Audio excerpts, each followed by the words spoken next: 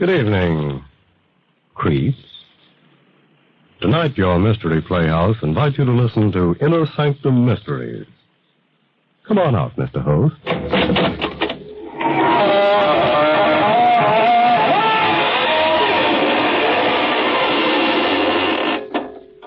Good evening, friends of the Inner Sanctum. This is your host to welcome you through the squeaking door. Well, been shopping around for a nice case of murder? Of course you have. And you've come to the right place because the characters on this program simply kill themselves to keep you amused.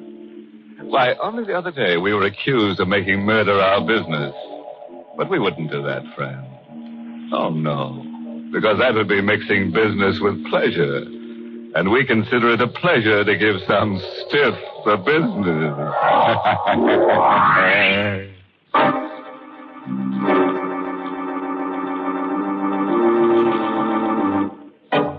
And now, friends, tonight's story is a triangle tale concerning a man, a woman, and a murderer.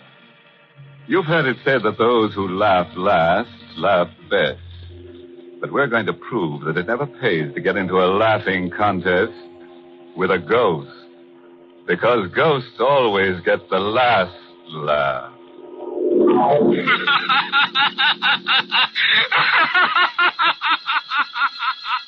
I know he's dead. Body's been in the grave for weeks. Yet, although I tell myself it's impossible, I can hear him laugh. That raucous, mocking sound haunts me.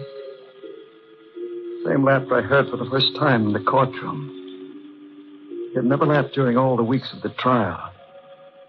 Never even smiled. This day, when he came before me for sentencing. John Spencer, you have been found guilty of murder in the first degree. You wish to make a statement before sentence is imposed? I killed Hicks. I'm willing to admit it now. But he was no good. He got just what he deserved. And everybody knows it. I'm not a killer. I never committed a crime before. And all I ask now is a chance. John Spencer, the jury took all that into consideration when it recommended life imprisonment. However, I have the power to ignore that recommendation. It is my firm conviction that to allow one man to take the law into his own hands is to encourage others to do likewise. I therefore override the recommendation of the jury and sentence you to be hung by the neck until dead. No. Judge, please. I've got a girl. We were going to be married. All I ask is to live so I can see her once in a while. You should have thought of that before you committed murder. It's easy for you to tell me what I should have done. But you won't always be on top. Maybe someday you'll be down here where I am. When that happens, I hope they throw the book at you just like you're doing to me. Bailiff, Remove the prisoner. Won't I be laughing when that happens? Wherever I am, I'll be laughing fit to buzz.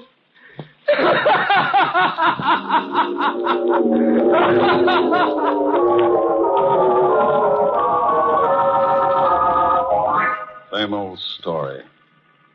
Prisoner pleads innocence or guilty with good cause. Asks mercy. When clemency is refused, condemned man curses judge and hopes that judge will someday find himself in a similar plight. Spencer's outburst failed to move me in the slightest. I'd heard it many times before. I went home to forget about the Spencer case.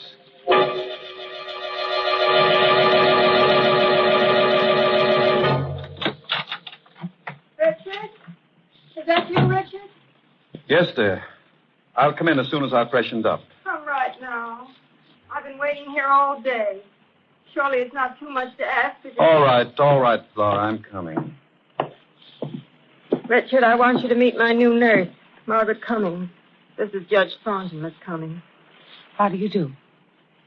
Miss Cummings, haven't we met before? That's hardly likely. It's probably my face. It's so ordinary. On the contrary, Miss Cummings. I should say your face is rather unusual. Richard, suppose you stop that silly chatter about faces and talk to Miss Cummings about her duties. Very well. Come into my study, Miss Cummings. We can talk better there.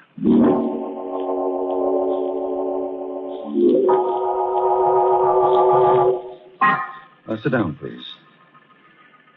There's not much to say, really.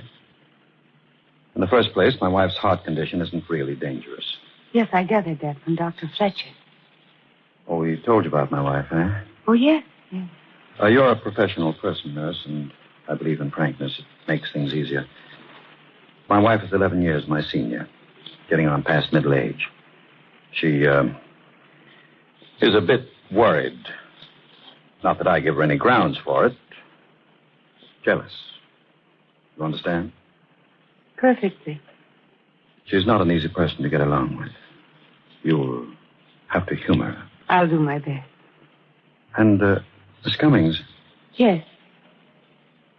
I was just wondering where it was that I saw you before. Escapes me. You know, Miss Cummings, your face is rather haunting.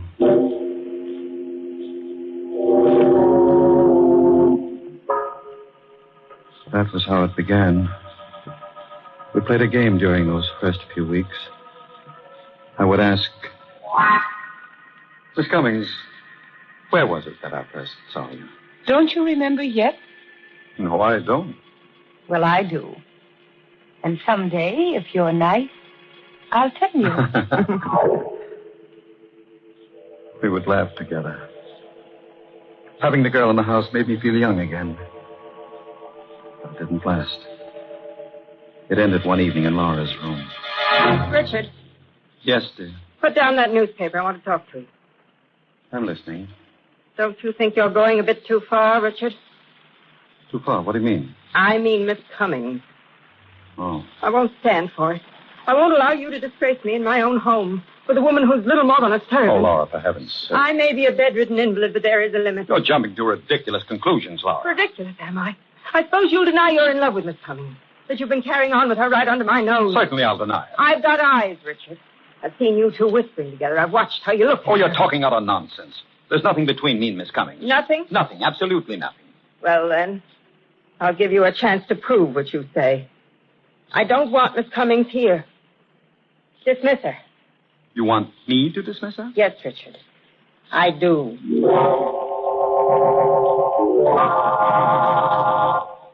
Miss Cummings, well, this is going to be rather unpleasant. You see my wife? Yes, I know. She wants me to leave. Yes. How did you know? I couldn't help overhearing the conversation. Well, then you also know why she wants you to leave. Yes. But you warned me when I first came here that she was jealous. It's been very pleasant having you here. Thank you. I'm going to miss you. Miss Cummings, could I have your home address? Of course. Why do you want it? I hope you won't think me presumptuous, but, well, perhaps we might be able to see each other. Would that be wise? No, it wouldn't be wise. But I might as well face it. I couldn't hide it from Laura, and now I can't hide it from myself. I love you, Miss Cummings.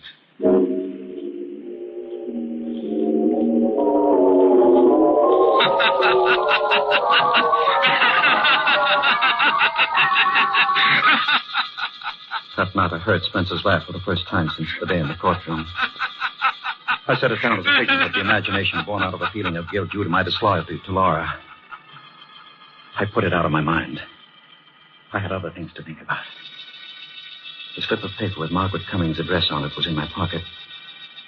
A dozen times during the next week I picked the telephone to call her, but something held me back. It was fear, I guess. Fear that if I saw her again, I would be taking a final, irrevocable step. And then I couldn't stand it any longer without seeing her. I dialed her number.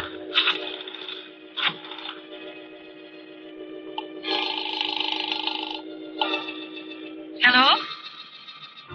Is that you, Margaret? Yes, who is this? This is Richard. Richard? Judge Thornton.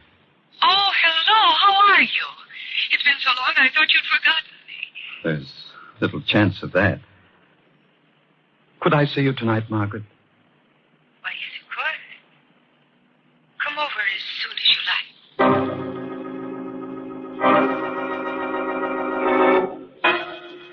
I dressed carefully. Examining myself in the mirror, I saw a tall man, still on the right side of 50. Still trim in figure and distinguished in appearance. When I got to Margaret's apartment, my heart was beating fast. Like a boy on his first date. Somehow, I don't know quite how it happened. She was in my arms. I was kissing her. Oh, Richard. My darling. Oh, no, we're being foolish. Sit down, darling. Here, beside me. Like this? It's perfect. Margaret. Would you marry me? Mary? You can't be serious. I was never more in earnest in my life. Aren't you forgetting a little detail? No. I'm not forgetting about Laura. She has a weak heart. She may die. And if she does... I wouldn't count on it. Your wife takes very good care of herself. She may live to be 100. But if she should die, would you marry me? I don't know. It's not fair to ask me now. Not while your wife is still alive. Ask me later.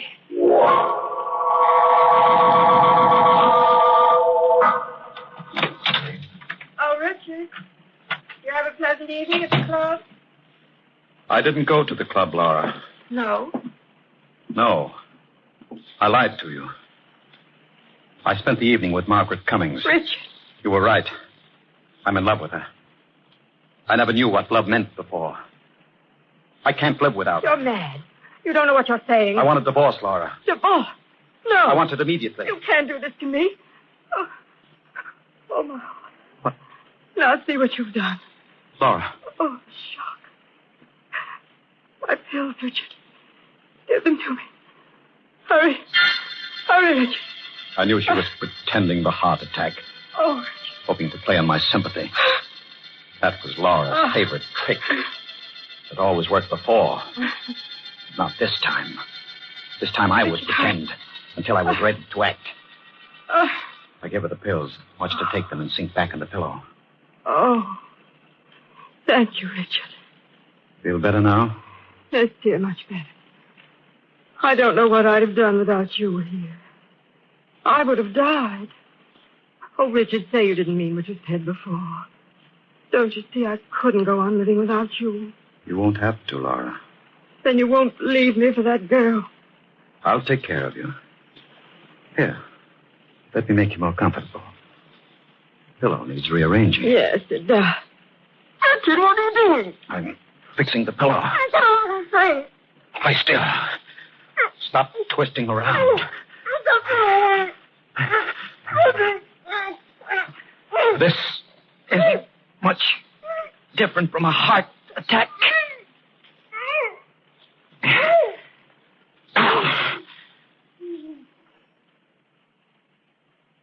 Laura?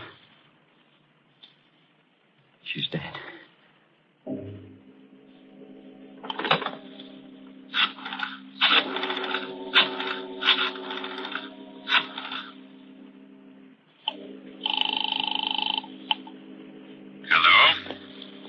Dr. Fletcher? Yes? This is Judge Thornton. Please come quickly, Doctor. My wife has had a heart attack.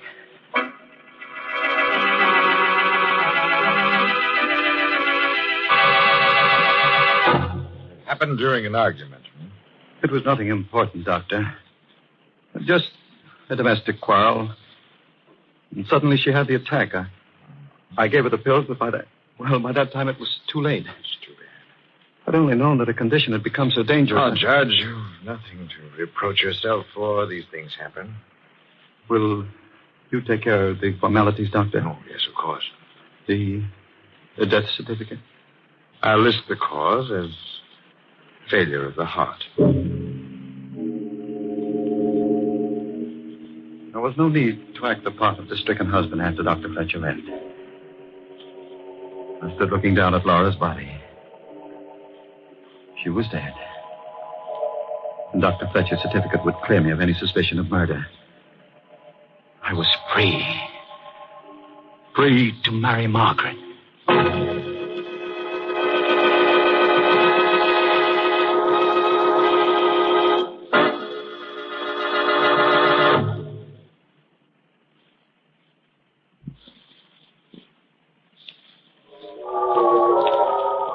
I walked to Margaret's apartment that night. The street was dark. Empty. I had the uncomfortable feeling that I was being watched. Followed. And then I heard footsteps behind me. I hurried my pace. And the man behind me did likewise. Frightened as I was, I decided to stop and confront the follower. He came toward me. His face and figure shadowy in the dark. What do you want? Why are you following me? You ought to know, Judge Thornton. Who are you? Come closer so I can... Spencer. John Spencer. It can't be. You're dead. Dead, am I? Well, you ought to know, Judge.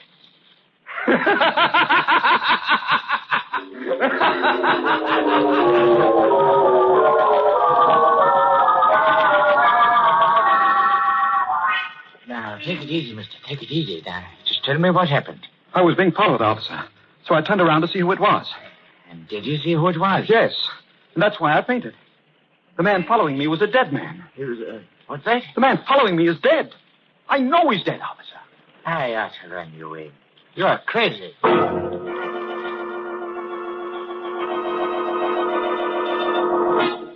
I had intended to tell Margaret that Laura was dead. I meant to ask her to marry me. But the encounter on the street drove those thoughts out of my mind. Arriving at her apartment, I went directly to the window and looked out. And there, across the street, leaning against the wall, I saw John Spencer. Richard, I'm insulted. What?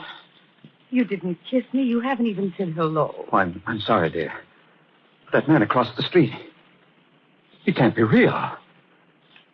And yet, if he isn't... What man, Richard? Don't you see him? No, there's no one across the street. He was there a moment ago. I turned my head to talk to you, and now he's gone. Darling, you're trembling. You must be sick. Don't look at me like that. Richard, what's the matter? I guess I am sick. I'd better go and have a talk with Dr. Fletcher.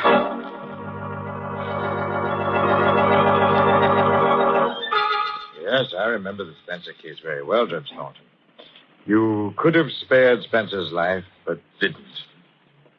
And now you imagine that he follows you. Yes. But the man is dead. Then it was his ghost that followed me. His ghost I spoke to. His ghost that laughs. There are no ghosts, Judge Thornton. With one exception. the ghosts we carry about inside us. What do you mean? Well, these things you hear and see, these are hallucinations brought on by feelings of guilt. Spencer's been dead for weeks. So the question is, why should you experience guilt feelings at this late date? I don't know. Well, psychiatry has an explanation.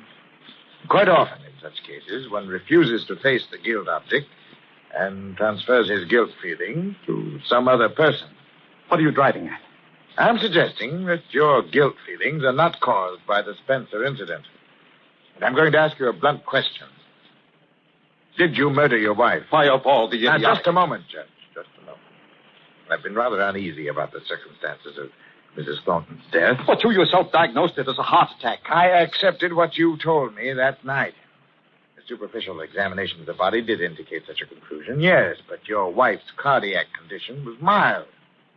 Now, your guilt feelings lead me to suspect... This murder talk is ridiculous. Were there any signs of struggle, any marks of violence? Of course not. Mrs. Thornton might have been suffocated. Oh, nonsense. Perhaps. At any rate, I intend to recommend to the coroner that an autopsy be performed. An autopsy? Yes, it would determine whether or not death was due to suffocation. You should have no objection if I am mistaken. You meddling fool. Judge Thornton, put down that paper. You were so clever. Stay away from me. I've gone too far now to stop at another.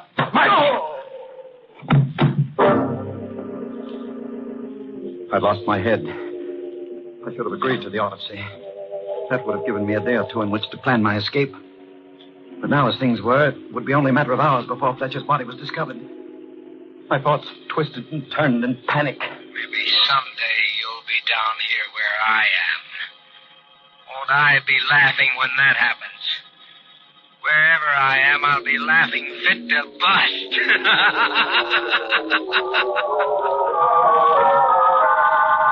I ran like a frightened child. I needed help, and there was no one to turn to. Margaret. She loved me. She'd help me.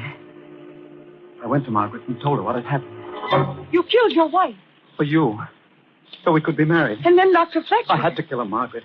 He was going to recommend an autopsy. Why did you come here? We've got to run away. We still have an hour or two. But we could charter a plane to Canada or Mexico. What makes you think I'd run away with you? I thought you loved me. Don't be stupid. I'm going to turn you over to the police. Margaret, you can't mean Can't I? Just watch me. Margaret, listen before you pick up that phone. Even if you don't love me, even if you won't go away with me, give me a chance. Have mercy. You make me laugh. Judge Thornton, who never gave anybody else a break, pleading for mercy. Well, turn around and ask the man behind you for mercy. Behind? That's right. Spencer. John Spencer. Take another look, Judge. No. No, you're not John Spencer. There's a resemblance, but you're not John Spencer. I'm his brother. You're the man that was following me. That's right. I was tricked. Led on by Margaret to kill my wife, and forced by you to betray myself to Dr. Fletcher. But why? Why, Margaret? Why did you do this? For revenge. Revenge? Yes. The first day I came to your house, you thought my face was familiar. Well, now I'll tell you where it was that you first saw me. It was in the courtroom at John Spencer's trial. Courtroom? Yes. Yes. Yes. Remember how he begged for mercy? He told you he had a girl, that he was engaged to be married, and you could have given him his life. But you sentenced him to his death. What? For you, the girl? Yes. Spencer. Did he know about this? All this was his plan. His revenge.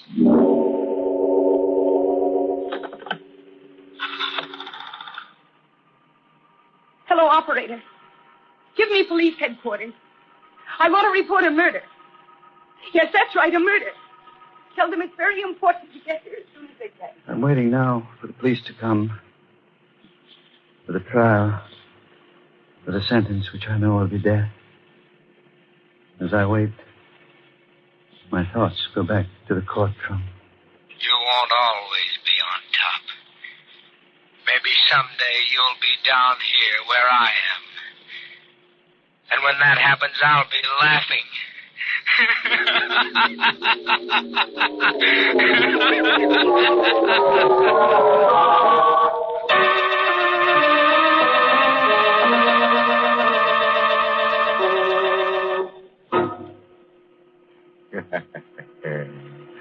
Well, Well, Judge Thornton certainly misjudged Margaret Cummings, which was a grave mistake. Why, he didn't have the ghost of a chance with her. She double-crossed him right into the graveyard. Oh, a word of caution. If you must commit a murder, be sure to select the proper weapon. I suggest a sharp-edged axe, because it provides you with a handy alibi. When the police want to know why you did it, you can claim the killing was accidental.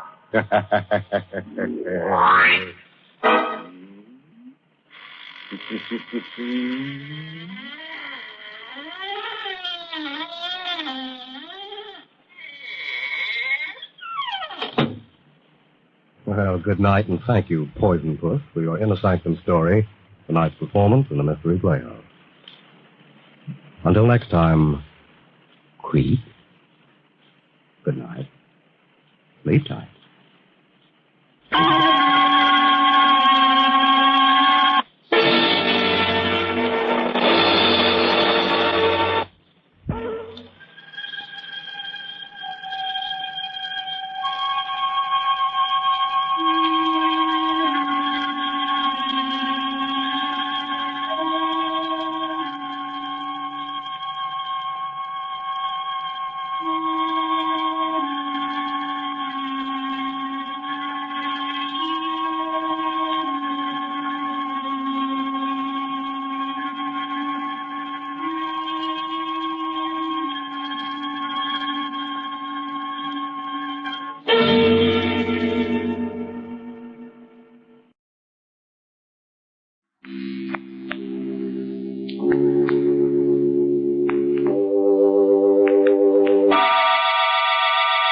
Inner Sanctum Mysteries, brought to you by Bromo Seltzer. Fight, headache, 3 ways. Bromo Seltzer, Bromo Seltzer, Bromo Seltzer, Bromo Seltzer, Bromo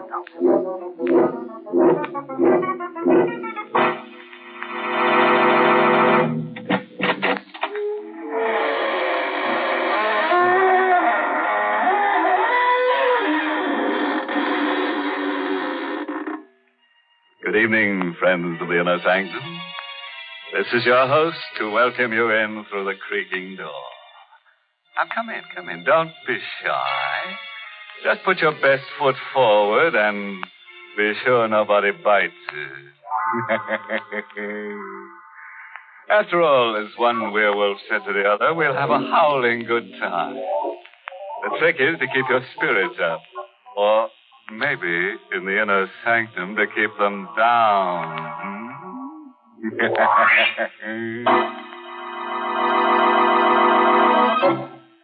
Tonight's Inner Sanctum Mystery, Death's Old Sweet Song, is an original radio drama written by Lou Vittis and stars Mercedes McCambridge in the role of Peg, and is presented by the Emerson Drug Company of Baltimore, Maryland, whose registered pharmacists compound that speedy, refreshing headache help in the familiar blue bottle, Bromo Seltzer.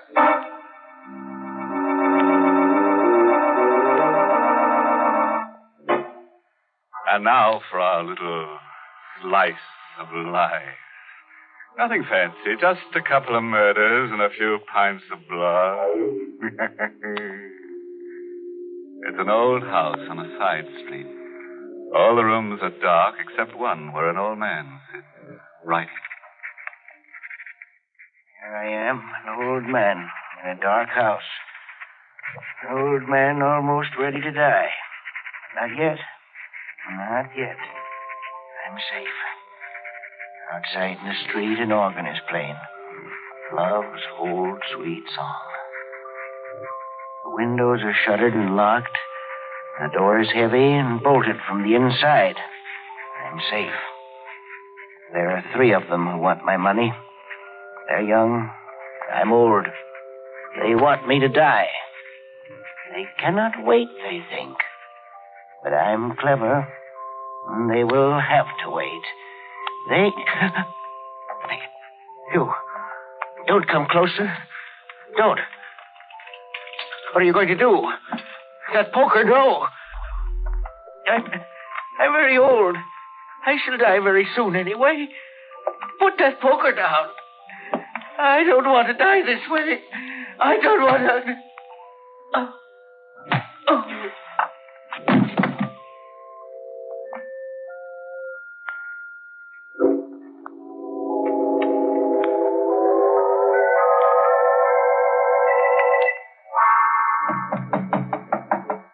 Uncle?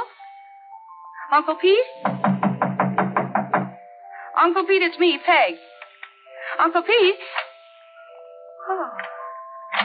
It's open. Uncle Pete, where are you? Uncle Pete?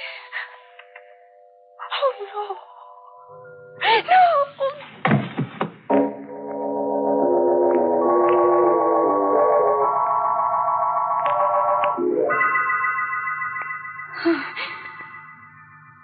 What happened?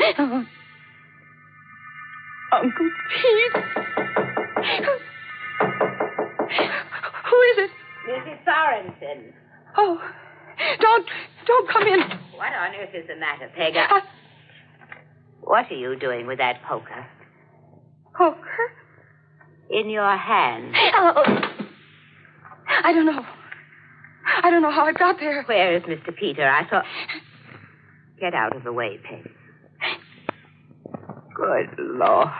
I didn't do it, Mrs. Sorensen. I found him like that. Honestly, I did. You killed him. No. The poker was still in your hand. That's his blood on the poker that you were holding in your hand. I didn't kill him. Couldn't you have waited for his money? He was the kindest man I was only his housekeeper, but couldn't you have waited? Please believe me. I loved Uncle Pete. I'd never... You did it. I saw you. You killed him. Don't look at me like that. Go away. I could take that soft throat of yours and these No, hands. please. Oh, I've got to get out of here. I've got to get out of here. He ran away, Peter. She may run, but your blood is on her hands, Peter. She'll come back. And when she does, we'll wait for her, won't we, Peter? We'll both wait for her.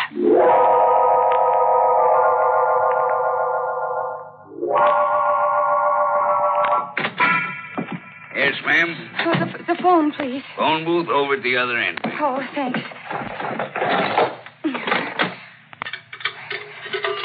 W H 7 3 2 7. Hurry.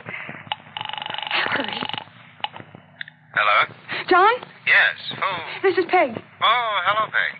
John, Uncle Pete. What about him? He's dead. Wonderful. You and I and Cousin Simon have a lot of money. Very wonderful. John, he... Are you stuttering with joy, Peg? He was murdered. He was... Oh, I see. Not so good. I was in the house with him.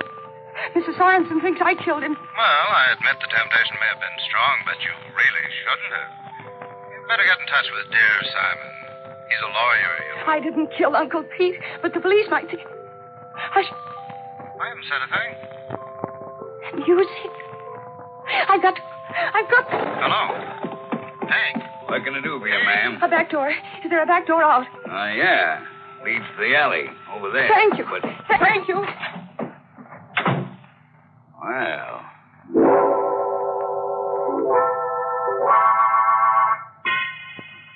Yes? Oh, I didn't notice you. This is the apartment house where Simon Prentice lives, isn't it? Are you going visiting at this hour? Yes, I'm his cousin. At 2 o'clock in the morning. I am his cousin. Now, will you please announce me? Well, I could lose my job. Mr. Prentice is a very irritable man. I've got to see him. Simon won't mind if I do. Simon? Well, all right. His apartment is 6C. The elevator is over there. Thank you.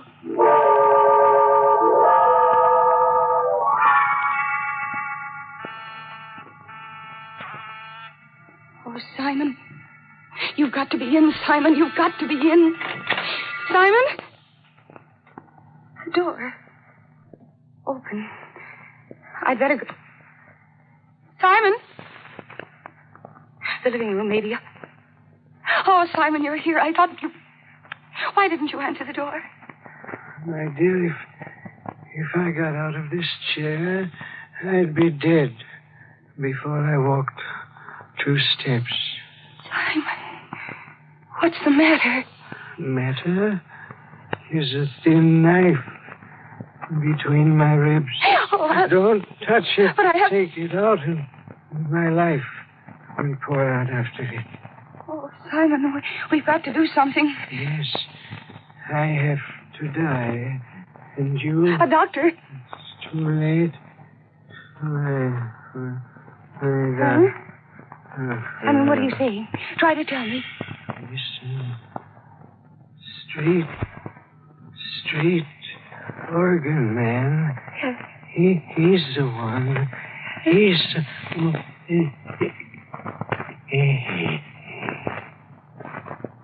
Simon? Simon!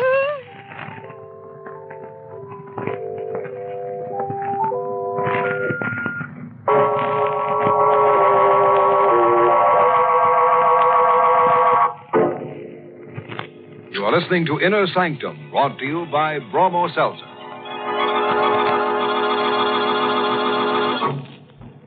Misery likes company. I don't know who first said it, but I wonder if he was a Bromo Seltzer user. He or she might have been thinking of how the misery of a headache may be found in the company of a stomach upset and a case of jangled nerves. I'll just bet the person who thought up that phrase was a Bromo Seltzer user, Mr. Weiss. Gee, he must have known about Bromo Seltzer being the answer to the triple trouble of a headache. I think so, too, Ellen. You see, friends, a refreshing glass of speedy Bromo Seltzer helps relieve not only your headache itself, but the sick stomach and jittery nerves that may accompany an ordinary headache. That's the triple trouble Bromo Seltzer is so good for. Isn't this how the little rhyme about it goes, Mr. Weiss? Fight headache grief with three-way relief. Bromo Seltzer, Bromo Seltzer, Bromo Seltzer, Bromo Seltzer.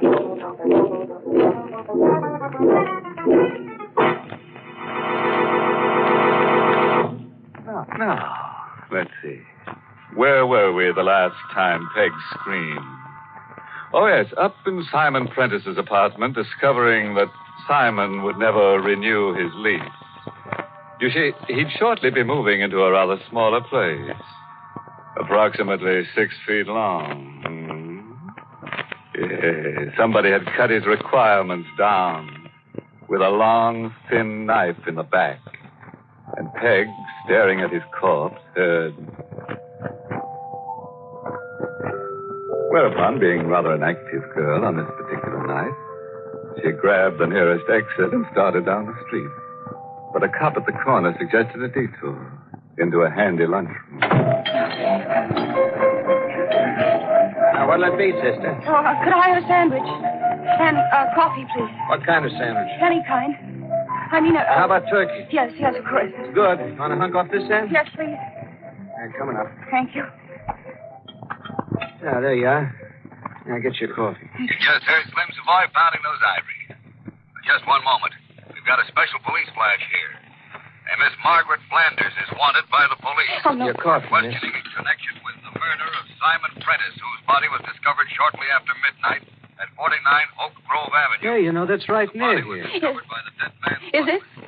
Miss Flanders is 23, chestnut hair, hazel eyes, about 5'3". Hey, sounds like a good-looking babe. Could almost be a description of you, sister. When last seen, she was wearing a tailored gray suit and gray hat. Ain't that funny, you wearing a gray suit, ain't you? Look, I just remembered. I have to go. Right now. Here. Hey, miss, you ain't 8... She was carrying a large leather handbag, black, with a gold clasp. Hey, that's the kind of bag that babe... Anyone seeing a woman... Boy, wouldn't that be a joke on me if that was the babe the cops was after and I was too dumb to recognize her, huh?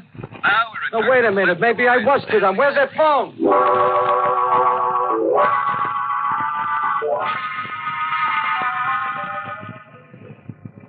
I'm tired.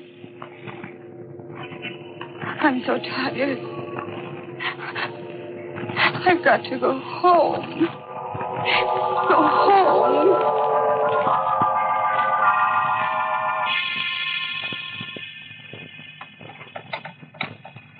Oh, why doesn't the door open? Oh, I'm home. You've come back.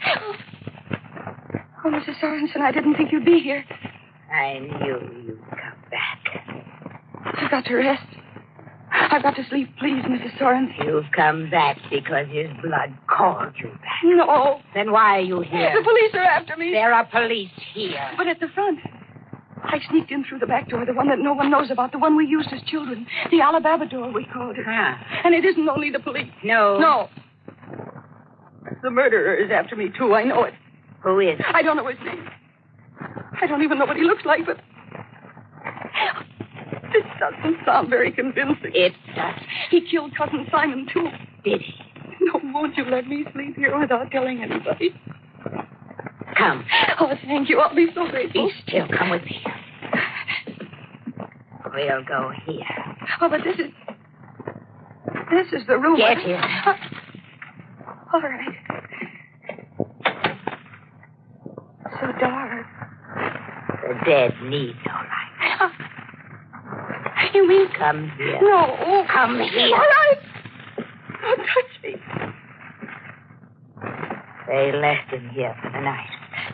They covered him so that his wounds wouldn't shriek aloud. What are you going to... Oh, no, don't. You've seen him before. Don't. There. You can see him better now. His face, I can't. You must. Now let go of my arms. Don't, you're hurting me. Look at him. I am. Any more? I loved him too, Mrs. Thorpe. You wanted a place to rest? To sleep tonight? Yes, I did. I do. All right, you have one. Here? In this room? In this room. With him? He'll not molest you. No, I couldn't. You must. No, I'm going. Oh, let me go. No, I can't stay here. I'm stronger than you. Shall I hit you again? Mrs. Thorpe. You stay here tonight.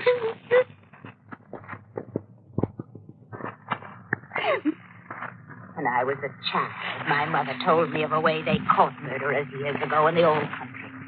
They locked them in a room with the corpse of the one they had killed. Oh, no. And they left them there for 12 hours. And they opened the room and went inside and looked at the corpse. Oh, that's just an old wives' tale. And if the wounds of the corpse had bled, then the person in the room was guilty and had to die. Oh, but you can't believe that. You're young. You're pretty. A jury might let you off with a few years in prison. I was sure you had murdered Mr. Peter. I'd strangle you myself. But I'm not sure. Not entirely. So I have to be sure. No, you can't tell that way. I believe in the old. I shall be able to tell. Good night. No, you mustn't lock me in. I shall. And while you're with him, pray. Pray that that tired will not begin to flow again. Mrs. Armstrong! Mrs. Armstrong!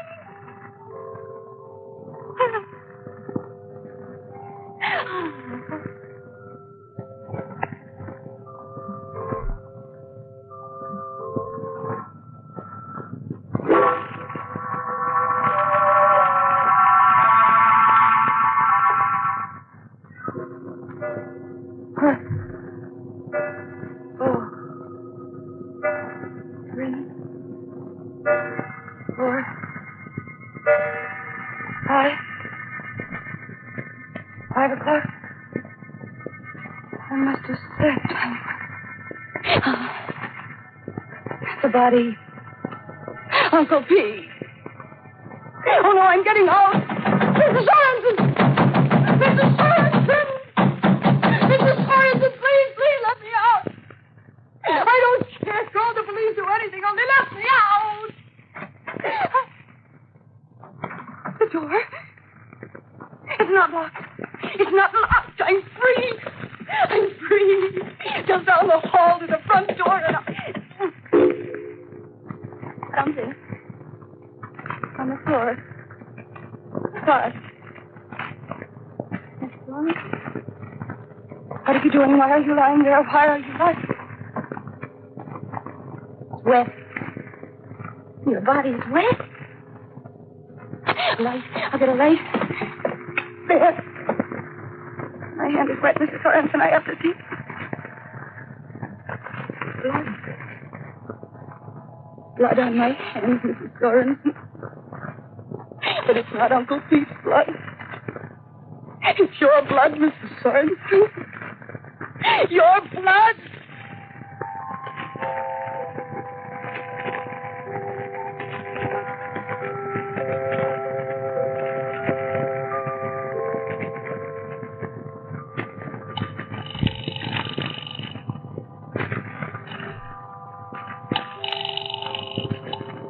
John! Peg. John, I need you. I'm frightened. I'm afraid I'm going crazy. I'm at home. Oh, please come over, John. Yes, there are police, but I used the back door, the Alabama door. Mrs. Sorensen. Oh, no, John. She won't do anything. She's dead.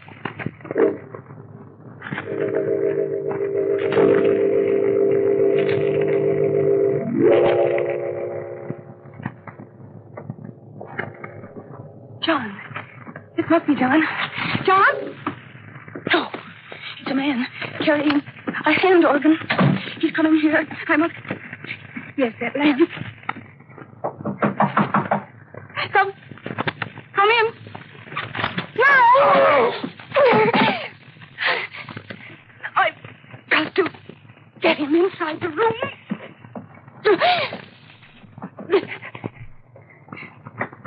Close the door. Wait. Oh, hurry, John. Hurry.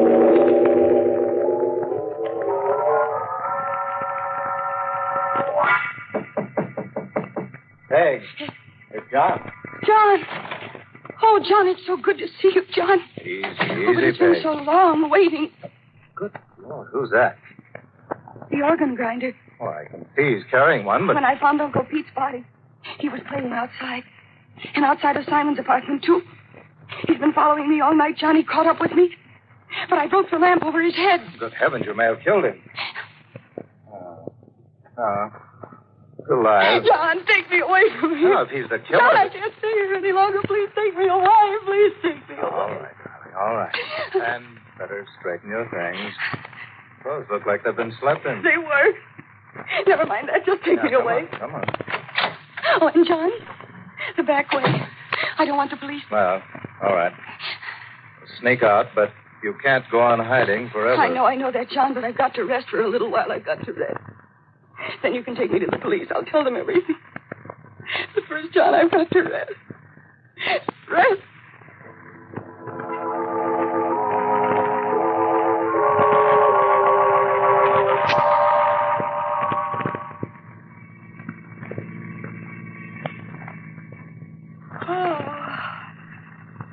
John. Yes, Peg? I've been sleeping. It was wonderful. It was so wonderful. Good. Where are we? Out in the country. Thought it's safer for you until you decide what to do. It's pretty out. It's almost night. I slept for a long time, didn't I? I didn't want to disturb you. You needed the rest. But I better pull off the highway.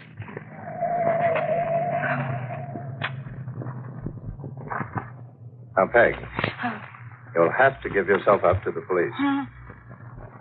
But will they believe me? Well, of course they will. Well, I'm not so sure. I found Uncle Pete's body. I was with Simon when he died. They'll say I have a motive. I inherit a third of Uncle Pete's money. Well, for that matter, so do I. Motive isn't everything. Now, listen, Peg. However tough the case may look, you'll have to go back and face the music. Which reminds me, we know who killed Uncle Pete and Simon. I guess we do. But... You and I can both describe him. We saw him back at the house. Now, once you give the police that lead, our murderous friend will stop killing people to the tune of Love's Old Sweet Song. Oh. What's the matter, Peg? How did you know he played that song? For heaven's sake, Peg, stop being so imaginative. You don't think I'm the organ grinder, do you? I know you're not. Well, Then the organ grinder wasn't the murderer. You were. You're a fool, Peg. Should have kept your mouth shut. John! A jury might have given you life with the evidence I built up against you. That would have been all right with me. Your inheritance would have been voided, and I'd have got it all as I planned, and I still will get the money. I put the book in your hand when you fainted. I killed that snoopy housekeeper, but I'm not the jury. Oh, John! Let's not be sentimental, since you know I dispose of dear Uncle Pete and dear Cousin Simon, not to mention Mr. Sorensen. What else can I do? Oh, no, you wouldn't. Oh, but I would. No one knows I picked you up at the house. As you remember, not only did we both sneak out the back way, the Alabama way, but I sneaked in the back way. No. I need the money, my dear. No. So... Get your hands off my throat, John. You're hurting me. I wish you wouldn't struggle. It only makes it longer and more painful. John. I need only a few seconds more.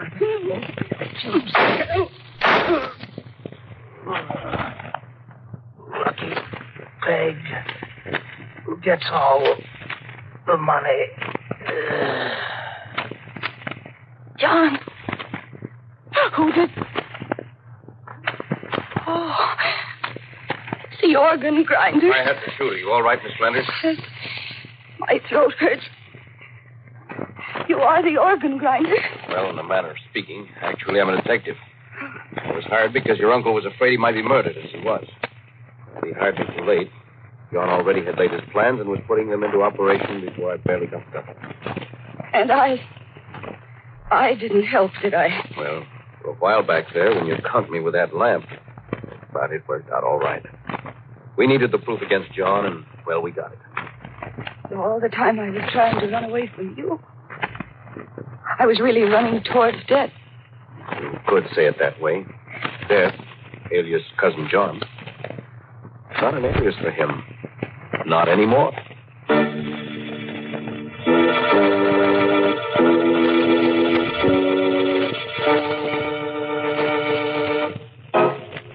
Hey-ho.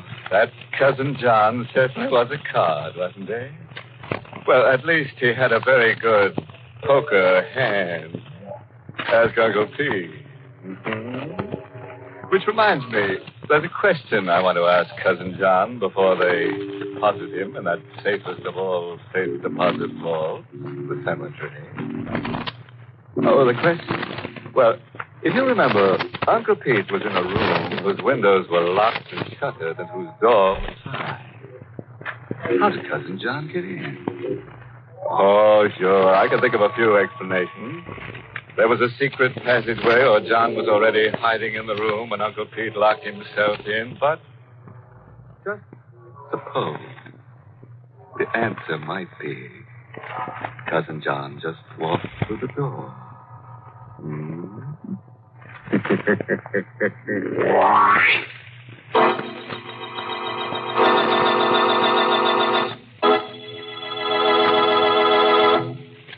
Did you ever hear anyone say this? I'd give $1 million if I could do something about this headache. Maybe you've said it yourself. Well, next time you're thinking of mortgaging the family heirlooms in the hope of easing an ordinary headache, remember there's an economical way to get headache relief. You see, here's the reason. Or I should say, the reason Bromo Seltzer is so economical. Just a teaspoonful of bromo seltzer in a glass of water is all it takes to prepare refreshing headache help. And also? Bromo seltzer doesn't do just one job. It does three. 3 important jobs, and does them fast. Bromo Seltzer helps relieve your headache and also helps relieve your jittery nerves and your upset stomach. And as you know, upset stomach and jitters may go with the headache. So, friends, take this economical split-second effervescent next time a headache sneaks up on you. Caution, use only as directed. If headaches persist or recur, see your doctor. And remember, for effective economical relief, Headache 3 ways. Bromo Seltzer, Bromo Seltzer, Bromo Seltzer, Bromo Seltzer, Bromo Seltzer.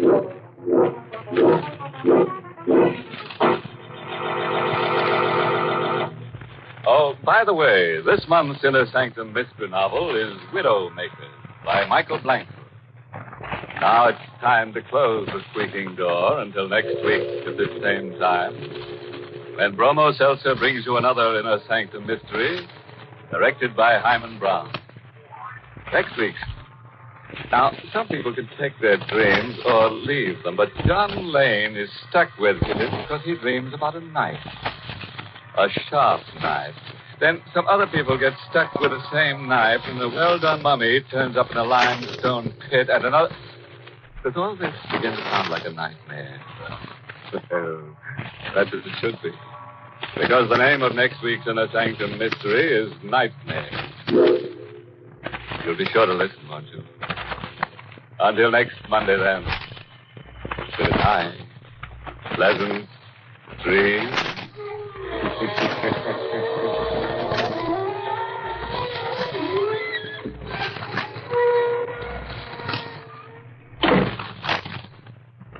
This is CBS, the Columbia Broadcasting System.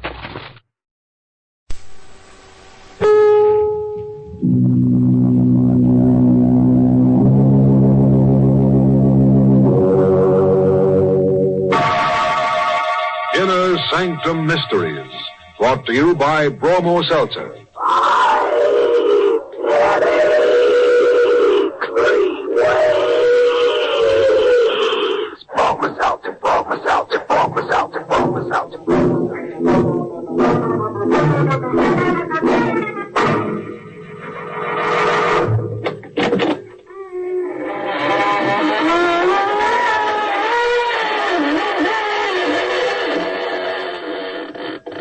Good evening, friends of the Inner Sanctum. This is your host, inviting you through the squeaking door for another half hour of gruesome gaiety. Friends, have you heard of a magician who sawed his wife in two parts because she was a split personality?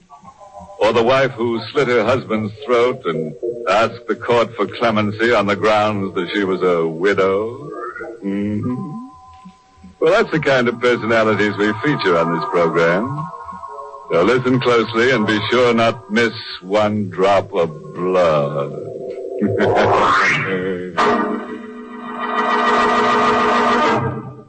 Tonight's Inner Sanctum Mystery, Death Bound, is an original radio drama written by Milton Lewis and stars Richard Widmark in the role of Rocky, and is presented by the Emerson Drug Company of Baltimore, Maryland, whose registered pharmacists compound that speedy, refreshing relief for the pain of headache, Bromo Seltzer. Remember, Bromo Seltzer is the headache help which, in a recent coast-to-coast representative survey among druggists, was reported to be the leading seller at drugstore fountains by 5 times as many druggists as mentioned any other headache product. All right, friends. Curdle up to the fire, turn the lights low, test out your scream, and we'll let the gore flow. You see? We're going in for poetry tonight, but don't worry. Nobody's going to be murdered in free verse. Night. And in a small, scrubby little park buried among the skyscrapers of a large city, a young man sits on a bench, sullenly sucking a cigarette. He's lost in thought and hardly notices it when someone sits down quietly next to him. Excuse me. Have you got a match? Here. Thanks. Keaton, you're worried. Who asked you? You're worried about money. Well, who ain't? And it's none of your business, see? Sure. Okay, so shut up. You can't pay for that car. Or the rent. Yeah. Well, how'd you know? You've got a pretty wife. Yeah. She likes fine clothes. You can't pay for them. How do you know so much about me? Doesn't make any difference. Rocky. My name. Who told you about me? Nobody. Cut it out.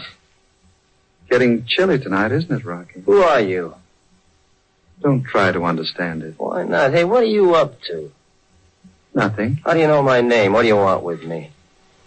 Don't be foolish, Rocky. Quit stalling or I'll let you have it on a kisser. Let go of me. Start talking. Go on.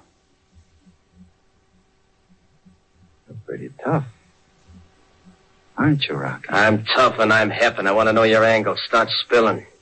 What are you afraid of, Rocky? You're smart. You tell me. Maybe I will sometime. You see, I know what's going to happen. About what? About you. What are you talking about? The future. You know what's going to happen to me? Yes. Right to the end of your life. Ah, you're nuts.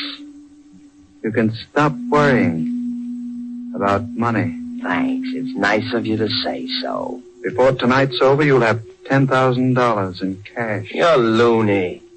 It's waiting for you at home. Yeah, I bet you think that'll send me running home, huh? Uh-huh. You're afraid your wife will get that money. Yeah. Yeah, you got something there. Babe's too darn good looking to trust. Yeah. Ah, you're kidding me. You think so? Nobody can see into the future. No one but me. Ah, you're too bad even to talk to. I'm going. Good night, Rocky. Good night.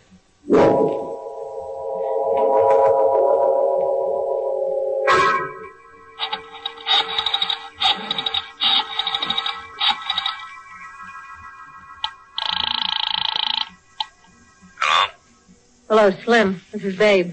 Hi, kid. How's my pal Rocky? I don't know and I don't care. You kidding? No, Where is he? he ain't home yet. Oh, Slim. Yeah? You, meant what you told me last time? Yeah, sure. Okay, I'm coming over.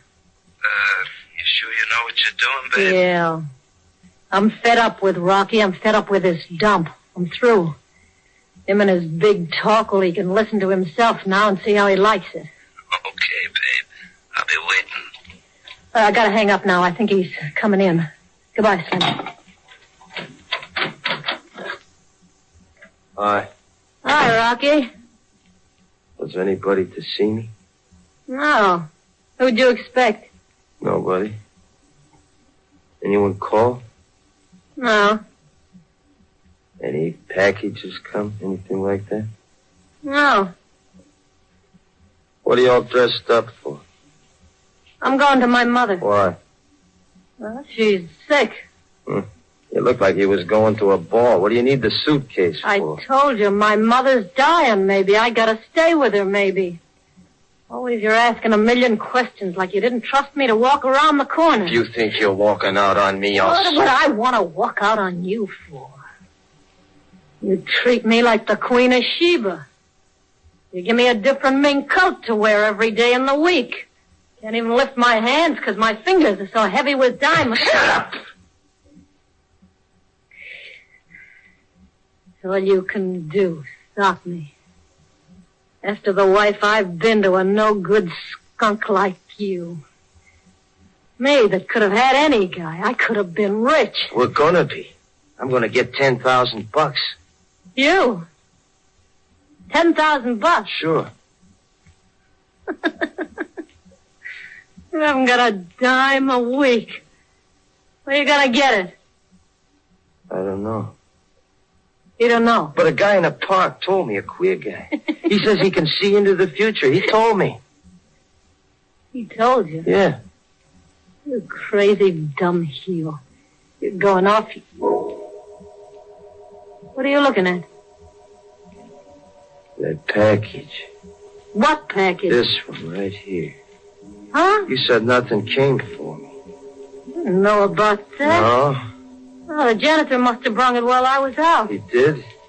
Yeah, he does it lots of times. It's got my name on it, look. Who said it? It don't say. Why don't you open it? I don't know. You're scared. What are you scared about? I ain't. Well, what are you handshaking for? All right, I'll open it. Hey, there's a wallet here. Babe. Look. It ain't fake? No, it's a real thing. Hundreds. Look, 10 of them. Oh, look at 'em. Each is a grand. Each worth 10 yards. I've never seen a grand bill before. Piece of paper worth $1,000. Keep your hands off it. I never touched no grand before. Hey, you was going to your mother's. Yeah, but I changed my mind. Did you? She can die without you? Oh, Rocky. There ain't no way to talk to me. Me who loves you has gone through so much with you. Yeah, forget it. I've been so broke I must have been a little nuts. But I ain't nuts now. I got 10 grand. Hello? Rocky? Who's this? The man from the park. Was I right? Right. I can't believe it. I got... Did you get the $10,000? No. You're lying. Do you want to hear more about your future, Rocky? Yeah. Listen carefully. You're going to die tonight. Die? Die. Good night, Rocky. What's the matter? Who was it? The guy who said I was going to get the money. I wasn't going to tell him I got it. Everybody's got their angle. He'd robbed me or something, sure. Look at me. Why? How do I look? White. Like you've seen something. Do I look like I was going to die? Do I? Well, answer me. No, Rocky, no. Who's that? I don't know. Open it. Why don't you? Because maybe he meant I was going to get killed. Go on, you open it. Who is it? There's no one, just a package. Here. It's for you. It's just like the other one. Yeah. Wait a second, Dave. Don't open it. Oh, maybe it's some more dough. What? Look, on the floor.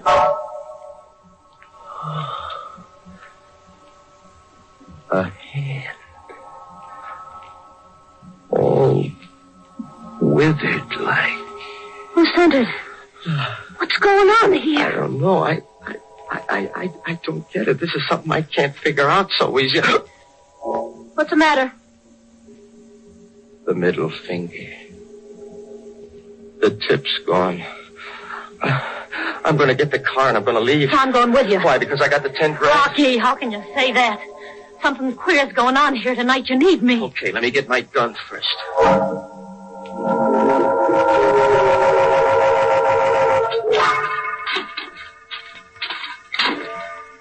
Rocky, why you doing that? Why you digging up that grave? You better not ask so many questions. Look, if you'd tell me, I could help you more. You close up like a clam. You drive out here to the cemetery, you start digging, you don't shut up. I think I found it. What? I'll let you know in a minute. As soon as I can open this coffin. Rocky! Turn that flashlight down here. Okay. You want to know why I come here?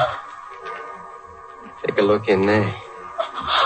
You see his right hand? It ain't there.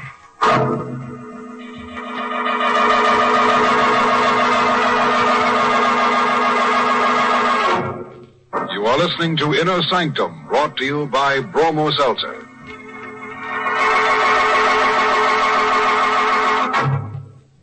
Friends, you know, I get 3 full minutes on a program such as Inner Sanctum to tell you about Bromo Seltzer. But frankly, I don't need 3 minutes. I don't have to go into any great length to tell you what it's like to suffer from a headache. Most everybody knows all too well. And I don't need long to tell you what Bromo Seltzer can do for you either.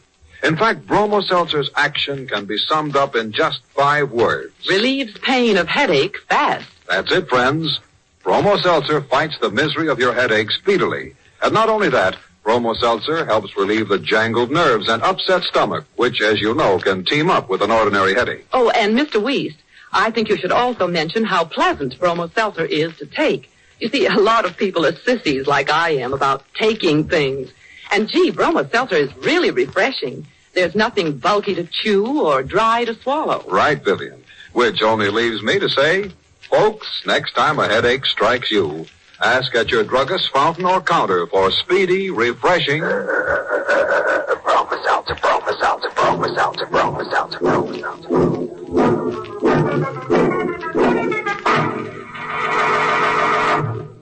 The Willies are waiting for you. We've got some nice spine tingles and flesh crawls for you and you. And, of course, you. Well, let's go on with the second half of tonight's grisly gavotte. Where were we? Oh, yeah. Rocky had just dug up a body in the graveyard. And he's just told his wife that the corpse had no hand attached to his right arm. Rocky, you mean that thing that was in the package? Yeah. It was his hand. Are you sure? Sure. The tip of the middle finger was cut off. Stephen Dane. What are you doing? I'm reading that name on the tombstone. Rocky, who's Stephen Dane? Why do you want to know? Because maybe I can help you. Nobody can help me. You mustn't say that. Can't you see this ain't something you can fight, babe? First the guy tells me I'll get 10 grand. I get the 10 grand. Then he tells me I'm going to die, and that hand comes. I tell you, it's quick. And there's nothing I can do about it except wait to die tonight. Only you tell me. Okay, I'll tell you. That guy, Stephen Dane. We killed him. We? Me and Slim. Why? Money? Anybody know? Nobody but you. The cops. They picked us up, but they didn't have nothing on us. I get it. I'm going to die tonight, babe. No, you're not. This is something too big for me. I'm afraid. No. Where? Over there. Oh, there's light. It's a queer kind of a light. Yeah, I see it. It's coming here. Yeah, it's coming for me. Rocky, it's closer. You ain't gonna get me. Nobody's gonna get me. I don't care what you are. You ain't gonna kill me. You hear me? I'll let you have it. It's gone now. Yeah, babe. Yeah, maybe I killed it, huh? Whatever it is, maybe I killed it, huh? What do you think, babe? Huh? What do you think?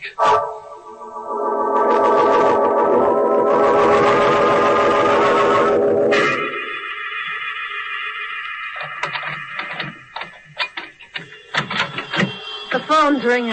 Yeah, I'll take it. No, you better... Get away from it. Hello?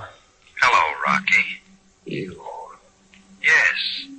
The man in the park. What do you want now? I just called to find out if you were still alive. I'm doing fine. See, I'm doing great. Nothing's gonna happen to me. Sure, Rocky. I'll call again. Who are you anyway? Don't try to understand things that are too much for you, Rocky. You leave me alone, see? If you call me again, I'll go out and I'll get you. I'll find you somewhere and I'll pump you full of lead. I ain't scared of you or nothing or nobody alive or dead. I'll kill you, I swear I will. Goodbye, Rocky.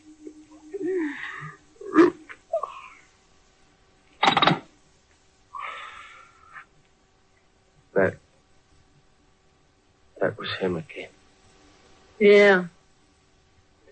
And you're letting yourself go to pieces. Don't you worry about me. I'm okay. Babe, Yeah. why didn't we find nothing? Where? In the cemetery where the light was. I swear I shot something, but there was nothing. Why did you come back here? Where can we go? With 10 grand? There's a lot of places. No, you can't run away, not from something like this. I figured I'd come back, see? I'd get ready for it. When it came, I'd be all ready to fight it. That's my angle. What are you gonna fight? I don't know, babe. I don't know. Say it, babe. Tell me again, huh? I'm not gonna die. Tell me again and again and again. Tell me all night I'm not gonna die. Tell me. Say it! No. No. But you said it in the cemetery. Yeah? You believe I'm gonna get it too, huh? Yeah. Why'd you change your mind? That thing on the floor. The hand. Yeah. Get rid of it. No. I'll give you $5,000. No, I won't Look touch at it. Look at it like it wanted to grab me. Like it want... Wait a minute. Maybe that's it. What? What I'm waiting for. Don't you get it, babe? Here I am waiting for something that's going to kill me. Don't you get it? This is it. How can it kill you? How can the other things happen? But they did. I'm going to get it out of here. No, don't touch I bet it. if I touch it, I won't be scared anymore. If I get rid of it, that'll break the curse. I'm going to get it. No. You see, I got it. It can't hurt me. I ain't scared. It's the hand of the man I killed, and I ain't... Oh, it's trying to grab me. It's going to get me. Ah! Rocky. It started to move, babe. It started to go in. Look, you don't know what you're saying. Oh. Yeah. Maybe you're right. Maybe I'm going out of my head. Don't leave me, babe. No, I won't. Tackle all this alone. Don't leave me. Okay. Maybe I'm so scared because we killed him. Don't leave me, babe. No, I I'm won't. sick and I'm scared and I'm going to die. Don't leave me, huh? When we killed him, I did it only because he was a rich kid and I wanted dough to set you up right. Don't leave me, babe. Please don't leave Rocky, me. I ain't going. Listen, you better get hold of yourself. Go on in there, Rocky. Lie down. Just lie quiet. Go on. Yeah, lie down. That ain't a bad idea. Lie down. Yeah, maybe I can figure it all out.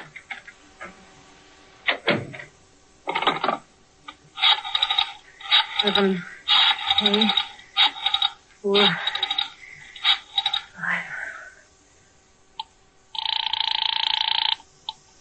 Hello? Slim, this is Babe. I'm still waiting. Listen, Slim, something's come up. What? Rocky's got $10,000 in cash.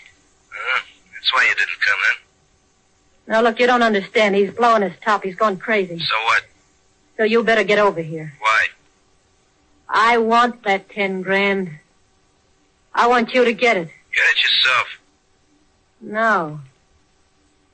You'll do it. What makes you think so, babe? Because I know all about Stephen Dane. What?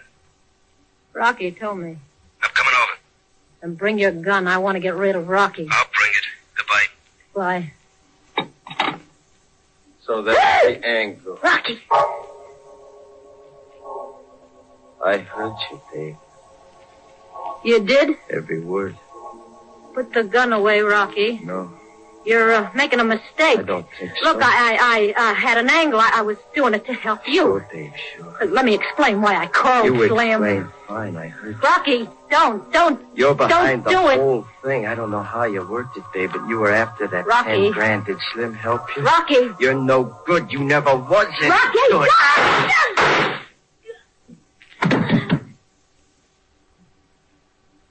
Babe.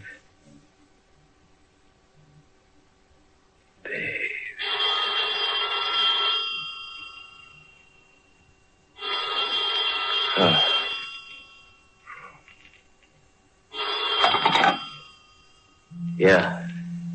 Still there, Rocky? You hear me, don't you? Yes. But no one will ever hear you again. When the night's over. Yeah?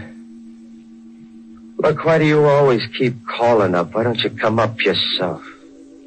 Maybe I will, Rocky. To see you die. Goodbye.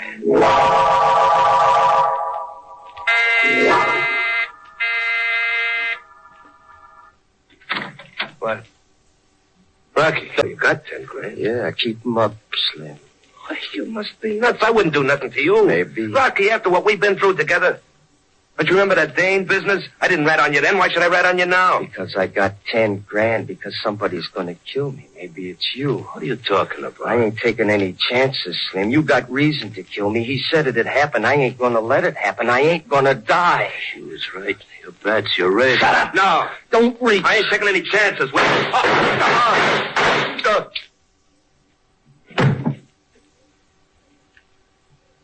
I told you not to reach. Oh. Why didn't you listen? Rocky. You were the one he meant, all right. You got me. The score's even, Slim. You got me. You hear? It's all coming true. You hear me, Slim? It was because of that kid, Stephen Dane, the one we killed. That's why it happened. I know it. Slim, I can't see it. Oh, I can't see a thing. Oh, I can hardly move. Who's there? Who is it? Who came in? Just me, Rocky. Oh, the man in the park. That's right, Rocky. You're not getting away. The gun's empty. Yes, Rocky. I can't see it. It'll be over in a minute, Rocky. I just came to watch you die. Then I'll get my $10,000 back. Your money? Yes. I had it sent here.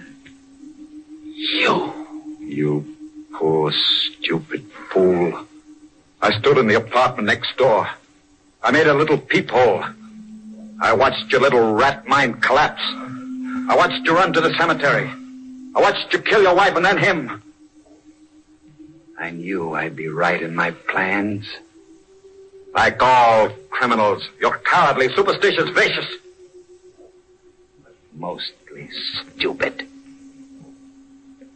I suppose if you weren't, you wouldn't be a criminal. Who are you?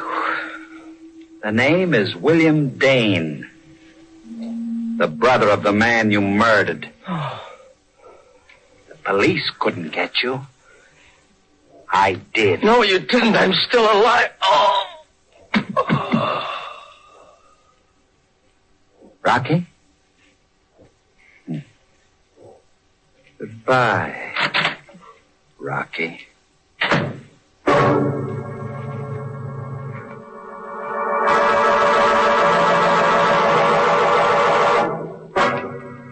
Well, friend, the moral for tonight's medley of murders is taken from the undecipherable handwriting of one of the wisest morons who ever made a dope of himself. The famous Egyptian, Baroni, who said, "Don't be afraid to go to sleep because so many people get murdered at night. Just remember, you can be murdered in the daytime, too."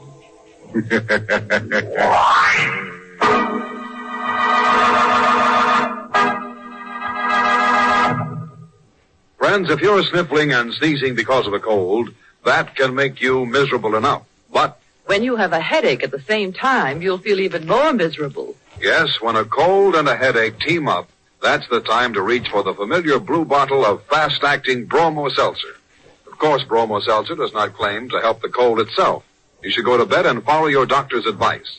But Bromo Seltzer relieves the pain of the headaches. And when you have relieved your headaches, it's a lot easier to face anything else you're up against. That's why, these blustery days, Bromo Seltzer is such a friend in need to so many smart folks everywhere. Yes, Bromo Seltzer is famous for its speedy, pleasant, three-way headache help. Bromo Seltzer relieves the pain of headache, plus the jangled nerves and stomach upset that may team up with it. Caution, use only as directed. If headaches persist or recur, see your doctor. And remember, when you have a cold, don't let headache pain add to your misery. For ordinary headaches, ask for economical Bromo Seltzer at your druggist's fountain or counter. And Fight headache 3 ways. Bromo Seltzer, Bromo Seltzer, Bromo Seltzer, Bromo Seltzer, Bromo Seltzer.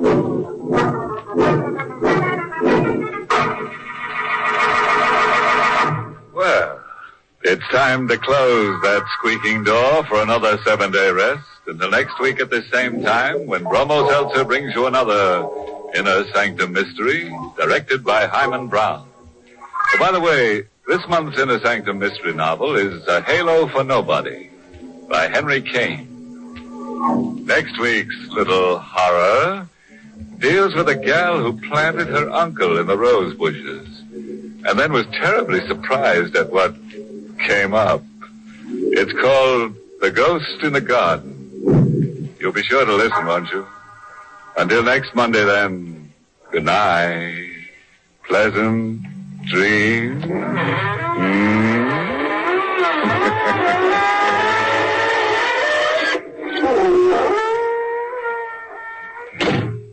This is CBS, the Columbia Broadcasting System. Good evening, creeps. Tonight, your Mystery Playhouse presents Miss Leslie Woods in An Inner Sanctum Mystery. The title, The Ghost in the Garden. Now we're at your door, Mr. Host, so open it, won't you?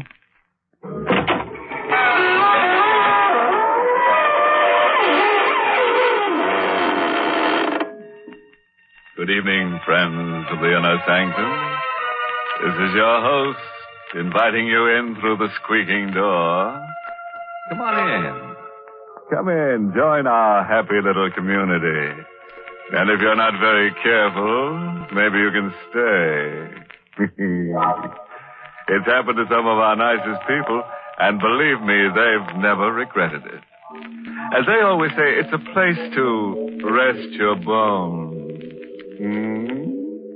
Remember, ours is the only community that has no taxes, no housing problems, no inflation, and no politicians. Of course, it might seem a little dead to you, but that's the idea, isn't it?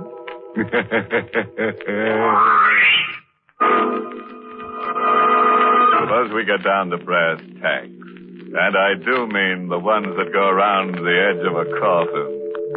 Huh? So don't sneer. I've heard better jokes myself, but remember, he who laughs last laughs best. And, brother, when we in the Inner Sanctum laugh, we're laughing last.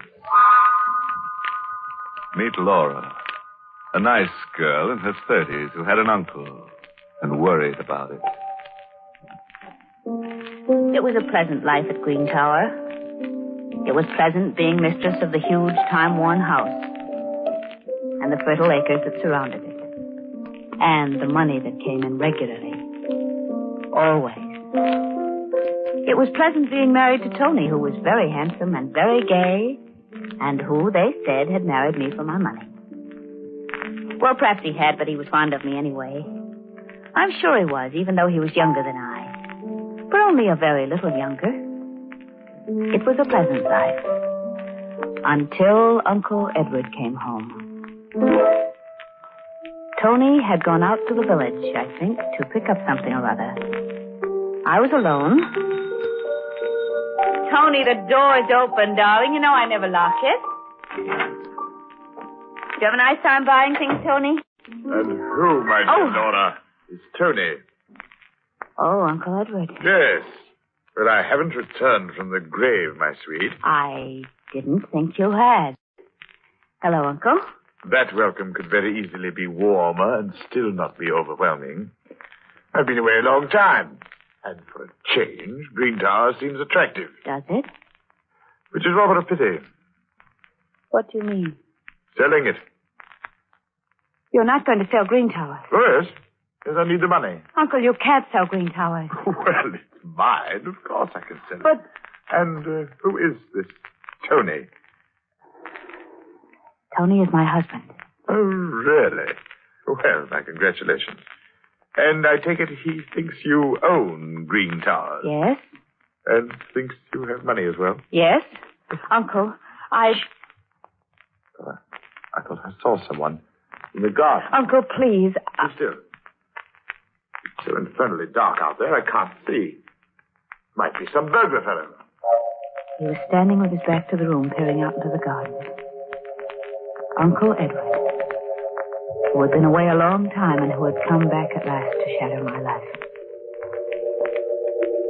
He was not a very big man, my uncle. And when I came close to him, I realized that he was barely as tall as I. Uncle. I can't make out a thing. Those blasted shadows. He was looking out into the garden for an imaginary burglar, while I stood behind him, with the old French paper knife my mother had left me. I tried again. Uncle, please. Now, it's no use, my dear. No use. Go away and stop bothering me. He didn't even turn around when he said that to me, which made it quite easy when The knife went in smoothly. It kept on going into his back until I thought it would never stop. But the handle balked. Uncle Edward's body stiffened for a moment and leaned back intolerably against the knife. He groaned, and he fell. After a moment, I bent over him. He was very silent. As silent as the dark garden. As silent as death. My uncle had come home more than he knew. He wasn't very heavy. And he didn't bleed at all, which was nice. As I dragged him through the French doors into the softness and darkness of the garden. I hurried, because Tony would be coming home. The ground would be softest, I knew, under the rosebuds that I loved so. It was there that I dug a grave for Uncle. And it was there that I buried him. Under the lovely roses that would bloom again and again, not knowing or caring who lay beneath them. There was the sound of our car pulling up at the front door, but I was finished. Uncle was under the roses, with a paper knife still in his back. And I was in the drawing room, at the piano, when my darling came in. Oh, my love? Oh, Tony, my dear. Anything exciting happened while I was away? No, Tony. No. Nothing ever happens here. Nothing.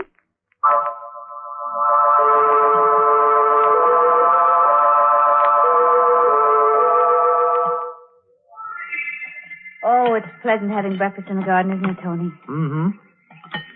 Except for, look. Oh, dear. Mr. Stokes. Mm-hmm. Or windbag. Well, he's a very nice old gentleman, but he does talk a lot, and... Good morning, good morning, good morning. My, what a lovely sight you two make. Charming. Thank you, Mr. Stokes. Well, Laura, your roses are almost as lovely as you are. They're much lovelier, you know that.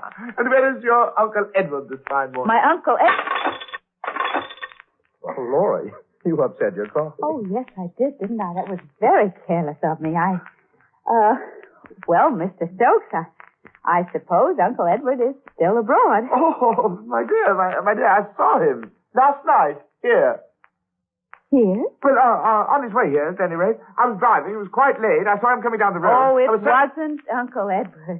No? No, well, isn't that funny?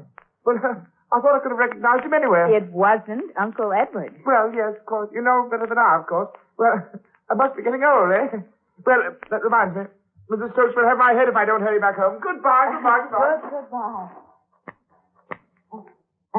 Who's, Uncle Edward, Laura? My uncle. Well, I could have guessed that. Oh, yes, of course. I mean, my mother's brother. A poor relative? Why do you ask that? Well, you seemed so upset when Stokes mentioned his name. Oh, well, he is a bit.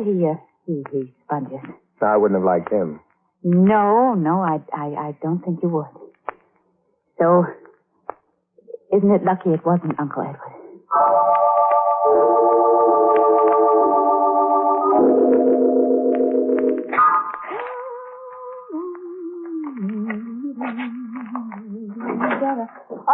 That you, Tony? Yeah, I'm going down the road to the Carters. You want to come along? No, dear. I better go through this mail. Ah, good old mail. Lots of checks coming in, huh?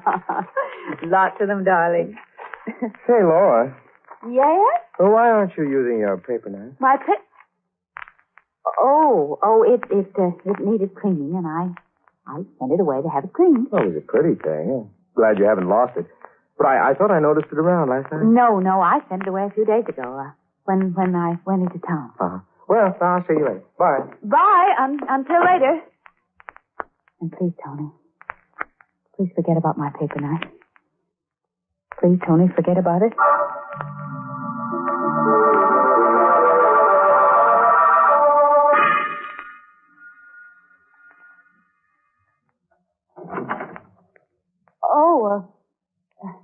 hello.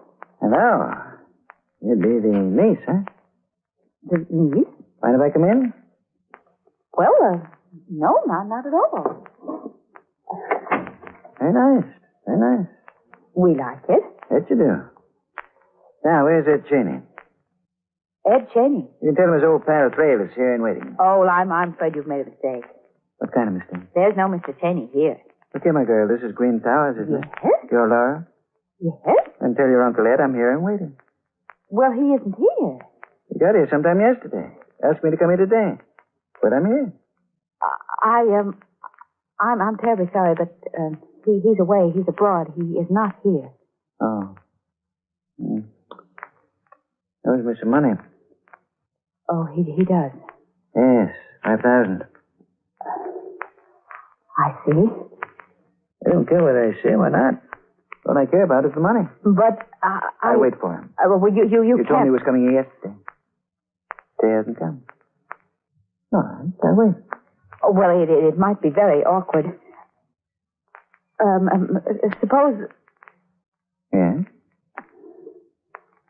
Suppose I gave you the money. Yeah, it would be all right. Then you would go away? You wouldn't wait for Uncle Edward? I'd go away. All right, I think I may have it here. I always keep quite a bit of cash around. Expenses, you know. Yes, I do have it. And here you are, Mr. Trail. Thanks. Well, you didn't count the money. I trust you. Thank you. You know, I like this part of the country. Do you? Yes. And I've just changed my mind. What about? Going away. I'm getting on in years. Maybe I'll spend the rest of them here. You said you'd go away. I did, didn't I? That was before you gave me the money. Well, you can't live very long on that. There'll be more, won't there, Laura? Well, I'd better be running along. Find myself a nice place to live, near the village. But, Mr. You see, I know Trail... your Uncle Edward did come here last night. And he didn't owe me any money. I was trying to get a job from him. Oh. But this way is even better. Au revoir. Oh, no. No. Oh, no.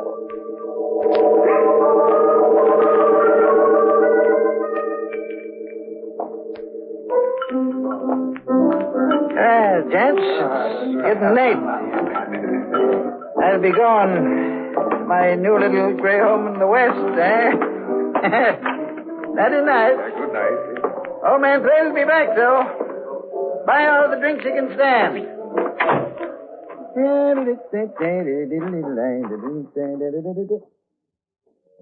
Hey. I didn't see you. Good dark. What you want? I said, what? Don't just stand there looking at... Hey, that knife. Put it in there. No, don't. I can't.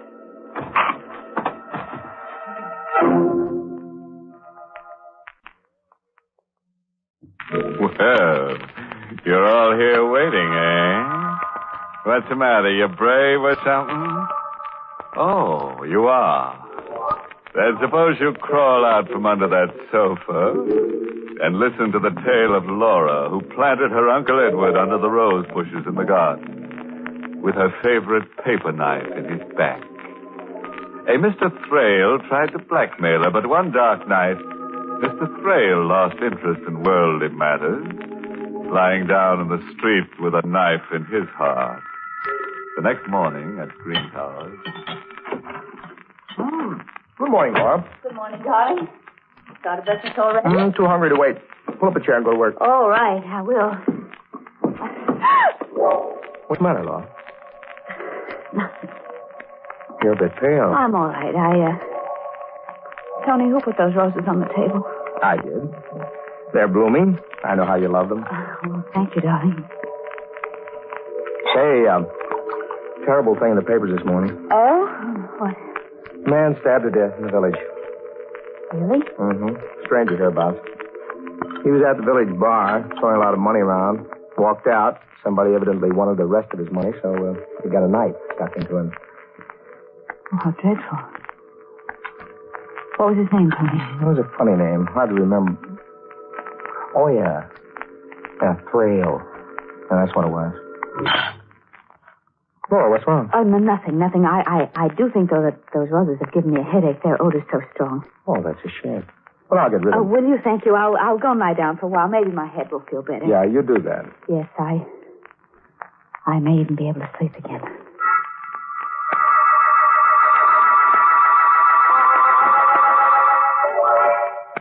Laura, Yes, sir. stop wandering about the room. Oh, I'm just a bit restless. Got your paper knife back from the cleaners yet? Paper? Oh, no, not yet. It's taken an awful long time, isn't it?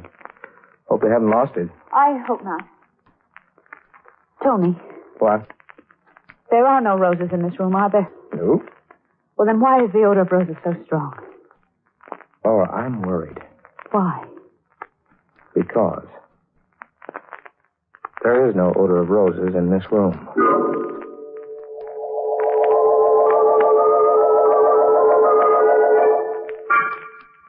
Good night, Tony, darling. Laura, are you sure you don't want me to stay with you at night? No. Run along to your own bedroom. You're not looking well. I'll be all right. Well, yell if you want me. Good night. Good night, Tony. Good night. I'll be all right, if only the roses will go away. The heavy, sweet odor of roses always in my nostrils. The deadly, decaying odor of roses always in my nostrils.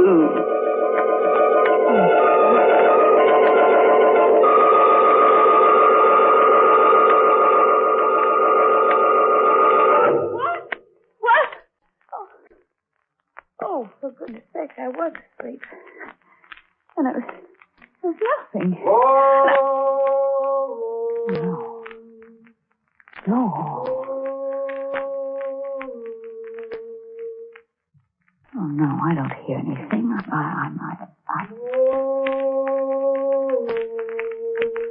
The voice is coming from the garden. The garden. I've got to get out of bed and see. Just see. Now, there's nobody in the garden. Nobody at all.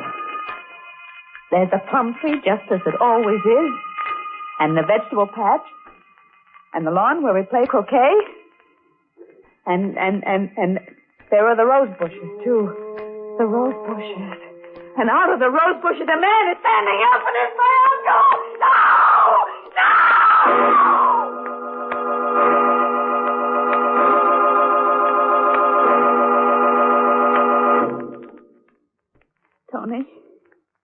Tony, what did that doctor say? The consultant, I mean. I don't know. He's stopping by in a little while. He seemed a very strange man. Well, psychiatrist often... I knew he was a psychiatrist, darling. Tony, do you think Of course not. Because it's only that I smell roses when they're on. You're not crazy, Laura, and for heaven's sake. That must be the doctor now. Now, you'll be a good girl. I'll see him, and I'll be back very soon. You try to sleep? Yes, darling. But I couldn't sleep.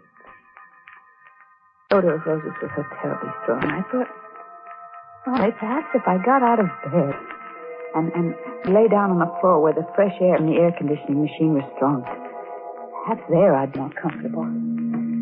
But and for a moment I thought it was funny as I crawled about a bit on the floor on my hands and knees until I found the place where the fresh air was supposed to come from. Then I began to laugh. And I laughed and I laughed.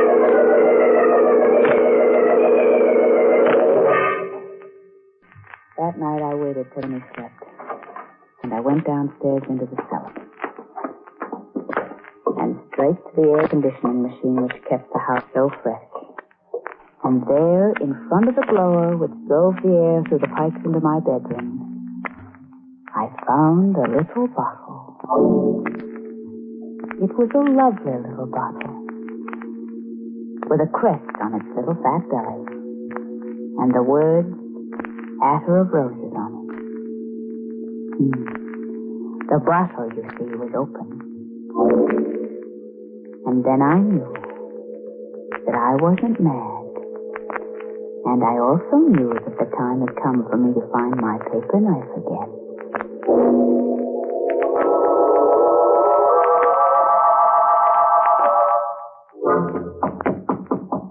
I'm awake, Tony. Brought you your breakfast. Thank you, darling. Put it down. I won't eat it just yet. All right. Hey, you had a good night? I had a wonderful night. Tony, I think I'm going to be well again. Good. Help me out of bed, darling, will you? Sure, all right. Just put your arms around me. All right. There, I'm up. Oh, don't be in such a hurry to take your arms away, darling. Hold me close. Oh, Laura, you... Darling, I forgot to tell you. What? My paper knife came back.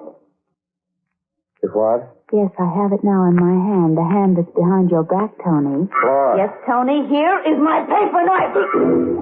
You can take your arms away from me now, Tony. It was quicker with Uncle Edward, but I think you'll die anyway, Tony. Yeah. Good doctor. Maybe there's a chance. Maybe. Oh, no, doctor. Why? I found the bottle of perfume you placed in the air conditioner that you were using to drive me mad. Bad. Bad luck. Very bad luck, darling. You saw me kill Uncle Edward, didn't you? You were the one in the garden, weren't you? Yeah, saw you. And then when Thrale came, you knew about him and you killed him, didn't you? Of course. Couldn't afford to have you give him money. Money. It was going to be mine. Oh, Tony. Oh, Tony, didn't you know it was yours anyway? Everything I had was yours. Why did you have to torture me and try to drive me crazy? You would have cracked it. Then the money would have gone to... Yes. Uncle Edward. I played it safe. But you didn't, Tony, did you? Play it safe. Because now you're dying. And when you're dead, I'm going to bury you with Uncle Edward. Right in the garden under the rose bushes. I've already told everyone that you're going away, and you are. But not very far. Although it's far enough, isn't it, Tony? You've won. Thank you, darling. And you've lost. Listen. You know what that is? It's an ambulance. For you. Why? You're mad. Yesterday, 2 doctors signed certificate of lunacy. I authorized. I am not insane. I can prove it. The odor of roses was a fake. I can show them the perfume. I can explain it to them. But how will you explain me or Uncle Edward? That's it, Laura. How will you explain her? Tony!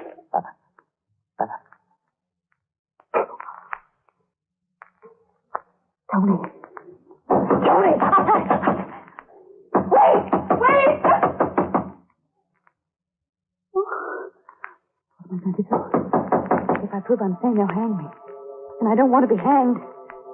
If I say nothing, they'll think I'm insane and they'll send me to the asylum, and I don't want to go to the asylum. And they won't go away. They won't go away.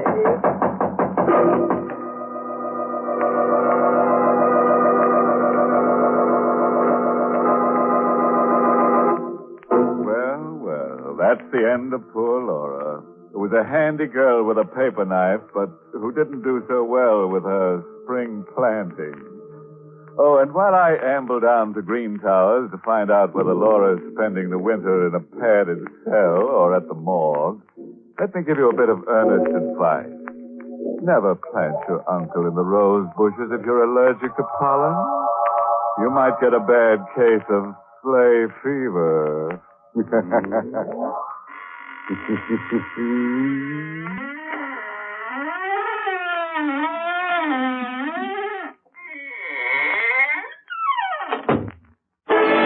Sanctum has been a presentation of the United States Armed Forces Radio Service, voice of information and education.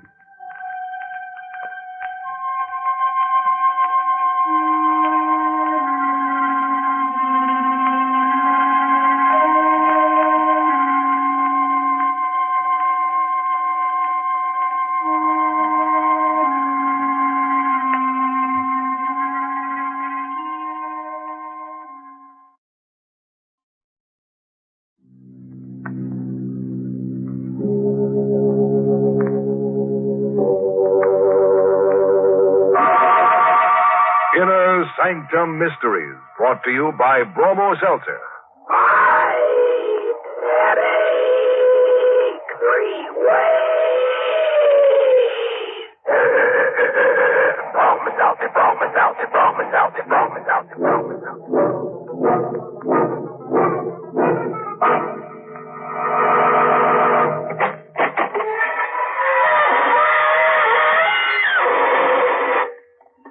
Good evening, friends of the Inner Sanctum. This is your host bidding you welcome through the squeaking door. We're having a class reunion here tonight. Perhaps you'd like to meet some of our alumni. Oh, yes, everyone here has a degree. Third degree, to be exact. You see that fellow over there riding the hobby horse with his head tucked under his arm? Well, he was decapitated on an Inner Sanctum play a few weeks ago. Now he's auditioning for the part of the Headless Horseman. And that little chap over there, the lonesome-looking fellow, he's a pickpocket. Yes, poor chap. Whenever he gets real lonely, he goes out in a crowd for a little change. By the way, have you heard our class yell? It's just one word. Ouch! And our school colors, black and blue, of course.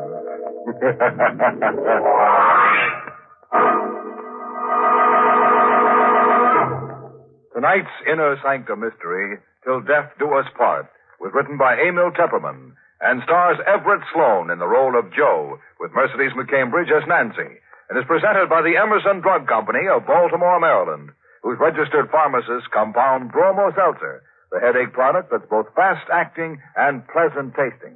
No wonder in a representative survey, druggists from coast to coast report that Bromo Seltzer is the favorite relief for headache pain at their drugstore fountains. In fact, 5 times as many of these druggists said that the leader is Bromo Seltzer. And now we can turn to a little matter of murder. Our story tonight begins on a pleasant note, with a honeymoon couple. But don't start to squirm. The unpleasantness will commence soon enough. Oh, darling, no. Just look at them. Joe and Nancy Page, married hardly 5 hours, and parked at the side of the road by the bank of the old mill stream, and whispering sweet nothings to each other. Oh, gee, Nancy, it's wonderful to be married to you. Oh, Joe. If the other clerks at Scott's department store could see us now. No, I don't want anybody to see us. I just want to be alone with you, Joe, for the rest of my life. I hope you don't mind spending our honeymoon in a tourist cabin instead of a swanky hotel. Oh, I love it this way, Joe. The stream rushing past, the moonlight shining on the bridge, the woods all around us. Oh, look. There's another car. They're parking on the bridge. He's turning his headlights out, too. They think they've got privacy. Guess they can't see us parked here. Look, Joe. The couple's getting out of the car. Yeah, for a walk on the bridge. Mm. I wonder if this is their wedding night, too. That's a beautiful car they got. Joe. What? That couple, they're acting very strange. They're having an argument. Joe, look what he just took out of his pocket. Holy mackerel, a gun. He's pointing the gun at her. Joe! Joe! He shot her in the face. Holy mackerel, it can't be. Must be a gag of some kind. No, you saw the flashes when he fired the gun, and see how still she lies. Her body's crumpled at his feet. Yeah, he's picking her up. I bet he's going to throw Joe, her. don't let him. No! See, you pushed my hand down on the horn. He sees us. He'll drive across the bridge. He knows we witnessed the murder. He's got to kill us, too. Oh, Joe, quick, start our car. He'll be here before I can turn the car around. What do we do? We'll duck into the woods. Come on. Quick. Let's run. Oh, my high heels. I can't run fast. You've got to. Here, through these bushes. Get behind the tree. He's getting out of his car. He has a gun, Joe. He means to kill us. He's coming straight for this tree. He knows we're here. Nancy, we've got to run for our lives. Take my hand. Come on. Oh, Joe, he's shooting at us. Run, Nancy. Faster.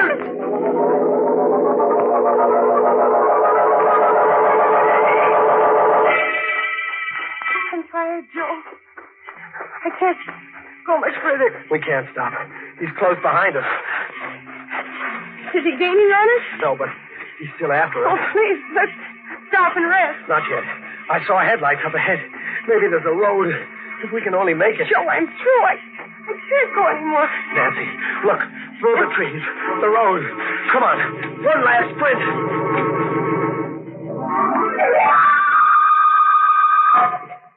Here it is, Nancy.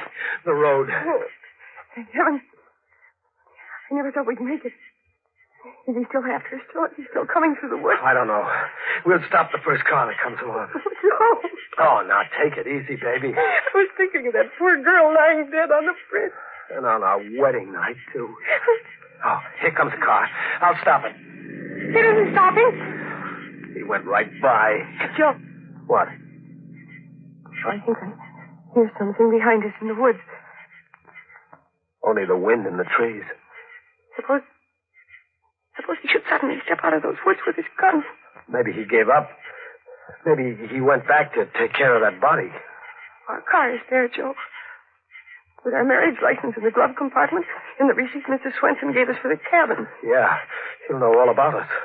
Who we are, where to find us. We don't know a thing about him, except his face. The face of a murderer. Come on, Nancy. I think we better start walking. We've got to get to the cabin and phone the police.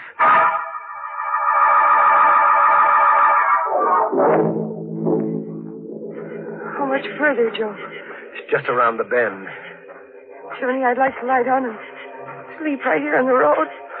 A fine way to spend a wedding night. Darling, look. We're there. Swenson's cabin. Yeah, they're all dark. Everybody's asleep. We'll have to wake up Mrs. Swenson. Use her phone. Joe. What? Look. In front of our cabin. What? Hey, that's our car. The murderer must have come here by another road to wait for us. I don't see anybody around. Maybe he's in the car. You wait here. I'll go and see. Oh, no, Joe, he'll kill you. Don't worry. We both saw his face. He's got to kill us both.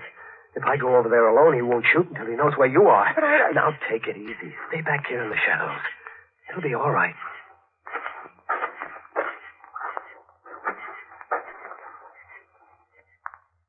It's okay, Nancy.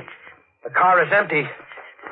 Maybe he's hiding somewhere close by. No, he must have skipped out.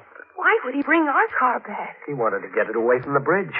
Don't you see? He must have dumped that girl's body in the river, and then he took our car away. No trace. Oh, Joe, I'm scared. Maybe he's hiding inside the cabin, waiting for us. He'd be a sap. One shot would wake up all the people in the other cabins, and Mrs. Swenson, too. He'd never get away with it. Come on. We're going into our cabin and get cleaned up. Then we'll use the phone. The switch is right here. There, you see? Nobody hiding here. Holy mackerel. What is it? Over there. On the bed. No! It's the girl's body with her face shot away. Just like we saw her on the bridge.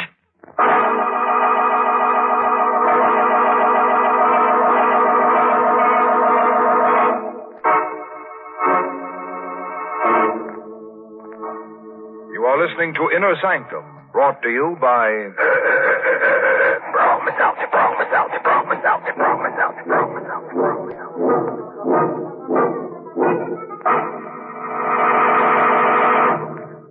From time to time on this program, you've heard from folks who told how they got speedy relief from headache pain by taking a refreshing glass of Bromo Seltzer.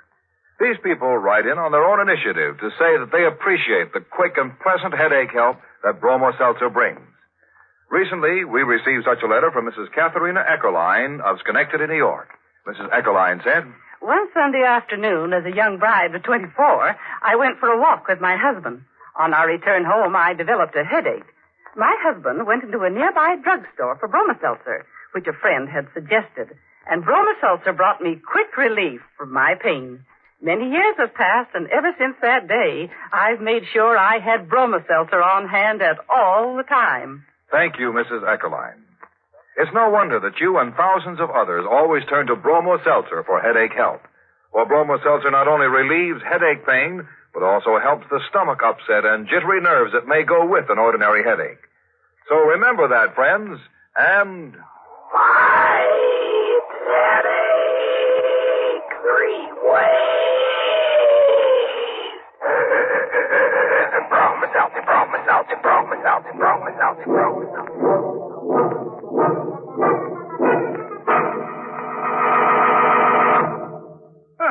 Now we can return to that cozy little honeymoon cabin where Joe and Nancy found the beautiful corpse on their bed. The corpse who'd had her face lifted. Well, that's what you get for shooting off your mouth. But don't worry. Before the night's over, the murderer may have his face lifted, too, on the end of a rope. Now, if that murderer were an Oriental, he might try to save face. But you can't save your face if you lose your head, can you? In the meantime, I wonder what Joe and Nancy are going to do with the uninvited corpse in their wedding bed. Don't you? Oh, now listen, Nancy. We have to think this over. We're in a jam. Oh, for the love of Pete, Nancy, this is no time to faint. Oh, Joe, it's awful. Her face shot away. Don't look at her. Here, sit down. Joe, what'll we do? I don't know. I gotta think. On our wedding night to have a thing like this happen. Why did he leave her here, Joe? To put us in the spot. The cops will never believe our story now. They'll think we killed her. Joe, we never saw her before in our lives. Nancy, we've got to get rid of her. What? We've got to take her back to the bridge and dump her right back on the murderer. Oh, no. It's the only thing we can do.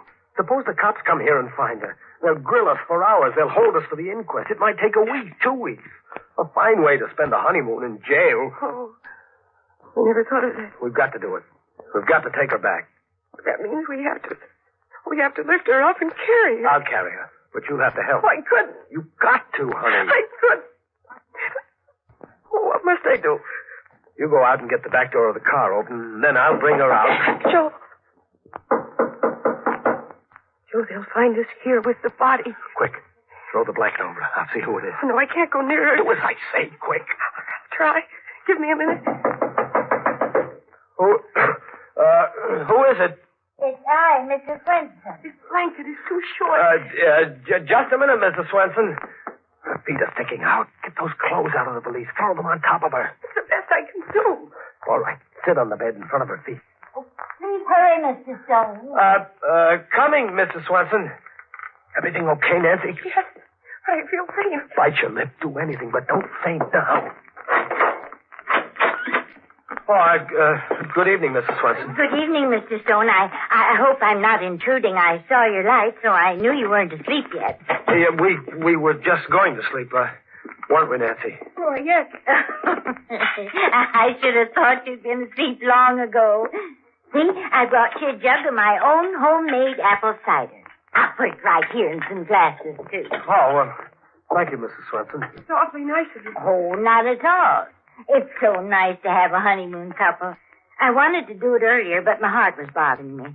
I've a bad heart, you know. Oh, I'm terribly sorry to hear that, Mrs. Swenson. Thank you for everything. Aren't you going to try my cider? I thought you'd like to drink a toast. Well, we're not very thirsty right now, Mrs. Swenson. Are we, Nancy? Oh, no. Of course not. Well, now I'll run right along and leave you both strictly alone. Good night, Mrs. Swenson, and thank you again. Good night, Mrs. Swenson. Oh, you poor dear. You look all tuckered out sitting there on the bed. I bet you don't even know how to make up a bed. Here, I'll make it up for you. Oh, no. Well, it's the least I can do. Now, you just sit over there on the chair, my dear. Please don't. Why? Well, she means, please don't bother. Oh, it's no bother. What's this? We can explain everything. Shot!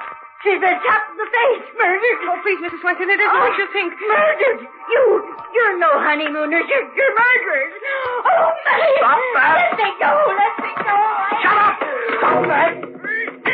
Joe, look out, you're smothering her. Your hand. I'm just trying to stop her yelling. Please, Mrs. Swenson. Joe, what happened?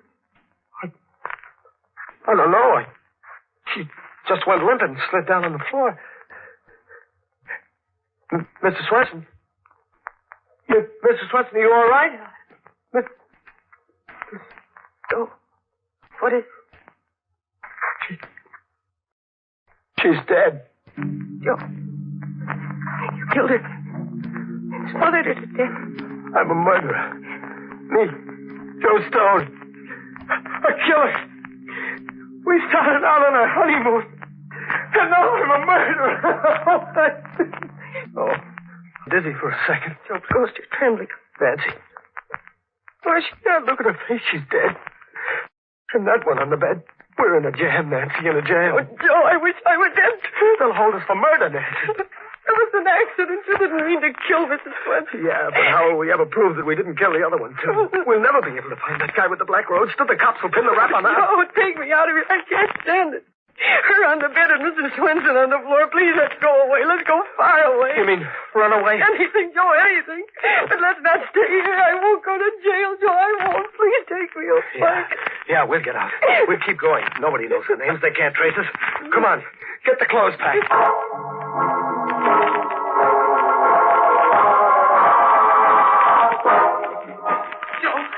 I can't close this valise. I'll close it. You get the other one packed. Don't forget anything. Look under the bed. Be sure we don't leave a single thing behind. No, mustn't leave anything behind. Everything's packed, Joe. Hurry. All right. I'll take the bags. You put the lights out. Yeah. Hey. What, Joe? What's wrong? I just thought. Our fingerprints all over the place. Oh, what'll we do, Joe? Gotta wipe them off everything. Grab a towel. We'll wipe everything in sight.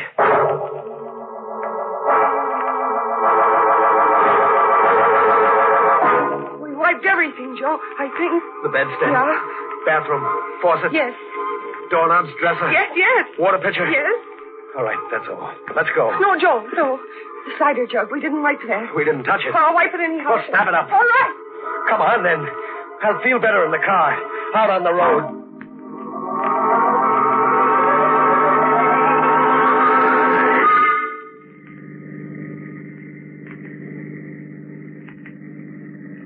Joe, do you think we forgot anything? I don't know. I can't think. I'm numb all over. Oh, darling. Holy mackerel, Nancy. I'm a murderer, a killer. Running away. We shouldn't have done it.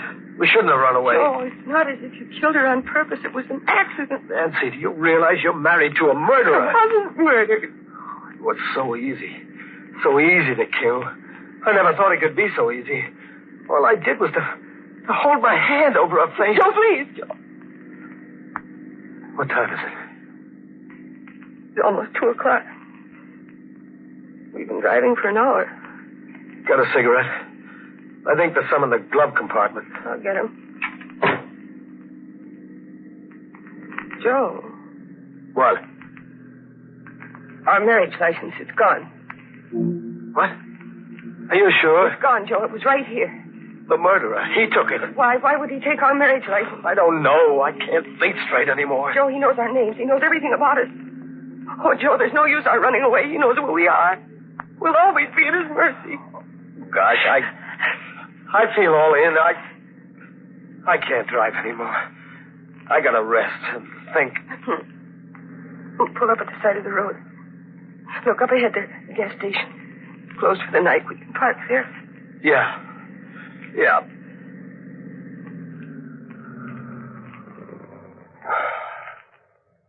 Gee, I wish I could sleep for 100 years. Poor Joe. Here. Put your head on my shoulder. The first night of our honeymoon. And maybe the last.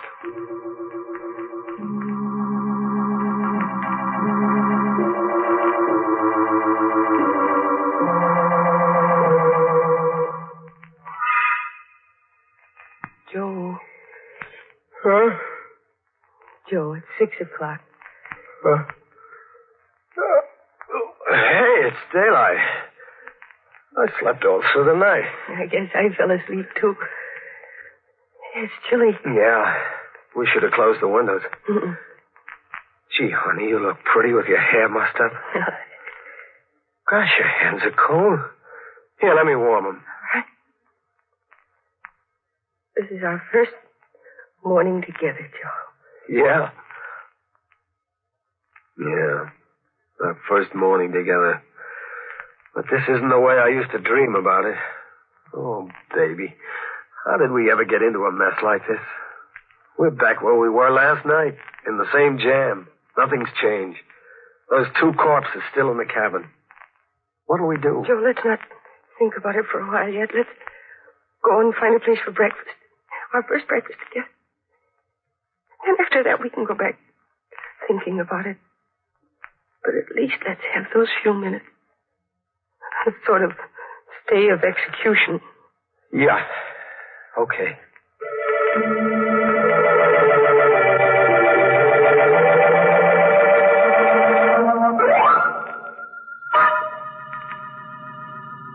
There's a place, Joe, a diner. Yep. But I haven't got much appetite. No, what we both need is something hot. Think there's an alarm out for us yet? Joe, please, let's not think about it. No other customers inside. That's good. Good morning. Been traveling all night? Yeah, all night. Some scrambled eggs, please. Right. That'll take a few minutes. That's all right. We'll wait. And I'll turn the radio up on you. Your friendly neighborhood station with the early morning local news. During the night, death came to Mrs. Hannah Swenson, whose tourist cabins are located on the Bay Park Highway. Yeah, right I on heard. Route 27. Mrs. Swenson's body was discovered by Oscar Jansen, the handyman, who was awakened by the sound of a car driving away from one of the cabins. Investigating, he found Mrs. Swenson lying on the floor of cabin 3. Dr. Macklin, who was summoned immediately, announced that Mrs. Swenson had died of a heart attack. He had been treating her for a severe heart ailment. A heart attack? He didn't seem to respond. I didn't kill her. Joe, he didn't say anything about the other body. Police are anxious to contact a couple who occupied the cabin and who apparently left during the night. They are traveling in a blue 4-door sedan. License number 8N1637. Their names are not known as yet. But if they should hear this broadcast, they are requested to call at the State Police Barracks. Let's get out of here, Nancy. State Police are anxious to establish the identity. Hey, what about your eggs? I can't wait. We're in a hurry. Come on, Nancy. Joe. Oh, Joe, what does it mean? Joe, why didn't he mention the other body? It's a trap, Nancy. Get it? They're keeping mum about the girl's body. No, Joe, I don't think so. What else could it be? We left 2 bodies there, didn't we? Shut the motor off, Joe. Maybe the real murderer was waiting close by all the time, and maybe after we left, he went in and took the girl's body away again. I don't like it. I want to get away from here, far away. Wait, Joe, wait. Don't you realize you're not a murderer, darling? You didn't kill Mrs. Swenson. It was a heart attack. That's what they say. I say it's a trap. Let's get moving. Oh, Joe, it's too late. Look. State troopers. Yeah. Oh, Joe. He's coming right over here. Sure. He's got this license number. Well, I guess our honeymoon is over. Oh, are you Mr. and Mrs. Joseph Stone? Yes. You're Joe Stone? That's right. And you, lady, you're Nancy Stone? Oh, yes, I am. Uh-huh. Well, I guess this belongs to you. Thank you. What is it? Here, take it. Joe, it's our marriage license. Where did you get it? One of our men happened to be cruising down by the old mill stream last night. He saw a fella get out of a roadster on the bridge carrying a girl's body. Fella dumped the girl over the rail, and our man went after him. They had a gunfight. Fella got a slug through the heart. When we went through his car, we found this. And on the back of it there, you'll notice he wrote your license number. Then you got the murderer. Yes, we sure did. But we didn't recover the body of the girl. It's carried downstream, and it may take several days to find it. Then we're not wanted for anything? Well, you're the folks from Mrs. Swenson's cabin last night. We figured you left in a hurry. Kind of embarrassing to have a thing like that happen on your honeymoon, ain't it?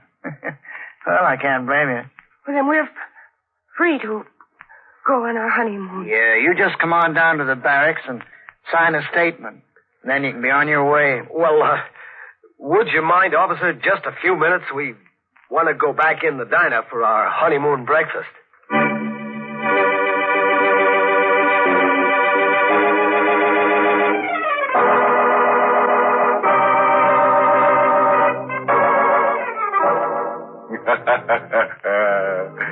Fooled you again, didn't we? I'll wager you expected Joe and Nancy to come to a bad end. You know, it's too bad Nancy had to be framed for murder, but we just couldn't resist framing her. She is as pretty as a picture. And, oh yes, would you care to hear our recipe for eliminating crime? Well, it goes like this. To prevent a murderer from committing murder, you must commit the murderer before he commits the murder. Think that over for a while, and then you'll be ready to murder someone.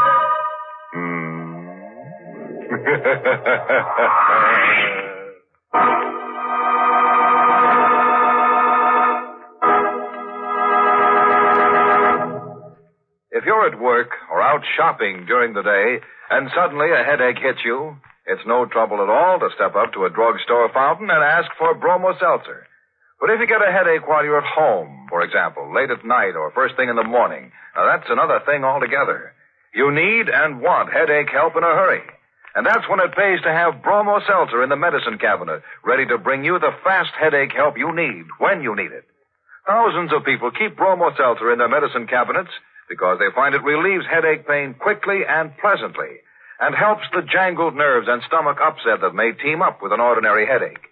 You see, Bromo Seltzer is compounded by a special process under the supervision of registered pharmacists. Caution, use only as directed. If headaches persist or recur, see your doctor. But for ordinary headaches, just be sure your medicine cabinet always contains... Bromo Seltzer, Bromo Seltzer, Bromo Seltzer, Bromo Seltzer, Bromo Seltzer, Bromo Seltzer, Bromo Seltzer.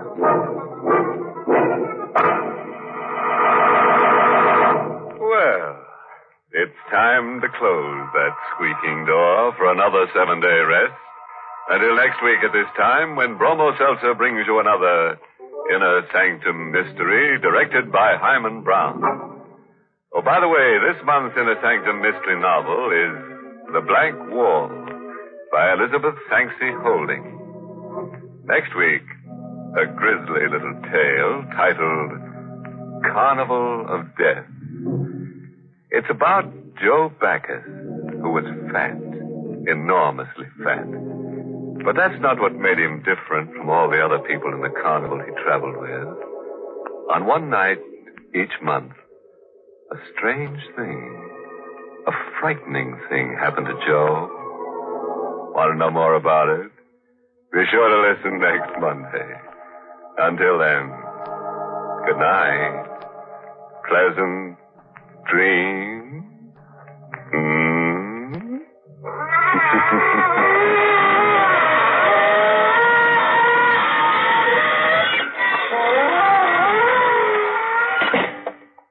This is Dwight Weist inviting you to tune in again next Monday at this same time to Inner Sanctum, which is brought to you for your entertainment every Monday by...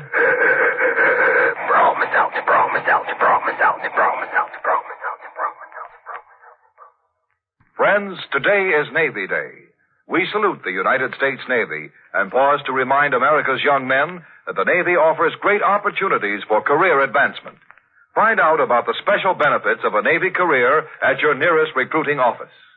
This is CBS, the Columbia Broadcasting System.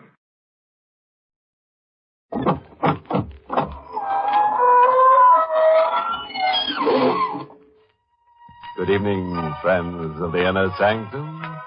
This is your host bidding you welcome through the squeaking door.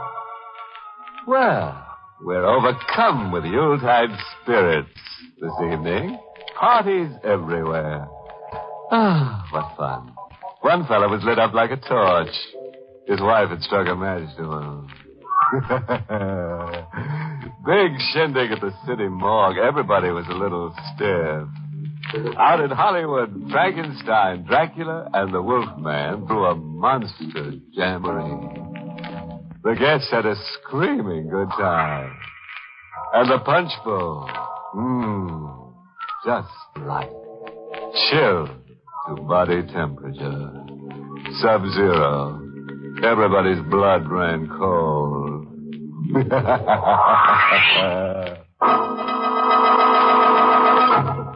Tonight's Inner Sanctum mystery, Death Out of Mind, was written by John Robert and stars Larry Haynes in the role of Ed with Ann Shepard as Mary.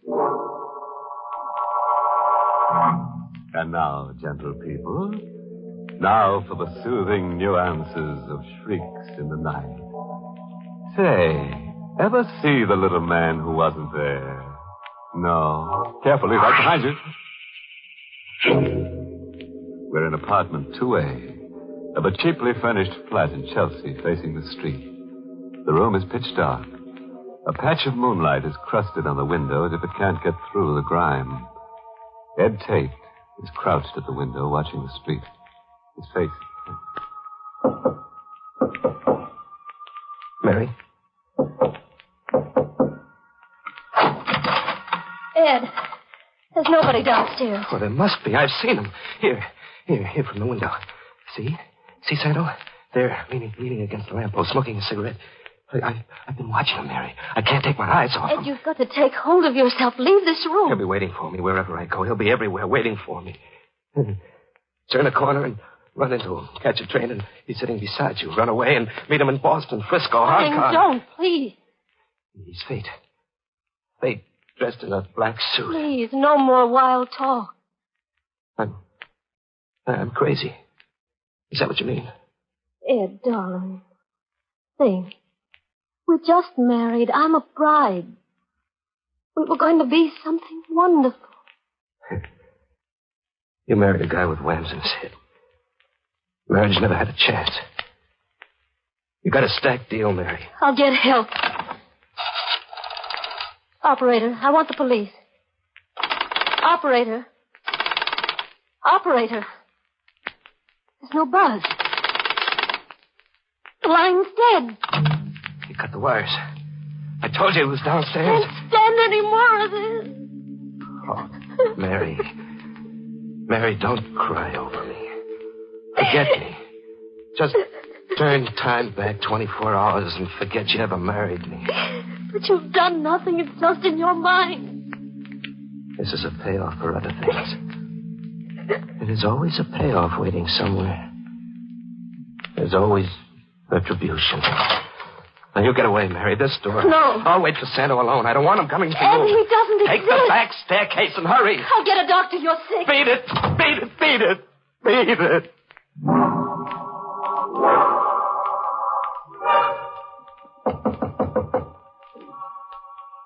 He's come. He knocks on my door. I'm not running away. I'm opening up.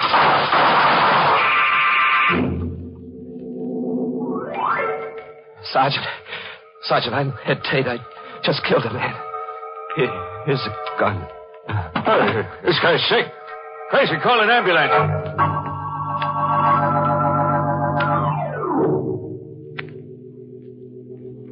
It's been 6 hours, Doctor. I hate to push, but how much longer? And it's futile being a district attorney now, Kittredge. The prisoner's a very sick man. Just a few questions. Useless. His memory is gone temporarily. Who is he? Ed Tate, reporter on leave from the Bulletin. He was released from a sanitarium less than 2 weeks ago. Here's a complete report on him. Oh. On his way from the station house to the hospital, Tate kept insisting he'd murdered a killer named Santo. But he did murder a man. Oh, he did that all right, but to the best of the department's knowledge, there never was a killer named Santo. How long before he can answer questions? Days, maybe weeks. The department can't wait that long. If we tried narcosynthesis, a compound popularly known as truth serum. Get started, Doctor. Murder can't wait.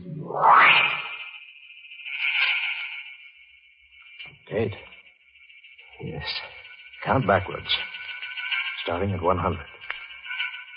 100. 99.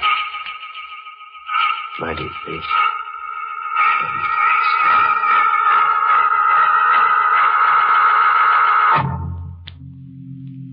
Tell us all about it, Tate.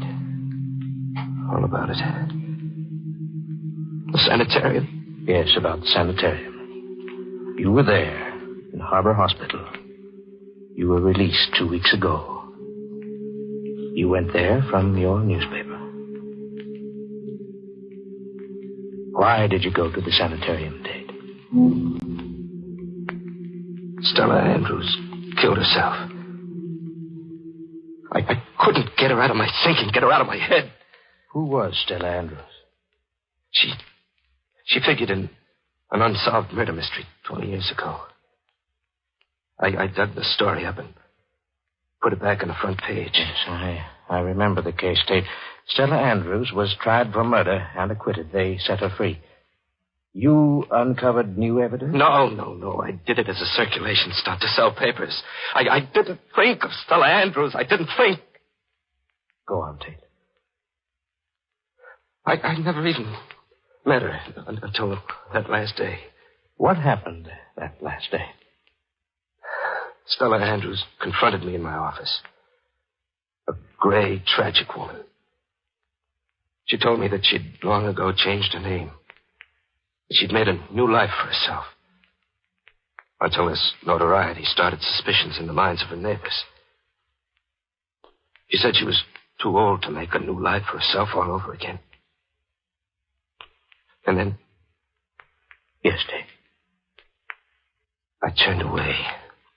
In shame, despising myself.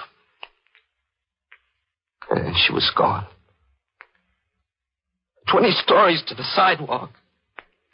An innocent woman paid the supreme penalty. I was her accuser, her judge, and jury. I was a murderer. Go on, Dave. Well, after that, I couldn't sleep. I couldn't work. I wound up in the sanitarium. And then? Well, on my release, I tried to forget Stella Andrews lying crushed on the sidewalk. I tried to get back in stride. I tried to kid myself there wouldn't be a payoff somewhere for what I'd done. I tried marriage.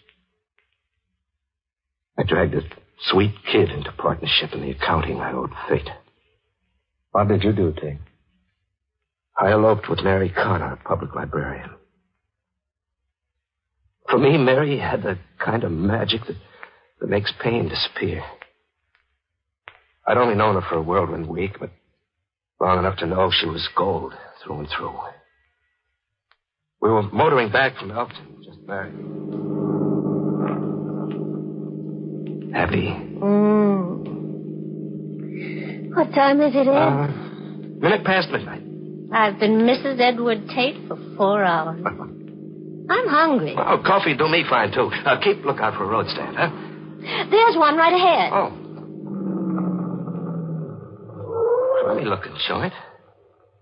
Fine place for a wedding supper. It's the Ritz, darling. Hamburgers like filet mignon. Come on, my mouth's watering. It's a beat-up cardboard shack. The kind that generally bloom in June, grab some tourist change, and then fade in October. The sign outside read Joe's Barbecue. The inside was gloomy. What'll it be, folks? 2 hamburgers. And coffee. Coffee first. No hamburgers. I'm out of meat. Oh, what have you got? Eggs, ham, and Swiss. Ham and Swiss. And toast the bread, huh? Yeah, make it 2. Yeah, okay. We were half through sandwiches as tasteless as sawdust when the door opened behind us. The night air sent a chill over me. Like a premonition. A man came in out of the night. I stared at the newcomer, as if magnetic fingers were drawing me to him. He was dressed in the devil's black. Black so worn it had a satiny sheen. And his face was hard and bitter and evil. No, just eggs and ham and Swiss, mister. Hey, what's the gun for? One guess. Oh, sure, I can guess. Hurry. Okay. It was a black flat automatic. Your wallet, mister. I got my wallet and dropped it out on the counter. The chef was stalling over the register. I could tell by the sudden rigidity in his back that he was reaching for a gun. I wanted to scream, warn him not to, but my throat muscles were... Ow! I watched the chef double over. I watched the gunman vault the counter and bear in for the kill. Mary's hand closed over mine and pulled at me. Ed, quickly. I was through the door and running for the car on someone else's feet, with Mary pulling at my sleeve. Ed, hurry. Yes. We were moving when the killer reached the door and fired. The shots were lost in the night. We left him silhouetted in the doorway. A dark centennial guarding the tomb. Moon shafts touching his automatic. He made it look phosphorescent. The Manhattan skyline was blinking at us before we dared trust our voices. Anyone behind us? No. There was a car, but it turned off. Jolly honeymoon. We'll forget it. We'll just not remember. Did you watch him, Mary? No, I couldn't. How relentlessly he moved in for the kill. How exquisitely cold and efficient, like a machine. Ed, it's unhealthy, that sort of talk. I couldn't take my eyes off him. I felt as if he were part of me, come to life, a blood twin, showing me to myself. Darling, demonstrating to me what I really was. A killer, cold and efficient, like a machine. He No. killed that man like I killed Stella Andrews. His instrument was a gun, mine was a typewriter. He used bullets, I used words. But our methods were the same. Deliberate, ruthless, murderous. Ed, forget him. We'll see him again, my blood twin. He's my conscience, come to life. We're going to report this to the police. No, we're not. Why? I'm afraid of him. But he's a complete stranger. What have we got to fear? We'll never see him again. We'll see him again, Mary. He'll come calling. But Ed, the wallet. He has your wallet. We're not strangers to him, Mary. He'll be calling on us.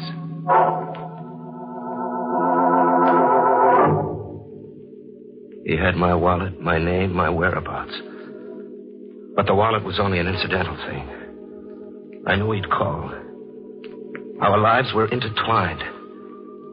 Somehow he was now as much a part of my life as the ghost of Stella Andrews. We reached home. We just sat around and waited. And soon the phone rang. Ed. It's him. What do we do? Answer the phone, I guess. Yes? Ed Tate, yes. Yes. I understand. What did he say? I'm to come to the street. Ed, you won't. He won't harm me, he said. If I don't come down, he's coming up, he said. What does he want? I don't know. I'll go see.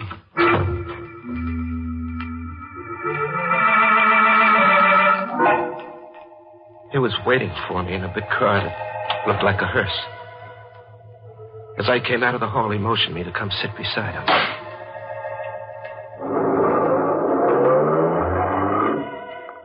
The car nosed east toward the river. He didn't talk. He just concentrated on driving. We were close, but I wasn't frightened. I felt as if we belonged to each other. Where are we going? To the river. What for? To dump him. Him was a gesture behind us. I turned to look. There was a packing trunk on the floor in the rear of the car. The chef's corpse. You're going to kill me, too? Why should I? To shut me up? We'll dump the trunk together. That'll shut you up. Well, Wouldn't killing me be simpler? If you shut up, it's just the same, maybe. What's your name? You get an idea. No, I just want to know you very much. Santo. Just Santo. We stopped along a deserted wharf, just under the Brooklyn Bridge. And there, with the world asleep and the moon looking on, we dumped a trunk. It sank slowly, twisting in tortured slow motion. You can go home now, Tate. Don't you feel it, Santo? Feel what? There's this kinship.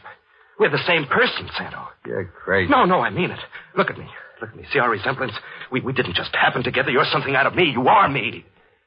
You talk too much, Tate. Maybe I'll have to kill you after all.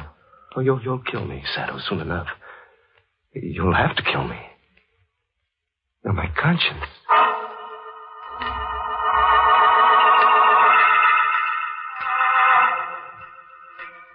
At home, we just stayed in, Mary and I, staring emptily at each other. It was a honeymoon like a wake. Morning came. The day passed. We did nothing, just sat imprisoned. And then that night, I knew Santa would come. This time for keeps. I knew it by the way my flesh was floating in sweat. Fear was consuming me.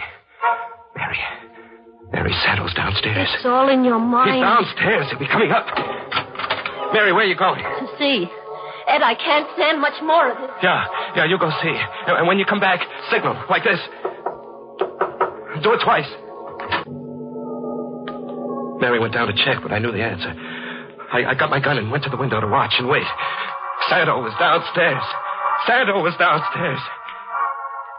When he came up, I killed him. We know the rest, Tate. Now you must sleep. Sleep? Yes. Balmy as a March hare. Right, Doctor? It suggests a vivid hallucinosis induced by his guilt feelings about this Stella Andrews. This man he killed, did you identify him? Got a report on it a moment ago. A man named Jenkins. He was the building superintendent. This Santo, then, just existed in Tate's imagination. Fate dressed in a black suit. It's an interesting hypothesis, Kittredge. Big headache to me. Oh, Daly, get those notes typed up. Have the department investigate every last detail immediately. Mrs. Tate's in the next room, Doctor. You want to listen in? Very much, Kittredge. Mrs. Tate, this is Dr. Thorpe. How is he, Doctor? I'm recommending his immediate return to a mental hospital. Mrs. Tate, your husband just told us a long story. I'll have to ask you some questions for the record. Yes. You were just married? Yes. Motoring back from Elkton, did you stop at a road stand for refreshments? No. We came straight to our apartment. And then what? He began behaving queerly. He locked us in. We just sat all night, all the next day. The second night, Ed took a gun out of his valise. He stood guard at the window. He said he was waiting for a Santo. Did you ever see this Santo? No. What brought the janitor up at that hour of the night? Ed was raving insanely. I suppose he came to investigate the noise. Can I go, Mr. Kittle? No, not right now. You'll have to stay a while. Just routine. My men will be reporting back, and I want you to read your husband's statement and then make one of your own. You can bunk on the bench, grab 40 winks. I think I'll doze off myself. Pick your own chair, Doctor.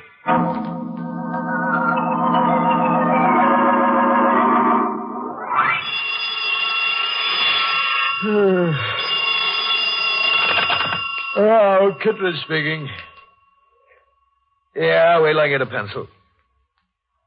Okay. Yeah, I got it. Keep talking. Okay. Reports coming in, Kittredge. Yes, Doctor. Explain this. There was a road stand called Joe's Barbecue. My men found it, all boarded up. Yeah. Tate probably noticed it while driving and wove it into his hallucination. Mrs. Tate. Mrs. Tate. Yes. Did your husband leave the apartment at all last night before the shooting? He might have while I was asleep. Why do you ask that question, Kittredge? Because my men fished a packing trunk out of the East River. What was in the trunk? Cement. Bags of cement. What's the medical slant on that? Only perplexity, Kittredge. You know, I've got a new theory, Doctor, since we're hypothesizing. What is it? That Tate's zany story was true, the whole of it. That the chef and Santa were real. That the whole thing was staged to play on Tate's emotional instability, drive him crazy, then drive him to actual murder by sending that janitor up those stairs. Like all police theories, too incredible for me. Mrs. Tate, can you help us out? Give us an idea about that trunk? No. Ed was irrational, capable of anything. When he barricaded himself in the room with a gun, why didn't you call the police? I did. But what? The wires were cut. An odd touch for you, Doctor. The man who wasn't there cut the telephone wires. Extraordinary. Cut the wires inside the apartment. Oh, Fate dressed in black. Do you like black, Mrs. Tate? I do. Black worn to a satiny sheen. Do you always wear a satiny black, Mrs. Tate? I prefer it, Mr. District Attorney. Good heavens, Kittredge, what do you say? You were Mary Connor when you got married? Yes. Who were you, Mary Connor, before you began masquerading as Fate? Mary Andrews. Stella Andrews was my mother.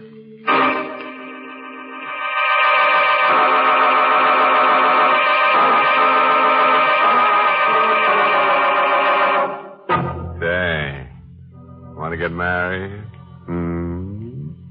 Okay. May all your troubles be little ones. Confused chap, that Ed Tate. 3 on a honeymoon. Mister, that's asking for trouble. In fact, wouldn't you say it's sort of crowding your luck? And that little man who was there, popping in and out of Ed's mind. You know, if it was me, I'd have started charging him rent.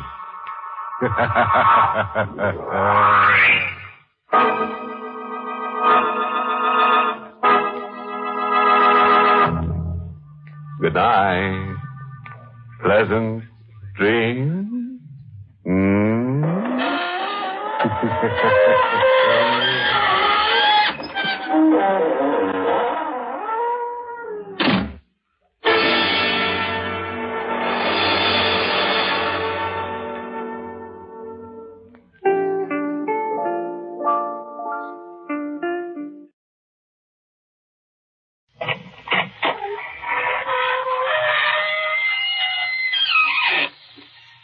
Good evening, friends of the Inner Sanctum.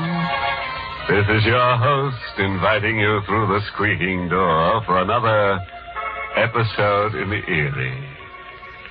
Well, you feeling chilly? Well, why don't you just lie down right there and warm yourself on our bed of coals? Oh, dear. We feel a little sad this evening. Our pet vampire, Hubert, is straight off the premises. Poor Hubert, he's sort of stupid. Partly bats, you know. Hubert's so dumb he doesn't know his grave from a hole in the ground. Now, if you should find him crawling around your place, don't let him annoy you. After all, vampires can be an awful pain in the neck. All right, so it isn't funny. What do you want? Blood?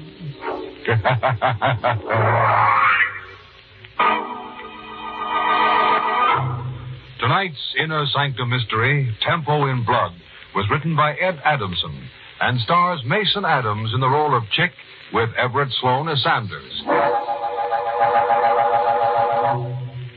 All right, folks. Suppose you hang around for a while. And when the show's over, I'll have Hubert cut you down. Now, let's get to our story. The thin, pale-faced young man sits before the battered upright piano. For a moment, he just sits there, his eyes staring vacantly, his hands squeezed together in a tight clasp. The hands unfold, and then slowly, unsteadily, the nervous fingers reach for the keyboard. I think I got it now. Yeah, that's it. That's the way it began. Yeah, now I got it. I got it. I was playing at the Silver Crescent, a smoky 2x4 gin mill over on 8th Street. I came to hear Chick Denson pound it out on a black and white. Yeah, I really had the joint jumping that night, really jumping. Except for one guy. He was sitting in a booth right across from the piano. He looked like he was playing hooky from the cemetery.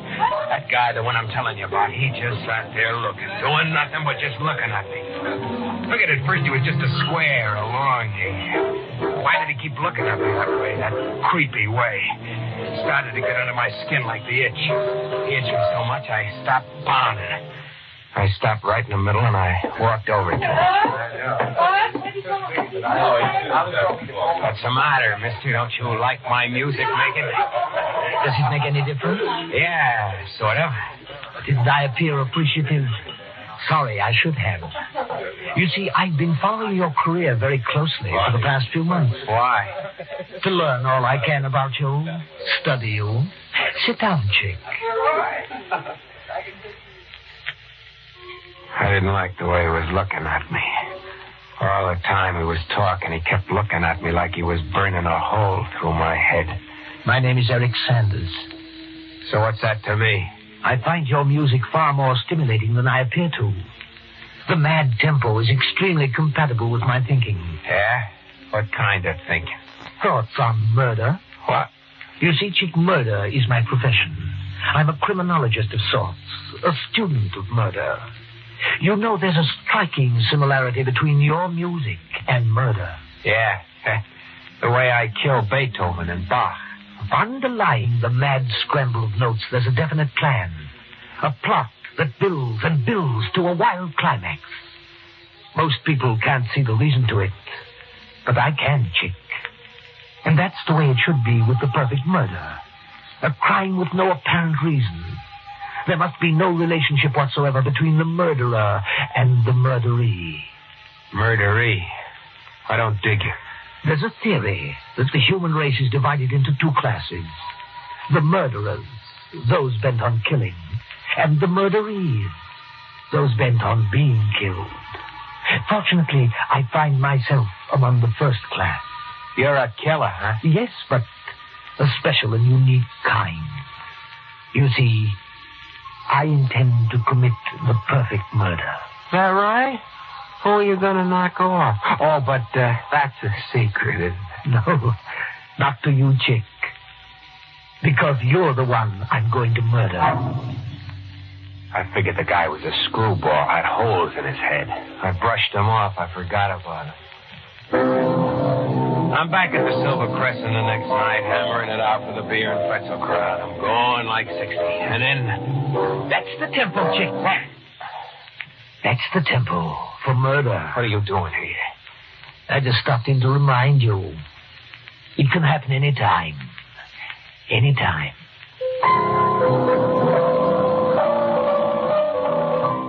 That guy was beginning to get me. He was really getting me. And it got worse. Next night he shows up again. And the next. And the next. Hello, Chick. Now, look, will you stop playing games with me? It's not a game, Chick. You're going to die, just as I said you would. Will you stop it and get out of here? Go on, get out. I selected you because you're a murderee. It's written all over you. The perfect victim for a perfect murder.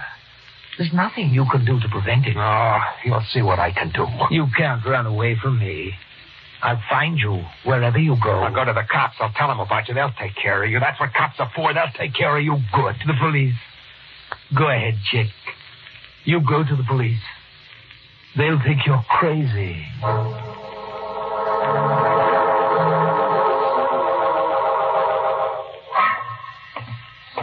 I could just make out the green lights of the station house ahead in the fog. And then I stopped. Sure, I tell the cops, the guy comes up to me and says, I'm going to murder you, buddy. You're number one on my kill parade. And what would the cops think? They'd think I drag on the wrong kind of smokes. That's what they'd think. So I turn around and I walk back. Get to the corner. I step off the curb and two lights jump at me. I try to get back.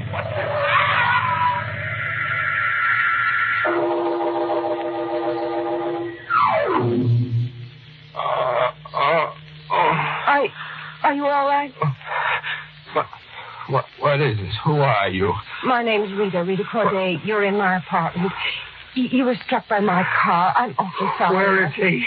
What? He's here, isn't he?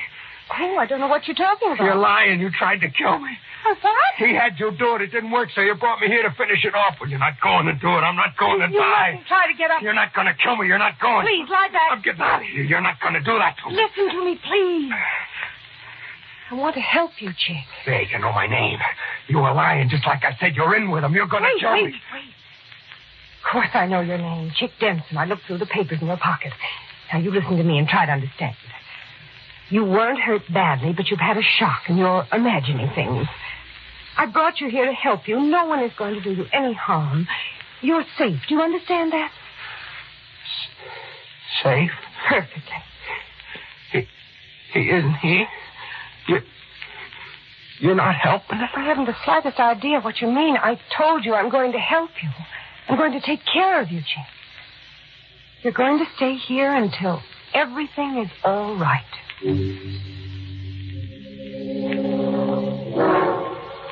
Rita took good care of me. In a couple of days, I was feeling all right. And then I started to figure he'd never find me. As long as I was here, I was okay. Rita had a piano. I had nothing to do all day but just sit and play. I was okay. But I wasn't telling Rita. Not while Eric Sanders was still out to get me. I'm home, Chick. Hello, Rita. You're late. 10 minutes. I told you, baby, I hate to wait for you. Even just 10 minutes. I stopped in the store around the corner. I bought you something. Oh. Go ahead, open the package. Okay. Rita. Chick, what's the matter? Look, where did you get it? I told you, in a store around the corner. Look at it. The Fine Art of Murder by Eric Sanders. Chick, I didn't buy that book. It was another one. I must have gotten the wrong package. They made a mistake. It wasn't a mistake. I got to get out of here. What's the matter with you, Chick? What's wrong? Coming to get me. I've got to get away from here. I've got to get away. I walked and I walked. I didn't know where to go. Then I saw I was down by the waterfront. I stopped and I stood there looking at the river, trying to figure something out. I pulled out a cigarette. Then when I felt for my matches, light Chick Sanders. I told you, Chick, it was no use running away. I told you I'd find you. I was waiting here for you. I followed you from her house. You sent that book. I told you I had a plan. Now look, you're going to leave me alone. No, Chick. Not until you're dead. Why does it have to be me? I told you why. You were born to be murdered, and I was born to do the murdering. And there's nothing you can do to prevent it. I'm going to make you stop. So help me. I'm going to about to beat the life out of you. You're going to stop. Do you hear me? You're going to leave me alone. You're going to stop. Stop. You can't kill me. And you can't make me stop killing you. No matter how hard you try. It wasn't meant to be that way. No, you'll see. You'll see. I pounded into him. I beat him until my hands were sore. Then I stopped. He sagged to the ground. I was going to kick him in the face, right in that smirking face. But I couldn't. I don't know why. I wanted to, but I couldn't. Then he looked up at me. You can't do it, can you, Chick? It's just as I told you. You're the murderee, and I'm the murderer. You're the one, who's going to die.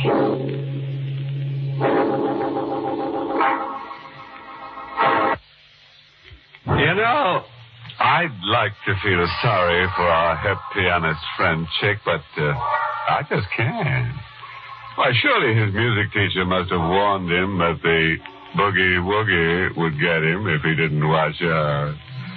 You know, Chick started out by being in the groove. Now it looks like he's headed for a rut, about 6 feet deep. Yes, sir, that Sanders fellow really digs him. Well, now, sit back and let's hear the low notes and the rest of Chick Denson's story.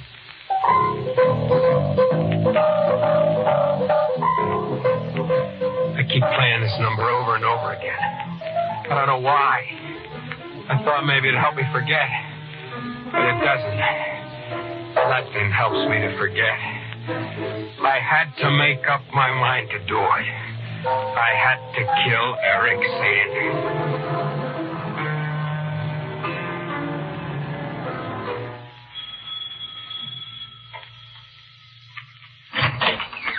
Well, Chick, nice of you to visit me. I didn't expect... Get inside, Sandy. Oh, a gun. Get in there. Certainly. What's this about? I'm going to kill you. You made it this way. You made it either you or me, so now it's going to be you. All right, Chick. Here I am, back against the wall. Go ahead, shoot if you can. But you can't, can you? You can't pull that trigger. You hate me, yet you can't kill me. And I have absolutely no feelings about you, and yet I'm going to murder you eventually. I'm going to murder you in a perfect, undetectable fashion. What are you waiting for, Chick? Go ahead, shoot. Go ahead. Stood there laughing at me. I had to do it. I just had to. I squeezed the trigger. He stopped laughing. I squeezed again. Then I got out of there fast.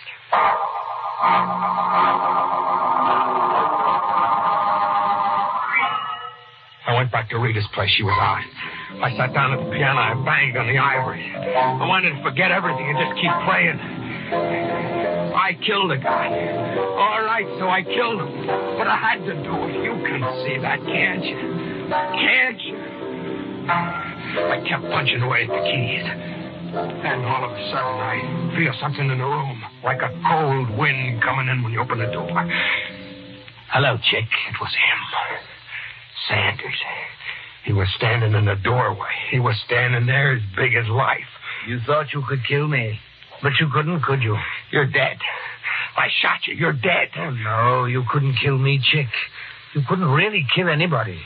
I told you it wasn't in your nature. But I shot you. I fired the gun. You're dead. Yes, you fired the gun. But think. Maybe it was too dark in that room. The lights were low. You never fired a gun before, did you, Chick? Maybe your hand was unsteady. There are many maybes in murder. You've got to have a plan when you kill. A sure, definite plan. Like I have for you, Chick. A plan for the perfect murder. Don't come near me. Stay away. Don't come near me. No, Chick, it's not now. Not at this moment. But the time is getting closer. That's what I came to tell you. The time for you is getting closer.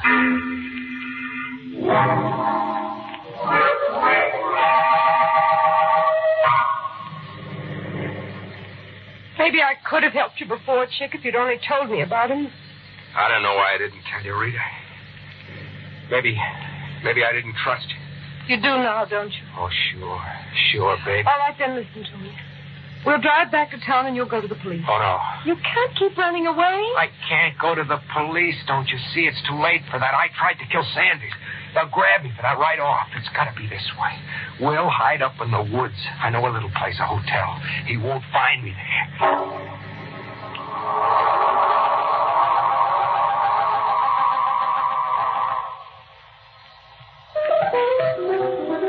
Chick. Yeah, Rita? You have to play that again. What's the matter with it? Nothing. I'm just tired of hearing it. I like it. It suits me. It's got me sick. I'm sick of being cooped up in my room, too. I want to get outside, even if it's just for 3 minutes. You're not leaving this hotel. I told you, you're not showing your face outside until I say so. Yeah? Rita! What? Where do you think you're going? Going outside. I told you I'm sick of this. I went to the window and I waited. But Rita didn't come out. She was up to something. I went out into the hall. I stopped at the head of the stairs. There she was at the payphone down in the lobby. I could hear what she was saying. Yes. It's 3 miles off the main road. The Star Hotel. Then I'll expect you by 10 tonight. Yes, you'll be here. I'll see to that. She hung up and walked outside. I got down to the phone fast. Number, please. I was just disconnected. I'm sorry, sir. That was Riverside 9970. Yeah. Just a moment, please. Hello. It was his voice, Sanders. Rita called him. Rita. She was in with him. He was coming to get me. The both of them, they were going to get me. But it wasn't going to be that way. I knew the woods around the hotel. I knew every inch of them. And now I knew what I was going to do with Rita.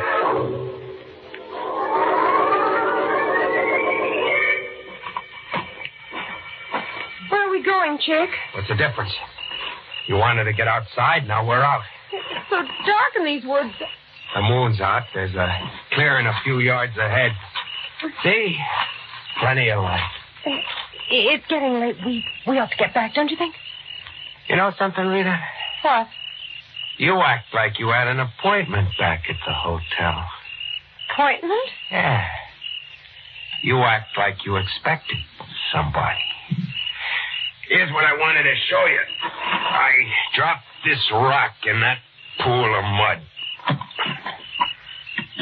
Now watch it. Disappeared. Uh-huh. Quicksand. Is that what you wanted to show me? What happened to that rock, Rita, is going to happen to you. Chick! I know you're in with Sanders to kill me. What? I heard you on the telephone. No, Chick, I didn't call him, believe me. You're a liar. You're a lousy liar. I checked her. I was trying to help you, Chick. That call help me to a fast funeral. Well, now it's your funeral. Oh. He says I can't kill. Well, you'll see, Rita. You'll see. I can kill you. Please don't listen to me. You're going under like that rock. Just like that. Oh, Chick, please, for mercy. Just like that rock. Please, listen to me. I was only trying to help you. Please, pull me out of here. Save me, please. I stepped back and I watched the sand swallow her up. Help me. Help. The woods were quiet again. I turned around, and then I saw him standing there in the moonlight. You killed her. He didn't look the same as he looked before. I could see it in his eyes. He didn't sound the same. His voice gave him away. He was afraid. Afraid of me. You killed her. You said I couldn't kill, but now you know I can. I planned her murder, Sanders. I planned it perfectly. I killed her, and now I can kill you. Don't come in it. Don't come in it. I chased him through the bushes. I followed him in the moonlight, and then he disappeared into the shadows. Go ahead, run. Run, but it won't do you any good, Sanders. I'm going to get you. I'm going to get you when you least expect it.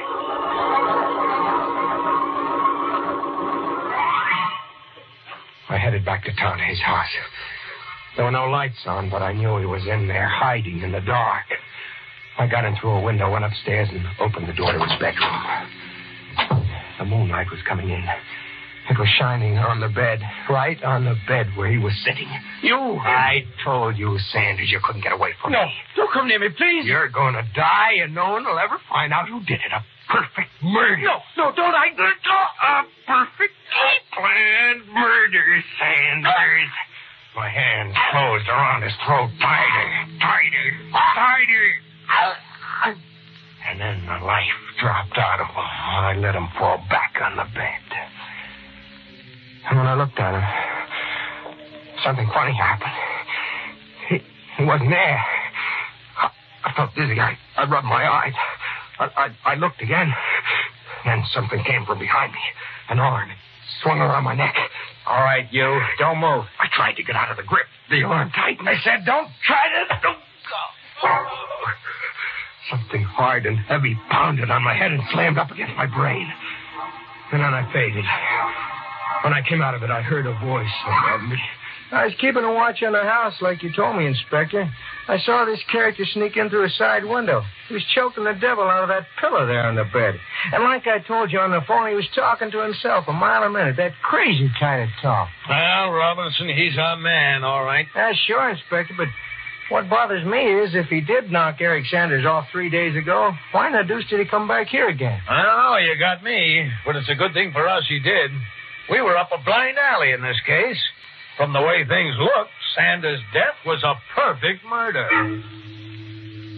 Before the trial started, they sent a doctor in to see me. One of those mind specialists. He spent hours with me. He told me why I bothered to go back again to Sanders' house. The first time you went to Sanders' house, Chick, you actually murdered him with your gun. But in your mind, you couldn't kill him. In your mind, he was still alive. But, Doc, I saw him. He talked to me. I heard his voice. Those were hallucinations, Chick. Yeah? What about the telephone call Rita made? I talked to him right after she did. Rita Corday was calling in a doctor to look at you. She thought you were mentally sick. When you heard the doctor's voice on the phone, you believed it was Sanders because you wanted to believe that. Rita, she was trying to help me. Like she said. Yes. And after you killed her, you felt you could kill Sanders. That's why you went back to his house. To fulfill the murder in your mind. That's all there is to it, Chick. That's all there is to it. That's what the doc said. But there's more. The court said I was non-compass something. It means that you're crazy. They put me away in this place. Here I got nothing to do but think. I asked for a piano. They brought this one in this morning. The doc said it was hallucinations, but I saw him. I really saw him. Yeah, and I heard his voice. The doc said it couldn't have been Sanders, but I tell you, I saw him. I saw him with my own eyes. The doc said Sanders was already dead. All right, then. If it wasn't Sanders, I saw him. Who was it? Who was it? I'm trying not to think. That's why I'm playing now. Maybe if I play long enough, I'll forget about what I'm thinking. I'll keep playing, that's all. I'll just keep playing.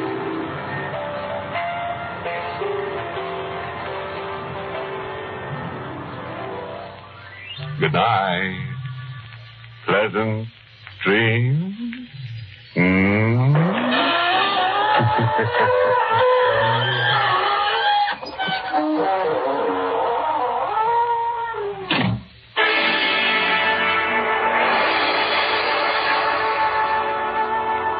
Inner Sanctum was a presentation of the United States Armed Forces Radio Service, the voice of information and education.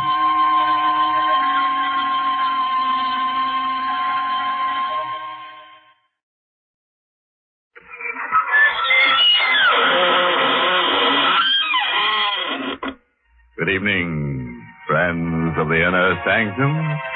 This is your host to welcome you through the squeaking door.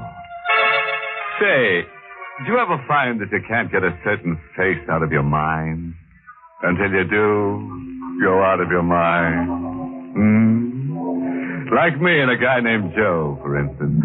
I ran into Joe accidentally the other day over at the city morgue. And Joe's been haunting me ever since. I can't get over the smug way he deadpanned me and then gave me the old cold shoulder routine. I don't want to cry, baby, but I dug down plenty time and again to keep Joe from going under. But no gratitude at all from Joe. Mister, I'm finished with Joe for keeps.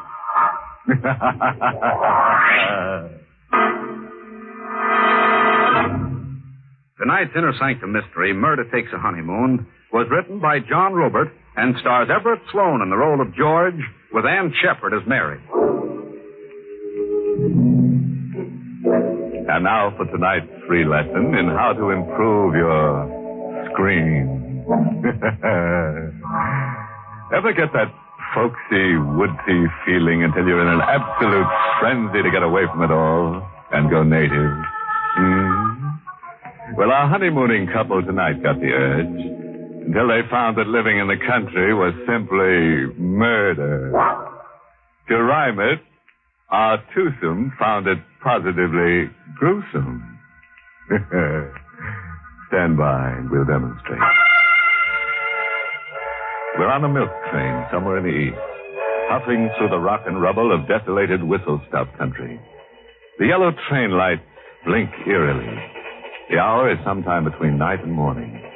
One car holds just a young couple.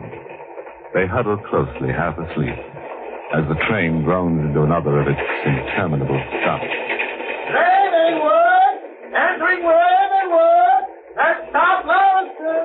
Ravenwood! George, I heard him say Lewiston, too. No, Ravenwood. Lewiston's next. Oh, there must be a million of these one-horse towns. What's eating you, Mary? Oh, you look like you've just been declared an orphan. I feel like an orphan, George. Cold, I'm hungry. I'm far from home. We're heading home, kid. At the next stop, there's a farm. More land than you can cover in a day, and it's all yours. Wedding gift from me to you. I'm sorry, but the country's not for me. I'm a big city girl. Ah, give it a try, huh? Come on, smile. George, I'm frightened. Of me? I don't know. You've suddenly changed. Buying a farm, packing up without warning, and leaving New York. And all in such a hurry. I'm impulsive, kid. That's how I married you, remember? I dated you blind, waltzed you around once, and boom, on an impulse, I hustled you to City Hall. I bought the farm the same way. The way it happened, it's as if you were running away from something. Running to something, kid. I'm tired of the creeps and the phonies and the crumbs. I'm tired of stale beer, cheap movies, and crowds. Okay, skip it. I'm thirsty. You want me to fetch you a drink? No, thanks. All right, I'll be back in a minute. George! George! Hey, what kid? George! Hey, you got the jitters. There was a hand out there in the darkness, reaching toward me through the window. Oh, kid, your imagination's gone crazy. You're overtired. George, look. What's that? An envelope. Someone dropped it on my lap.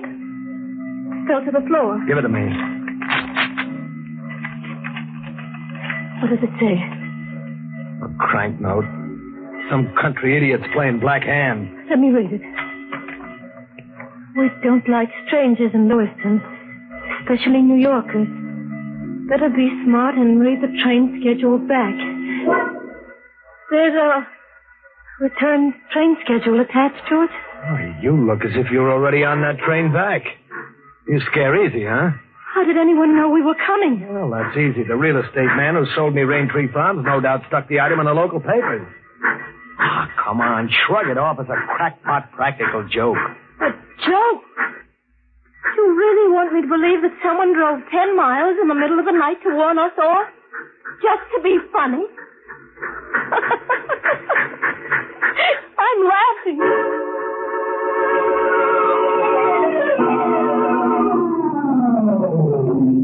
Lewiston! Come on, Mary. Grab that other suitcase. Come on, step on it, kid. Right, your step. All right, easy does it. There we are. It's so deserted, George. Yeah, everybody's asleep. Well, what'll we do? Come on, we'll camp under that station shed. It's 9 miles out to Raintree Farms, and we'll need somebody to drive us there. I may do that. Oh. Drive you out. Been waiting half the night for you. Who are you? Ben Myers. Daisy's parked to the side of that chair. You said you've been waiting for me? I did. I'm your neighbor. The shack's just around the bend from Raintree Farms. Thought you and the lady'd be glad not to spend the night in the weather. Ah, we're glad, all right, but how did you know we were coming? I read in the papers you bought the old place. But why tonight? Why not last night or tomorrow? How did you know I was coming tonight? I've been waiting last night. If you didn't come tonight, I'd watch for you tomorrow. The time ain't worth a leaking bucket. You coming? Yeah, sure. Come on, Mary. Here's the busy, son.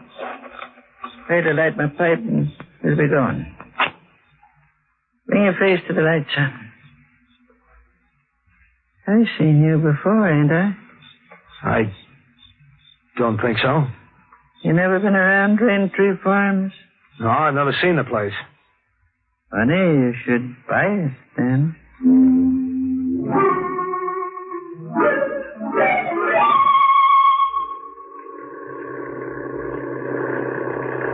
Nobody's tried living in Raintree Farm now 2 years. Why? Some say that it's haunted. Some say there's a black curse on the house. You keep asking questions, kid. He'll have you seeing ghosts coming out of the chimney. Not ghosts, son, but corpses. Corpses? The last couple that tried living in Raintree Corners, they're dead in the parlor floor. I seen them with my own eyes. Dead. Nobody ever found out what killed them. Another mile to Raintree Farms, folks. Go on, kid. Grab yourself 40 winks. I can't. I daren't close my eyes. George, what was that? Stop the car. It was a bullet. Someone took a pot shot at me. Missed you by inches. Check. Almost a bullseye. Nobody's no slouch with a rifle. What's the angle on this, Myers? Can't say. Except that shooting comes naturally to these parts. This is hunting country. In the middle of the night, in the dark? Oh, night's light enough for shooting. Folks around here'd rather shoot than sleep. I'm not swallowing that. Somebody tried to kill me. That's a pretty big idea, son. Yeah, well, the idea's even bigger. I figured maybe someone waited along that road in ambush and you fingered me. Maybe that's why you waited around all hours at the depot. You were to drive me to my murder.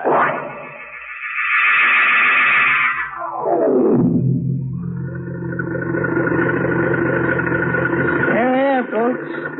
Raintree Farms. House is up that walk. All right, hand me the luggage, Mary. Yes. Thanks for the lift. Your young man ain't thanking me. His head's busy turning with big ideas. Goodbye, son. I'll be coming around, maybe. With some more big ideas. Look, if I ever see you around here, I'll shoot you full of holes on sight for trespassing.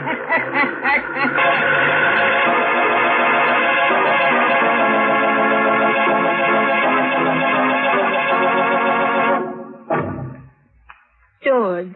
Yeah? About that shot on the road coming here, why would anyone want to murder you? You're a stranger. To keep me away from Raintree Farms, I guess. Why, if you own it? Why is a big letter, kid. George, you're concealing something. Who are you? George Stretch, your husband. A stranger to me until 10 days ago. Who are you, really? Oh, look, kid, you're letting some local crackpot give you the willies. Mary, a guy said something about for better or for worse just before I slipped a ring on your finger. Was it all a lot of idle talk? No, George. I meant it deep down. I'm sorry. That's more like it. What do you say we forget the spook stuff and hit the sack, huh? Coming? Mm-hmm. Boy, this joint sure needs a loving touch. And a coat of paint. Now to find the key. Wrong key. The real estate office mailed me 5 different keys. George. Now what? Somebody's inside. I see a moving light. Yeah. Some footsteps coming to the door. What are you after, mister? Well, I was trying to get in. What's the shotgun for? Protection? You need it, yeah. I've seen you somewhere before, haven't I? No, you haven't. I've never been somewhere. Who are you? I'm George Stretch. This is my wife. We're the new owners. Who are you? Parker. Willis Parker. I mean, what are you doing here? Squatting? You broke in? No. I moved in. Just like that? Uh-huh. Abandoned place. Loaded down with county tax warrants. I bought a tax warrant and I'm in. I don't get it. Squatter's right. Go see a lawyer. What? You mean you won't get out? That's right. On what ground? Look, fella. Right now I've got possession of the premises. That's a big chunk of the law around here. I'm not going to stand out here in the dark arguing it out with you. Now beat it, fella. And take your valises and the dame. You're trespassing. This is a trick to turn me back. Through arguing with you. Start moving. The next one goes right in your breadbasket, fella. And keep going. Mary. Yes, George. Head for the deep shadows and then drop to your knees and flatten out quick. I'm sick and tired of being shot at. George, put that gun away. Down, I said. I'm not heading back with my tail between my legs. Bullseye for me. Who was it that said this was a shooting country?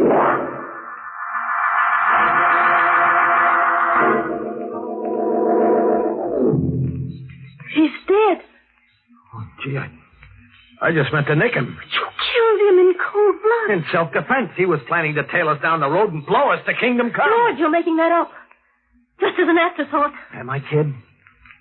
Who do you suppose took that shot at us driving up here? And that couple found mysteriously dead, the couple old Myers mentioned. Who do you suppose killed them? I want the whole truth. Why were you marked for murder? I said why was a big letter. You gotta ditch Parker somewhere.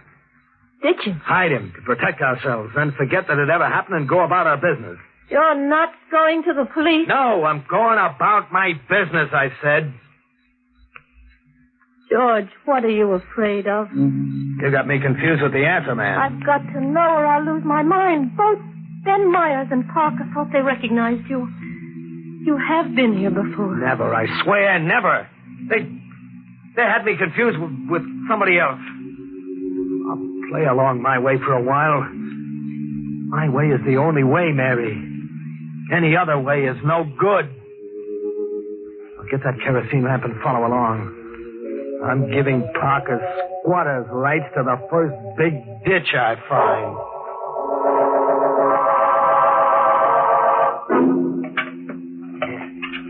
He'll stay put now. Oh, come on, kid. Dry your eyes. You gotta take the breaks as they come and play along, for better or for worse. For better or worse.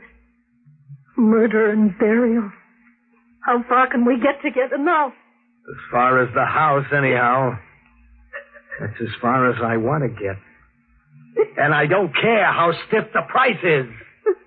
You get it, Mary? I don't care.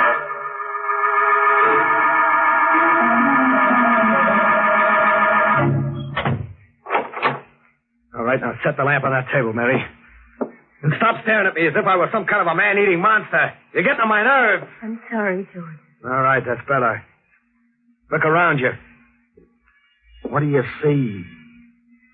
The room is a wreck. Check and double check. The paneling's ripped out. The floorboards are up. Someone started taking the fireplace apart brick by brick. My property buy doesn't look so good, huh? George. What? What does it mean? Vandals always have a field day with an abandoned property. No, it means something else. Check, kid. Parker holed up here looking for something. And you're looking for something, too. You're catching on, kid. That's why we're in this forsaken country. That's why you were marked for murder. What are you looking for, George? A couple of things. One of them's a stiff. A fresh-faced kid who called himself Johnny Morrow came out here about 2 years ago. He was never seen again. Alive. And you know why, Mary? Why? Because he's still here. My kid brother never left this house. Alive or dead. Whoever bricked up this fireplace bricked it up to keep. George, if you find your brother, what then? Then I go right for item number 2. The jackpot. The jackpot? Do-re-mi, cash. Money piled as high as the Empire State. We parlay the corpse into a fortune. That does it. The hole's big enough to drive a truck through. Bring that lamp over. Closer. Closer, you dummy. Yes, George. See what I see? Walled in as if he was part of the building layout. Meet your brother-in-law, Mary. All right. Help me drag him out. Yes, George. Set him down over here. When he was a kid, he always came running to me when he got into a jam. There was a year's difference, but we were lookalikes. That's why the old man and Parker thought they'd seen you before. Check. They'd seen Johnny. Who killed your brother? His partner, a hoodlum named Wiley. Johnny and Wiley had pulled a payroll stick-up, a $50,000 job. Wiley tried to double-cross Johnny. Johnny holed up here with the payroll money. Wiley trailed Johnny out here, tortured him for weeks, and then killed him. Why? Why did Wiley torture Johnny? To find out where Johnny had stashed the money. But Johnny never told him. Johnny knew his goose was cooked anyway. How did you find out these things? Johnny smuggled a letter out addressed to me through old Ben Myers. The letter said nothing, but said a lot. Small talk, everyday brother stuff. Wrapped around 2 key words. The words were, search me. As kids, we used to play treasure hunt with maps we made up and sewed in the lining of our clothes. $1 gets you 1,000 that Johnny has a map sewn in his clothes. Now you don't have to ask why anymore, kid. But what? Who was Parker, the man we found here? A crook who hung around with Wiley. And all the time that's elapsed, why didn't you come here sooner? I was busy looking for Wiley for 2 years, across the country and back again, in South America, Mexico. Wiley was always one jump ahead of me. I caught up with him a month ago in Tampico. You caught up with him? Well, what did you do? I gave him a dose of what he gave Johnny. And then I killed him.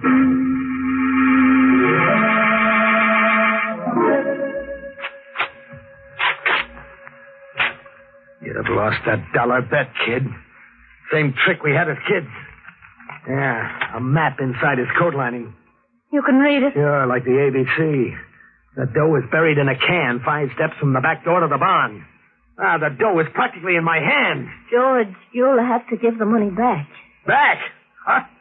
And give myself up with it, huh? Yes, if you can find the courage. And tell Johnny he died like a chump for nothing. And tell myself I was just a sentimental sap dogging it after Wiley right into Tampico. And maybe get down on my knees in front of that ditch out there and apologize to Parker for having put a slug in him. George, out of your mind. Out of my mind if I listen to you. I'll lend a hand. Grab Parker's shotgun and watch for intruders while I dig that can up. And then I'll bury Johnny right on the same spot. Yeah, I'll bury Johnny right where he stashed those 50 G's for his big brother to come and get.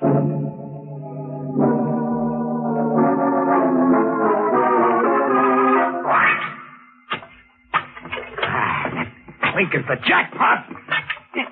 Like music, eh, Mary? Listen to it. Now, look. You see the money, Mary? Green as grass, just as I dreamed of it for 2 years. Just as Johnny and I dreamed of it as kids. Green money, green as grass. And nothing under 100. You ever see a bankroll with nothing under 100 before, Mary? Did you? No. Just as I can recollect, I neither, son. What? I seen small change. $5 bill once. I never seen 100 before. What are you doing here, Ben? Rejoicing with you, son. I've been waiting and watching a long time for one of you to find that money. But I knew it was hid somewhere around here. And I'm an old man. There ain't much time for me to enjoy my share. How much is your share? I was calculating on a quarter, maybe. And I saw you put Parker away. Right now I'm calculating on, say, half. What are you calculating on doing with half? I don't know, for sure. Treat myself to something good.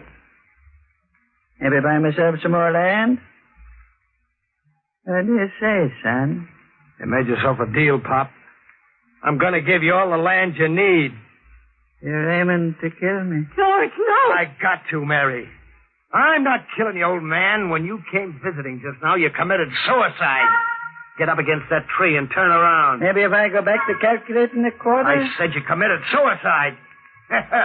I'll bury you with $100 bill in your hand so you can treat yourself to something good where you're going. Ready? I said you was a winner, son. Guess I'm a loser. So long, sucker. Oh. Mary, you fool, you shot me. I had to do it, George. I had to save you from yourself. Silly fool. I was gonna make you a queen. No, George. It wouldn't have been that way. After then, you would have had to kill me. You see, no power on earth would make me go your way. And no power on earth would make you go mine. You saved my life, Mom. How can an old idiot ever thank you?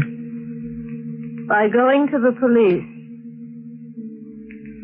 My husband has a confession to make.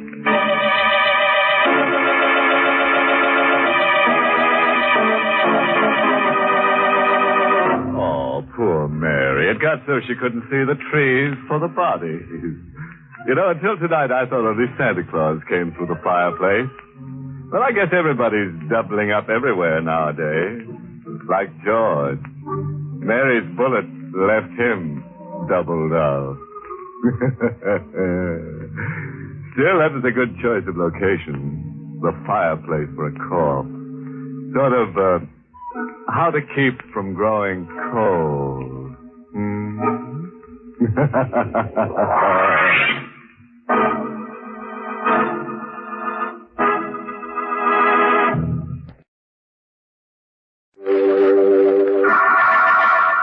Inner Sanctum Mysteries, brought to you right through the summer by Bromo Seltzer. 5, 3 ways. Bromo Seltzer, Bromo Seltzer, Bromo Seltzer, Bromo Seltzer.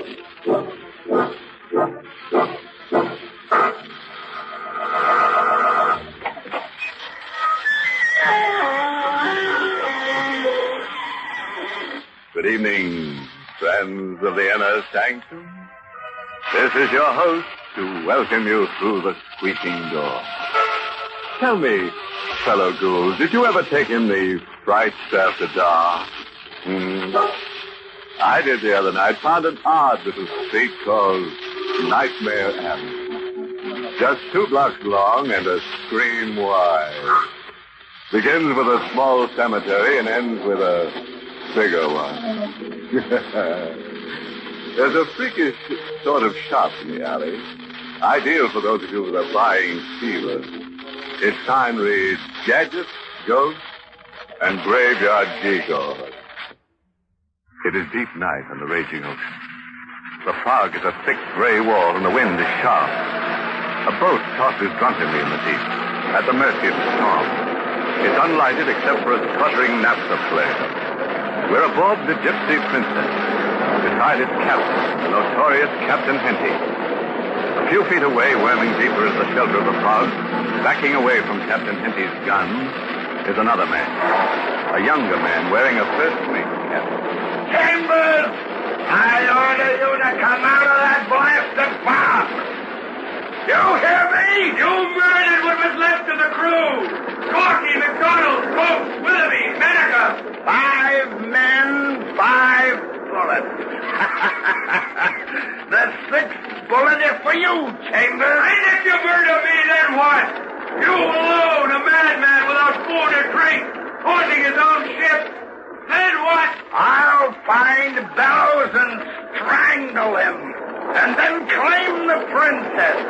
Claim my bride. I don't exist, Bellows, or your bride.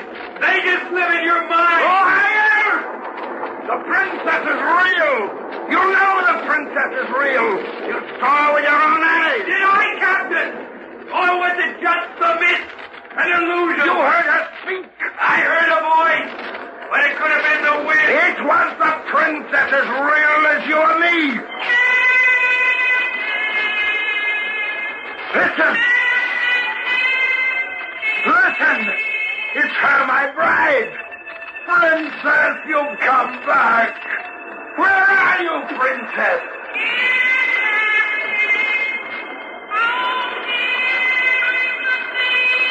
Out there.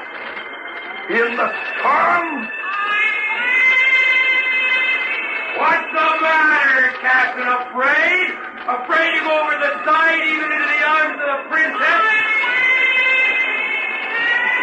It's your love calling to you, Captain. Your phantom bride. Are you going to turn your back on her? I've got to kill you first. And lose the princess?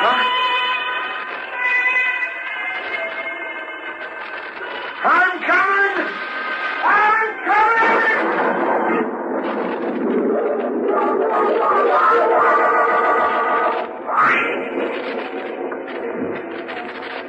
Get the herd! Yes, sir! And us! The herd! Hello! And I heard some shooting. Over in the island. I thought I'd row over and have a look. Island? Where's the island you rode over? Back there a ways. Behind the fog. I thought we were somewhere mid-ocean. Miles out. You thought wrong. You're marooned just off the island. There's a sandbar under your boat. What's funny, son? We've been tossing in the fog for days without food or water with an island just out there. What island are we off? Dead Man's Island. Even if you knew where you were, son, there'd be nothing on the island for you. No food, no drink. Just a place to bury the dead aboard your ship. How do you know there are dead aboard? I heard some shooting, I said. How many dead? Corky, McDonald, Croce, Weatherby, Mennick. That's 5. Captain Henty jumped over. And Miguel, your navigator? And Jensen? Dead. Then you're the only survivor. Yes, I'm Chambers' first mate. I expected it would be Captain Henty I'd find alive. Delivering his cargo of dead men. Say, wait a minute. How'd you know about Miguel, the navigator, and Jensen? Where'd you get your information from? You're a man to seek logic after the events on the Gypsy Princess. That's strangest of all. Yeah. After 2 weeks on this floating insane asylum, I shouldn't get goggle-eyed over anything. You boarded the ship at the Strait. You know that, too, huh? Right. For years, since I was a kid, I'd heard tall stories. Unbelievable whoppers about Captain Henty and the Gypsy Prince. Stuff about a ship being haunted. About a girl. A beautiful vision named Princess after the ship, who followed the boat wherever it stayed. I wanted to write it all up after seeing it all for myself. Shall I stop? No. Go on. Those tall stories started coming to life a few hours after we put to sea. I was in Captain Henty's quarters going over some papers when Corky came busting in. Corky handled the business details of the ship like a steward would. Captain Henty? Yes? I was checking over the crew list here. So, Corky? I can't make it add up. McDonald, Coates, Weatherby, Menica, Miguel, Jensen, myself. Chambers here. All signed in okay. 8 men, that's your crew? 8 it is, sir. Up to there. But there's a 9th signature on the list. But nobody answers to it. What is the 9th name? Fellows. Fellows! You stupid fool! Leave the list and get out! All right, sir. I'm sorry, sir. You've seen the signature before, Captain? Yes, from Cape Hatteras to Singapore. I don't get it. You will. You will in time. You'll know what it means to sail with Bellows aboard. Who is Bellows? The ship's ghost. The Gypsy Princess was once his ship before he died. How long ago did Bellows die? 10 years ago. And you think a dead man signed the crew list, Captain? Aye, and you'll believe it too in time. In time, you too will believe Bellows is aboard the Gypsy Princess. Chambers? Aye, sir. Search the ship from stem to stern. Search the lifeboats, the passageways, everywhere. Then do it again and again. Spend every minute you're on this ship searching for Bellows. Understand? Aye, sir. And find Bellows. Find Bellows or you Gypsy Princess.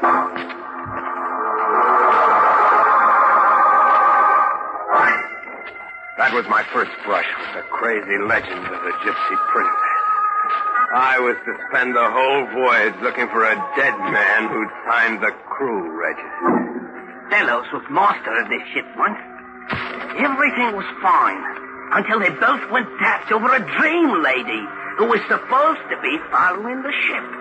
And she killed Bellows, got off scot-free by pleading self-defense, then fought the Gypsy Princess, and went sailing to find the girl. Bellows then is just something in the captain's guilt, in his imagination. Oh, no, sir. It's not all in his imagination. Now, you're sounding as balmy as Hetty. You don't believe in the Bellows ghost, do you, Corky? I do indeed. Just you wait, sir, and you'll know Bellows is somewhere aboard the ship. It's Captain Henty on the tube. The awning's begun, I'll bet my pay. Corky speaking, Captain. Take the wheel at once. But it's Miguel's turn at the wheel, sir. Take the wheel at once. Aye, sir. At once. Is Chambers there? Aye, sir. I'll put him on. He wants you, Mr. Chambers. Chambers speaking, Captain. Turn the ship inside out and stop for nothing, Chambers. Find Bellows or we won't have a navigator left aboard. We've been off our course turning in circles with our instruments smashed to bits for an hour. What happened to Miguel? I told you you'd know Bellows was aboard in time. Bellows caught Miguel at the wheel and killed him.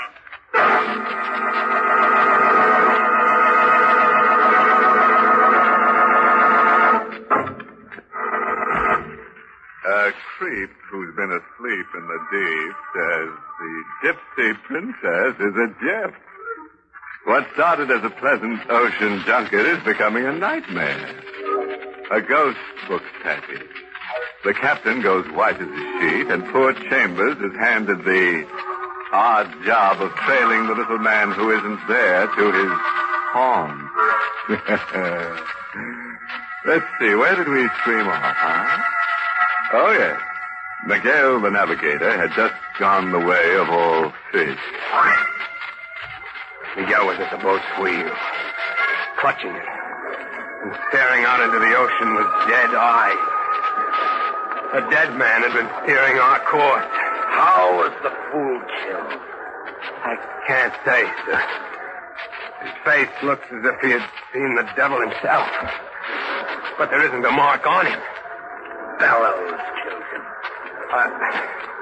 I hate taking issue with you, sir, but I'm sure that there's a simpler explanation than a mysterious attack by a ghost. A heart attack, perhaps. If an autopsy could be performed... There'll be no autopsy. But we've got to establish... I'll have no interference, Chambers. I've got to take immediate steps or you'll all be dead. Assign Jensen to watch the ship's food stores at once. Our food stores? Mind your duties and ask no questions. Make prompt arrangements to throw Miguel over the side. Without services? Just like that? Just like that. We'll throw Miguel as an offering to the princess. Maybe she'll reappear. It's been so long since she's appeared. Go on now, make your arrangements.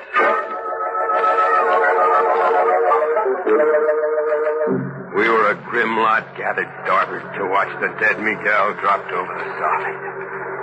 The storm was brewing. There was a blinding fog. Ready, Chambers? All ready, sir. Let him go.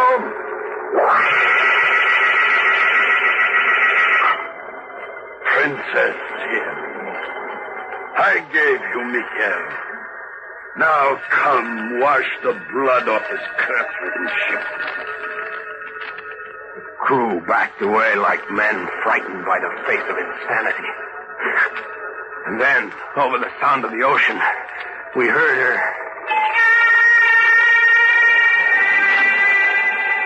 Princess! It was a woman's voice. Or was it the wind? I watched, spellbound, my eyes burning into the mist that swirled around Captain Henty. I saw her. Beautiful. The most complete illusion of beauty the mind can imagine. Beautiful beyond words or language. Seeing her, I could understand what drove Captain Henty. And seeing her at Captain Henty's side, I knew scorching jealousy. Chambers! Aye, sir. My bride has come. You see her, don't you? Aye, sir. She's very beautiful. Chambers!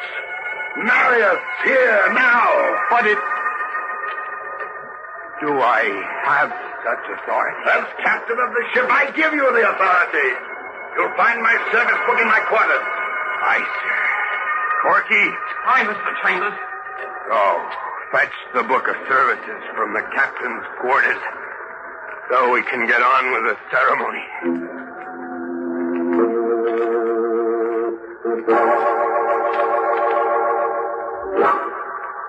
With the crew standing bareheaded and looking on like men bewitched, I married Captain Henty to his vision.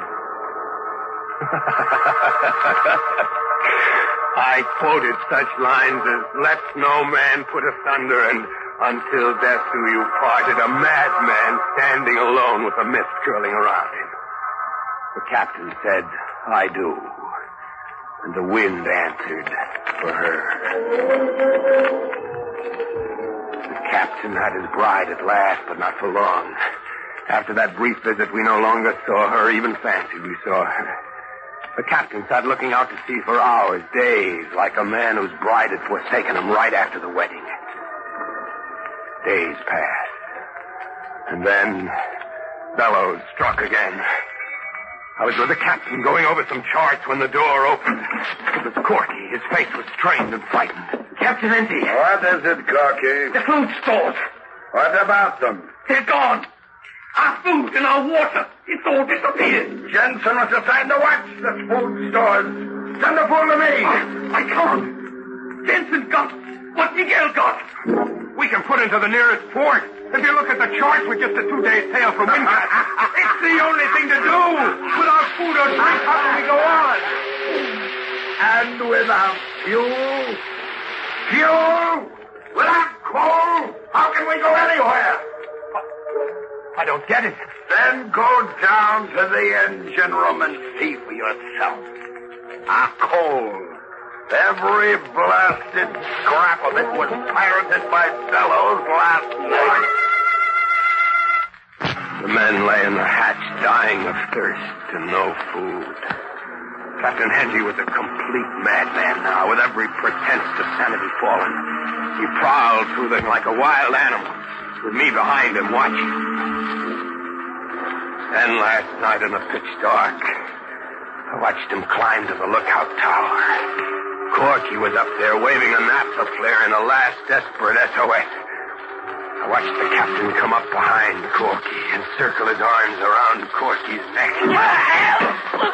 Help! I hurried to them and pulled the captain away. Let him go, Henty! Chambers, this is the last time you'll interfere. Go ahead, issue the order. There isn't a man aboard who has the strength left to carry it out.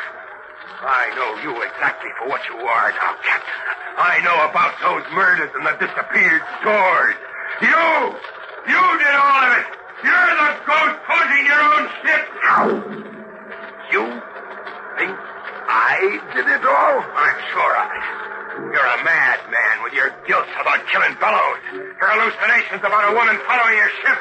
You're the curse over the gypsy princess. You and you alone.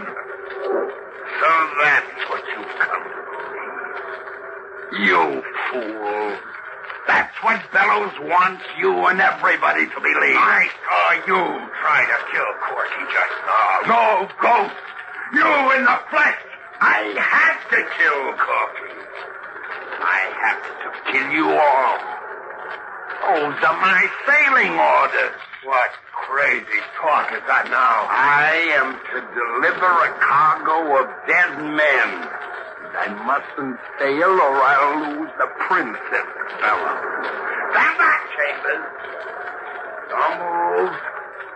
I've got 6 bullets in this gun, including you, Chambers. The crew is exactly 6 now.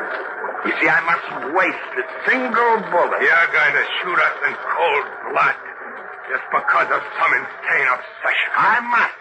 We'll all be dead soon if you just wait. No. I can't risk it that way. I, Captain Henty of the Gypsy Princess, must personally deliver a cargo of dead men. 1 bullet for Corky. No! Save us!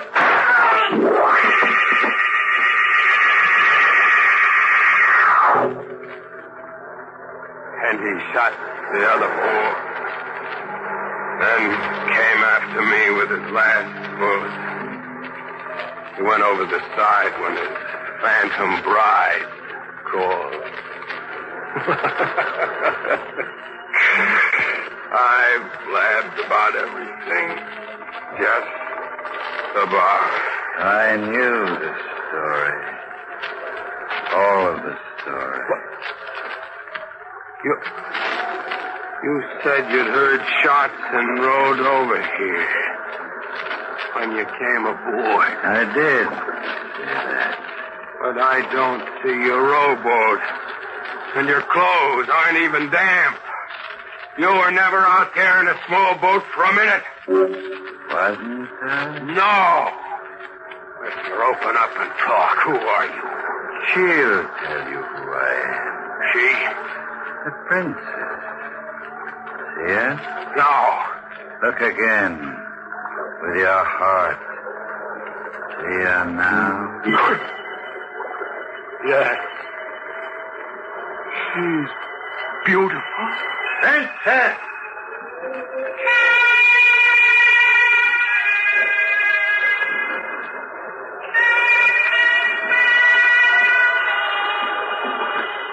You're Bellows. What do you think? I don't know. I'm delirious, I guess.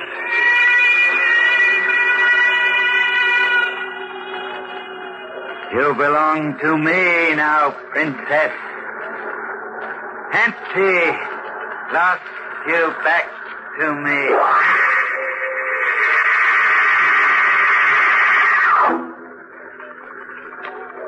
I watched her float in with the mist. And the same indescribable pleasure and indescribable pain I'd seen on Captain Henty's face flushed all through me. I was in love with her. And burning up with jealousy.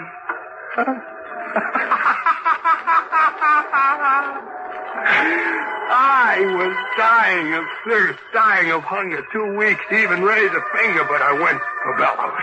I didn't want him to have the princess. Bellows! Bellows, I'm going to kill you! Do you hear me, Bellows? Bellows!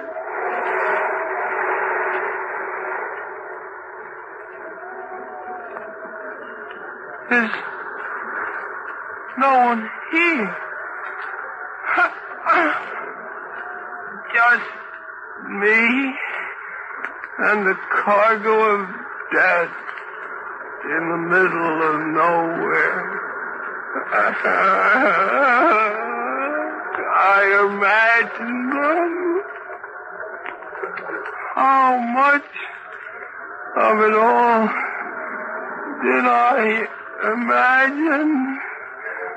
What's real?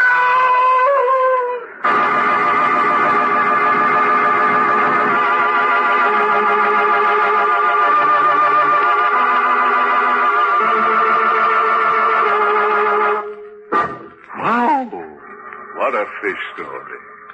I don't know what it did to you, Brother Whale, but it's got me scaled down to size. It's the old block for me from now on. There's less terror in terra firma. Dry land to you, Bob.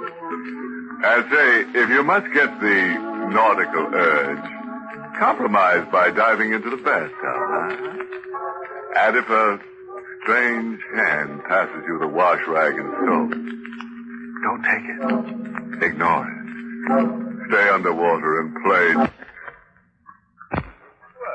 it's time to close that squeaking door for another 7-day rest. Until next week at this time, when Bromo Seltzer brings you another Inner Sanctum mystery directed by Hyman Brown. Well, by the way, this month's Inner Sanctum mystery novel is Report for a Corpse by Henry Kane. Next week, you'll hear our answer to the housing shortage. Because we've got a story about a little home in the country that'll kill you. And anybody else who enters. It's called The House of Doom. And behind its walls, some of the most charmingly gruesome people you ever met will die and haunt and howl and murder to your heart's content. So be sure to listen, won't you? Until next Monday, then. Good night. Pleasant dreams.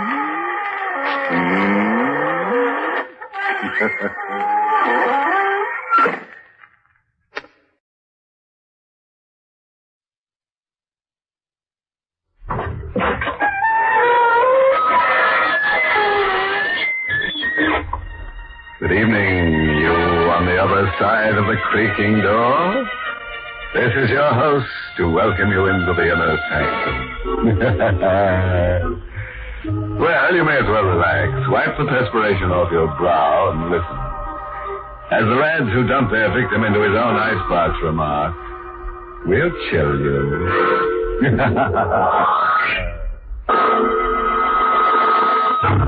Tonight's Inner Sanctum mystery, Death Rides a Riptide, was written by Lou Vittis and stars Arlene Blackburn in the role of Carol with Lawson Zerby as John. Tonight, we're featuring a jovial little item about a girl named Carol Vane. She married a man whose first wife had been drowned. After a little while, she discovered that she herself was in hot water over her head. It's the night that John Vane has brought his new bride home. Home to the cliff house above the ocean. Well, Carol?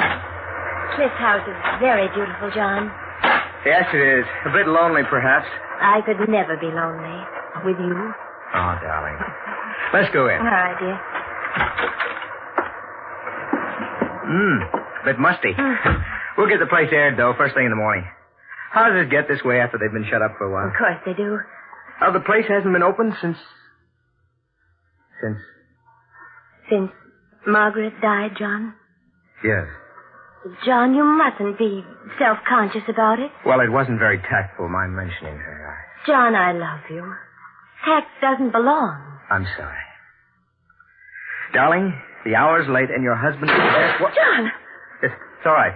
There's someone with a very bad sense of humor throwing stones. That wasn't supposed to be funny. John, you've got the stone. Yes. There's something wrapped around it. Paper. Let me see it. No. Please, John.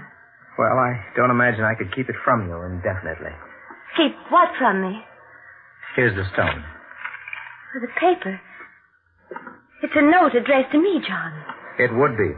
It says, to the new Mrs. Vane. If you listen carefully, you can hear the waves beating against the cliff. The waves in which the first Mrs. Vane died. Did she fall? Or was she pushed? Listen. It isn't signed, John. No. You can hear the waves. Oh, I'm sorry. That's silly. But the note was so nasty. You're not to pay any attention to things like that note. You're not to pay any attention. I won't, John. I won't. Can we go to sleep now? Of course. It's true that Margaret was drowned, but it was an accident, wasn't it? Wasn't it, John?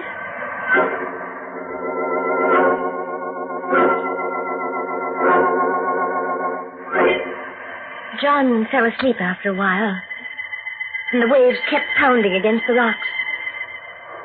I remembered having heard how badly she'd been bruised by the rocks. I remembered seeing her and John in the village, and how beautiful she'd been, and how I'd envied her. And now after the waves and the rocks, she didn't care anymore. And before I could fall asleep, I envied her even now.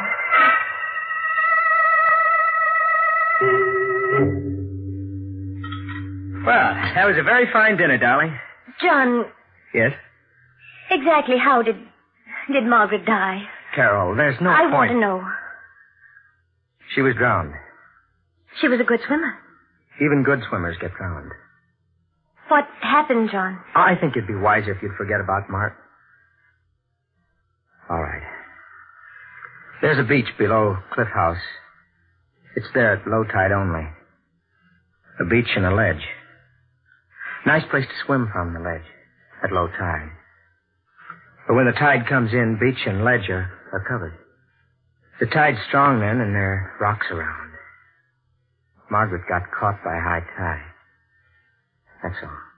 You mean she stayed down below on the ledge longer than she should have? That's right. And that's all, John? What else should there be? I don't know. It's low tide now, isn't it? Yes? I'd like to look at that ledge. Why? Oh, because I'm silly. Because I'm a fool, but... John, I want to look at that ledge.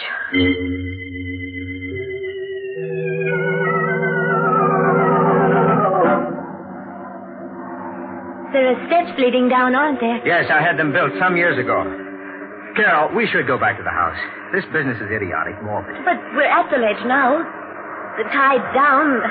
The ledge is broad and safe, isn't it? It is. At high tide, I suppose it would be covered. Yes. Cracks in the ledge. Seaweed caught in the cracks. From the times the ledge is covered by the water, I guess. And... What is it? This was wedged in one of the cracks. This? Oh. Yes, John. It's part of a heel. A woman's high heel. So it is. Oh, the tide's rising. Let's go up. All right. Part of a woman's high heel. Caught in one of the cracks. John. Yes? Could it be from Margaret's shoe? I couldn't tell. Throw it away, or better yet, give it to me. Yes, of course. Here. Thank you. John, a woman was going swimming. She wouldn't have been wearing high heels.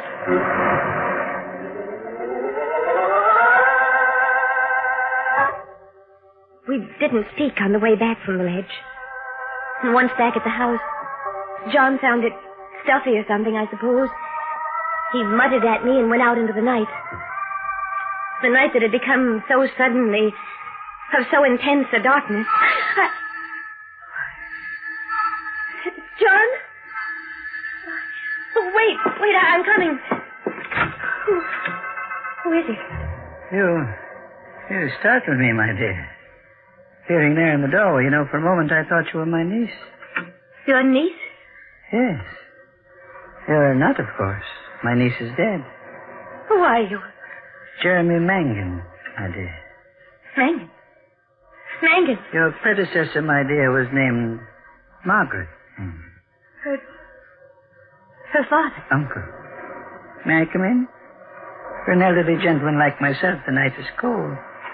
It's cold for me, too. Come in. Thank you. Where is dear John? He's out. Oh, too bad. I did want to see him. What about? Money. I hope I don't shock you by my frankness. He owes you money? No, but I think he'll give me some. Why?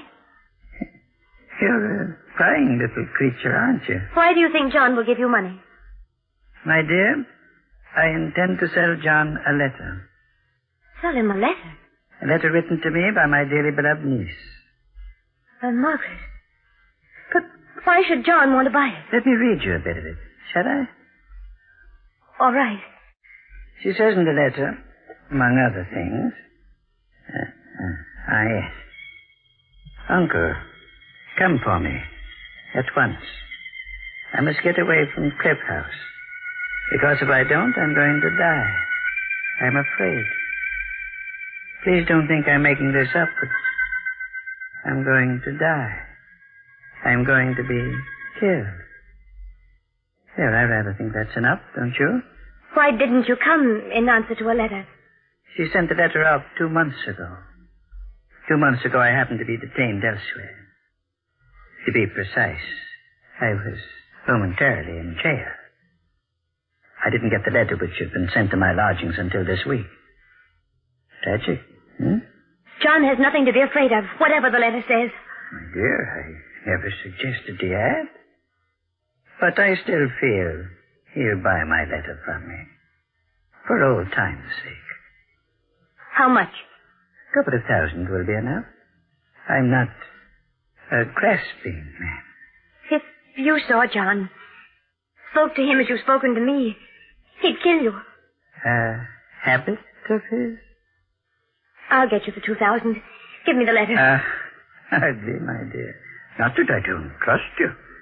Well, then? I'll be at the hotel in the village. Shall we say tomorrow afternoon? Tomorrow afternoon. Good night, my dear. Oh, it occurs to me, am I likely to run into John? I don't know where he is. Oh, well, the night is dark. I dare say I'll manage. I did mention cash, didn't I? But,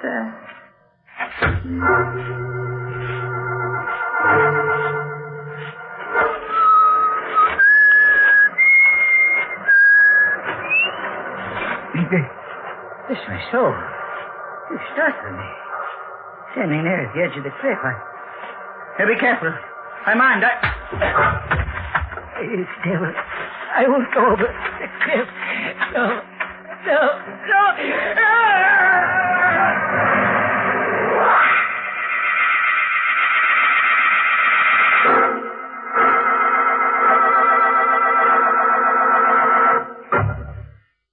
Well, here we are, back again with Carol Vane, who married John Vane after his first wife had been drowned. Officially, it was an accident, but a lot of people feel that John believed in the old saying, cast your dead upon the water.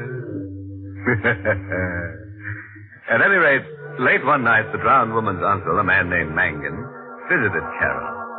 He had a letter from the first Mrs. Vane in which she wrote of her impending murder.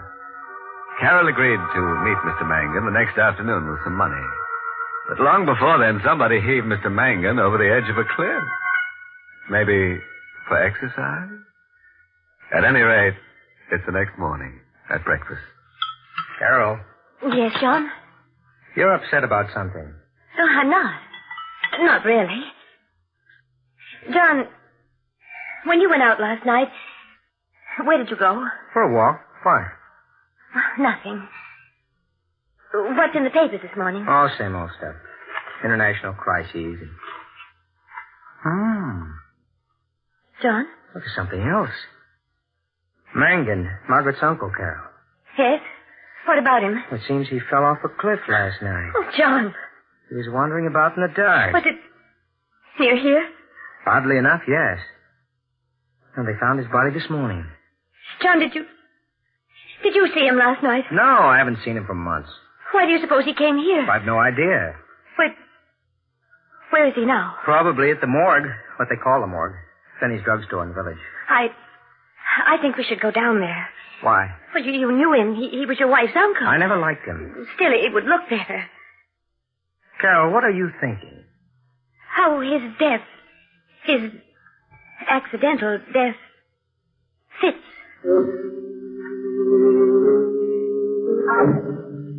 He was lying on a table in the back of Fenny's drugstore. The fall hadn't marked him much. Nobody had gone through his things yet. So while Fenny and John and I stared at the dead body, I gasped. Carol. I feel faint. Huh? Mr. Fenny, could you get me something? Of course, Mom. Be back in a minute. Oh, John. Oh, I just remembered. Tell Mr. Fenny not to get pneumonia. I can't take it. But, well, all right. Mr. Fenny, be sure to get something. I love my husband. So I went over to where the dead body lay and put my hands in his pocket. And I found the letter. Carol, he's fixed something. Here. Oh, thanks, John. Your wife. Shaking. Oh, maybe this stuff will help. Feel any better? A little. If we can leave now. Of course. Carol. Yes? What did you take from Mangan's dead body? I told him nothing. I lied. Later that evening, he went upstairs. There was a fire burning in the fireplace, and I threw the letter in. Carol, what's that? What? In the fireplace, that paper. Oh, nothing. Just wait. I think I'll take a look at it before it John, burns. please don't. Carol, let go. No, John, I love you. I don't care. No, I want to get that paper. I don't want to hurt you, but I must get it. There. Oh, it's all burned, John. All but a tiny piece. A tiny piece of paper. The end of a letter. Signed Margaret. A letter from my wife. My dead wife. I didn't want you to see it. Why? Because in it she wrote silly things. What kind of silly things? I don't remember, John. You got the letter from Mangan after he was dead. How did you know he had the letter, Carol? I didn't know. You got rid of Fenny and me so you could get at Mangan. Carol, how did you know Mangan had a letter from Margaret? He told me. And he was here before he fell. Yes, John. Did he tell you what was in the letter? No. Did you read the letter before you burned it? No. Then why did you burn it? Because I was jealous. I still am. Had everything to do with Margaret. You loved her before you loved me. You're telling me the truth, Carol? Why should I lie about it, John? Why?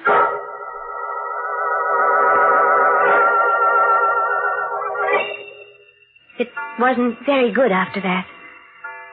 John took to staying away from home. I saw very little of him. We avoided each other. Each of us for reasons we didn't dare speak of.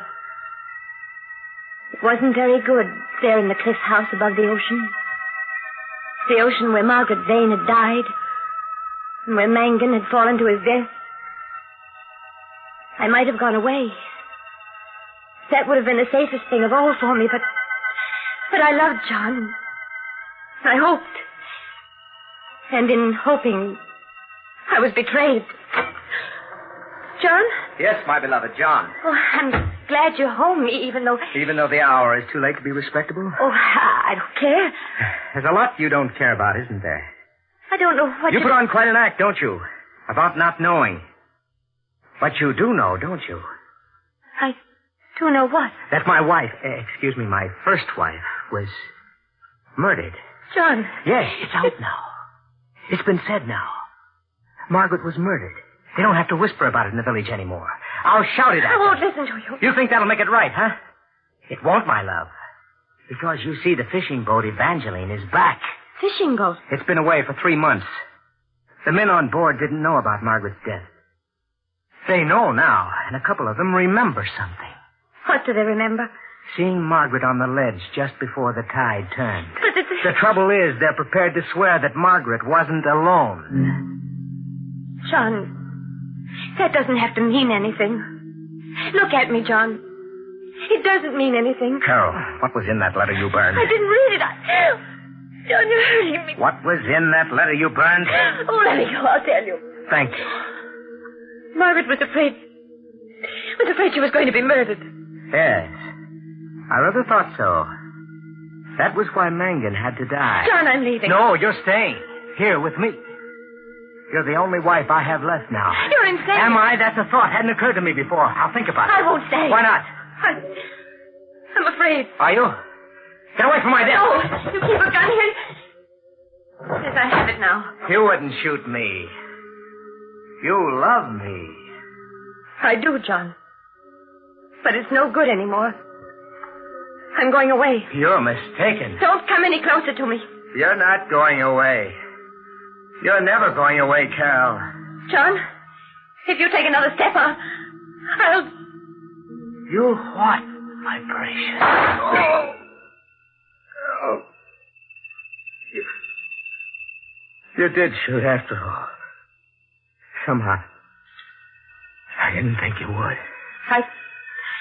I told you not to come any closer to me. I underestimated you. I've always underestimated you. But, Carol, when I die, and I am going to die, what will you tell the police? What I have to tell them. That I shot you in self-defense. Yes, of course, that would be your lie. Not a bad one. It might have worked. It's the truth. Of course it is. But, Carol, defending yourself against a murder charge isn't considered good motive for acquittal. What do you mean? I would have bought Mangan off because I was in love with you. Even though I knew. But Mangan was murdered anyway. By you. Very consistent story. But, Carol, you remember that shoe heel? Yes. High heel. Woman's shoe. You know where it is now? No. On the ledge, down below, in the crack where it was before. And the police are going to examine that ledge once again. Now they've heard the story of the fishing boat people. It has nothing to do with me. Carol, Margaret never wore high heels. Never. Something wrong with her feet. So the heel has to be yours. My beloved. Murderess. John. Dead. Dead is Mangan. Dead is Margaret. And I? There was the ledge and the broken heel in the crack. A little item of unfinished business that I had to finish. Mangan was dead and the letter burned. I was safe there. John was dead and his knowledge dead with him. I was safe there. The men on the fishing boat hadn't seen the second figure on the ledge clearly enough to identify. I was safe there. There remained only the heel broken off one of my shoes when I hit Margaret. And I'd get it before the police did. And I'd be safe there. The tide's coming in. The ledge is still above water. The ledge where my heel had been. But the heel wasn't there. Maybe I mistook the place. The ledge is broad. I began to hunt over it. There isn't too much time. The tide's coming in. The riptide that had battered Margaret against the rock.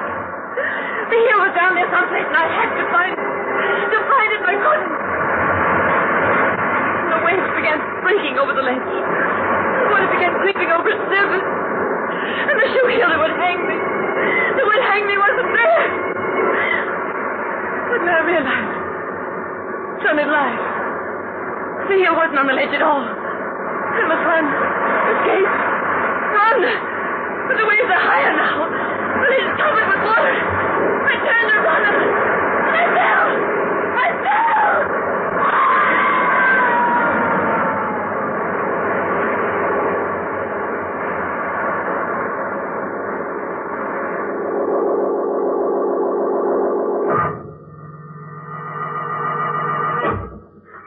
Well, there went Carol Vane.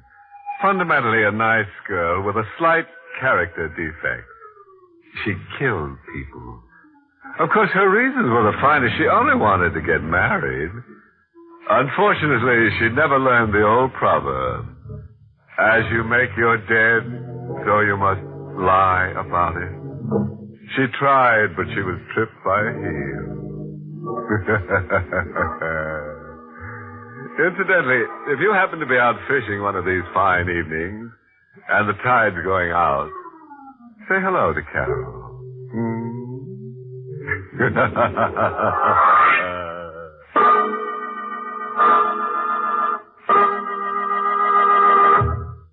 We invite you to join us again next week at this time for Inner Sanctum. This is the United States Armed Forces Radio Service, the voice of information and education.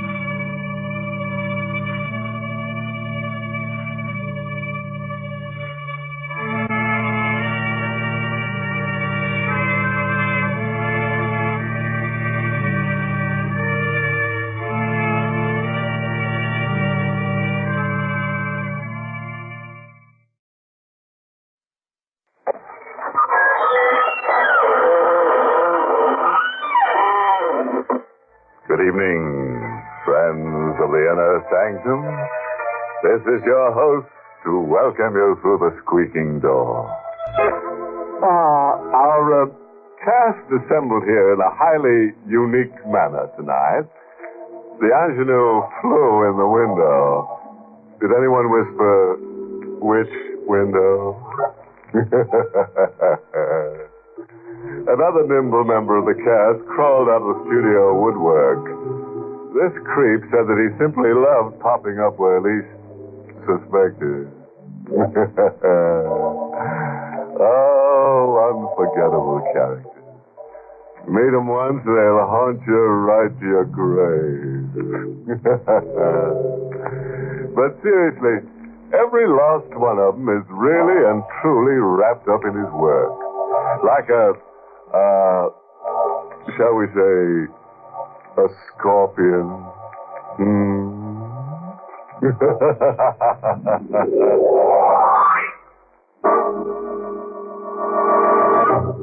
Tonight's Inner Sanctum mystery, Hangman's Island, was written by John Robert and stars Mason Adams in the role of Regan, with Elspeth Eric as Wilma. We're on an island somewhere off the Florida Keys. Hangman's Island. A bleak ruin of marsh, rubble, and Scotch pine trees. It is sometime between night and morning. cowering in the marsh, crawling on all fours like a giant ant, is a man, ragged, smeared with his own blood, as his life slowly ebbs away. He crawls like a hunted animal with the taunting voice of the hunter exploding in his brain. Regan, are you dead yet? Regan! No use, Regan. I can hear you move. A bell rings every time you move.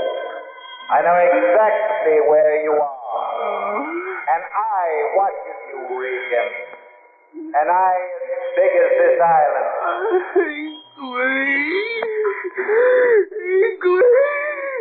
Show yourself, I dare you. Meet me face to face. Just once. Give me an even chance. In the morning I'll come for you. Just 1 more hour, Regan. And it will be morning.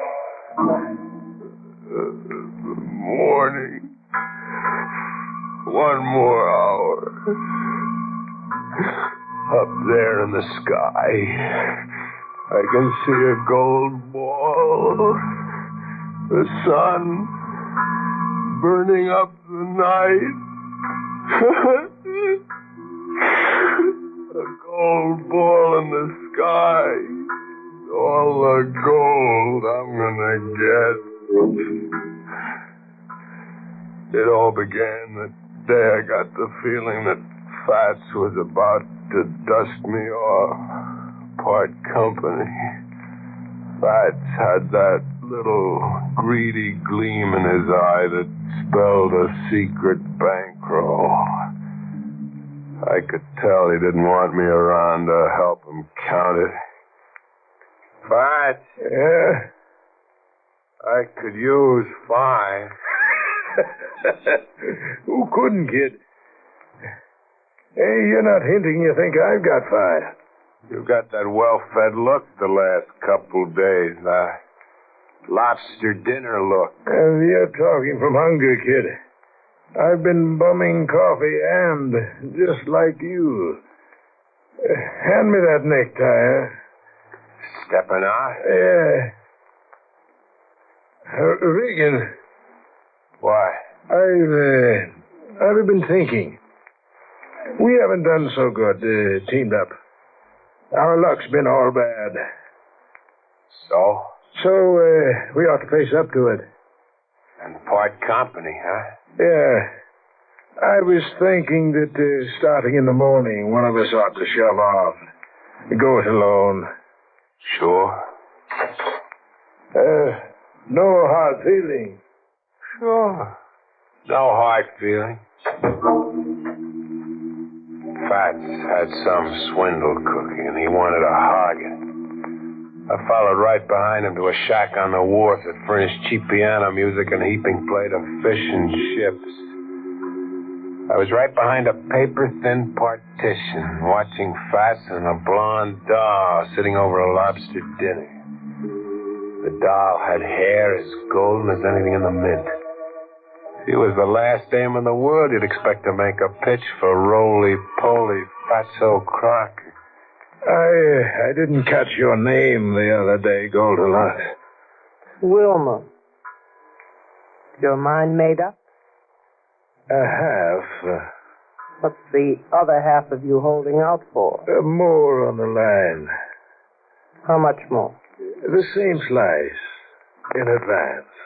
You're expensive for a down-at-the-heel panhandler. You'll find another slice in this envelope. How about the rest of the instructions? You'll find them written on this. How long have I got? 2 days. When you're finished, we'll meet again. Fats was cooking a fancy dish, all right. Early that night in the wormy room we shared, I waited till Fats was asleep. I had to find things out fast before daylight brushed me out of his life. I went through his pockets. Fats had a bankroll, all right. More dough than he'd ever seen outside of his dreams. $10,000 in yellow-back gold notes, the kind the Treasury had called in back in the 30s. And all soiled and damp like they'd been buried somewhere. In another pocket, I found the note the girl had slipped him.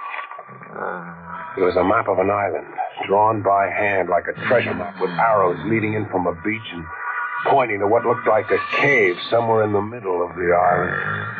The map read Hinckley's Island. A treasure map right out of a kid's storybook. There was a big star over the last arrow where the cave showed. A star that yelled pot of gold at me so loud my pulse jumping made enough noise to waken Fats out of dreamland. Regan, what are you snooping around my clothes for? Regan, what's the gun for? You double-crossing roll of blubber.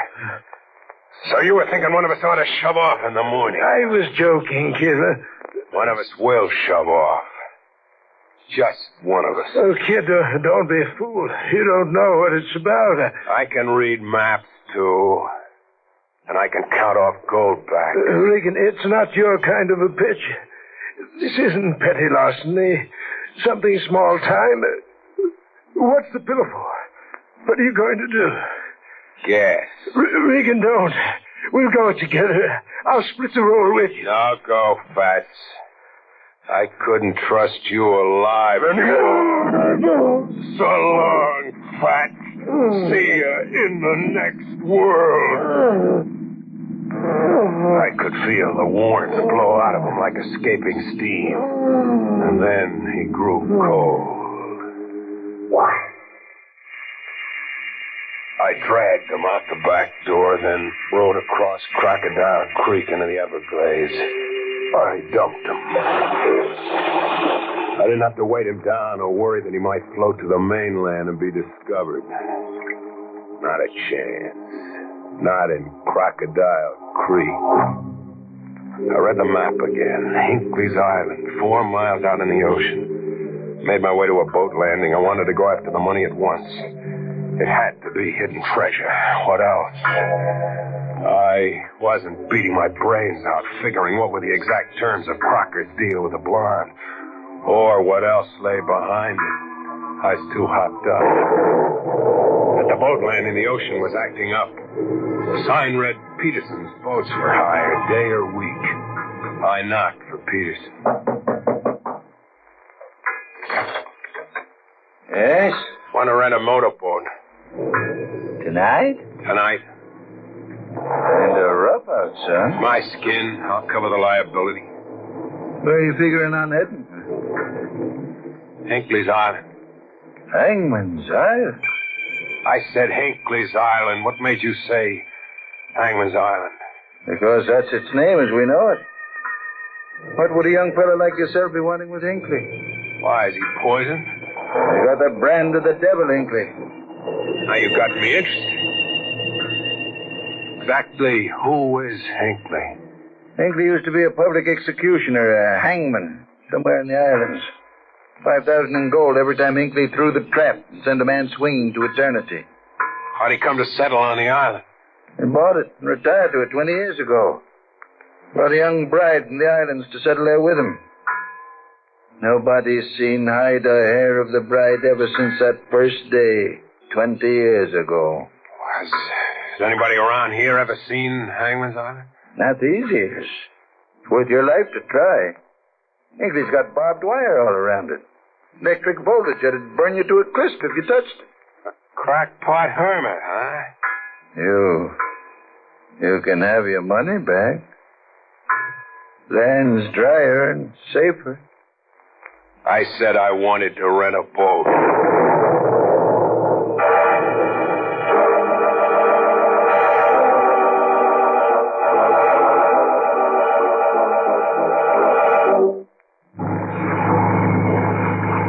Picked a motorboat off Peterson's Wharf and headed for Hangman's Island. The seas were calmer and the lightning had quit as if someone had pulled a master switch.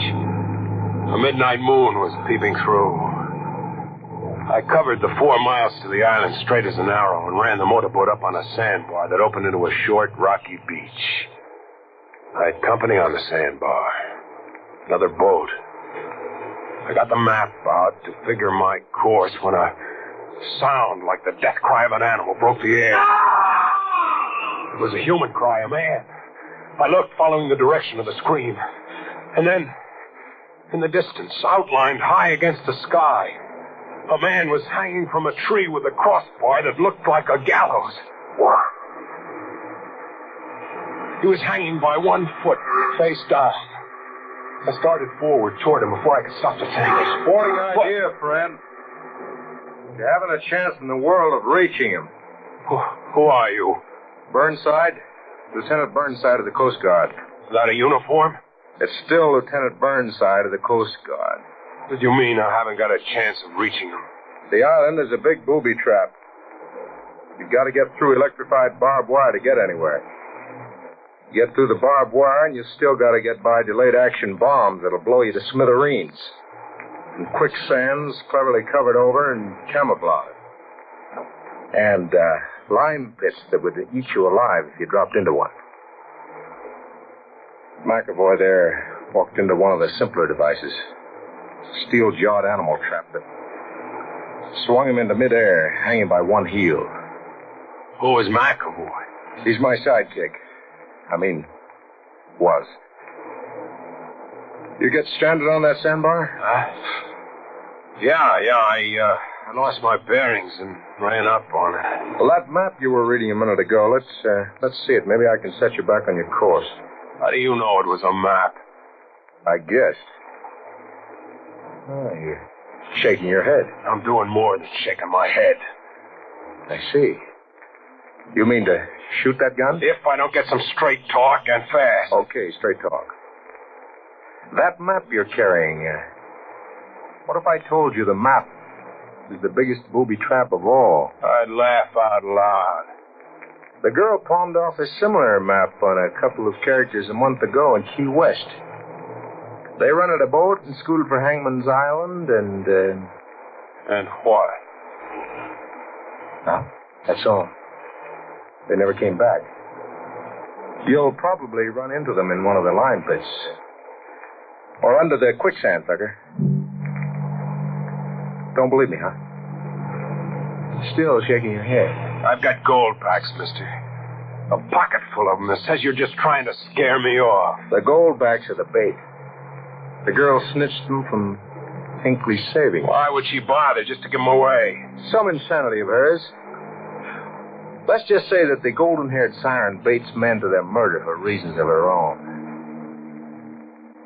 You, still pushing ahead? I still want to know who you really are, Mr. Burnside. You're still Lieutenant Burnside of the Coast Guard. We've been watching the girl. We came here to arrest Hinckley for the murder of those two men who never returned a month ago. I'll let Hinckley identify me for you. Stay where you are. No tricks, Burnside, or I'll shoot. Oh, just this rock. I'll hit one of those wires that starts the bell ringing. Now listen. Burnside.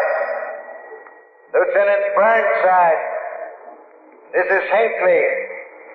Your man hangs by a heel, head down, strangled by his own blood rushing to his head. You're next, Burnside.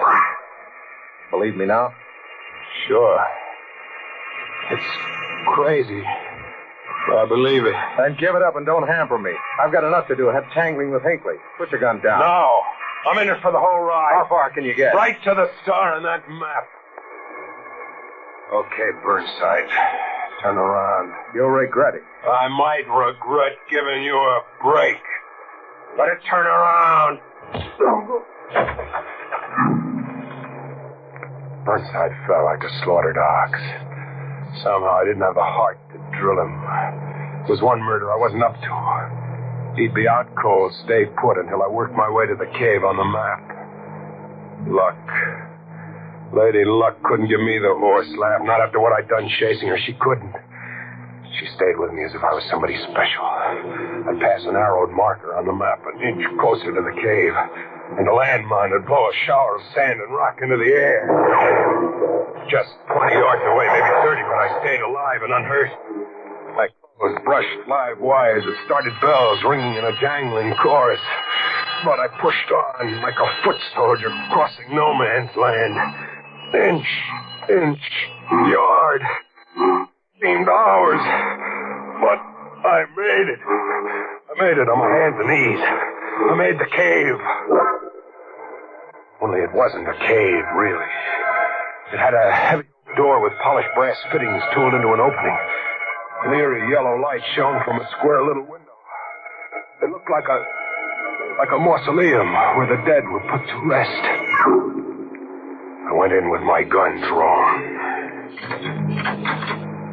It was a mausoleum, casket and all, sitting solemnly in mourning clothes like a high priestess of the black arts, with the golden girl, Wilma. You. Where is he? The fat one. I'm Regan, substituting for him. Any objection? Not if you have the steel it needs. I have the steel. I'm here in the cave. With all the booby traps, I'm right here. Yes, you have the steel for the job. Job? What do you mean, job? You don't know? Not exactly. I guessed that Hinckley has a fortune hidden, a gold hoard maybe, and you're betting he loses it to whoever has the steel to take it from him. You made that kind of a deal with Croc. What's the joke? Your guess is so funny. Oh, there's no gold hoard. Come again? I said there's no gold, no fortune. All you'll get is what I pay you. Look, sister, don't play cat and mouse with me. I killed a man. I crawled here on my hands and my knees. I'm covered with blood and sweat. I followed that map. I died with every arrow. Now I'm here at the end of the rainbow. Don't kid. I can't help what you imagine. I imagined a pot of gold. I looked at that map, imagined a pot of gold, and my brain radioed back. Sure, Regan, go to it, boy. Where is it? Where's the gold? You're hurting me. Try lying and you'll lose an arm. Where does the loony hermit keep the gold? Let me go, you... The casket. The gold's right here in this cave, just like the star in the map shows, and hidden in that casket, is it? Why not see for yourself? Sure, I'll see for myself. What do you see? You're in there, lying with your arms folded on your chest, dead. Is it me? Sure. The exact image. Face, figure, size. Beautiful. And the hair, Regan. Golden. Like yours. As golden as anything in the mint. There's your gold, Regan. Just that. No more. What kind of crazy... Who is she? She was my mother. Your mother? But she's not a day older than you. Just carefully preserved. She died at exactly my age now. Whose idea was it preserving her like that? Hinckley. She's his pagan goddess. He pretends she's alive, ageless, but she never really died. And you're Hinckley's daughter? Yes. And you hate him? Yes, I hate him. Coast Guardsmen on the beach said you were a siren luring men to their death here. He's wrong. I lure men here to kill Hinckley. Kill Hinckley? Yes. You'll have to kill Hinckley now.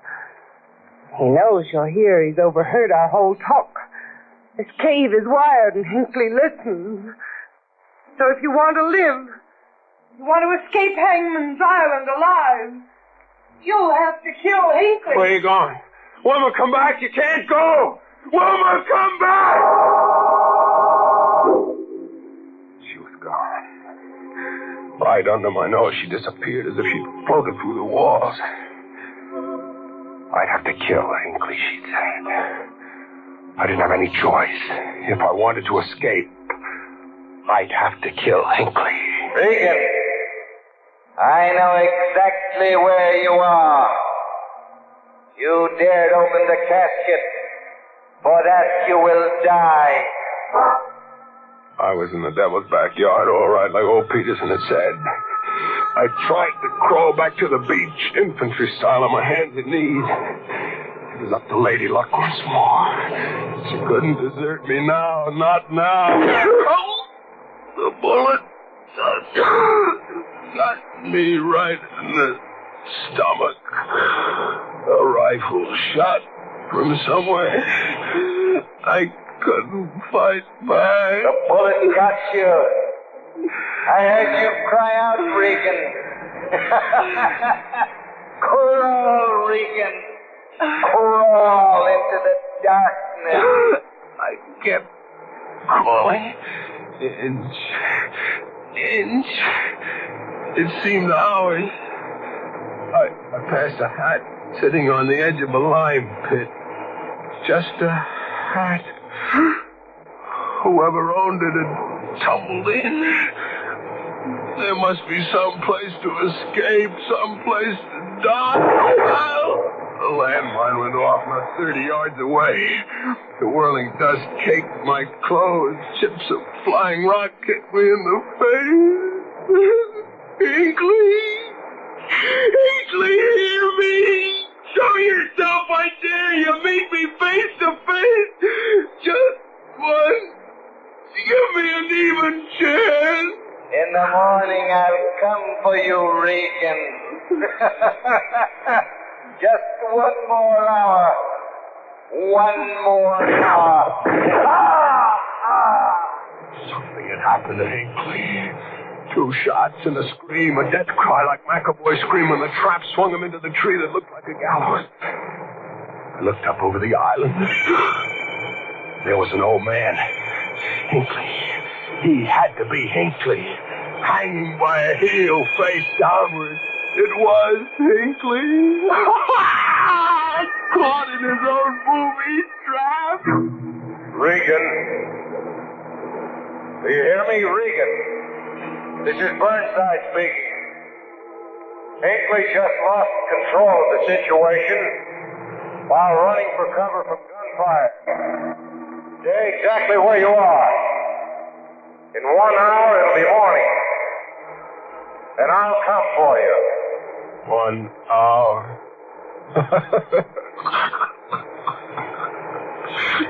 Don't bother, Burnside. Don't bother coming.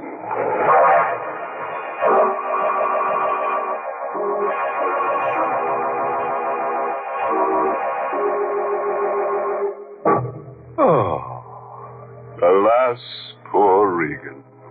Out cold and no gold. What a story. A crazy hermit, booby trap, a gallows, quicksand, a mausoleum, a blonde witch. An informant tells me that Dracula was scheduled to appear on page 25, but the author fell into a lime pit on page 24. Moral? Does some jittery Joe want me to hack out a homely hint on how to keep from growing cold? Okay, friends. When bitten by the gold bug, don't yell Eureka. Be cautious. Play safe. Yell help!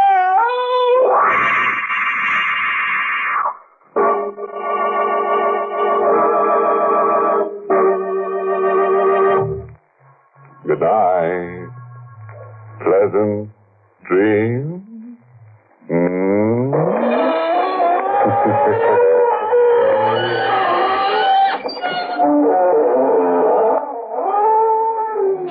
Inner Sanctum came to you through the United States Armed Forces Radio Service, the voice of information and education.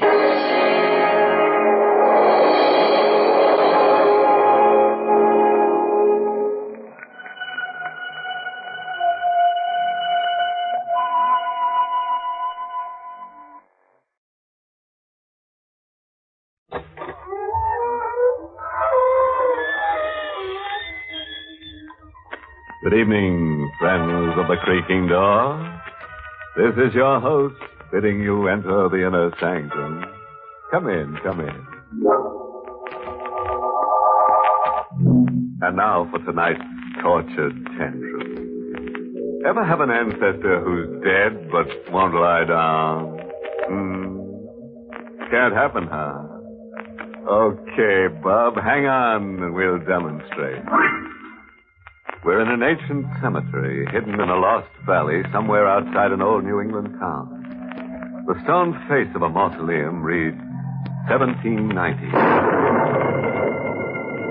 Behind its iron door, the ancient dead sleep in sealed vaults. Beside the dead, trapped in the mausoleum, is a man. He's haggard, glassy-eyed, like a man suspended between life and death.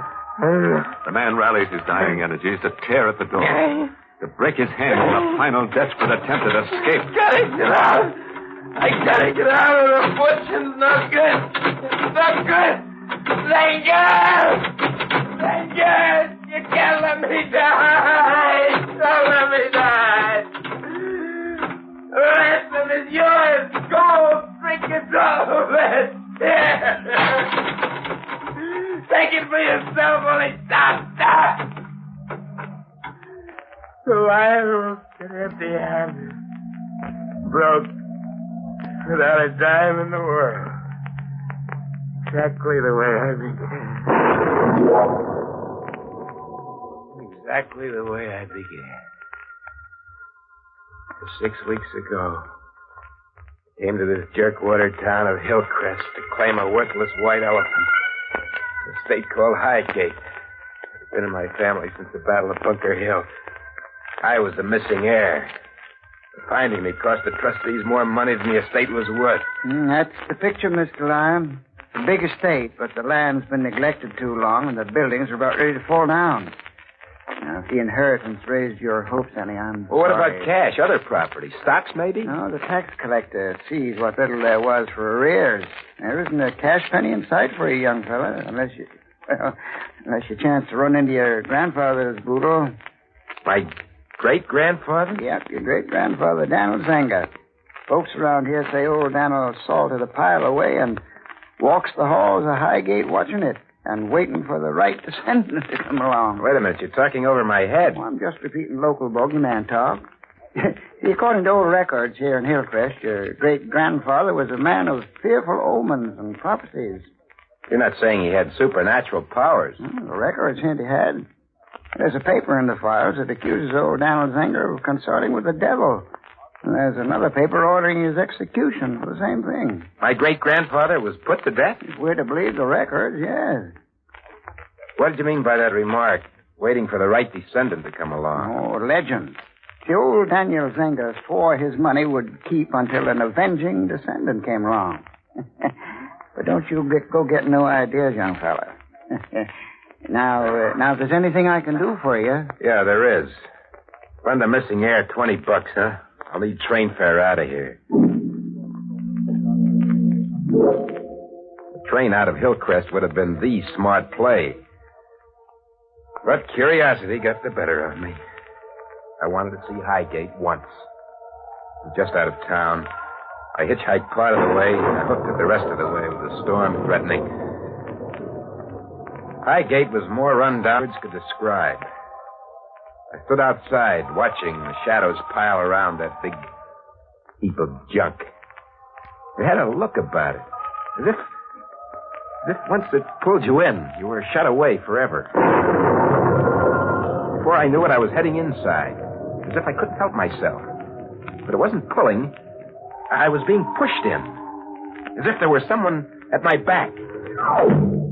I was inside, and the door banged shut. It was the wind, I told myself. The door had been open, and the wind had blown it closed. But I had a feeling that I wasn't alone. I felt a presence near me, pushing me toward a sputtering yellow light in a square library room. No. Who are you? They Waters.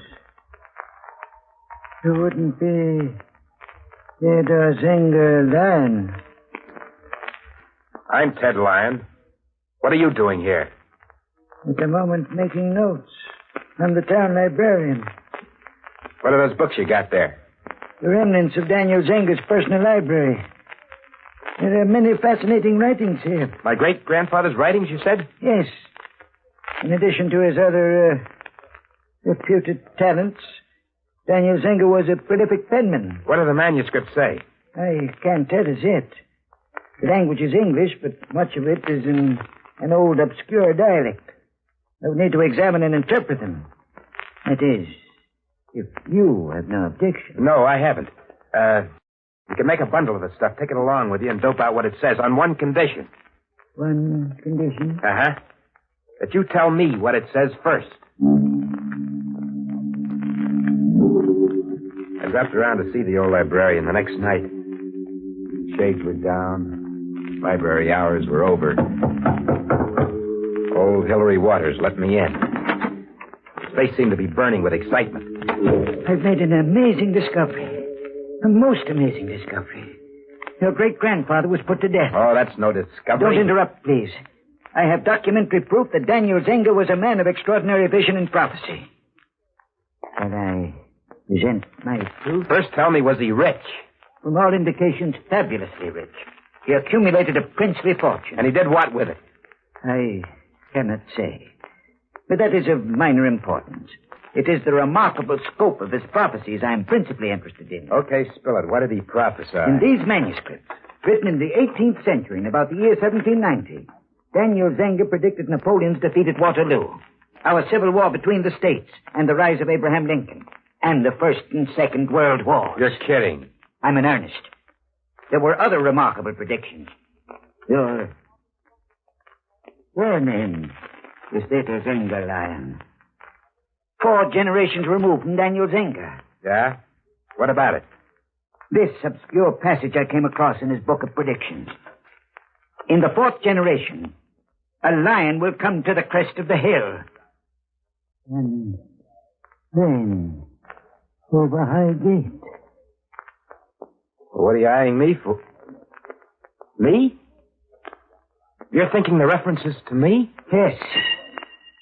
I must think that. A lion. That is you, plainly. Theodore Lyon. And you're the 4th generation. And the crest of the hill is Hill Crest. This town. And you're the master of Highgate now. What does the rest of it say?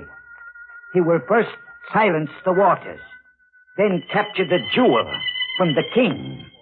Thirdly, after 7 days of wanton darkness, he will fling a tarnished stone into the earth. And a flame in the sky will show him the 4 keys. There's a final line. Read it. And the lion will sit with a ransom at his feet, and the winds will steal him from the wrath of the world. Funny change had come over the old librarian. He looked as if he'd run out of the room if I wasn't standing right smack between him and the door. I started toward him slowly. That prophecy you read to me, if there's any truth in it, it means that if I complete the 3 steps referred to in those clues, I'll reach a certain 4 keys and lay my hands on a fortune. Yes. It purports to mean that. That's not quibble, huh? It means just that, period. Now, boiling certain words down, words like silence, capture, and fling. The 3 steps mean 3 murders. Believe me, it is madness to accept or even interpret them literally. Let's skip the weasel talk. It boils down to those 3 murders, doesn't it? No. Liar. First, he will silence the waters. That's you, Hillary Waters. I must first silence you. No. It's insane. You can't run away, old man. I've got to silence you. The chair came down on his skull and he dropped. Then my thumb on his windpipe for a couple of minutes.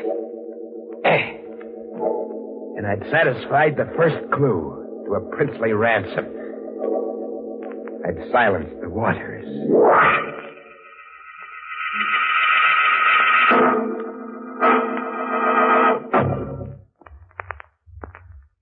He will silence the waters. Is there anybody around whose name is stream, flood, lake, or maybe river? Old Librarian Waters had a look in the book, and the prophecy took. His name's Muddy Waters now. A lion will reign over the Highgate. Yeah. If our hectic hero keeps on exterminating quaint old scholars, I predict a lion will take it on the Land? Let's verify my prediction, shall we? Okay, lion, roar. I propped old Hillary Waters on a chair at his desk. There wasn't a telltale mark on him. He looked as if his heart had backed up on him while he was poring over his books. I moved into Highgate. But old Daniel Zenger's second clue burning in my brain. He will capture the jewel from the king. What did it mean? Couldn't even begin to figure it out. All I could do was wait.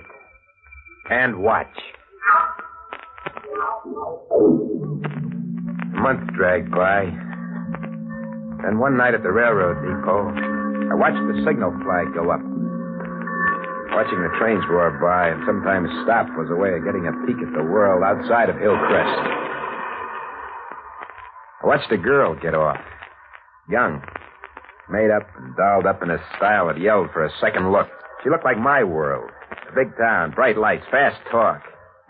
I moved toward her like a guy in the desert starts for a pitcher of water. The funny thing, she was coming right at me, too.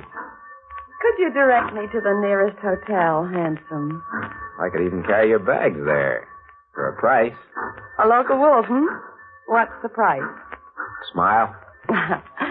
Okay. Now pick up the bag. I'm Ted Lyon. You?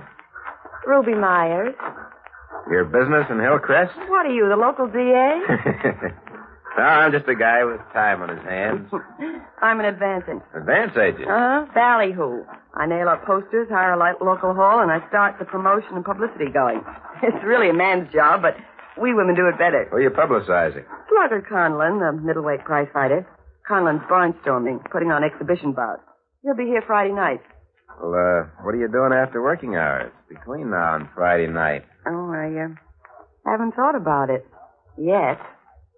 Got any suggestions? Honey, sister, I got $1 million.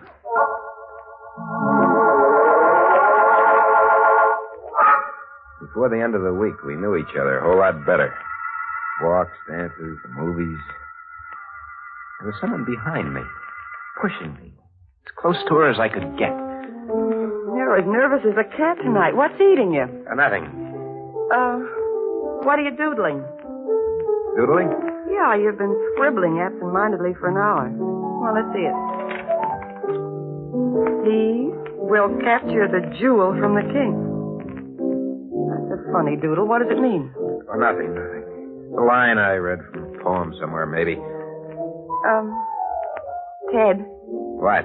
We gotta break it up after tonight. I'm somebody's girl. In love with Slugger Conlon? No. Then why brush me off?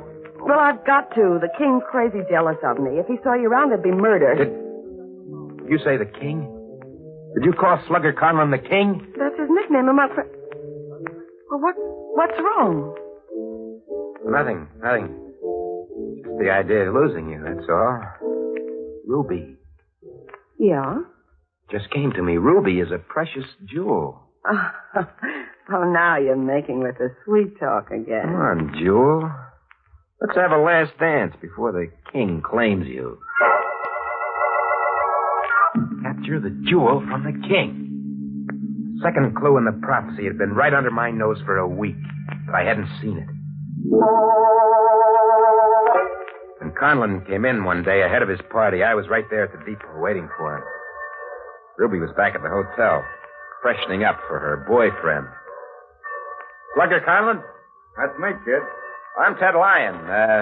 I represent the town athletic committee. Welcome to Hillcrest. Oh, thanks, kid. Where can I dig a shower, a steak, and a flop in this flea town? My car's over there. Pile in. I'll drive you to a hotel. Deal.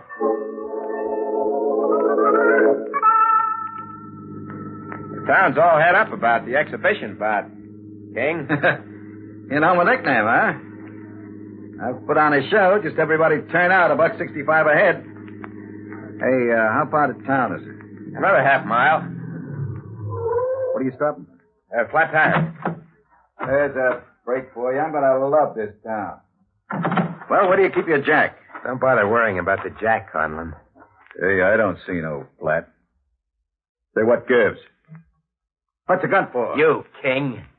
This a stick-up? Good. I've got a plug nickel, kid. Turn around. Sure. But you won't find a cent on me, I'll tell you.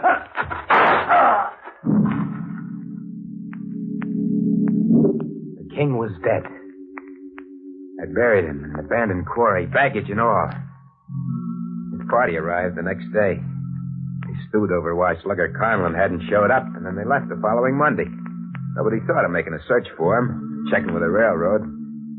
Luck was with me. King had pulled more than one disappearing act before, and his crowd was used to it. The party left, but the jewel stayed. A week later, I married her.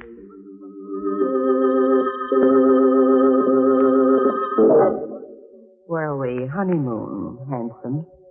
In Highgate.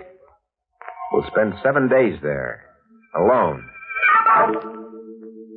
Thirdly, after 7 days of darkness and want, there was only one way of interpreting the third clue in the prophecy. I closed Highgate to the world, and I settled down to 7 days of darkness and famine. It was slow agony. But without it, I'd never find the 4 keys. Without it, a lion could never sit with a ransom at his feet. At first, Ruby resisted. Soon she began to suspect that you'd married a crazy man. Ted, I've got to get out of here. You'll stick for 7 days. No, not even 7 more minutes. I'm getting out of here right now. You'll stick it out, I said. You'll stick it out if I have to chain you to the floor. You're mad. You're crazy, raving mad. No food, no daylight, just endless dark. But 7 days passed. I was ready for the next clue. He will fling a tarnished stone to the earth, and a flame in the sky will show him the 4 keys. Fling a tarnished stone into the earth. What did it mean? Ruby! Oh, leave me alone. Leave me, darling. Come outside, Ruby, into the daylight. Ruby, I'll make all this up to you. All this suffering, I swear I will, Ruby. I'll sit with a ransom at my feet, and you'll sit right beside me, and there'll be gold and trinkets. No. You'll sit in the hot seat, and I'll sit 20 feet away with the witnesses, watching you burn. What do you mean? Watching me burn? I sat there starving with my body dying by inches, but my mind was alive. I could think. I figured out your lazy doodling and all your crazy recitation. He will capture a jewel from the king. I figured out what that meant. You better stop talking, Ruby. Try and stop me. King. Slugger Conlon. I know why he never showed up that night. You met him and killed him. Ruby stood there, pale and beat up looking, accusing me. The clothes were ragged. She'd lived in them for 7 days and 7 nights. The hard illusion of beauty was gone. Hunger had aged her 7 years. The jewel had lost her sparkle. The tarnish of a misspent and wasted life was all over her. He will fling a tarnished stone into the earth. It was a voice behind me. The voice of someone whose hands were pushing me toward Ruby. Pushing me toward the 4th clue in the prophecy. It was old Daniel Zenger. You're going to kill me. Yes. I didn't know then, Ruby, that you were the jewel and the tarnished stone both. It's no use trying to resist, Ruby. I'm too tired to resist. My fingers on your throat for just a little while. It won't hurt. Too much. She hung limply in my arms. And I flung her to the earth. And then there was a flame in the sky. A lightning spear. It seemed to fix in the sky, pointing like an arrow on an illuminated map. The flame in the sky will show him the 4 keys. I followed the arrow across the countryside. There was a wind behind me, pushing me on. Old Daniel Zenger was behind me, driving me. I reached an ancient cemetery that was hidden in a lost valley. Then the flame was gone from the sky. And in front of me, It was a mausoleum. The date on its stone face read 1790. And under it was a family name, Keyes. The door was unlocked. I turned the knob and opened it. And the wind slammed it shut behind me. The iron door had a knob on the outside only. There was no knob on the inside. I'm in here now. Trapped. Too weak to move. Hearing voices. And the winds will seal him from the wrath of the world. Dead are all around me, waiting for me to close my eyes and join them. Waters, Connell, and Ruby. I'm in here to stay. Ransom at my feet. Cold coin. Trinkets that go back to the time of Queen Elizabeth and Sir Walter Raleigh. But the lights are going out for me. The jackpot I won. No good to me now. No good to me. The lion will sit with a ransom at his feet, and the winds will seal him from the wrath of the world.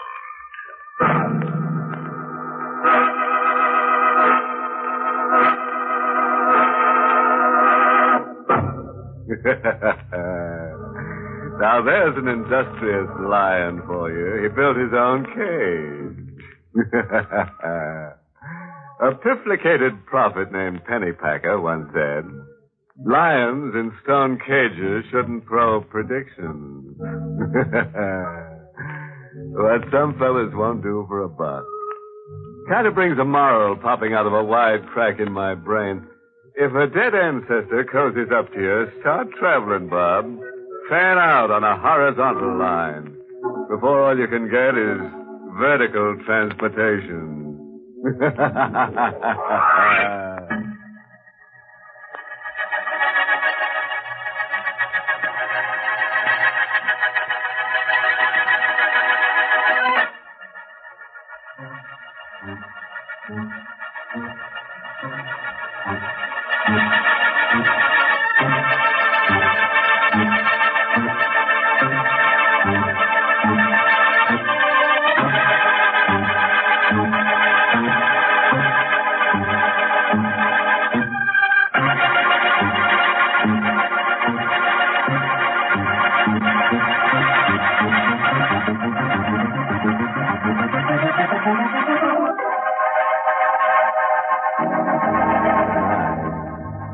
Pleasant dreams.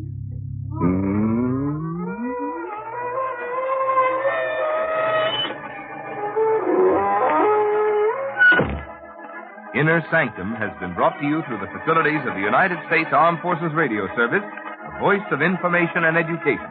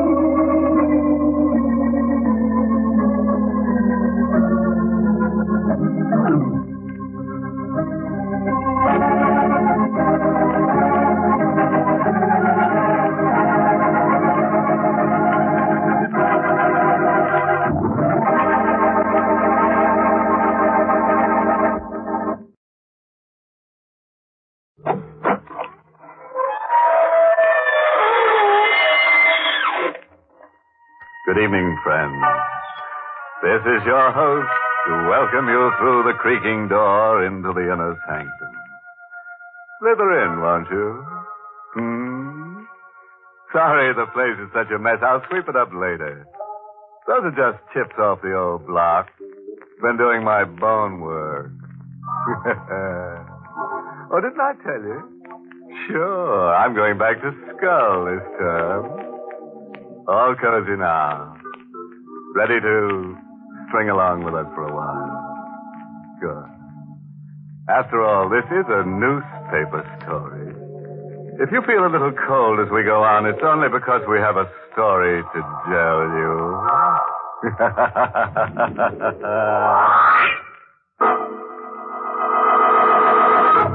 Tonight's Inner Sanctum mystery, Death of a Doll, was written by Fred Matho and stars Mason Adams in the role of Will, with Ted Osborne as Bo Cousins.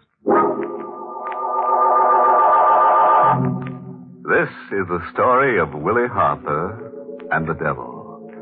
And how Willie, on his first assignment for the Morning Blade, finds himself at 2 in the morning, sweating nervously in the murky shadows of a riverfront street. Willie has a gun in his pocket and a doll that belongs to a dead girl tucked under his arm. A block away, leaning against the one streetlight, impassive, grotesque, ape-like, is the devil, waiting for Willie. I keep saying this is 1948. And I keep saying this is Manhattan. And I keep saying whether you believe in the devil or not, you don't meet him till you're dead. But believe me, that's the devil over there under that lamp. At 3 o'clock, he's coming for me. Sure, you've got a right to think I'm crazy, standing around waiting to be killed with a doll under my arm. This all started 10 days ago around 5 in the afternoon at the city morgue. McGrundy, the night editor, sent me there on my first assignment. The morgue, he says, is a good place to start for stories. Looks like you might be in luck, son. How's that? Come along with me. What's your name? Will Harper.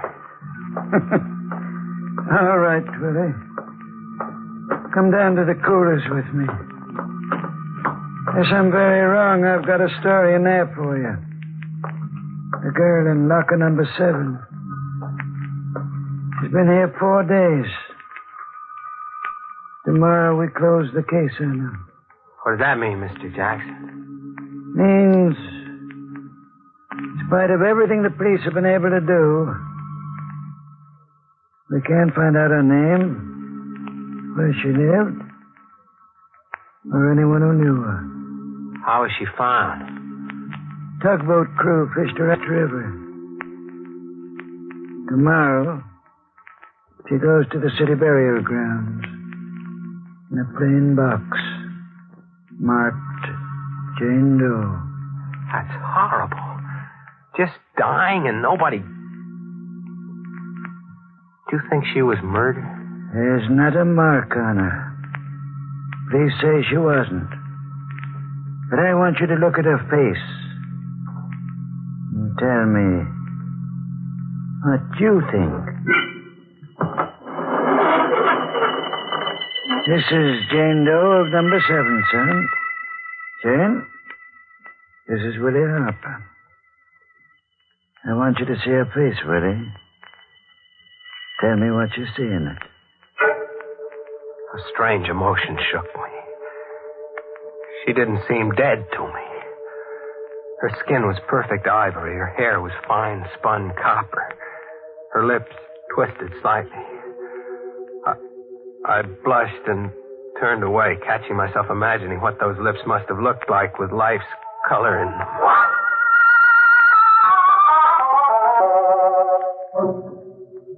Jackson led me back to his office without speaking. As I lit a shaky cigarette, he fished a brown paper bag out of his desk. He handed it to me, tilting it forward as he did so. What the devil? Yeah. And when they pulled her out, she was clutching this doll close to her. Even the doll hasn't helped trace her. The police are through with it. Mr. Jackson, you'll think I'm nuts.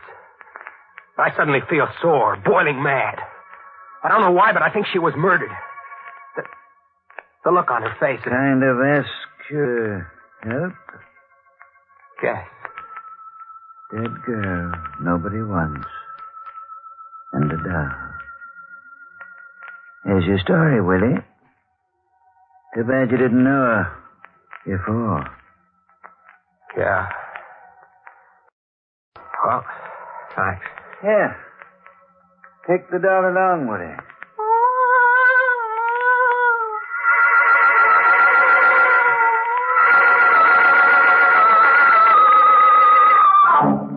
I beat it back to the paper, on fire to do a story about the dead girl and her doll.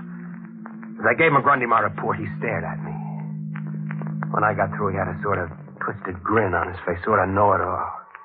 He grunted and tilted the paper-wrapped doll forward. Think she was murdered, huh? Yes. The cops don't think so? No. They're closing our case tomorrow? Yeah. No clues, facts, or anything outside of this doll? None. All right, Hopper. I'll give you another day to find the nasty character who did this horrible thing. Cops have been wrong before. Go ahead. Thanks. I'll get a story.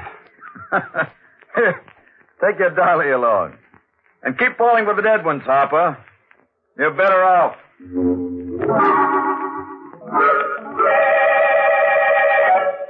Now I know why I resented that crack of McGrundy. He must have guessed before I did that I had fallen in love with the girl in the morgue. Half hour later, disgusted with my own morbidity, I went to my room before going out to eat. Slammed the door and tossed the doll onto a chair. I couldn't shake the feeling that the nameless girl in the morgue had something to say to me. If only the doll could talk, could tell me about her. What was she like? Was her voice soft? Was it kind? Who was cruel to her? Where did she live? Who killed her? Doll, who?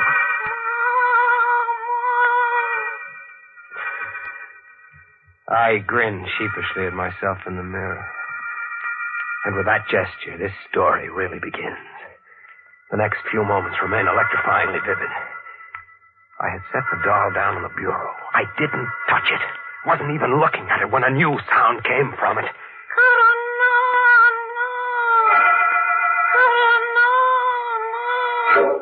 I stared at the crumpled, ridiculous little form, almost afraid to touch it again, but I did. I had to. I picked it up and tilted it limply. Karanana. That was what I had heard. A sound? A sound only? No. Somehow I thought it was more than a sound. A name? Maybe a name. Half because I didn't want to stay alone with the doll any longer, and half on a hunch. I stuffed the doll in its bag and went back to the paper. I went straight to the reference room, filed the doll under my arm.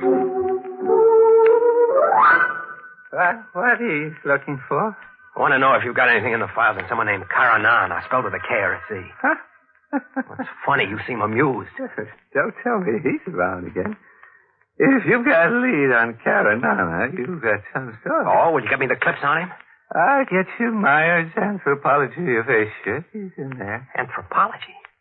Why? Who is he? The devil. Karanana. Of course, an almost forgotten myth from Asia. Lucifer on Earth, wearing out one body after another, walking the earth always. I remember it now from college. I had on a long walk and headed down Fifth Avenue, my head whirling with a maddening conflict. I think I would have given up the whole thing then, but always at the point of going home to bed or of chucking the blasted doll in a can. The face of the girl in the morgue blanked out other thoughts. When I reached Washington Square, it was dusk. The sidewalk artists were packing up their canvases as I passed them, all but one, that is. He was a tall, angular man with a completely bald head, whose 4 or 5 paintings had the advantage of a street light. The man paid no attention to me, until at the sight of one painting I stiffened in utter shock. What's the matter, friend? Is the stuff that bad? That one. The one of the girl, it's... Woman with a doll, I call it. Like it? Who's the girl? Do you know her? Tell me. Sorry, I'm selling oil paintings, friend. I'm not dating bureau. No. You've got me wrong. I've got a good reason for asking. Look, I'll prove it. Here. Isn't this the doll you painted with a girl? Where'd you get that? I haven't seen Hazel in a week. She left for the coast. I gave her that doll to pose with. What's wrong? Hazel is dead. Dead? Where is she? If I tell you, will you promise to say nothing for a while? I'm a reporter for the Blade. My name is Will Harper. I won't say anything unless I believe you had something to do with it. Where is she? I'll take you to her. She's at the city morgue.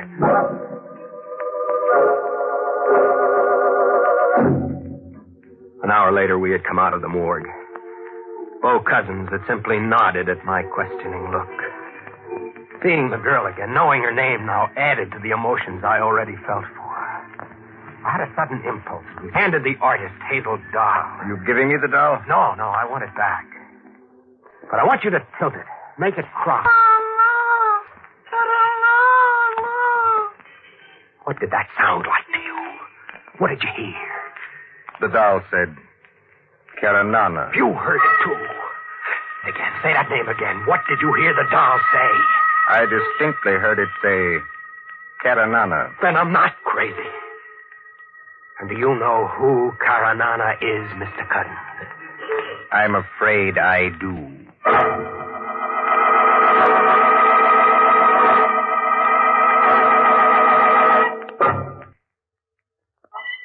The most fantastic coincidence I ever encountered. Why? Do you know who Karanana is? The devil. Lucifer, Satan. Quite. I think we'd better go to my place and talk this out. Certainly, if what I think is true, no one will believe us. What do you think? That Hazel was murdered by Karanana.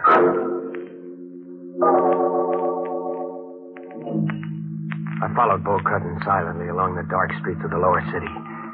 His long legs led us finally to a dingy, narrow, fish-fowl street where we climbed an outside stair to the loft of a warehouse. You're in love with her, aren't you? An amazing circumstance, be in love with someone you met too late. I could have loved her, yes. I met her at a Bowery Mission House. Conceived the idea of painting her with a doll. Somehow that seemed right to me. Go on. Well, we worked here for 3 weeks on the painting. I paid her enough so that she could go to California. Dream of hers. One night as we walked the streets nearby, Karanana appeared. Karanana? Yes, Karanana. Or a man who calls himself Karanana. The devil, or the human form of the devil. However you choose to think. There can't be such a thing. The devil, it's just a myth. Is it? I met him in Istanbul 8 years ago in a cafe. Did a painting of him. What's he like? Squat, massive man, ape-like. As I painted him, he admitted to me such crimes that I could hardly hold my brush. Like what? He made his living a professional murderer. Very discreetly, very cleverly, very effectively. Why didn't you turn him in? Really now. I liked to paint and to live. He was so pleased with the picture I made and gave him that he told me any time I needed to rid myself of some embarrassing person, he'd be around. Lucky you, but who'd believe that story? We do, Willie. And that's the important thing. Do you have any spare cash? Why? I have about $150. If you could make up the difference, I think we should claim Hazel's body and give the child a decent burial. I fixed it up with Jackson at the morgue. And at 3 that afternoon, Bo Cousins and I, plus 2 grave diggers in Simeon Cemetery, were watching a bright new casket being lowered into a new grave. Man that is born of a woman hath but a short time to live, and is full of misery. He cometh up, and is cut down like a flower. He fleeth as it were a shadow, and never continueth in one stay. In the midst of life, we are in death. Thanks, Paul. I like it too, Willie. Very much. You're a nice guy, Willie. Wouldn't you rather go now? No, let's wait till she's covered over. I want to talk to you. I've just gotten an idea. Bo, I know how to make things come out even for Hazel. I know how to get Karanana. And I will be very glad to see that you're buried next to Hazel here. I see things a lot clearer now that Hazel has a name and a past for me. If there is a man named Karanana, as you say, I think he's human, and that's an even chance. Maybe Karanana isn't the one. Then I'll find out. Do you want to help? In any way short of being discreetly disposed of? Yes, swell. Karanana said he'd do a little job for you whenever you wanted him to, right? Yes. Then you get in touch with him and... Sorry, Willie. My merchant of death is unreachable. He shows up when he wants to. All right, I'll wait. But when he does, you've got a murder for him to do. I have? Who? Me.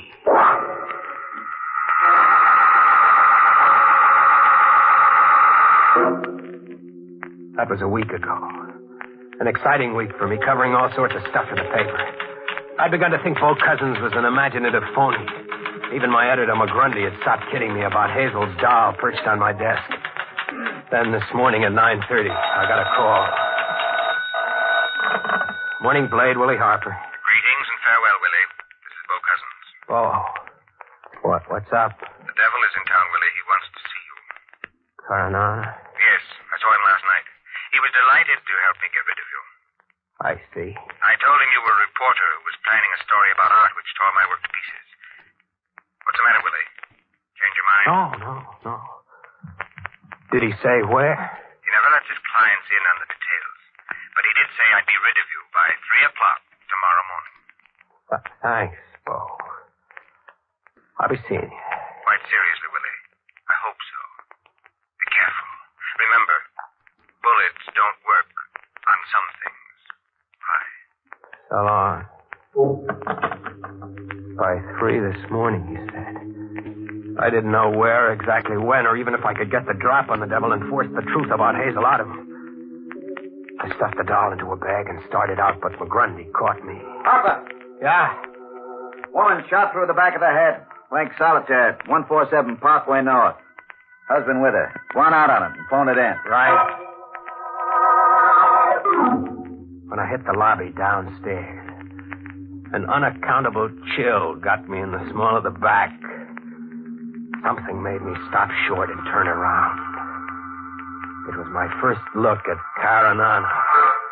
He was leaning against a phone booth, a heavy-set, ill-shaped man whose arms sloped weirdly from his neck into a heavy stomach. He was eyeing me impassively. The game was on, I knew. I grabbed a cab to get my story just the same. I phoned the stuff in from the cigar store across the street. When I stepped out of the booth, Caranana had just bought some cigarettes. He turned to me as I froze, waiting. Some murder across the street, huh? Yeah. How'd you know? I get around. Murder a hobby of yours, mister? No. It's strictly a business. So long. That's the kind of thing that went on all day. McGrundy kept me on the hop, and no matter where I went, Caranana was there ahead of me. This afternoon, I got to my room long enough to pick up my Luger pistol and the license I've got to carry it. He was waiting for me when I came out. Better put it in your inside coat pocket. It shows on your hip. Be seeing you. It's 2:45 now. 15 minutes. And he hasn't moved from under that lamppost in 2 hours. I'm not waiting another minute. I'm going to meet the devil and have it done with. He doesn't move. Will a bullet do it? Can I trick him into admitting Hazel's murder? Or will he kill me first? Well, here I am. Yeah. I see. What can I do for you? It's almost 3 o'clock. You know, you're right. Time sure flies. Well, time for me to get on home, I guess.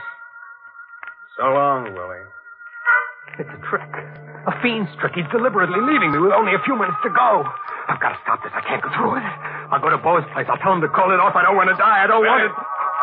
Bo! I was running for your place. That's right. You might be down this way. You look scared to death. And you should be, I guess. I've got to hide, Bo. Let's beat it somewhere. It's almost 3. All right. Quick, cross the street, Willie. There's a broken down pier there. Come on.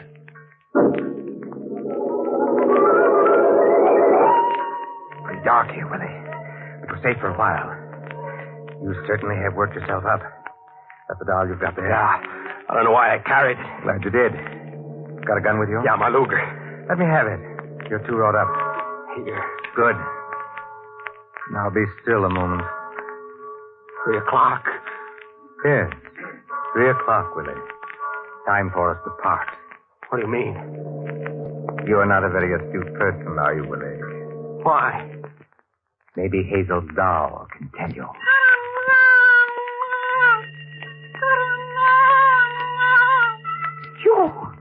No, Bo, this is crazy. The same water that received Hazel is at your back, Willie. The time is free, and tomorrow you will be fished out with the doll under your arm.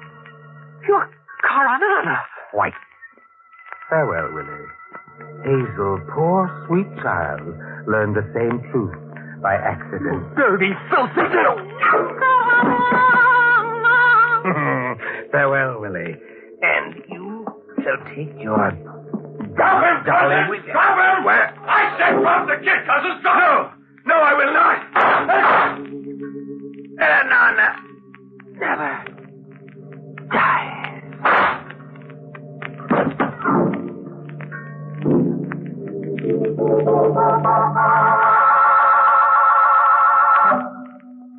How's the head feel now, Willie? Better, Mr. McGrundy. Thanks, lots better. My professional pride hurts more. Well, it needn't. You followed through like an old timer on that story, didn't he, Shay? Yes, he'll do. How could I have taken you for the devil, Inspector Shea? I've been called worse. How did you know where I was going to be and all that? How come you were on hand at the end? Well, I cover the morgue, Willie. When a young guy suddenly decides to claim a nameless corpse, it's time to follow up on it. Well, you seemed okay, but Cousins turned out to be wanted as a professional killer. So you tagged me to get to him? Sure. He was after you, no doubt about that. Oh, there's your doll, Willie. Yeah. Huh? I tilt the doll and nothing happens. No sound. Must be broke. I guess she doesn't have to speak anymore, Mr. McGurney. I think the doll is dead.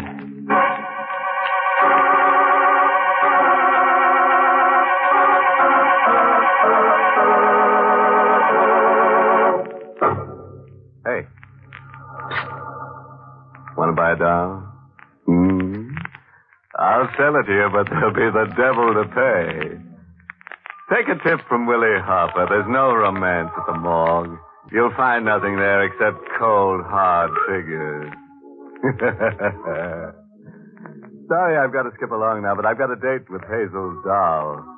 She promised to help me in a grave situation. I just got to dig up something for next week's show. I think if we work at it long enough, we'll turn something up. Don't you?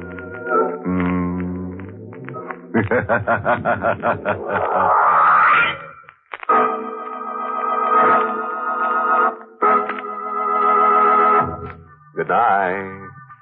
Pleasant dreams.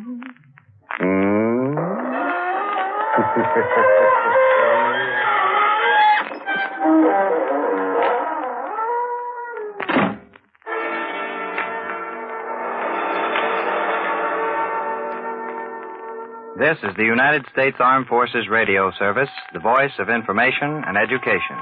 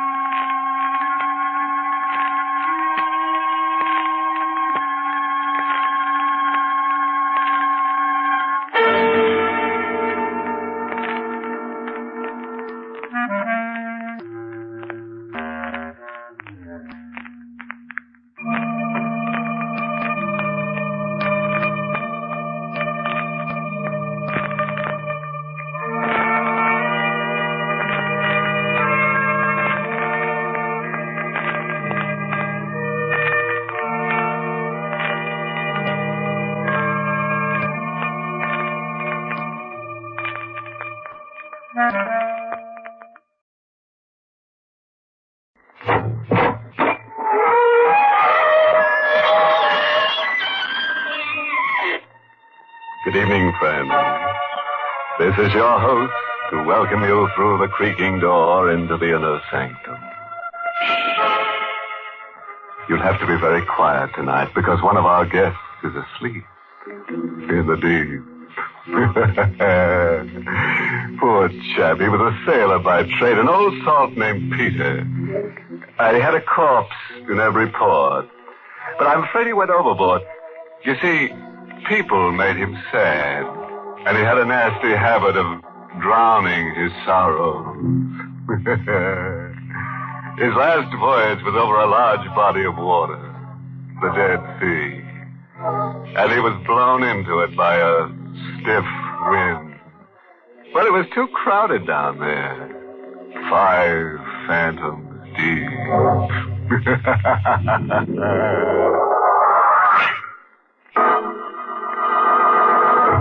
Tonight's Inner Sanctum mystery, Cause of Death, was written by Bob Sloan and Ed Adamson, and stars Barry Kroger in the role of Ken with Santos Ortega as Al. Well, gather round, my friends, and you shall hear a midnight tale of death and fear. It's full of ghosts and rich in gore, and if you listen, you'll sleep no more. Now sit back in your uneasy chairs as Ken Griswold tells us his weird story. Death held no terror for a man like me. I'd seen the dead too often, lived among them, worked among them. And to touch the still, cold flesh of a corpse was a routine experience. For 10 years, I'd been the coroner of Redmond County. I'd seen death in all its cruel, twisted forms. And yet, there had never been one like this. It all began up at the lake. Even the coroner has nerves, and mine had begun to get the best of me. So Inspector Al Hendricks gave me a week off, and I went up to Grandview Lodge alone. On the 3rd day of my vacation, I was sitting on the lakefront dock when I heard my name called. Ken! I turned and saw Al Hendricks coming quickly down the hill. Ken, I'm afraid you'll have to interrupt your vacation. What? You've got to come back to town. Come back to town? When? Right away. I'm driving you in. Oh, now, wait, Al. I haven't had a vacation in almost 3 years. I know. I wouldn't ask you to come if it wasn't important. This is a very special case. Why? What's so special about this case? A woman was found dead in her house at 11 this morning. There doesn't seem to be any visible reason for her death. Well, there's got to be a reason. So far, we can't find one. There's always a reason. You'll find one. You'll have to find it for us, Ken. Me? Why must it be me? When you get there, you'll understand why. What do you mean, why? Because it's Helen. What? Yes, Ken. The woman who died is your wife.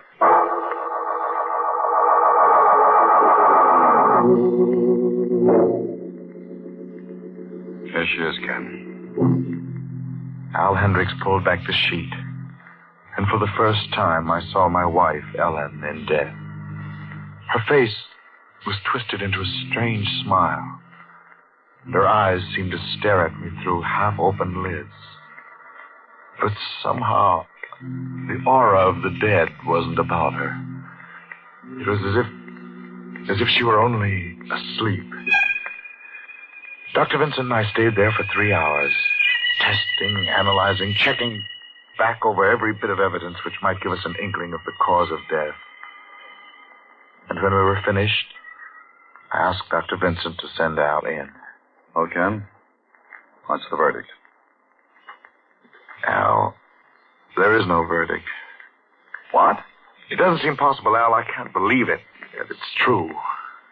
What are you talking about? Ellen's death. There's absolutely no cause, Al. There's no reason for her to be dead. Now, wait a minute, Ken. You said yourself on the way down from the lake, if somebody dies, there's got to be a reason for it. Some cause that makes them stop living. Yes, that's what I said, but this is different. Death is death. How can this be different from any other? I don't know, but it is. You mean she just stopped living, only you can't explain it? No, that's not what I mean. I have a feeling that Ellen didn't stop living. That she didn't stop living at all.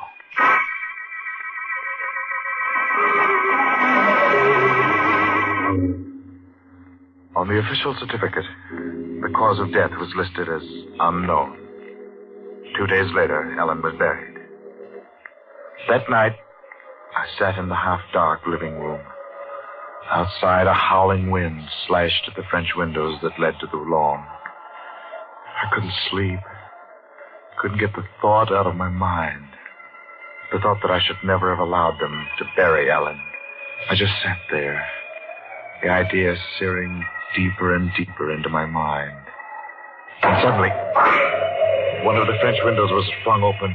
The cold wind whipped into the dim-lit room. I've come back. At first, I thought it was just the echoing wind playing tricks.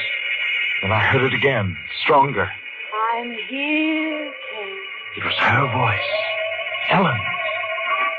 You're not afraid, are you, Ken? She stepped out of the shadows and stood there before me in the yellow light of the lamp. She was dressed just the way she was when they put her in the coffin. The gold bracelet I had given her glistened on her wrist. Why do you look at me that way? It's not you, Ellen. Oh, yes. It can't be. You're dead. Am I? Really? You were buried this morning. You died 2 days ago. Don't you remember, Ken? You told Inspector Hendricks. I heard you. Ellen didn't stop living. No, this is just a dream. You know why I didn't stop living, Ken? It's because you can't make a wish like that come true. What wish? Don't you remember? You said to me, Ellen, I wish you were dead. No, Ellen, I always loved you. You didn't. You never did. When Carl was nice to me, you hated us both for it. You thought I was going to Carl, and so you made your wish. You wished that I would die. I didn't mean it, Ellen. I swear, it was just something I said in anger. You wished me dead, Ken, but you can't kill by willing it. You can see now that I've lived on. This isn't real. You're only in my mind. It's just my nerves. No, Ken. Yes, it is. It's nothing but a trick of my imagination. I'm as real as you are. I'm flesh and blood and bone, the same as you. Here. Here. Touch my hand. I moved back, but she kept coming closer and closer. And then I turned and ran across the room. I saw her follow after me. I got to the bedroom door and I turned the key in the lock. I stood there in the dark, my heart hammering a tattoo of fear that shook my whole body. I tightened my fingers around my throat to hold back the scream and cried silently for release. And then it came. She was knocking at the door. I couldn't hold it back any longer.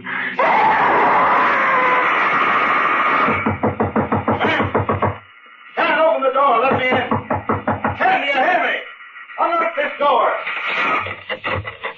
Al, thank heavens you got here. We got the call from your neighbors down the road. They heard you scream. What the deuce has been going on here? She came back, Al. Huh? Ellen, I told you she wasn't dead. Oh, now look. No, I'm not crazy. You've got to believe me. She was here. She tried to get into this room, and that's why I locked myself Now, in. you listen to me. The last couple of days have been rough on you. No, wait a minute. I know what I'm talking about. Ellen's come back. I said you listen. Your wife was buried this morning. I was at the funeral with you. She was buried, and it's all over. Had a nightmare. But Al, just a nightmare. Things like that happen to all of us. She wasn't here. She couldn't have been. It wasn't a dream, Al. She was here. What are you talking about? On the floor, there. That bracelet. That bracelet was on Ellen when she was buried this morning.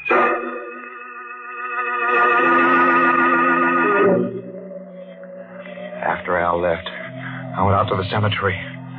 The moon dropped a pearl gray blanket over her grave. I dug feverishly into the fresh earth. I still had to prove to Al that Ellen lived on. The bracelet wasn't enough for him. I dug deeper and deeper.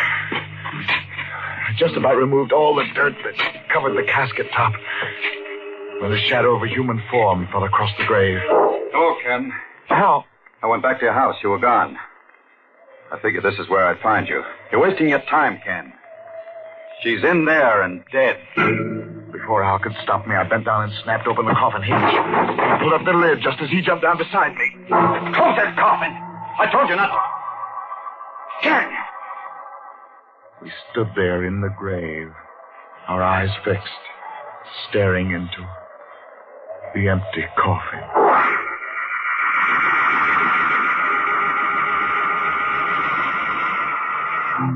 Al, you've got to listen to me. Now, Ken, do what I told you, will you?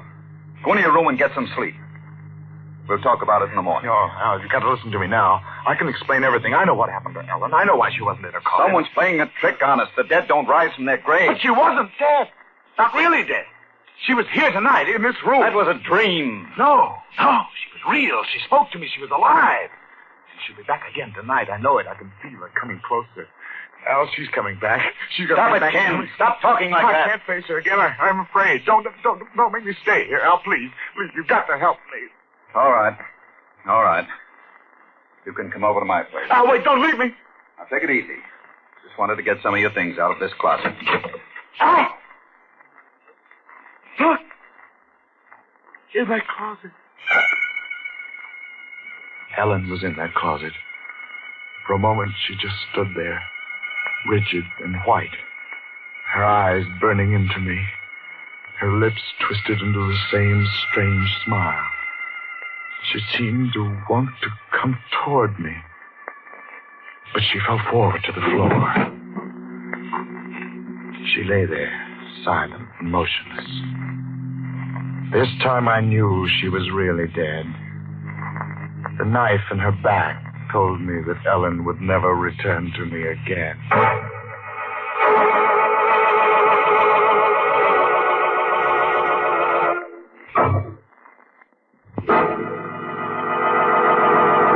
You know, I feel kind of sorry for our coroner friend, Ken Griswold. He never should have picked out that sort of job for himself. Working in a morgue is enough to make anybody slab happy. That place can really get you down about 6 feet down. It's like they say, death is always just around the corner. Oh, yes, about Ken's wife, Ellen. Let that be a lesson to you the next time you make a wish over a vulture bone. That's the way some women are. Stubborn. You can't get rid of them. Dead or alive. Well, now let's get back to Ken Griswold as he continues his tale of terror. After we found Ellen's body in that closet, I knew I had to get away from that house forever. I wanted to run out into the night, but I couldn't move. Some force held me stationary in its grip.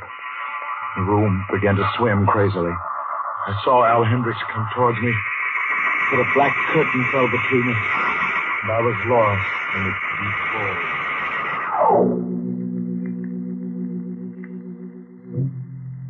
Feeling better, Al?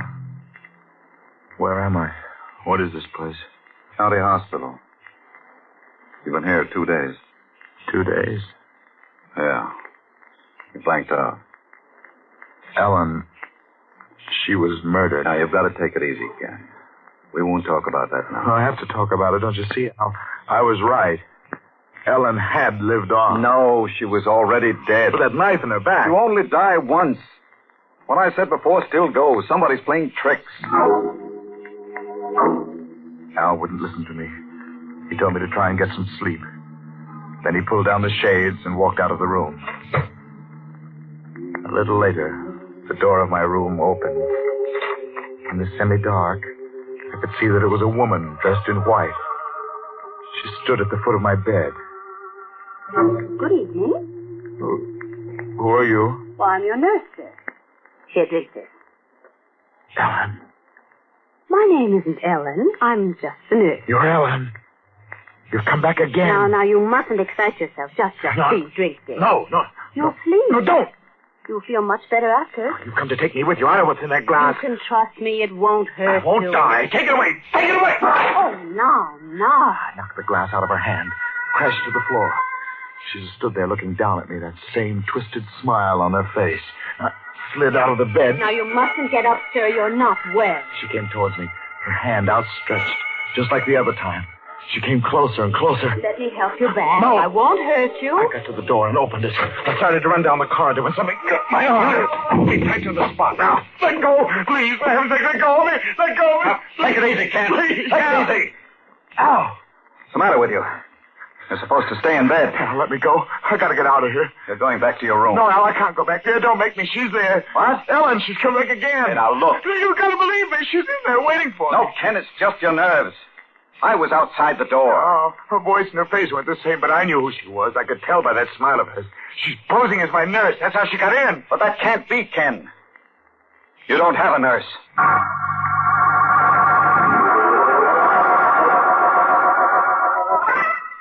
You don't have to worry about her coming back anymore, Ken. Oh, she will. It was all in your mind. I think I can make you see that now. What do you mean? You felt responsible for Ellen's death because of that fight you had with her. That's why your imagination ran wild. Oh, but Al, that bracelet, her body in the closet. Like I told you, she was dead all the time. Somebody was playing tricks. The man who murdered your wife, we've got a lead on him. What are you talking about? What man? One of your neighbors gave us the tip. 2:00 in the morning on that day your wife was found dead, a man was seen leaving your house. He was tall and wore a black hat and coat. The murderer must have known that you were at Grandview Lake. But it couldn't have been murder. The autopsy would have shown that. We couldn't find any cause for Ellen's death. There's always a cause. We'll find Ellen's murderer somehow. When Al left, I thought back over everything he had told me. Someone was playing tricks. A tall man in a black hat and coat. I kept searching my mind, probing. And then the idea struck. Something Ellen had said. When Carl was nice to me, you hated us both for it. You thought I was going to call, so you made your wish. Carl Denson. They wouldn't allow me to leave, but I found a way of getting out of that hospital. And I went to see Dr. Carl Denson.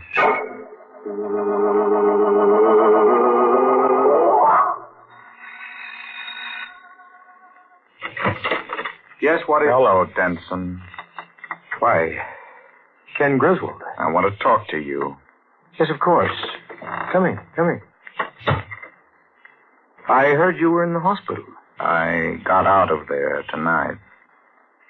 The way you say that... Call it escape, if you want to.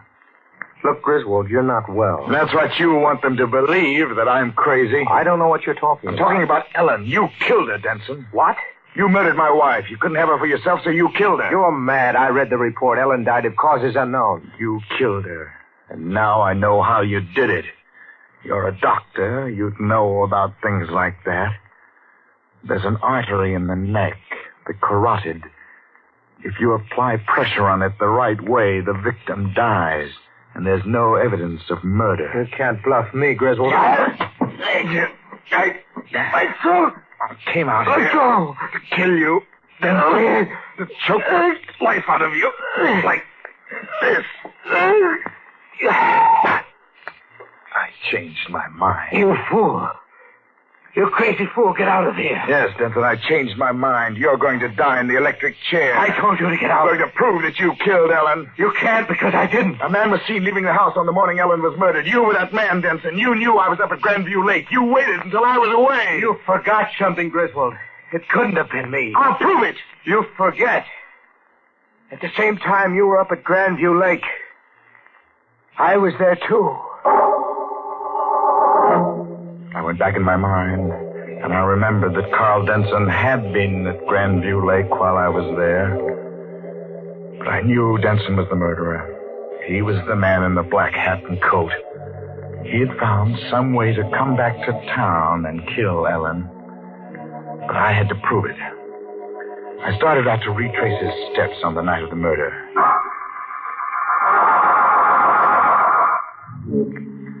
The train let me off at the Grandview Lake station at 4 a.m.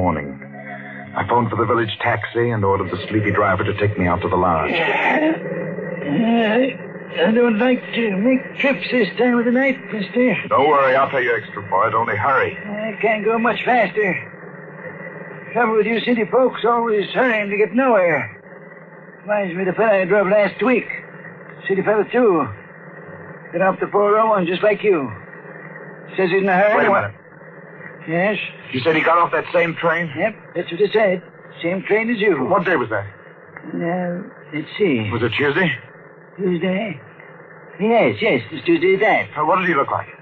What you want to know from me? Tell me, what did he look like? Well, he's a tall fella. Didn't talk none tall. Couldn't see much of his face, had his coat collar up. The thing about that, wasn't cold either. Was he wearing a black hat? Don't think of it, guess he was. Ah, black hat and coat. Where did you drive him to? Same place you're going, mister. Grandview Lake Lodge. That proved it. I was right. Denson had gone to town to kill Ellen. Then when he finished, he returned on the early morning train. I had him now. There was just one more step left. When I walked into the lodge, George, the night clerk, was behind the desk. Good morning, Dr. Griswold. Hello, Griswold. George. We weren't expecting you, but we have a room. I'm not staying. Oh? George, I need your help. Yes, of course. What is it? It's important. You must remember something. Remember? About Dr. Denson. You know him? Yes, certainly. Well, this happened just 1 week ago, last Tuesday morning at this same time. You were on duty then? Yes. And you would have seen anyone walk through the lobby here? Yes, I would. Dr. Denson returned to the lodge last Tuesday morning. He was wearing a black hat and coat. He came in here at this same time. You saw him. No. But you must have. I didn't. He came in here. I have proof. The cab driver who brought him here from the station saw him enter the lobby. I didn't see Dr. Denson that morning. You're lying. You did. No, sir. The only person who came in early last Tuesday was you. What? You came in, Dr. Griswold. You wore a black hat and coat, and you asked me for a key to your room. Me? That's right, Ken. With you all the time. Al. Now be good, Ken. Don't make me use this gun. Al, did you hear what he said? Yeah? That means I killed her. I was waiting for you, Ken. I knew you'd come. I'll let you find out for yourself.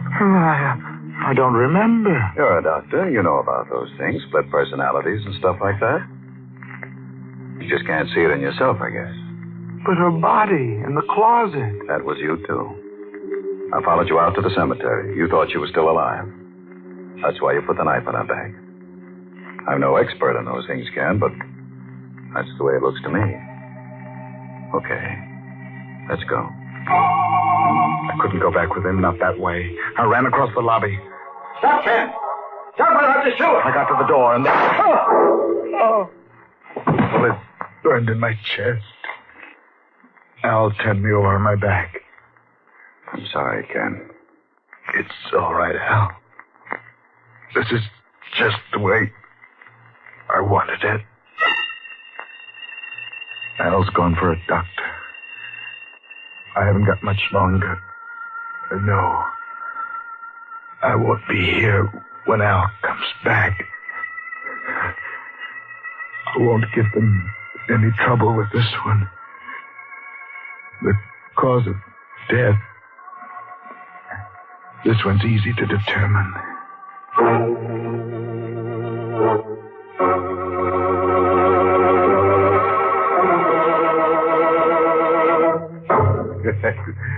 Say, no wonder that Ken Griswold was glad to die. Some wives are bad enough alive, but imagine being henpecked by a corpse. That's the trouble with folks you meet around here. They're dead, but they just don't know enough to lie down. Oh, by the way, there's a good moral in tonight's nerve-shattering narrative. If you're thinking of doing away with your spouse, forget it. Brother, you haven't got a ghost of a chance. This is the United States Armed Forces Radio Service, the voice of information and education.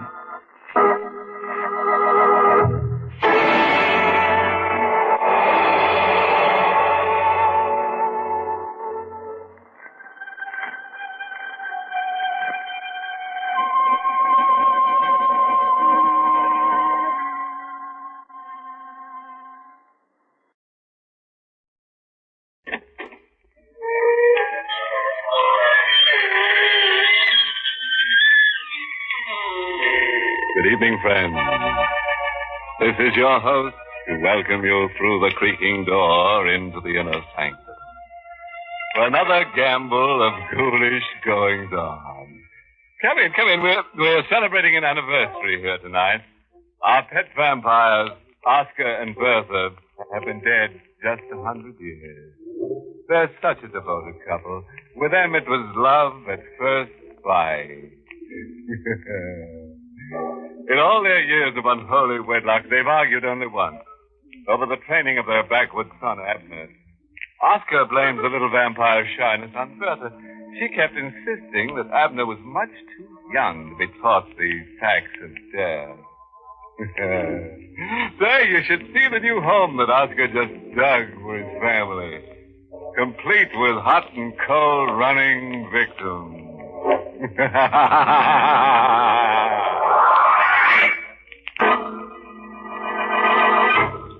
Tonight's Inner Sanctum Mystery, Fearful Voyage, was written by Ed Adamson and Robert Sloan, and stars Arnold Moss in the role of Steve, with Elspeth Eric as Rita. All right, folks.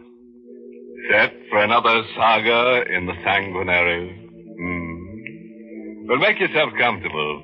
Sit right next to me. Here, in this coffin. And don't worry about the price of the seat. There's no cover charge. Now let's get to the story as it's told to us by Steve Chapman. Flashes of lightning rip through the black sky in angry silver streaks. The snarling wind whips the sea into a jagged, tossing mountain range of gray water. The fishing boat founders on the reef, its wooden sides crying out against the punishment of the lashing waves. And there on the deck of the dying ship, the lone fisherman faces the relentless fury of the elements. Doesn't have to be this way. She can save me, but she won't. She just stands on that rock and looks down at me and laughs. This is just the way she wants it. She just stands up there and laughs at me because she wants me to be as dead as she is. Oh, if I could only go back. It was only 2 days ago. Just 2 days ago. If I could only go back to where I was 2 days ago.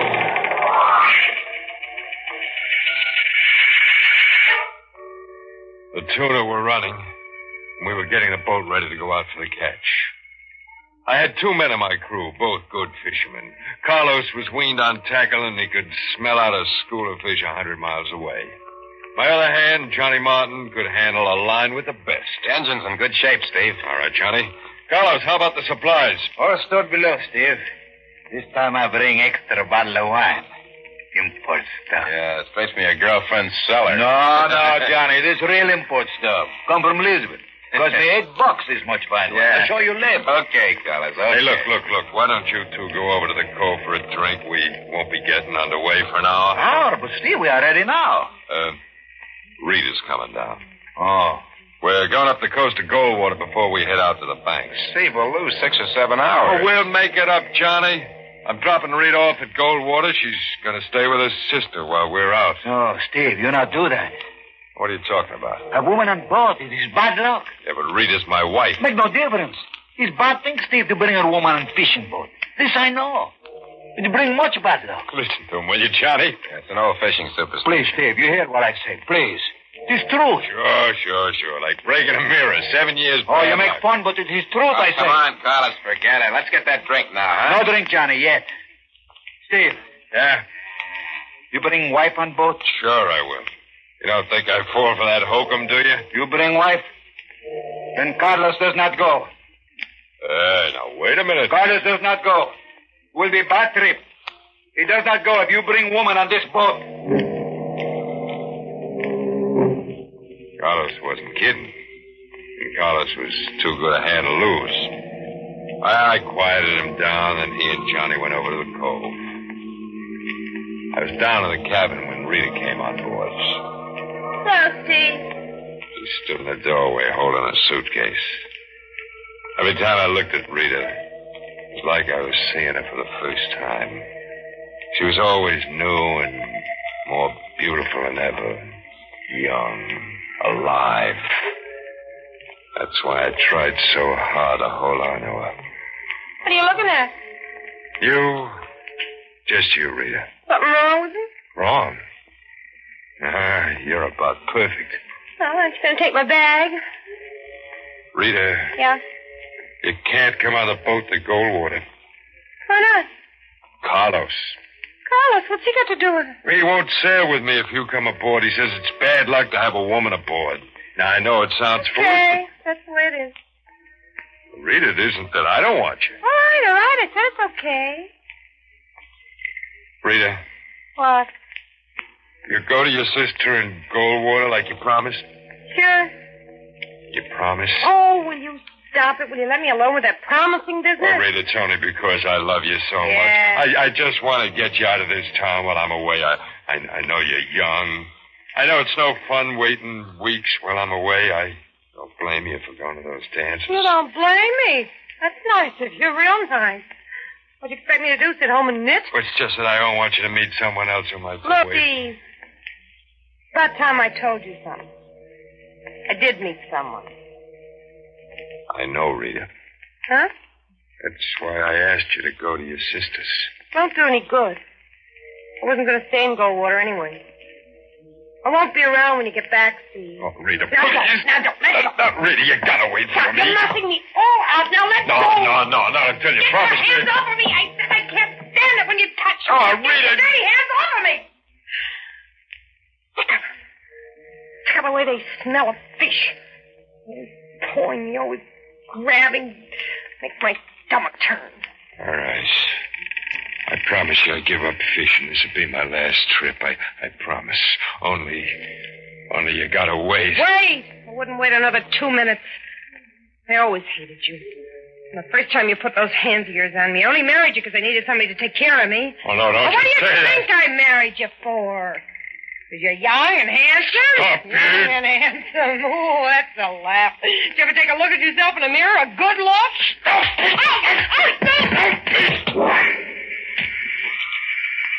I had to make her stop talking that way. So I hit her. She staggered back across the cabin up against the beam. Then she slumped to the floor. I stood over her. A ribbon of blood flowed out of her blonde hair, moved toward my feet. I touched her and I spoke to her. But she was motionless and silent. And dead. Rita was dead. And I killed her. But I didn't mean to. I loved her, but what could I tell them? They wouldn't believe me. I knelt there looking down at her. And then I heard the whistling. Carlos and Johnny were coming back. Lifted Rita in my arms and carried her across the cabin to the chest. I put her in there. I slammed closed the lid of the chest just as Carlos and Johnny come down the stairs to the cabin. Well, Steve, Rita get here? Yeah, Johnny. She does not come with us, Steve. No, Carlos. It's better that way. Maybe it is. Hey, Steve. Huh? That's Stu's suitcase over there. That's Rita's, isn't it? She forgot it, maybe. I bring it to her right now. Oh, no. What you got? Wait, we're shoving off right now. What, the bag of Rita? Well, she brought some stuff down for me, some things I forgot. Get the motor started, Johnny. Okay, Skipper. Well, Carlos, what are you standing there for? You heard me. We're shoving off. I hear you, Steve. I hear you.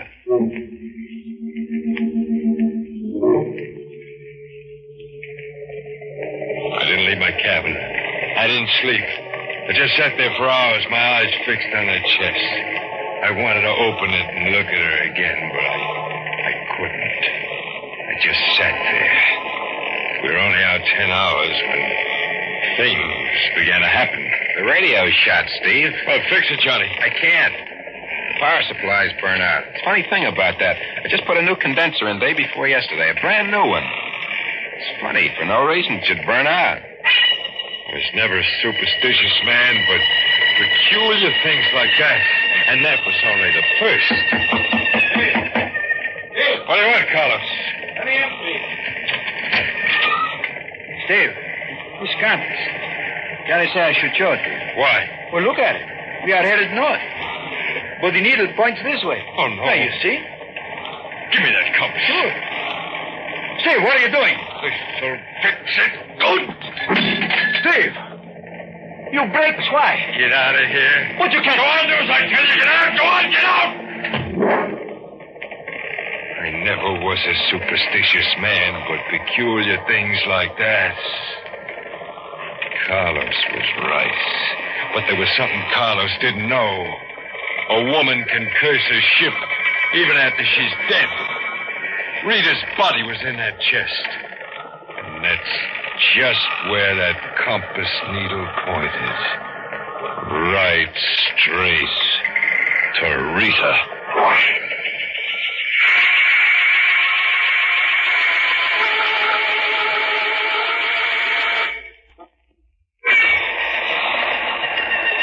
Superstition become a fact. A real living thing. I had to get Rita's body off that boat before something really bad struck us. I put the body into my sea bag and carried it up on deck. It was a bright moonlit night, clear, except for one dark cloud that hung just above our mast. Hello, Steve. Carlos. Oh, you come on deck, Steve. I'm glad. You feel better, eh? Thought you were in your bunk. No, I do not sleep, Steve. That sea bag. What about it? What you do with it? Well, why? Is it any of your business? Oh, you only ask, Steve. Well, it's, got some of my old clothes in it. Yeah, some old clothes. I was going to dump them overboard. Will you let me see what you have in the bag, Steve? Well, I told you I only got... But you all the time give me old clothes. Some very good. This coat I wear. I take before you throw it away, you remember? There's nothing in here you can use. Well, how do you know? You don't let me see. I told you there's nothing in here for you, nothing that's any good. Now, will you get out of here? Huh? Look. What's the matter? Look on the deck. It comes from that bag. Blood. Steve. You're dripping from the back you hold. I made some kind of an excuse. I told Carlos I cut my shoulder, then I threw the bloody shirt into the sea bag. After Carlos went up to the deck house where Johnny was at the wheel, I threw the bag over the side. I went below to my cabin. I almost felt good again. All my worries, all my fears went over the side with that bag. Now the curse was lifted. Now everything would be all right. I thought, but it didn't turn out that way. I heard the ship's motor die out. Boat came to a stop. I hurried across the cabin, opened the door, went upstairs to the deck. Steve. The motor stopped. Yeah. Well, what happened? I cut it off. You cut it? Well, why? There's someone in the water. What? Off the port side. Carlos is going out in the lifeboat to get her. Her? Yes, Steve, it's a woman. Well, get Carlos. Call him back. But Steve... Do what I tell you. Get him back. And you start that motor. Steve, you can't do a thing like that. I said we're getting out of here. It isn't right. You can't let that woman drown. We can't let her die. She is dead. She's dead, No, John. Steve, she isn't. Come on over to the side. You can see her swimming out there in the water. It's only the moonlight. It's just the way things look in the moonlight. Plays tricks on your eyes, Johnny. Steve, I saw her. She's alive. It was Rita. I knew it was Rita out there. I knew she was dead. Johnny left me and crossed to the port side of the boat. I looked up. The same black cloud was over the mast, and then I heard it. I wanted to believe it was the wind, just the wind, but it wasn't. I knew it was Rita. It was her voice. I clapped my hands to my ears to shut out the terrible sound, but it struck through my fingers like a knife and jammed into my brain. And then I blacked out.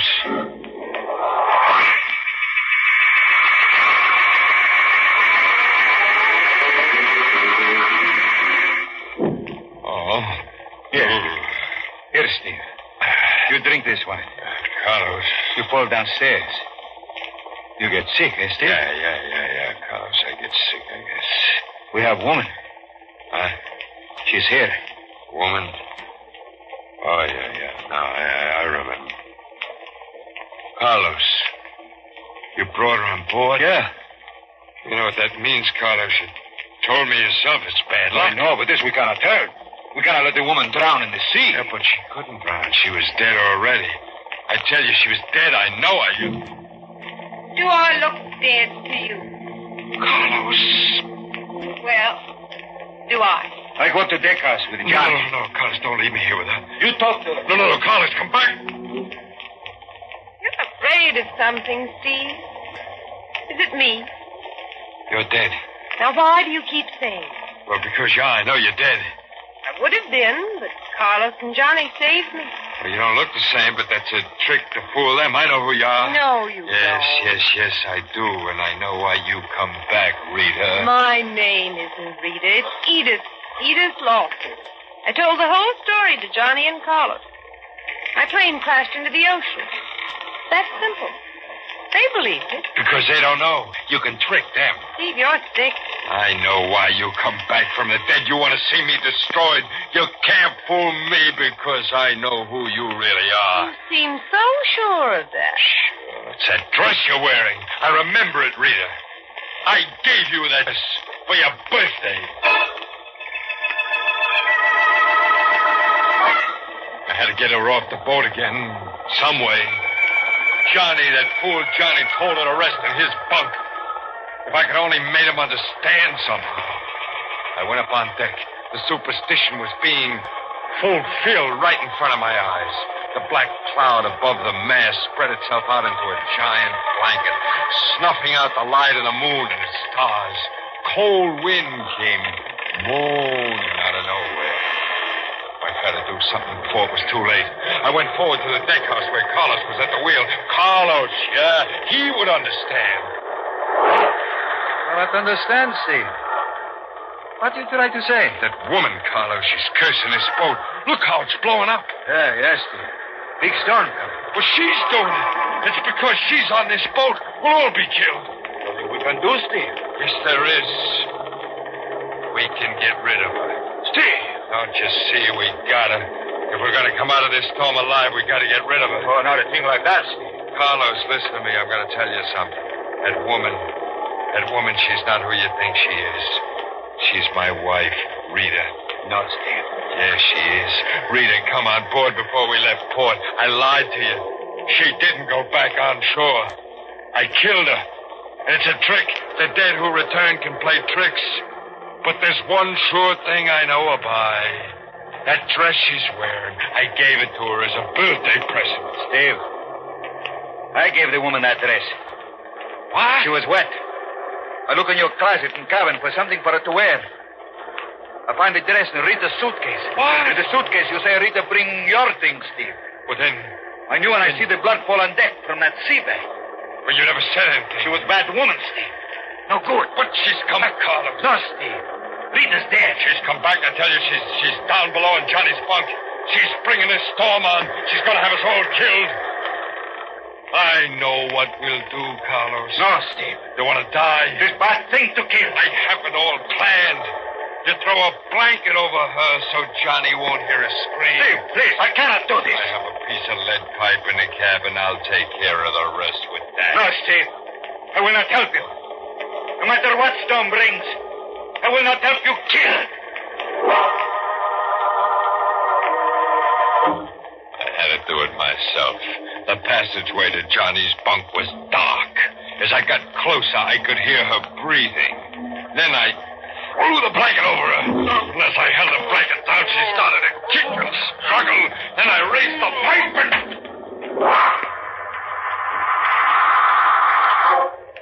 I picked up the lifeless body in the blanket and carried it up to the deck and over to the rail. For a while, I stood on the deck and watched the storm grow and grow. A wind whipped the heavy rain before it. The swelling waves lashed and kicked at the sides of the boat. I almost welcomed the storm because I knew we'd ride through it. She was gone. This time, forever. You enjoying the storm? I wheeled around. She was standing at the top of the stairs, the light from the cabin below me, devil shadows on her face. Mind if I stand here with you? Oh, no, don't you come near me. You're still afraid of Stay me. away, stay away. You mustn't be afraid of me, Steve. I'm not going to die. I'm not going to be dead like you. Why do you think I'm dead? I just killed you again. Again? How can you come back again? I had it all planned perfectly. The pipe. I knew you'd be in Johnny's bunk. I wasn't in Johnny's bunk. Yes, you were. I threw the blanket over you. You killed Johnny. What?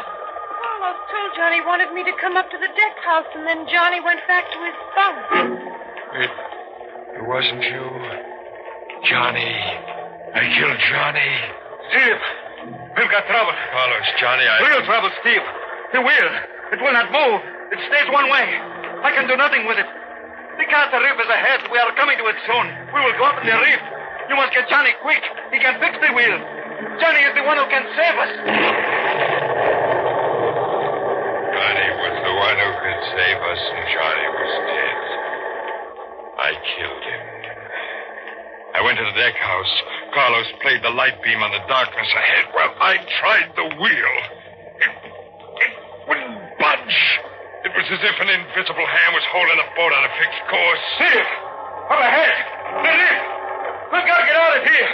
We're going on the raft. Hurry. I go with him, but something held me in the deck house. It was what I saw at the top of one of the rocks. Rita. It was Rita.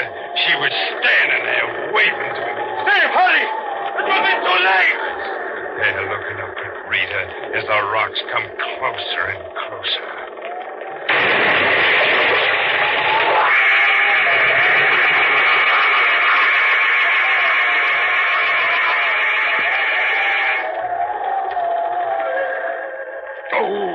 Steve, you hurt bad.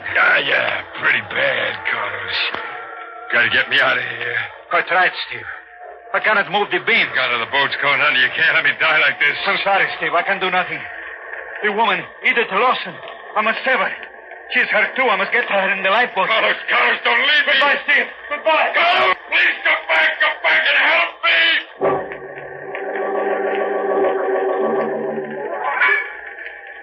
I've been waiting for you, Steve. Rita, help me. Come down here and get me off this boat. Oh, I couldn't do that, Steve. Don't you remember? It'll bring bad luck if a woman comes aboard a fishing boat. She can save me, but she won't. She stands up on that rock up there and looks down at me and laughs. This is the way she wants it. She wants me to be as dead as she is.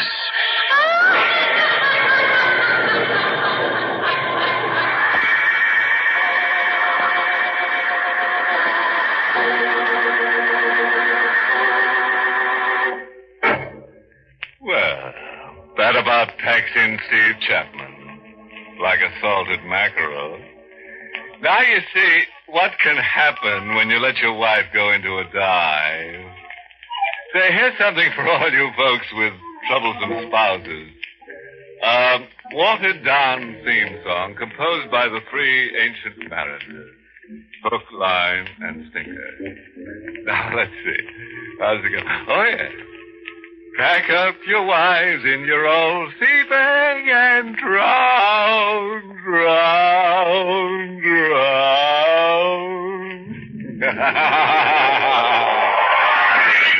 Good night. Pleasant dreams.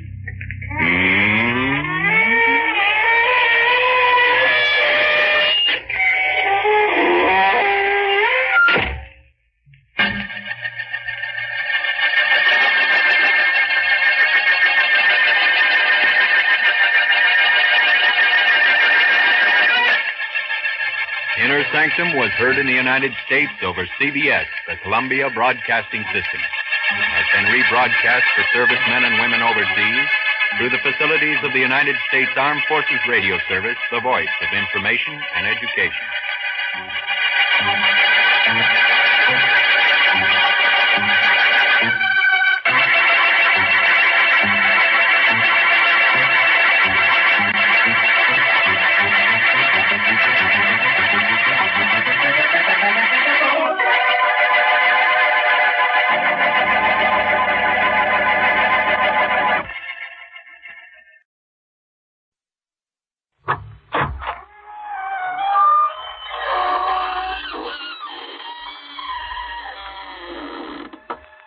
Good evening, friends.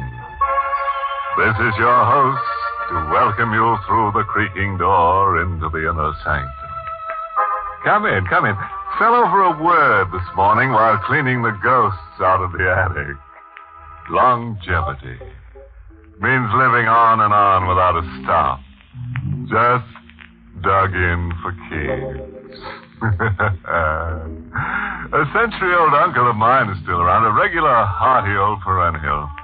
Absolutely wild about outdoor living. Spends all his time haunting the garden like a century plant. Yes, we water him twice a day. And I have an aunt who hasn't grown a day older since her 85th birthday. Just as if time had stopped for her. Confidentially, it did. Auntie died promptly at the stroke of 85.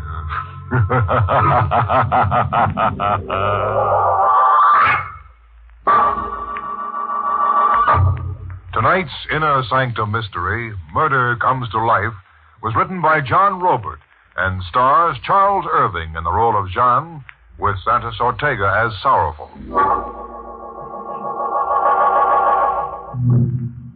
And now for our weekly dizzy spell. We're aboard a ship, the SS Monterey, entering San Francisco Harbor. A lone deckhand leans over the rail, brooding into the fog. He tenses suddenly, as if keying his ears and mind to a sound in the sea. Jean LeBlanc. Jean LeBlanc. The seaman shakes his head as if the name glances off him meaninglessly. He moves a hand across his face, as if removing mists that cloud his vision, as if desperately anxious to accept the identity Jean LeBlanc as his own. Jean LeBlanc. Is it my name? A name I forgot long ago when I fell apart. And if it is my name, why can't I accept it and believe it? Why do I insist I'm someone else and run? Jean LeBlanc. Everywhere I've gone through the years, the names pursue me, demanding that I stand my ground and face it everywhere. Lisbon, Bombay, Tripoli. The last time in a bar, in an island port where forgotten men drift to forget. Hello, John LeBlanc. That name. Wherever I go, I hear it. Wherever I go, it whispers at me, shouts at me. It's driving me crazy. It's your name, mister. Running from it will get you nowhere. You're Jean LeBlanc. But I'm Belmar. My name is Belmar. You're Jean LeBlanc, San Francisco, USA. You've been shuttling from island to island on the bum like a man without a country. But you're Jean LeBlanc, San Francisco, USA. You're as sure as that? I ought to be. We traveled around the world and back together. You a step ahead, slippery as an eel, and me on your tail. You've been following me, you say? Like grim death. Why? $50,000. That's the price you'll fetch. Look wherever you are. You've got to stop following me. Sure, I'll stop, LeBlanc. When you stop running. I'll make you stop if I have to kill you. A gun, huh? You're greased lightning on the draw. A killer. If you only had what it takes to pull the trigger. Go on. Try and pull the trigger. No. Can't. My fingers are numb. It's as if they were asleep. Yella. When the chips are down, just as you've always been. When my fingers aren't numb, here's proof. There was an iron bar crashing against my skull. A hole opened in the earth, and I plunged through it.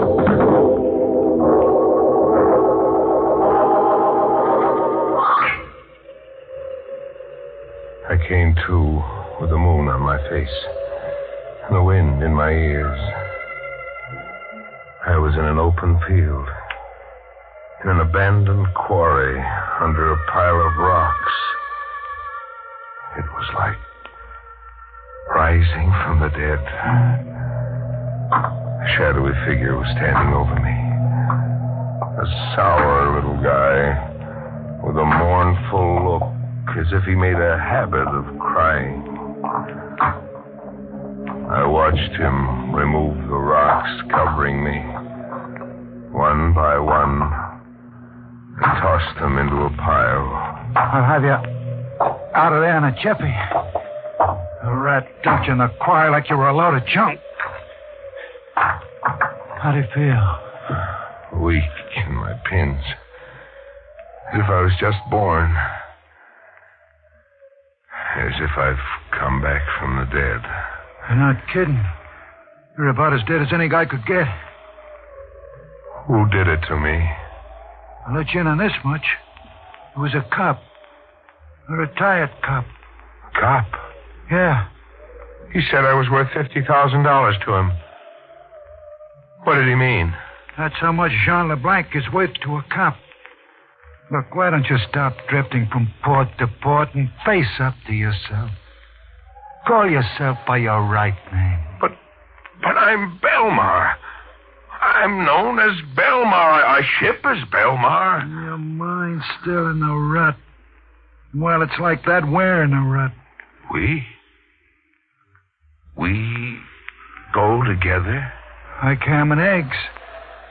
Maybe you want to know where you picked up the name Belmar? No. I'm going to tell you anyhow. See this tin can? Yes. You landed out of Frisco on a ship that hauled a cargo with these tin cans. Canned fruit. This one held apricots. Read the brand name. Belmar. Yeah. Belmar. Belmar Fruits. Guy with your class has been trying to cram himself into an empty fruit can. I could bust right out crying. I mean so much to you. I just dug you out of that rock pile, didn't I? Well, so long for now. But wait, who are you? You didn't tell me. You used to call me Ben in the old days. When you were the big boss and I was your racket boy. Ben's the name. Sorrowful Ben. He was gone. I was alone with the wind. There was a battered tin can beside me, wearing a label that read Belmar.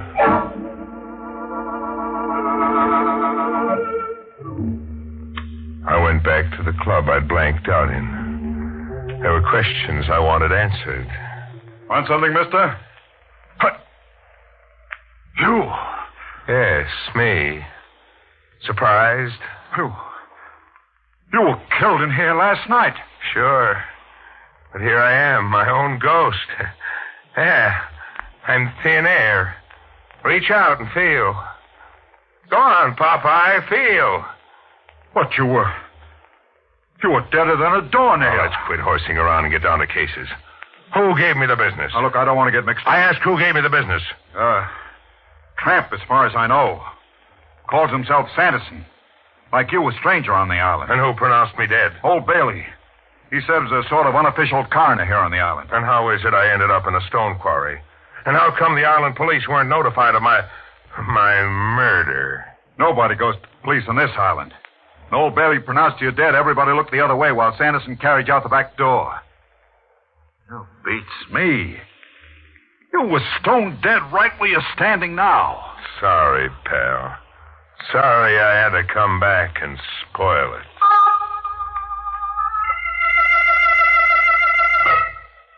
I went looking for old Bailey, the coroner. I wanted to know why an unconscious man qualified with him as a corpse ready for immediate burial.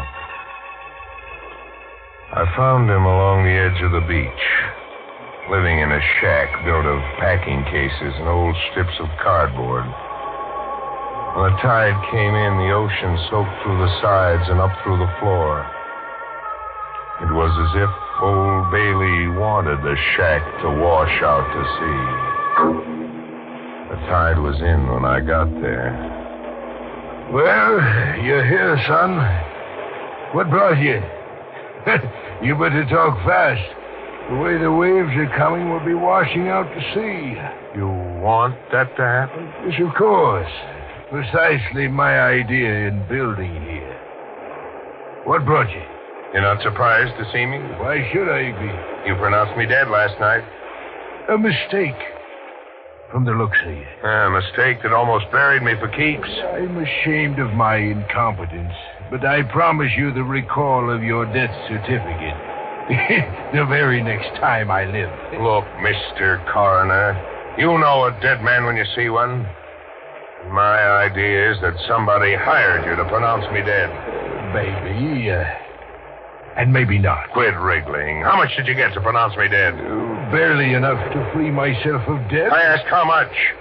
A paltry $50. Who from? Who wanted my death certificate and why? Now you're asking an old sinner to play informer.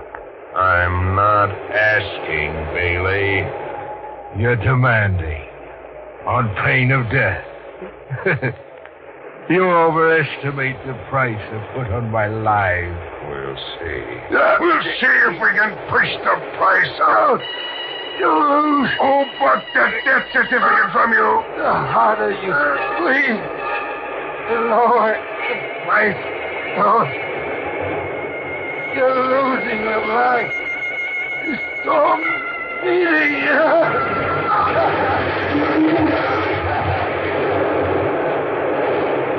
The sea tore us with a paper hunk and overran us. I felt it pull at me. I was being sucked into the middle of a whirlpool.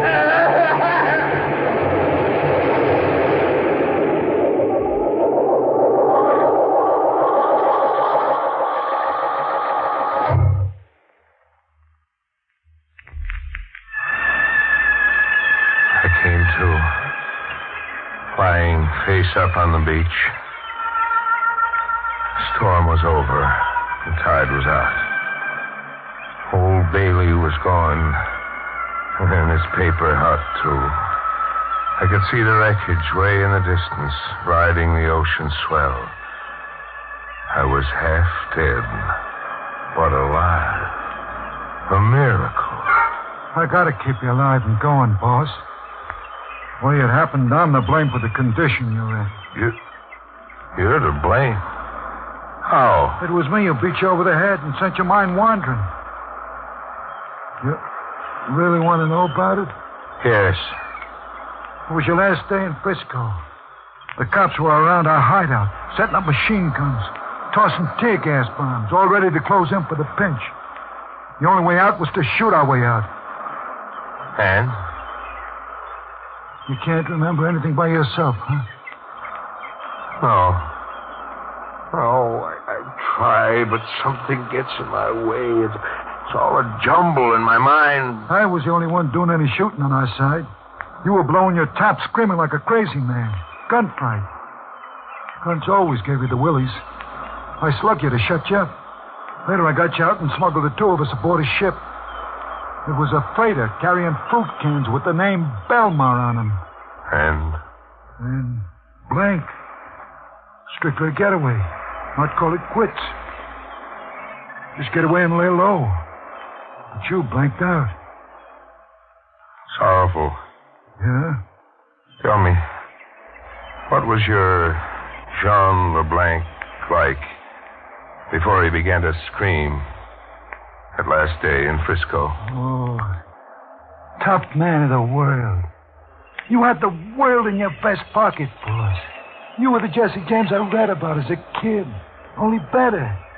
The stuff you pulled at Frisco on its ear. What sort of stuff? Banks, museums, mail trucks. Just theft? No murder? Murder was the rub. Like I said, guns gave you the willies. That last day in Frisco, police had our hideout surrounded, you said. How did they get that close? That's a question I was waiting for you to get around to. They were tipped off by a stewed pigeon named Queenie Simpson. The job you mucked on Queenie still needs to be done if you ever want to go home. Oh, it's a lot to remember all at once. A lot to remember. You mean it's a lot to believe? You think maybe I'm working a gag? That I'm trying to swindle you into calling yourself Jean LeBlanc and wake you for a fall guy? Okay. We'll find things out your own way. I'll be around when you need me.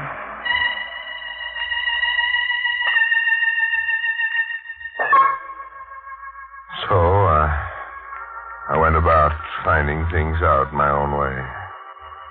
I went looking for Sanderson to double-check on why he broke my head so that a phony death certificate could be issued in the name of Jean LeBlanc. I found him camped in a hobo jungle 50 yards away from a railroad embankment. LeBlanc? Back from the dead. Can it? You never killed me. I didn't. No, you just thought you did. I only passed out and you buried me alive. Disappointed? Not too much, maybe. You're worth $50,000 in reward money. Dead or alive. Here, this will restore your memory.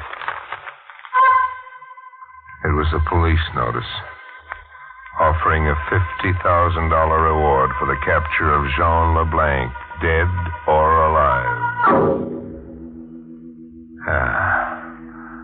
I get your death certificate angle, Sanderson.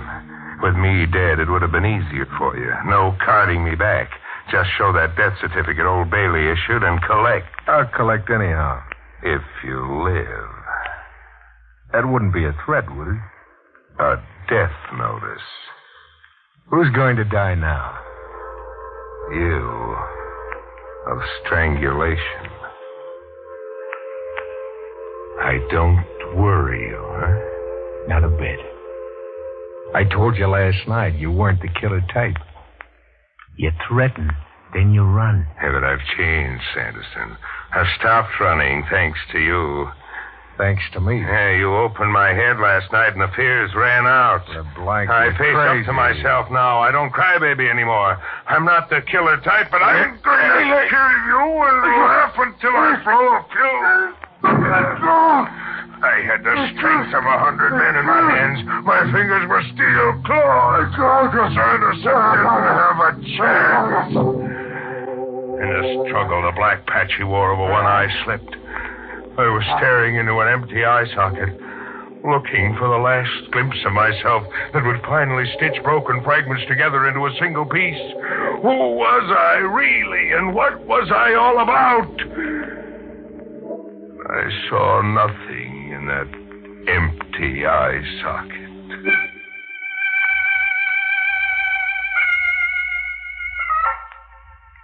I sat around with Sanderson, fascinated by the face of death, waiting for Sorrowful's approval. A nice night's work, boss. What did you kill him with? My bare hands. I strangled him with my bare hands. He's dead, all right. That takes care of job number 1. Job number 2 is Queenie Simpson. Nobody else. This time, with a gun. Sure, with a gun. This time. Where do I find Queenie Simpson? Where she's always been. The Wonderland Arcade. She works a shooting gallery there, the way she always has. Kill her and you've got the cops up a tree. She's her only witness against you. Kill her and you're the racket king of Frisco again, with the town eating out of your hand. San Francisco. It's been a long way around getting home, Sorrowful.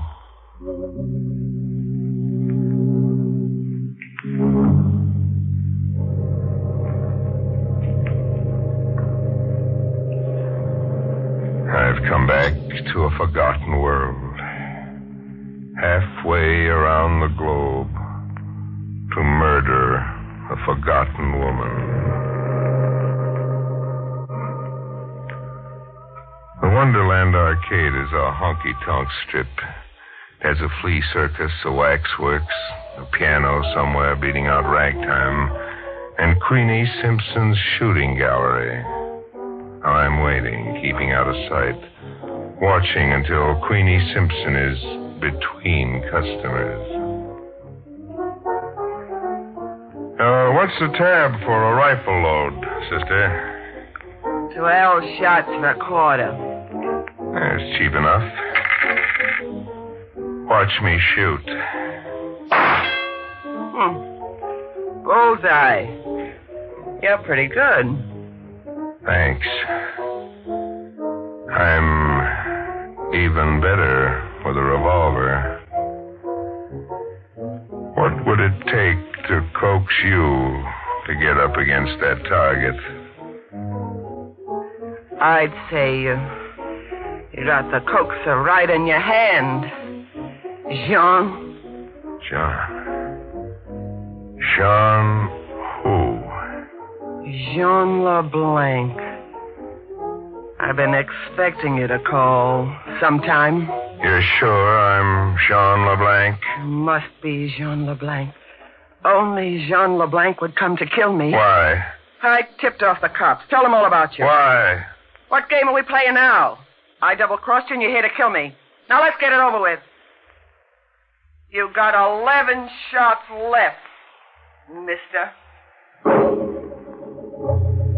She's up against the target, indifferent to her fate. I stare at her, and then I lose her. My gun drops to my side. I can't shoot. My fears are back. I'm choked up with fear. The fear that drove me across the world. Pull the trigger, LeBlanc. Sorrowful. Yeah, me. Still Johnny on the spot. Go ahead. Pull that trigger. You kill double-crosses. I can't pull the trigger, Sorrowful. Don't turn yellow now. You come back a long way. Pull that trigger and you're the big boss again. I can't. My fingers are numb. My hands feel dead. I stuck along with you. Called after you from Island Island. I watched over you, worried about you, waiting for you to come out of a brainstorm. But now it's over. Once and for all. Are you going to make like Jean LeBlanc and pull that trigger? I can't. I'm Jean LeBlanc, but I can't measure up to what you expect. I'm afraid. Give me that gun.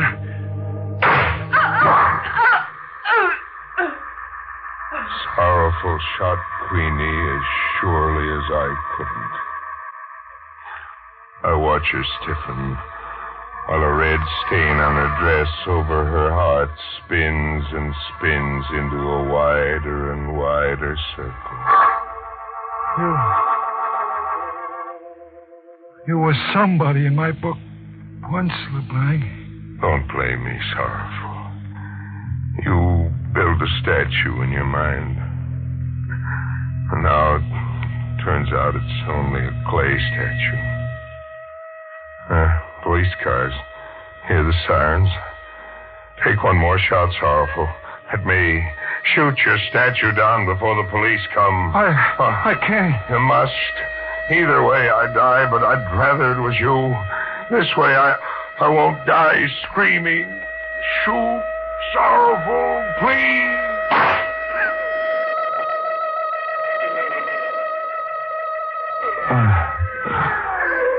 I'm on the ground, staring up at Sorrowful, staring at the uniformed police around him.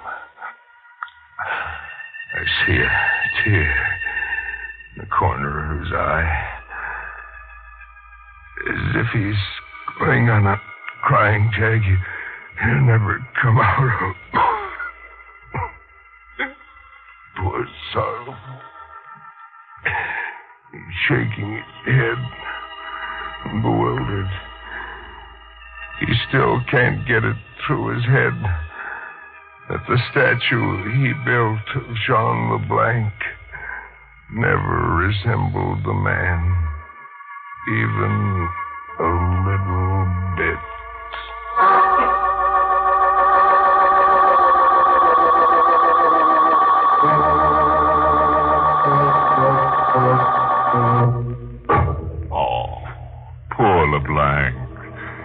Even now, with his worries over, he's having himself a fit.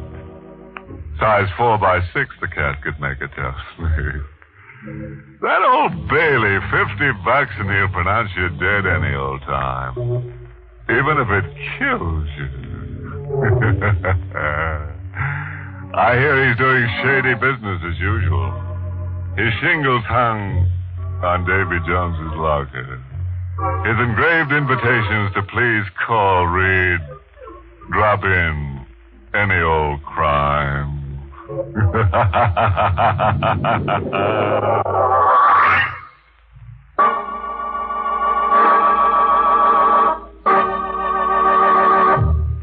Inner Sanctum is heard each week in the United States over CBS, the Columbia Broadcasting System, and has been rebroadcast for servicemen and women overseas through the facilities of the United States Armed Forces Radio Service, the voice of information and education.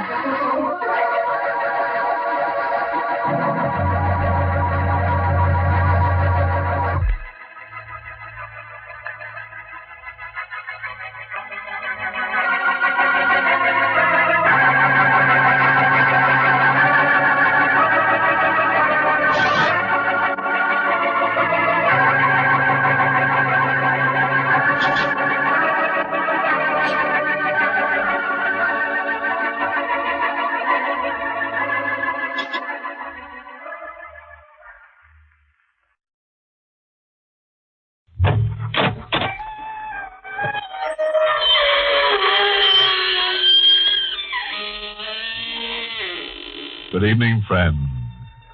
This is your host to welcome you through the creaking door into the inner sanctum.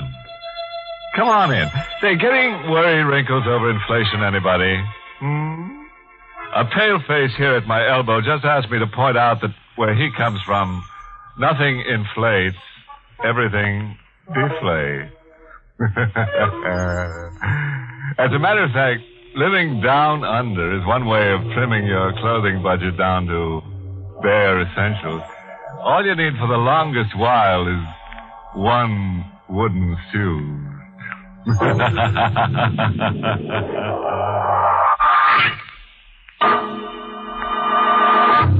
Tonight's Inner Sanctum mystery, Mark My Grave, was written by John Robert and stars Lawson Zerby in the role of Colby, with Santos Ortega as Gabby.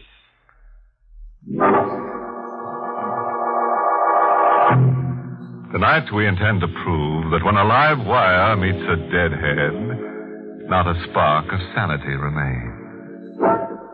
We're in Christenberry, an ancient American village founded during the reign of Queen Anne. We're witnessing a climax in the dark and bloody story of the Brenda clan. A story that has long terrified the timid and baffled men of logical mind. The story of the Brenda ghost. In a close, airless room of the Brenda home, a man is strapped down on an iron bed. His face is youthful, but his hair is white, as if bleached by shock. He stares blindly at an older man hovering anxiously over him. Gabby. Yeah? It's me. I've got everything under control. Untie me, Gabby. I can't breathe. No, I can't untie you, kid. Not the way you are. You just hurt yourself. I've sent for a doctor. Able to talk about it a little? Talk about it? Sure. Only if you're able to. Ghosts. Ghosts were a big joke to us. The assignment was going to be a gag. Picture stunt to give the newspaper comic relief. That day you called me. Hey, Colby. Yeah? Hey, the wire coming in. 8-state search for missing hitchhiker couple. And what about it? Just 2 more missing Americans. There's 1 million of them. Pamela and Alfred Parker have been missing for 14 days. They were last seen entering the village of Christenberry. They were seen entering, but nobody saw them leave. Christenberry is the village famous for the Brenda ghost. You want to buy a bed sheet, boss? No. I do want to buy a circulation booster. Oh, you're not assigning me to interview the Brenda ghost. And all the other Brendas with pictures. Trot yourself over to Christenberry with a flash gun and photograph everything that moves. What if the ghost is, camera shy? Christenberry was a village a man starts talking to himself in. A handful of bearded old-timers who stared at newcomers, then scurried away like frightened jackrabbits. The population on the ground was less than 100.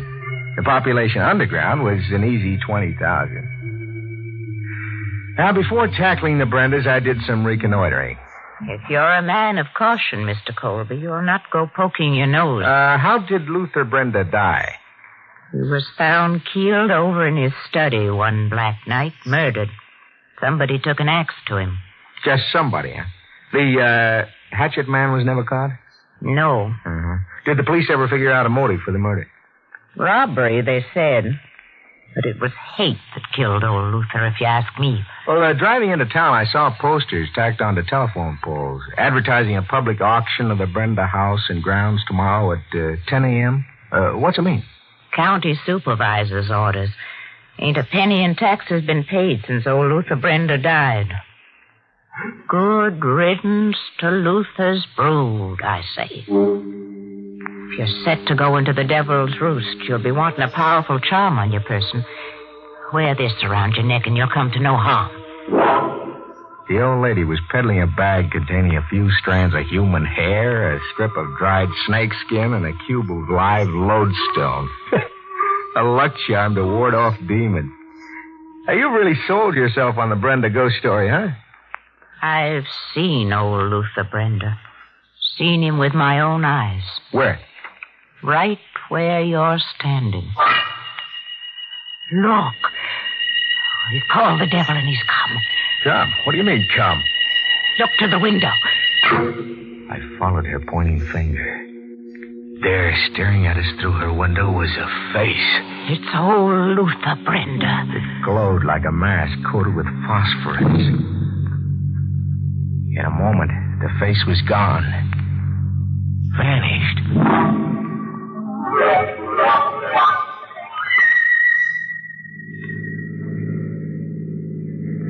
I left and drove on to the Brenda place, trying to throw off the spell. It was a perfect setting for a ghost. Inky black, you couldn't see your hand in front of you. A dimly lit gabled house high up on a hill, and barking dogs somewhere. I was picking my way slowly with my camera slung over my shoulder, working my flashlight, when I got the first proof that I really needed a charm bag around my... Oh, the rifle shot. Somebody had shot the flashlight out of my hand. Are you shot? Nah, you just ruined a new flashlight. Who are you? David Brenda. You? Colby, a reporter. You always welcome guests with a blast of rifle fire? I mistook you for old Luther. Old Luther's on the prowl tonight. Shooting at your father's ghost, huh? But what makes you think the old fellow's on the prowl tonight? He ain't in his casket. You checked to see, huh? I did. You dug him up and pried open his coffin and checked? Nope. Weren't no need to do that. We ain't never buried old Luther. We put him in the family crypt like he wanted to be put.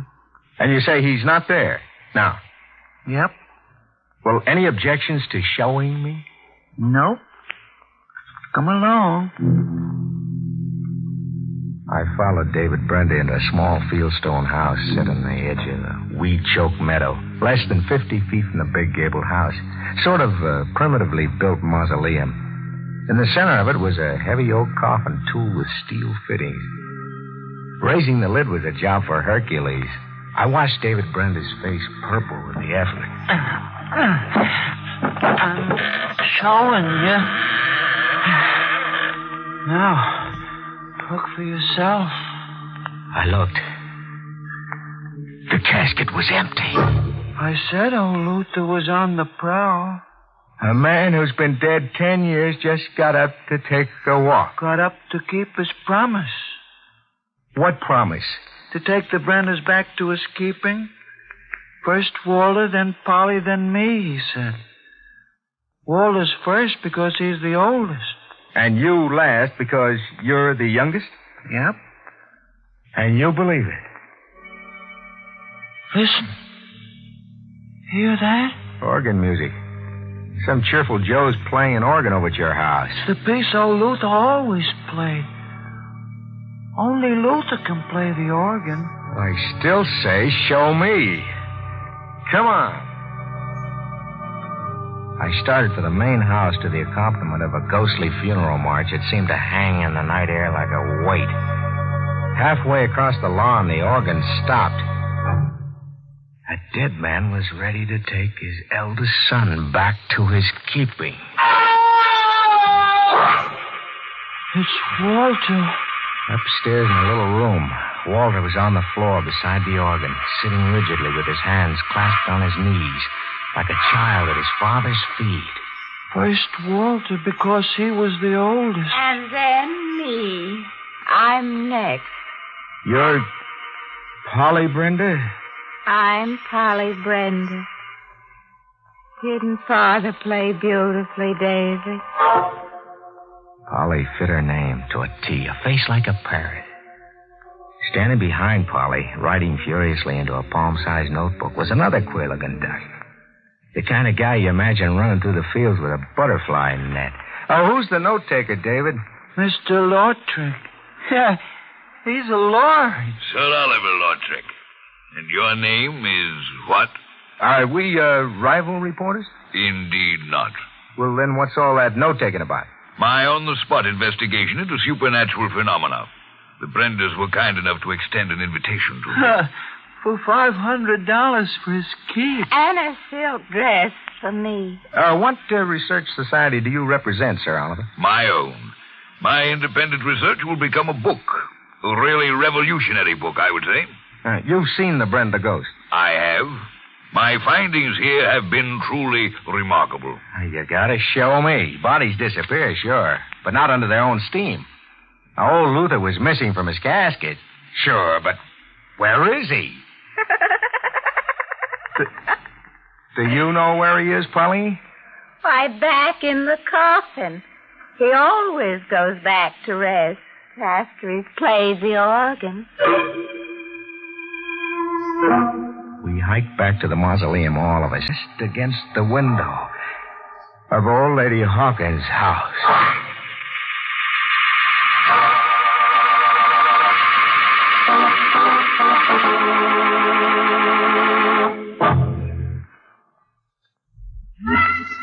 The mind's a funny thing, Gabby. You're a hard-headed cynic who says, show me, but suddenly you can't trust your eyes. Suddenly your mind's developed a small crack, and your sanity begins to push out like sawdust coming out of a rag doll. A dead man who gets up out of his casket, plays an organ solo, commits a murder, then gets back into the casket. You don't dare believe it, because if you do, you'll never stop screaming. I didn't try to figure it out too much. I photographed everything in sight, talked a while with the overstuffed researcher, Sir Oliver, then holed up in the ground floor bedroom David Brenda assigned me to. It won't be comfortable, but it's a bed. I hadn't even closed one eye when the dogs outside set up a holler that raised goose pimples all over me. It was the kind of holler you hear from bloodhounds when they reach the end of the chase. I went to the window. Something was pulling me. Something. Like a premonition. There were the dogs on the lawn, under the moon. Brute mastiffs, 4 of them, and snapping something in their jaws, then tossing it into the air. I concentrated on whatever the gadgets were, peering through the window glass until my eyes almost dropped out of their sockets. After a while, I made the gadgets out. They were articles of clothing. A shoe, a man's hat, a lady's handbag. I found the place the dogs had come from. It wasn't hard. I just followed the dog tracks to a ravine behind the meadow. I found them side by side, deader than just dead. Pamela and Alfred Parker, your missing hitchhiker couple. Oh, Luther killed him. Great, having a ghost around that walks. Huh, David? You can make him the explanation for everything. Oh, Luther killed him. Listen. The organ's going again. It's old Luther's favorite piece. He's fixing to kill Polly. Walter was the first, and now it's Polly's turn. Busy night for a dead man. The idea is that Luther Brenda's up there at the organ, huh? Yep. Up there playing a prelude to murder. Out of his casket and up there in the watchtower? Yep. I'm going back for a double take at that casket.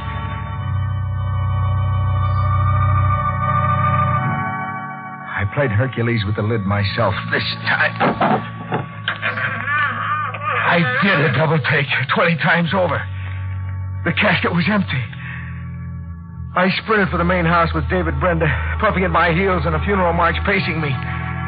Sprinting got me within a foot of the front door when the music stopped.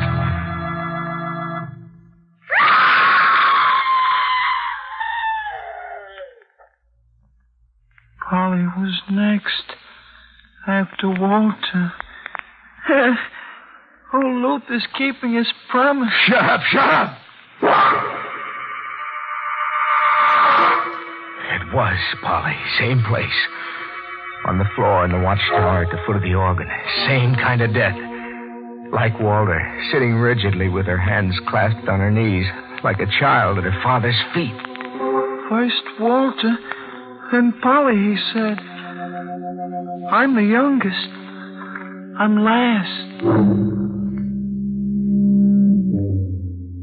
When my feet felt steady enough, I went to see if Luther Brenda had settled back in his casket. I went to see just as a matter of routine. I'd find him there, I was sure of it. I'd find him there because there wasn't an organ going.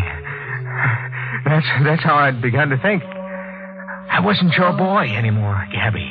I was practically your Brenda. I never reached the mausoleum. Because out there in the dark, I saw Luther Brenda. I stood knee-deep in the weeds and watched Luther Brenda walk past me and head straight as an arrow for the mausoleum. A dead man was returning to his casket. I took his picture, a rear profile view. My hands worked the camera automatically from habit. I didn't start screaming until the mausoleum door closed behind him. And then I couldn't stop screaming.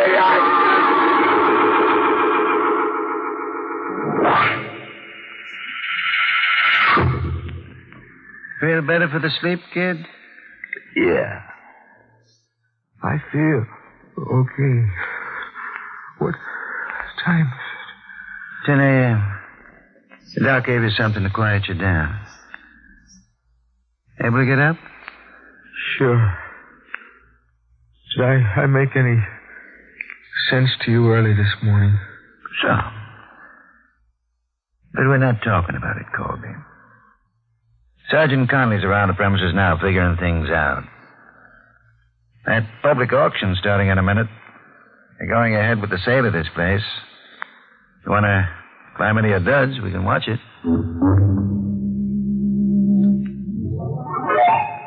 Gentlemen, your attention, please. The sale is about to commence. By authority vested in me by the Board of Supervisors of the Incorporated Township of Christenbury, I now offer you tax warrants, file number 126015, at public sale. Great public sale. Not a soul came. Nobody wants the place. Luther Brenda goes with it. Fat boy over there. See Sir Oliver? Uh-huh. And that's David Brenda. What keeps him out of a padded cell? The tax warrants amount to $3,000, gentlemen. The minimum bid I am empowered to accept is $3,000. Bid lively, gentlemen. Looks like no takers, Colby. Mr. Auctioneer. Yes? In the absence of bids, I bid exactly $3,000. Sold. Sold to your name, please. Lautrec. Sir Oliver Lautrec. Come on, Colby. That's all I wanted to hear. Sir Oliver. Yes? What's here that's worth $3,000 to you? Must I answer that question? You'd better, and pronto. And don't tell me you've gotten attached to a walking dead man. My work prompted me to make that bid. The $3,000 enables me to pursue my research. I'd been advised that the county planned to raise the house to the ground if no bid was forthcoming. That would be a pity. An irreparable loss to the study of supernatural phenomena. But more of a loss to you, eh? A loss of, say, $100,000? You're making no sense at all to me. I'm not, eh? There's a cop here who'll tell it to you in basic English. You tell him, Sergeant. $100,000 in jewels stolen by an escaped convict who came through here and murdered old Luther Brenda 10 years ago. The killer left the jewels behind him for safekeeping. Because he was wanted in 12 states, he was hotter than a firecracker. He knew he'd never crash through roadblocks set up to trap him. My theory is that the jewels are bricked in somewhere as a part of the Brenda dwelling. Isn't that why you bought the house, Sir Oliver? To be free to take a wall down at your leisure and pocket a bag full of jewels? It's a preposterous theory. In my opinion, gentlemen, your surroundings here have affected your minds. You're all stark mad. Ah, that gimmick. Give him the rest of it, Sergeant. The corpse that gets up and plays the organ? That's you, Lautrec. Now, don't waste your breath denying it. Among other items of proof, we've got photographic evidence.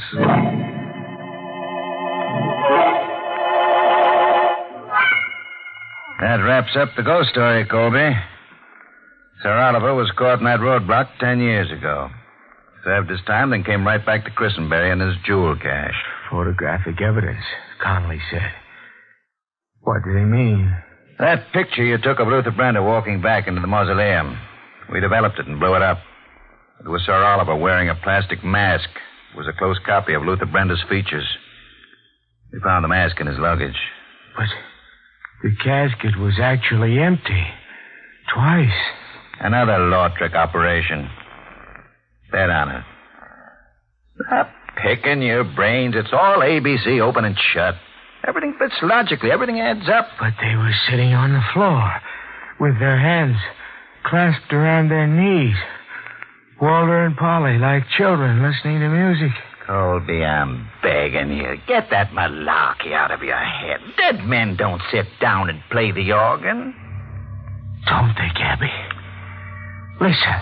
Oh, at a time like this, some jerk decides to play the organ. It's old Luther Brenda up there in the watchtower playing his favorite piece.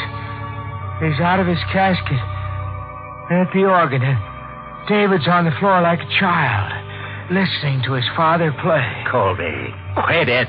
It's David's turn now. After Walter came Polly. David's last because he's the youngest. It's his turn now to go back to his father's keeping. Soon the music will stop, and David will scream. Listen, Gabby.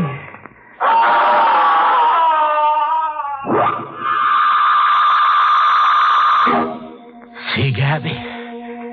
David sits like the others on the floor, dead. Is he dead, Sergeant? Yeah. Can't pin this one on Lautrec. Then what killed David Brenda? Old Luther Brenda killed him, Gabby. David was last to go because he was the youngest. Oh, shut up, Colby. You were saying, Sergeant? No visible injury. Offhand, I'd say he was frightened to death. Brought a seizure on himself. Sure. That makes sense. He frightened himself to death. Does it make sense, Gabby? David Brenda played an organ solo for David Brenda. He sat at the organ pumping the pedals and sat on the floor at the same time. Sure, it makes sense. It's got to make sense. He played a funeral march and died listening to it. One man in two places at the same time. Does it really make sense, Gabby? Does it? Does it?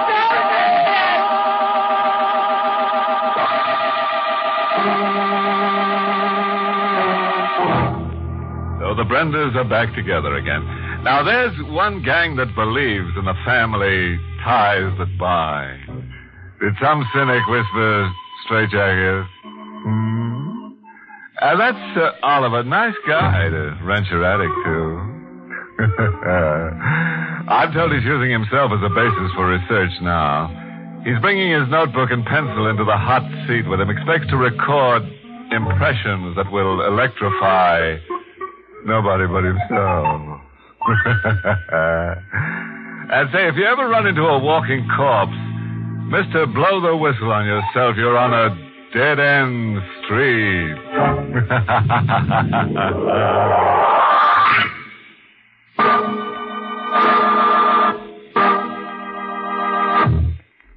Inner Sanctum is heard each week in the United States over CBS, the Columbia Broadcasting System, and has been rebroadcast for servicemen and women overseas through the facilities of the United States Armed Forces Radio Service, the voice of information and education.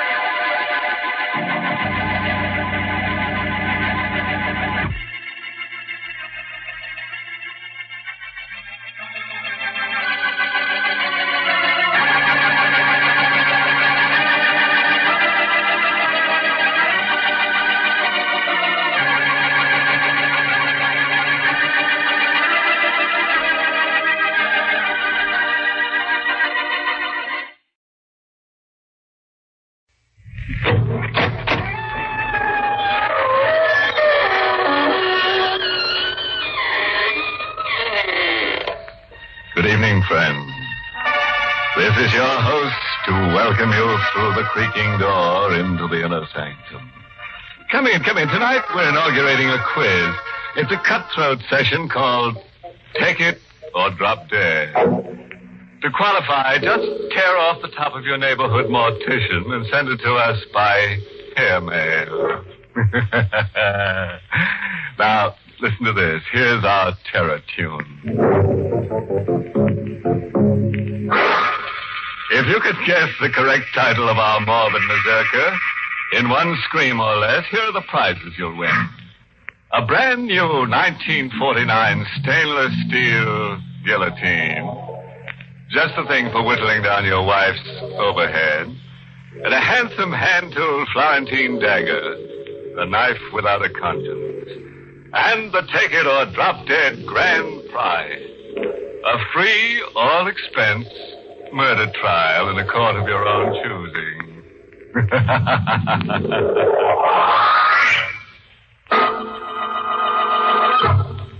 Tonight's Inner Sanctum mystery, The Deadly Dummy, was written by Ed Adamson and Robert Sloan, and stars Mason Adams in the role of Steve with Elspeth Eric as Claire. Well, let's get to tonight's shivering shindig. Oh, by the way, let me warn you, all references to ghosts, living or dead, is anything but coincidental. Ready? All right. This is what happened to a guy named Steve Pearson. Why do you keep asking me the questions? Why don't you ask Marlowe? Ask him, Inspector. He'll tell you everything. I told you before, Pearson. Marlowe isn't here. He is. He's in this room, sitting right there in that chair. That's just a ventriloquist dummy in the chair. You told me yourself Marlowe is dead. You don't understand. That dummy is Marlowe. I can prove it to you. That dummy is alive, real. All right. So he's alive. You think I'm crazy? Go ahead, Pearson. Let's hear the story, all of it, from the beginning. It began when I went to work as Marlowe's assistant. He was billed as the Great Marlowe. The Great Marlowe. His audiences always thought he was a wonder. But they didn't know him like I did. You couldn't please him no matter how hard you tried. There wasn't a meaner man alive than Fred Marlowe. I would have quit him right at the start if it hadn't been for Claire. I only stayed because of her. Claire, she was warm and wonderful. And she was Marlowe's wife. Oh, Steve. Claire, you gotta come away with me. Wouldn't do any good, Steve. He'd follow us wherever we went. You know him. He'd make our lives miserable. Oh, we can't go on this way. How much of this can we stand? We don't have to go on this way. What do you mean? If you really loved me... Claire, we couldn't do a thing like that. You hate him as much as I do. But doing a thing like that... It isn't hard when you really hate. When you really love. Somebody will find out. They always find out. Not the way I've planned it. Ground glass. He'll drink it. But how? He'll know. No, he'll never suspect. It'll be during his act. What? That part where he drinks the water while the dummy whistles. You handle his props. All you have to do is put the powdered glass into the water pitcher before he goes on. He'll pour the drink himself. Yes. After he goes off, you can wash out the pitcher and the glass. There'll be no evidence. You do it, Steve? When? Giving his last performance at the Lido on Tuesday. Tuesday. It'll be Marlowe's last performance anywhere.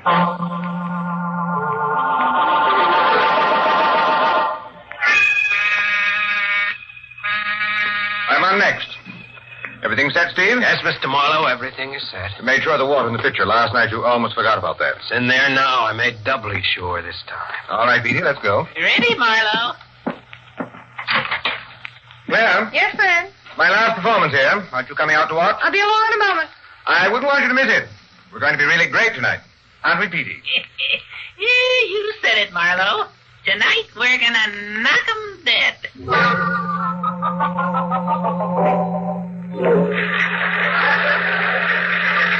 Claire and I stood in the wings while Marlowe went through his act.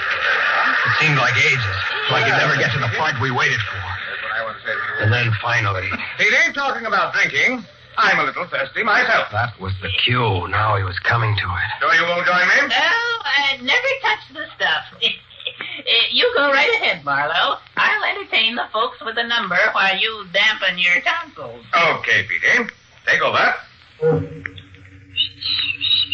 The water in the glass slowly emptied. A silent scream shook in my throat. Suddenly, I didn't want it to die. Hating a man wasn't enough reason for killing him. I wanted to stop him. The scream in my throat begged for release. And then I felt Claire's hand grip mine. I turned to her. Her smile smothered the cry within me. Her hand tightened and pulled, and we walked away from the stage.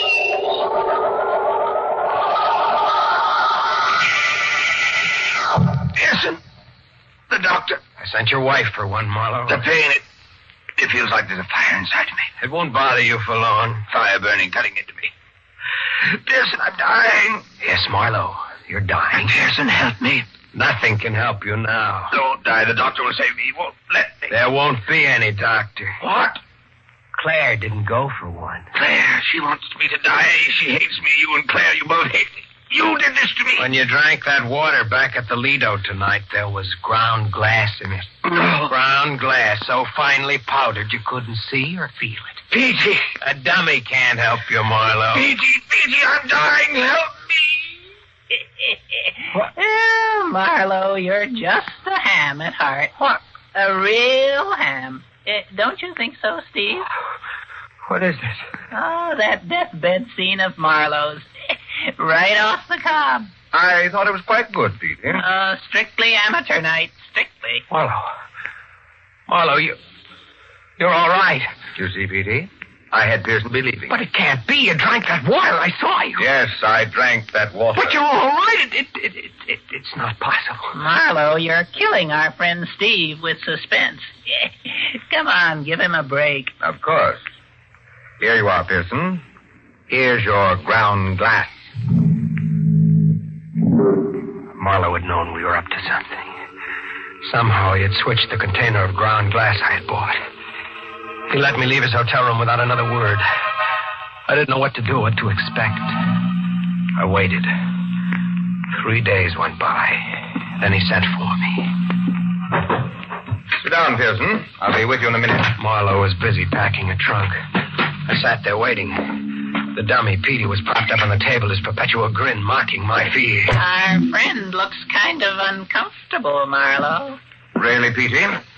Why did you send for me, Marlowe? Clara and I are sailing for South America tonight. I suppose you're curious as to what I'm going to do about you. All right. What are you going to do? Nothing. Absolutely nothing. I just wanted to tell you about Claire, Steve. She's poison. Petey never did like Claire. Marlowe's a sucker for that dame. I guess she never told you that she tried to have Marlowe knocked off before. There was another guy had the job before you. Claire fed him the same line. He's lying, Marlowe. Why don't you ask her? She'll be back soon. Claire wants Marlowe's money, but not Marlowe. She was just using you. Shut up. She'd give you the go-by so fast. Shut up, I said. You're out of her class. She wouldn't want you in a minute. This will shut you up. I'll break you into a million pieces. You're a fool, Pearson. You forget there are other Peteys. After all, they're only me. Remember? So you see, the only sure way to shut them up is to stop me. Marlowe taunted me with a sickening laughter. I couldn't stand it. I had to stop him some way. I felt along the table behind me. My hand came across the heavy glass ashtray. I gripped it tightly, then brought it up from behind. He slumped to the floor. The grin was still on his face. I bent down over him. He was breathing. I hit him again. Marlowe was dead. You shouldn't have done that, Steve. It was the dummy talking. I heard him. He lay on the floor. I had crushed him into 100 pieces. But they were his words, his voice. You can't get away with murder. You'll see, Steve.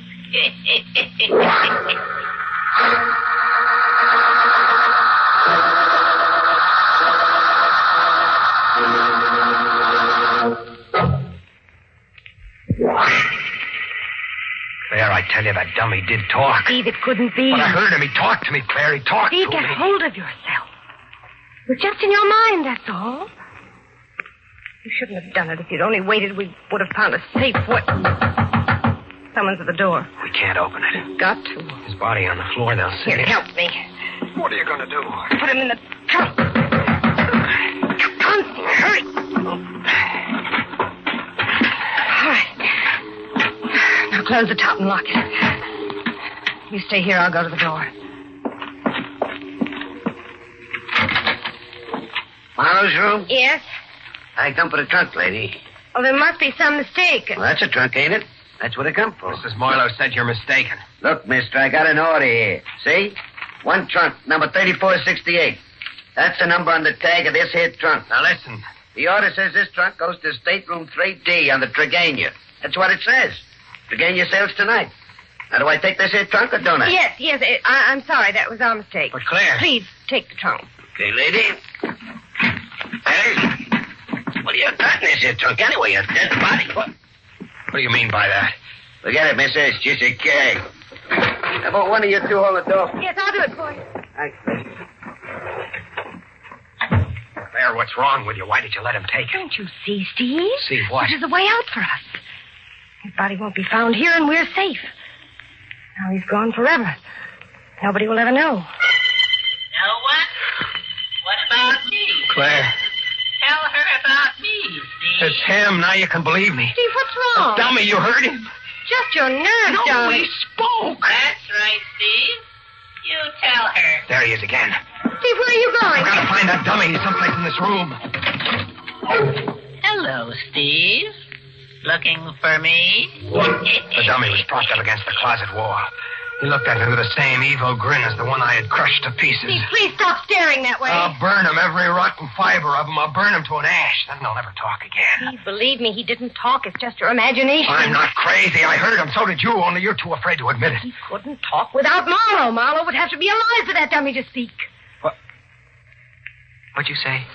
Marlowe would have to be alive. You know that. Yes, that's right. What's the matter with me? Yes, he would have to be alive. You see, it was just your Then imagination. Marlowe isn't dead. Oh, now, Steve, please. He wasn't dead when you put him into the trunk. He just wanted us to think he Steve. was. I didn't kill him. He wasn't dead. That's why the dummy talked. Marlowe could do tricks like that. Come on, Claire. We've got to hurry. No, wait. We've got to get there fast. Where, Steve? What are you talking about? Marlowe's stateroom on the boat. He'll be there in the trunk. I've got to make sure he's dead.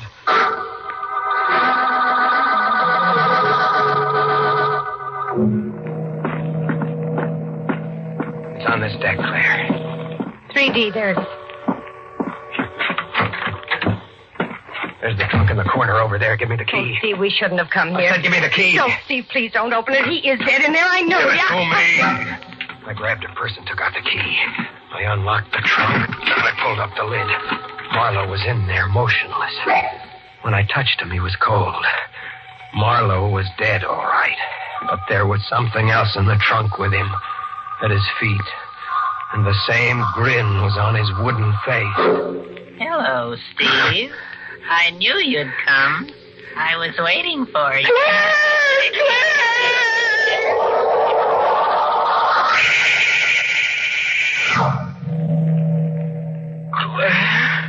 Here, Steve, drink this.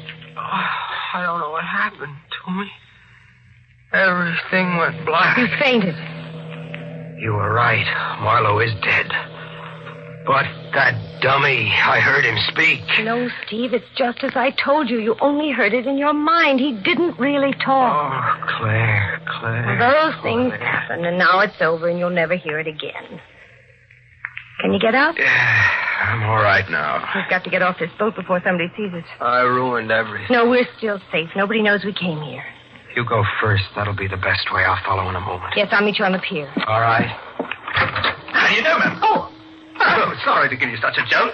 My name is Higginsman. I'm your steward. Just stopped by so we'd know each other. Time was against us. We were too late in getting out of that stateroom. That steward would remember Claire. Steve, what are we going to do? There was only one chance. With Marlowe's body in that trunk, there was only one thing we could do. I had Claire ring for the steward. Yes, ma'am? Mr. Marlowe and I have decided to cancel our trip. But, Would you please have reporters come for our trunk and take it to the pier? Oh, I'm sorry, Mrs. Marlowe, but that won't be possible. What? What? Well, in the excitement, ma'am, you probably didn't notice. Notice? What are you talking about? Our departure. We sailed 20 minutes ago.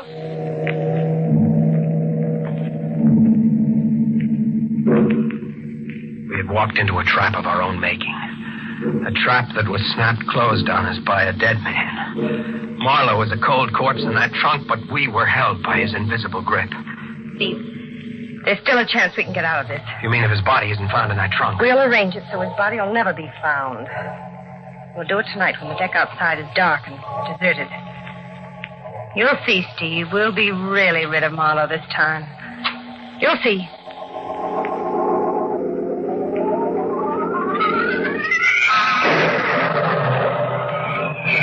We got our first break.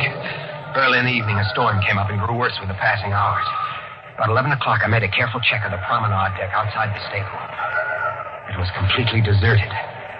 We supported Marlowe's body between us and carried it toward the darkened space at the end of the deck. In the morning, I'll report my husband is missing. They'll ask a lot of questions. I'll have all the answers, just the way we planned it. I'll tell him how he often gets up at night to go for a walk. And the dizzy spell. Yes. Another of his dizzy spells. That's how it must have happened. Another terrible dizzy spell, and he fell overboard. Meantime, Steve, you'll have to hide. I found a place in one of the lifeboats. We'll meet every night. Wait. What is it? Thought I saw somebody down that way. I don't see anyone. It was probably just a shadow. Come on, let's get this over with.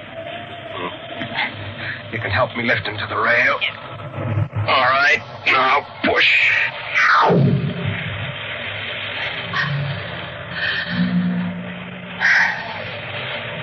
Gone, Steve. Yes, Claire, that's the end of Marlowe. Now we can live, really live. Will you kiss me, Steve? Will I kiss you? Come here. Oh, Steve. Oh. I beg your pardon. I'm sorry to interrupt. I'm looking for someone. I thought he might be with you. There was no one with us. No, we're alone. I see. I thought I saw 3 people walk over here. No. It's so dark, I must have been mistaken. Yes, it is dark. The man I'm looking for is Mr. Marlowe. What? Do you happen to know him? My name is Marlowe. Then you're the gentleman I'm looking for. My name is Ralph Kramer, Mr. Marlowe. Kramer. Are you all right, Mr. Marlowe? Yes, I'm fine. Why? I just wanted to be sure. By the way, I received your letter. Letter? Don't you remember? No, not exactly. Oh, I can understand. You're a busy man, Mr. Marlowe. Well, just to refresh your memory, I'm in charge of entertainment here on the boat. I found out last week that you had booked passage. So I wrote to you asking you to consent to be one of the features in our theatrical tomorrow night. And I replied? You were very kind, Mr. Marlowe. You said yes. I just stopped by to thank you and say that we're all looking forward to your performance tomorrow evening. Steve, you've got to keep trying. There isn't much time left. It won't work, Claire. Well, it will. You know Marlowe's act. You've understudied him. You went on for him in Cleveland, remember? I know, but I can't do it now. I can't get it. It'll come to you, darling. Now just keep trying. Go on, Steve, please. Try again. All right. Tell me, Petey, don't you and your girlfriend Phoebe ever have a difference of opinion? Sure, Marlowe. But I wouldn't dare tell her about it. Oh, you see, Claire, it's no good. Hey, you're doing fine. Don't tell me. I know it's rotten. Tell him I'm not going on. Steve, it means our lives. You've got to go through with it. Sure. You can do it, Steve. I'll see you through. Claire. What's wrong? What is it? The dummy just talked, and I didn't do it. He said, you can do it, Steve. I'll see you through. You heard him, didn't you? No. Don't let her kid you, Steve. There, he said something again. You didn't hear that either. Oh, now, Steve, don't. You've got to pull yourself together. That dame can really play angles, can't she, friend? Yes, she really can. Who are you talking to? You know who I'm talking to. You know all about it. Go ahead, Steve. You tell her. You're making the dummy talk, Claire. It was you all the time. You don't know what you're saying. You're trying to drive me crazy. That's why you're doing it. Now I know what Marlowe said about you was true. You were just using it. No, Steve. You wanted Marlowe dead. You wanted his money. Just as he said, you were playing me for a sucker. Steve, don't look at me that way. Oh, I can see you for the first time. What you really Don't you are. come near me. You have the same evil grin as that dummy. Because that's what you are, something inhuman. No, stay away. Something mean and vicious and bad. Steve. Oh. My hands gripped the throat. I squeezed tighter and tighter. The nails digging deep into the soft flesh. The color slowly drained out of her face. There was a final gasp, and then she stopped moving. She was like a rag doll in my hands. I stood there holding her lifeless body. Then after a while, I heard a knock on the door. Miss Marlowe! Miss Marlowe, it's Ralph Kramer! Mr. Kramer? What is it? The show's started. You're on in 5 minutes. All right, Kramer. I'll be there. And now, ladies and gentlemen, we take extreme pleasure in presenting the great Marlowe. I sat there with a dummy on my knee and looked out into the sea of faces. All the men had the same face. It was Marlowe's. The women were Claire. I tried not to look at them. Come on, Steve. The dummy whispered to me. Come on. I told you I'd see you through. Let's go. Petey, I want you to meet the folks. Hiya, folks. it's Marlowe. Marlowe! Who was that lady I saw you with last night? Last night? That was no lady. That was... Now, you're not going to tell me it was your wife. Because I know whose wife she was. Stop it. Sort of a deadhead, isn't she, Steve? I told you not to call me Steve. You'll give it away. I warned you about that dame, remember? I told you she was playing you for a sucker. Stop talking about her. We've got to get back on the routine. The routine, yeah. That's what she gave you. Cut it out. Cut it out. Hey, with ground glass. If you don't stop, so help me, I'll choke you. How do you like this guy, folks? He wants to choke me and cut his best part off. I'm warning you, just one more wrong word. This will kill you, folks. Wait till you hear the story I'm going to tell you. Oh. And it's no joke. You think this is Marlowe here, huh? Don't listen to him. He's lying. You can't stop me now. It's too late, Steve. Don't listen to him, please. He doesn't know what he's saying. He's going to tell you lies. He's going to tell you I'm a murderer, but don't believe him. Make him stop laughing. Get him out of here. Somebody make him stop, please.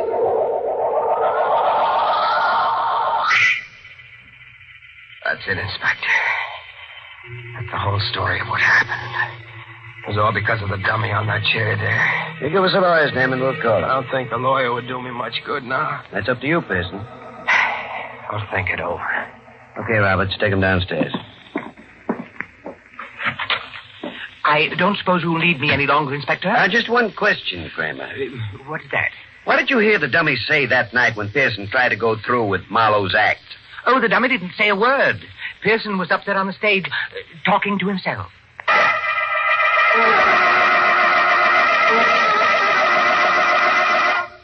Well, that closes tonight's cadaverous chapter. Poor Steve Pearson, he just couldn't help double-talking himself into a knot, the kind the hangman ties. Now he's in a grave condition. But it's his own fault, you know. His dummy done told him. You know, the real reason he killed Claire is because he figured 2 dead heads are better than 1. Well, anyway, all's well that ends dreary. Yes, as we say here in the inner sanctum, the end always justifies the screams.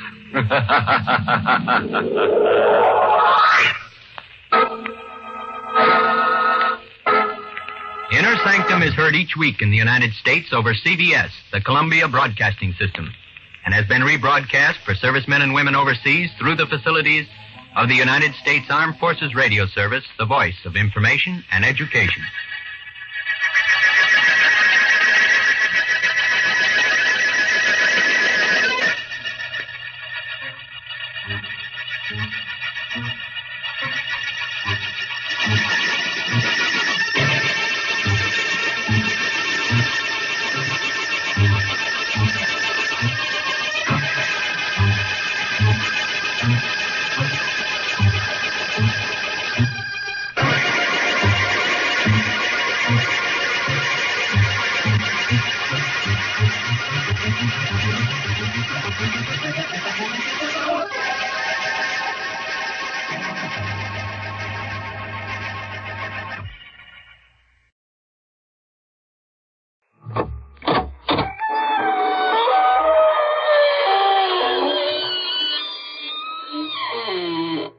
Good evening, friends. This is your host to welcome you through the creaking door into the inner sanctum. Come in, come in. I've been reading my fan mail. Huh? Oh, sure, I get lots of it. Delivered in a hearse every morning. One lonely heart writes, despite your sinister voice, you strike me as a fine gentleman and a homebody. I am companionable, good-natured, unmarried, and I've been hardly dead a year. Won't you please exchange photographs signed Lonesome? Did somebody say the lady spooked out of turn?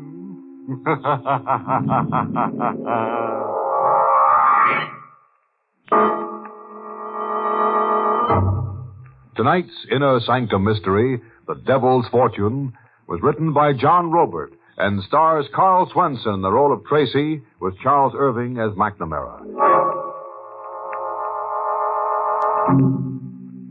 And now for tonight's chaos. In the deep hinterland of Mexico, on the ground level over a mine shaft, a ceremony is being performed by a frightened group of men. A ceremony of fear. Drums beat, and a roaring fire licks at the night sky. Underground in the mine called El Fortuna Diablo, the Devil's Fortune, floodwaters rise slowly to choke off all life in the shaft. Clinging to the elevation of a ledge, trapped and at bay, with the waters lapping at his ankles, is a young man.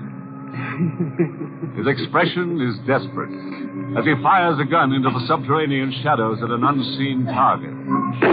Give me a break, Mac. I got a right to live. You're wasting bullets, Tracy. You better come out with your hands up or drown.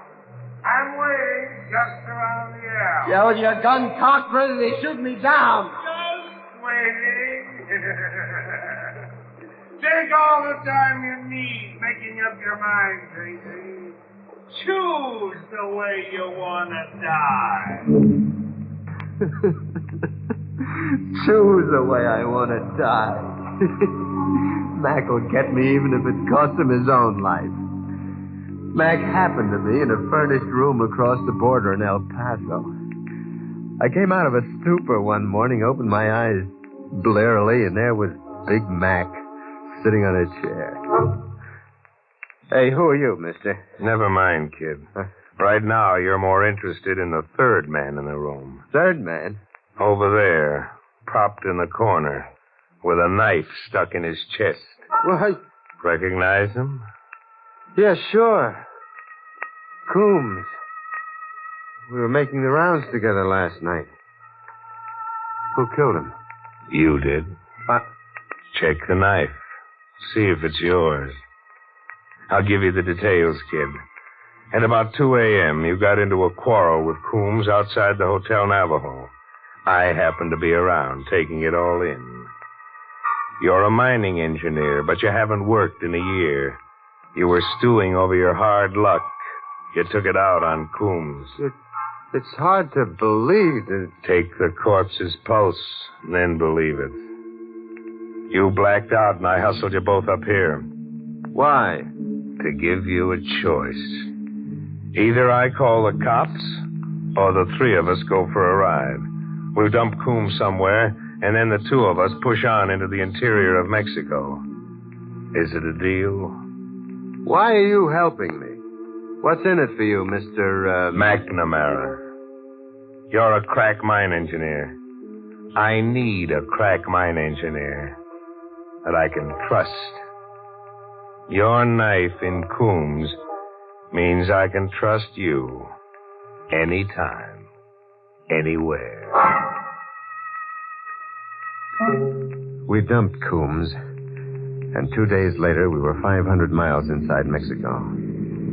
Mac? Huh? I've been thinking. That story that you palmed off on me about Coombs. You stuck that knife in him. Maybe. But you'll never be able to prove it now. Mac, you're crazy. And you're soft. Soft and sentimental. The world's an anthill. Knifing Coombs was like stepping on an ant. Get tough, Tracy. Think big. How big? This big. I've got a map here. Yeah. Read off the name. El Fortuna Diablo. An abandoned gold mine just outside a native village called Alicante. All boxed in and boarded up. Hasn't been worked in 20 years. A fortune's been laying around begging for takers. Well, why hasn't anybody worked the mine? Fright. They're all petrified with fright. From the owner, a chump named Parento, right on down the line to everybody in town. There's a legend about the mine that scared them. The devil is supposed to make his headquarters there. The map is spotted with blood. Whose blood is that, Mac? The chump who had the map previous to me. Called himself Klondike. He lay there drooling over the map, whispering to himself about El Fortuno Diablo. Week in and week out, month after month, I listened to Klondike whispering to himself. Lay there? Lay where, Mac? I had to break his hand open to get the map out of his fingers. Where were you, Mac? I'll tell you sometime, Tracy. Sometime when you get out of line, maybe, you'll wish I hadn't told you. We reached Alicante, a bleak, backward village, where civilization came trickling in slowly by donkey cart over narrow mountain passes. From here on, kid, watch me operate. How are you going to get El Fortuno Diablo? Steal it? We steal the mine from a Senor Parento, that owner I told you about. It's all fixed to operate in Cicero. Everybody's scared not to listen to Montesano. Well, why will Montesano play ball with you? A gun in his ribs and $500 in his palm. Just you watch how Montesano plays ball. I watched Montesano bat a home run for McNamara. We were in a room with Montesano, Parento, and a sharp-nosed fella named Salvador.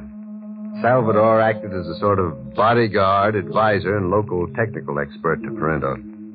You will work the mine, Parento. You and the Senor McNamara. Boy, they're legenda del diablo. The curse is no more. When your father was killed, he put the 20-year curse on El Fortuno Diablo. And now the time is over. Boy, the mine. They will not work the mine. In all Alicante, I can find nobody to work the mine. You will tell everybody in Alicante and in the mountains that Montesano say it is good to work the mine. Machinery trickled in by cart over the mountain passes. Fearful workers grumblingly responded to Montesano's call. The shafts were rebuilt. The mine began operating. At the end of the first week, McNamara played his trump card. He stole the mine. It was Sunday, the day off. Parento and his man Salvador had just left the conference with Mac. Mac was laughing. The kind of laugh that meant he was grinding his heels into an anthill again. Happy days, Tracy. You've pushed your master plan another foot forward, huh? Oh, my old Tracy. Take a gander at this. It's a contract for purchase. For $1 and other valuable considerations, Parento signs the whole mine over to Mr. McNamara. Parento signed this? He did. But he thought he was signing a requisition for supplies from Tampico. I pulled the old document switch on him. Mac, that's an outright steal. Parento will call you a liar and a thief. He'll never get that chance, Tracy. Mac, what are you up to with Parento? Parento and his stooge, Salvador, have just gone into the mine for an administrative look-around. At my suggestion. And, Tracy, I've got a hunch they're going to meet up with that El Diablo. Mac, what have you done? Those other valuable considerations I gave Parento. They were a couple of lunch boxes, packed nice and appetizing with chicken sandwiches and hot drinks. In just 1 minute, I'm going to pull the steam whistle cord so that Parento and Salvador get the idea that it's noontime and they're hungry. Mm-hmm. Minute's up. Mac, what's the connection? Well, what if lunchboxes got... Mac! Now you're smartening up, kid. The box is open on a wire like a booby trap. Reach for a sandwich and smoke gets in your eyes. Mac, I'm not going to let you blow up. Freeze, chump. This is a gun in your ribs. Hey. You're itching to throw in with Parento and Salvador. Mac!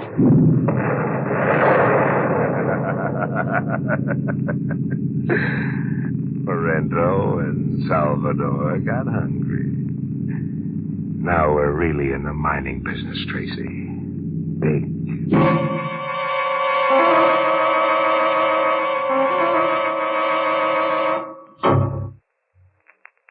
One thing about that McNamara, he's a doer.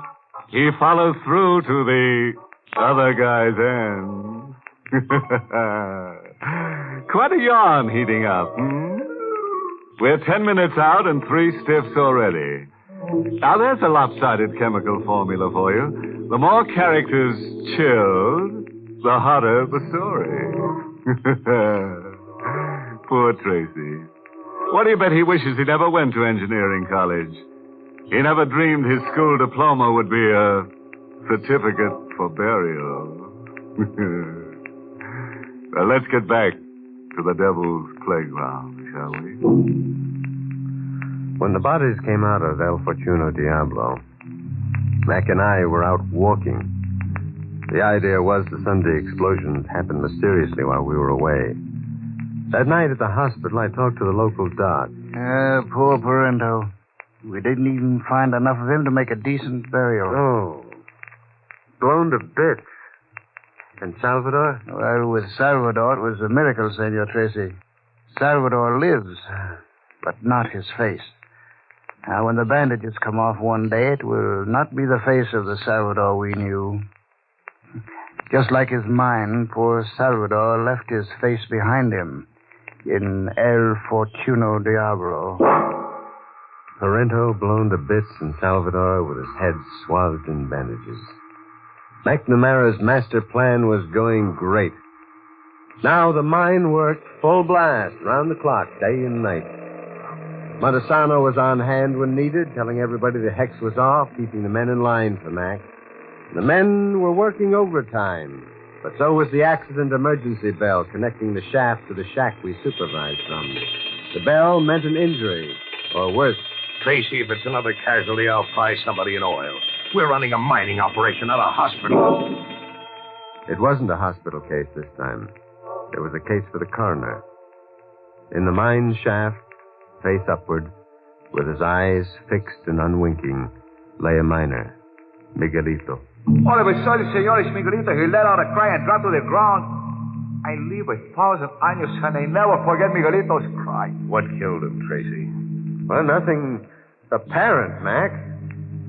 No wound, nothing. Shock, I'd say, from the look on his face. It was El Diablo. El Diablo come before Miguelito.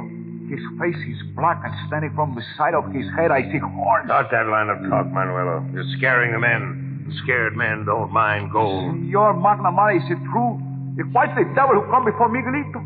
See? Look there to the ground. El Diablo left his footprints. We looked, and there, clearly defined in the soft dirt, was a print. A hoof print. Mac, it's a hoof. It's a cloven hoof. Tracy, so help me if you blow your top in front of the men. Miguelito had a heart attack, man. He was just a kid, not up to being a miner. Now everybody back to work. The men went back to mining for gold. And the emergency bell kept ringing. Tracy. Yes? Go fetch that Alicante wise man. Tell Montesano the men need another spiel about how the devil has called it quits and the hoodoo's off the mine. As the devil called quits, Mac? Tracy, you blow your top and I'll blow your head off. I'm here to mine gold. If I have to kill every mother's son of you and work the mine myself. How do you explain the 4 murdered men, then? Bad hearts, the 24-hour shift. Maybe the men got to brawling among themselves down there. It's easier to blame a killing on the devil than face a murder rap. Now what? That's the fire bell. Fire, Mac. Another omen of disaster.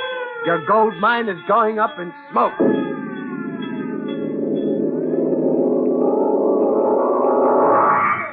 The mine was a raging inferno.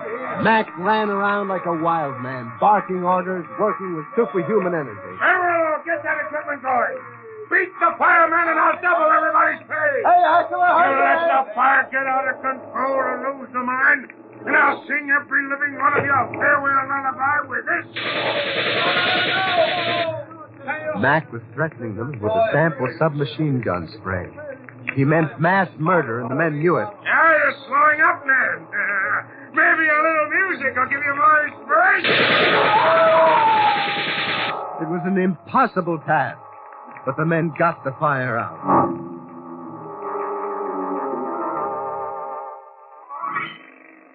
Tracy. Yes? About those hoof prints around the mine. The cloven hoof. I've been giving it a lot of thought. I thought those things didn't bother you. Not like they bother you, chump. They bother me another way. To me, it's a gimmick. And I get nervous if I can't figure out how a gimmick operates. A gimmick? I don't get you. We'll take a walk tonight, the two of us. And I'll show you what I figured out.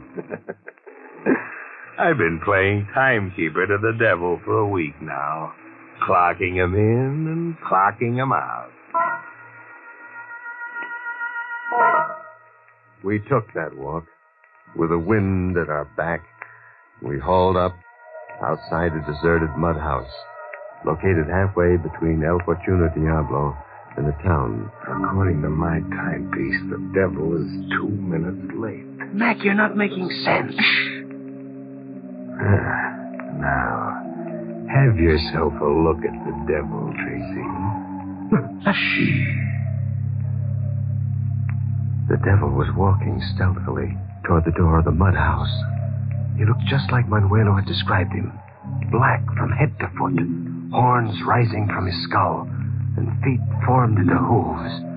We watched him enter the house.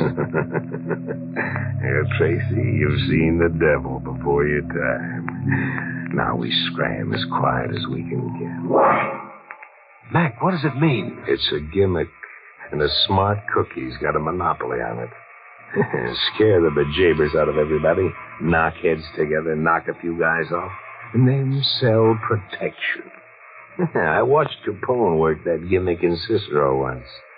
I'm being sold protection. But who? One guess, chump. Montesano. Yeah, Montesano in his costume getup. Montesano tells the men the hex is off El Fortuno Diablo for a fee, and then scares them all over again and gets me to cough up some more. And you're letting him get away with it? Sure. I'm not letting him on yet. I like a man who thinks big, like friend Montesano. Besides, the men listen to him. And I'm still here to mine gold. Mac was there to mine gold one way or another at any cost. But he wasn't going to get any gold. What's the story of the sampling, Tracy? You're not getting any gold. All El Fortuno Diablo has for you is this. Salt. You haven't got a gold mine, Mac. You've got a salt mine. You keep the report under your hat, Tracy. Mine operations will go on exactly as they are. It's crazy. The salt isn't worth the transportation. We're not mining salt. We're mining for gold. Mac, there isn't a grain of gold, I tell you. We're mining for gold, Tracy. For a year, I lay on my back watching Klondike drool over that map, listening to him whisper about El Fortuno Diablo. For a year, strapped down tight so I couldn't move a muscle or wiggle a finger. But I could use my ears, Tracy, and my brain. We're mining gold. Gold, Tracy. You lay on your back, Mac, strapped down. Where were you laying on your back? You really want to know? Yeah. I told you once that maybe sometime you'd wish I hadn't told you. It was in the Meadowbrook Hospital for the criminally insane. We were to continue mining for gold. A madman was intent on mining gold even if there wasn't any gold. A killer with the delusion that he'd picked up in an insane asylum was insisting on operations as usual. And the emergency bell rang as usual. Senor Tracy, just now El Diablo was in the mine with my own eyes. I see him. Who got it this time? Montesano. El Diablo came up to the great Montesano and strangled him. Montesano? It's impossible. Montesano was your Diablo. Senor, what are you saying? I don't know. I don't know anything. Manuelo. Si, senor. If you value your life, ride into the first town you can find that has anything like a police force. Get them here. Drag them here. For what reason, senor? McNamara's a crazy, cold-blooded murderer. You've all been working yourselves to death, digging for gold in a salt mine. You're all his prisoners, and any minute we'll all be his victims. Now hurry, Manuelo. Hurry! Si, senor Tracy. Si.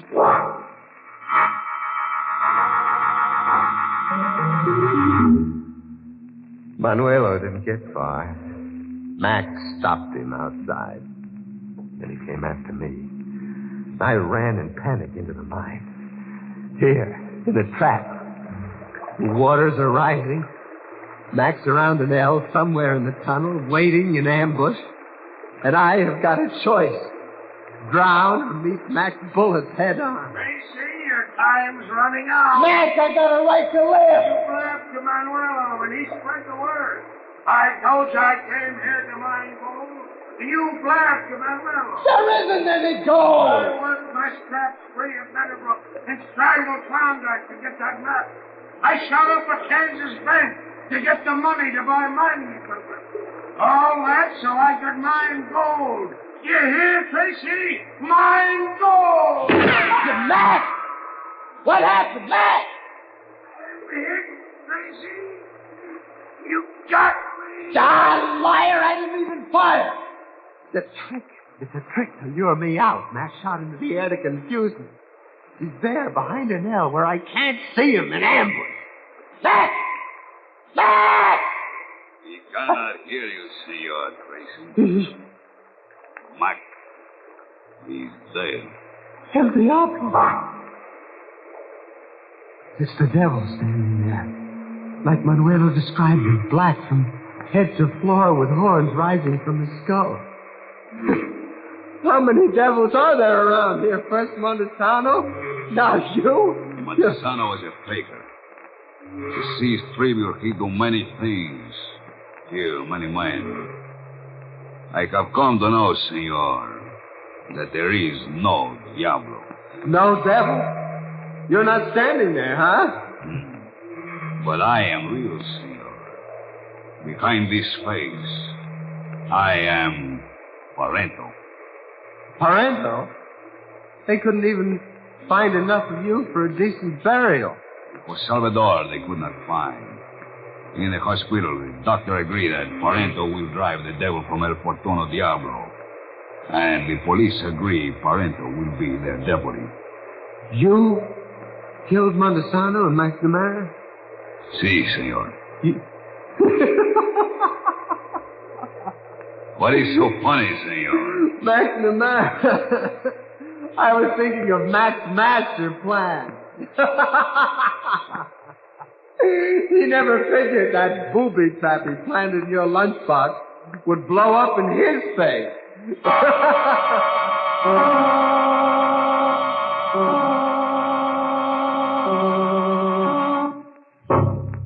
A porter in a gold-buying service once swept this crack into a refuse pile. Many a body loses his mind. Good thing Tracy came out of it all okay. What do you bet when he comes out of shock, he puts his diploma into heart?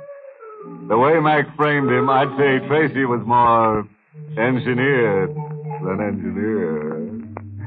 So Montesano, the Al Capone of Alicante, got his unexpectedly. The only thing he'll collect from now on is dust. The greedy old devil.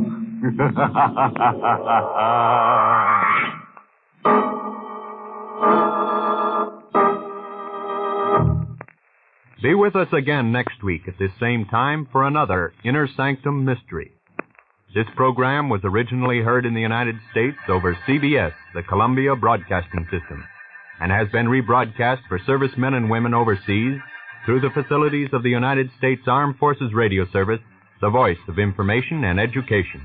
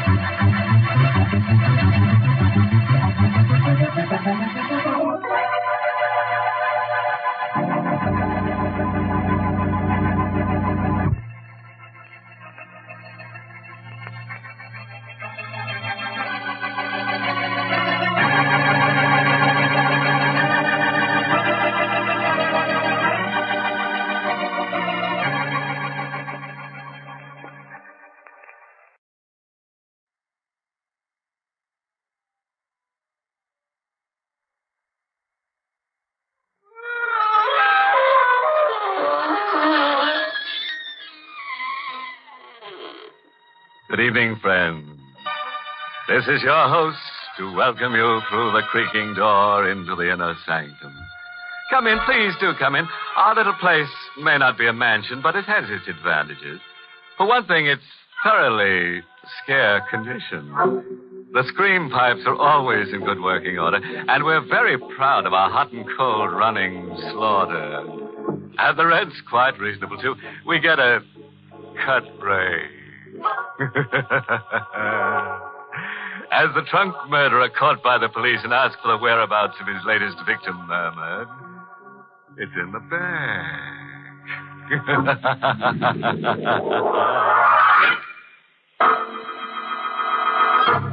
Tonight's Inner Sanctum mystery, Birdsong for a Murderer, was written by Lou Vittis and stars Ted Osborne in the role of Carl with Arlene Blackburn as Elaine. Well, you've had your warning. Whatever happens from now on, you asked for. Just be sure the family is provided for. And now to our happy little anecdote for tonight. Birdsong for a Murder. My name is Carl Warner. An undistinguished sort of name, but I'm an undistinguished sort of man, so the name fits, I guess. I'm not a young man any longer, but I don't mind that. I wasn't very happy when I was young. Now, well, at least I'm not unhappy. And late at night, after Elaine has gone upstairs to bed, she's my wife. She's very pretty and younger than I am, and maybe I made a mistake in marrying her, but anyway, late at night, I go into the room where I keep the birds, and then, listening to them sing, I get as close to happiness as I can expect. I stay an hour, and then I cover their cages. And then they know it's time to sleep, and they sleep. Even on the stormiest of nights. And this was a stormy night. The birds were still, and I turned to go upstairs when someone knocked at the front door. It was late. We know very few people. We kept to ourselves mostly, Elaine and I, so I worried a little when I opened the door. Yes? Mind if I come in, Mr. Warner? It's kind of damp out. Oh, no, of course not. You seem to know me. I do, don't I? But I don't know you. My name is Brule, Chester Brule. Oh, how do you do? Well, I'd do better if I was sitting down. I'm sorry.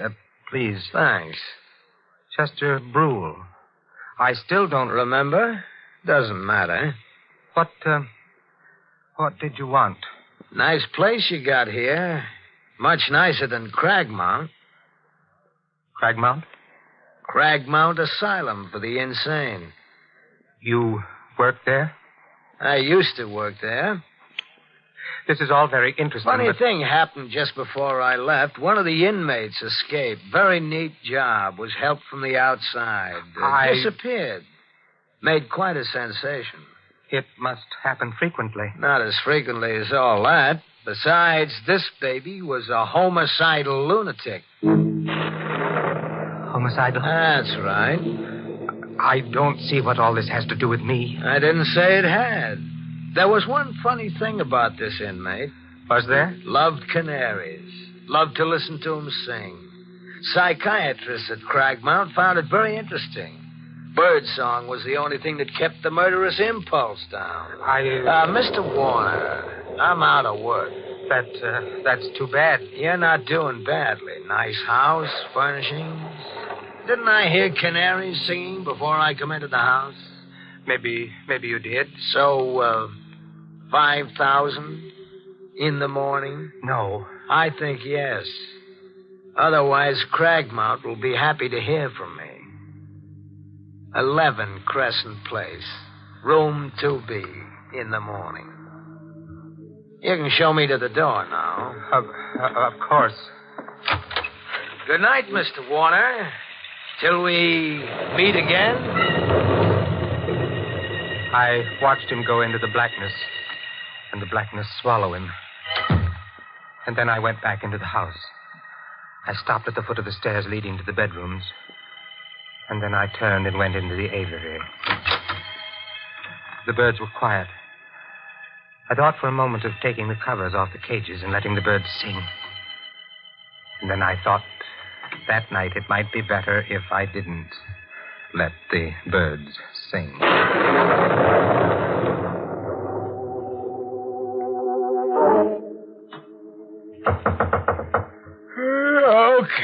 Okay. Who it? Oh. Couldn't wait till morning, huh? I didn't expect... Wait. That knife. No! Oh, I shouldn't have let you... Surprise. Oh.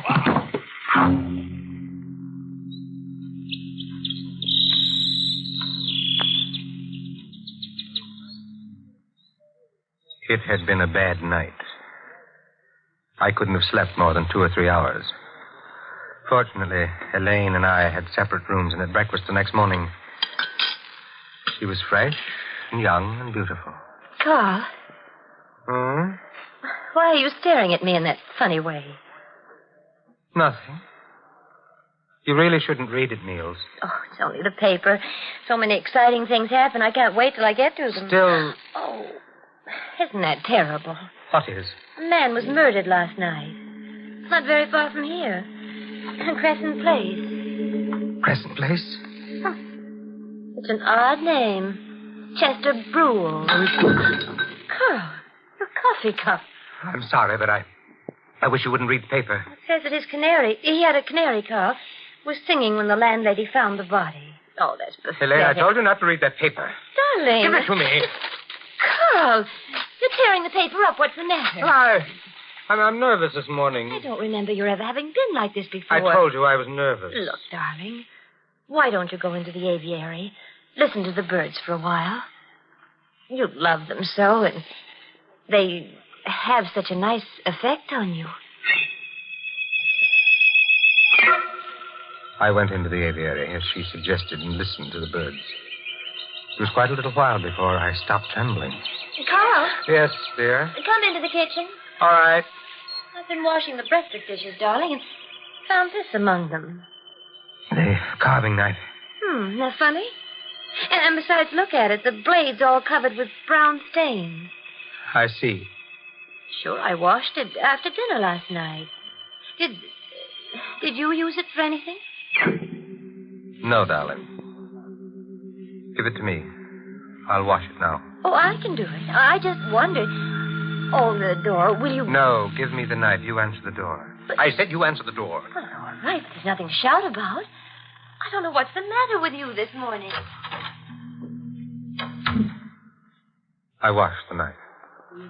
Quickly but carefully. Very quickly. But very carefully. Didn't take long. The stains hadn't hardened much.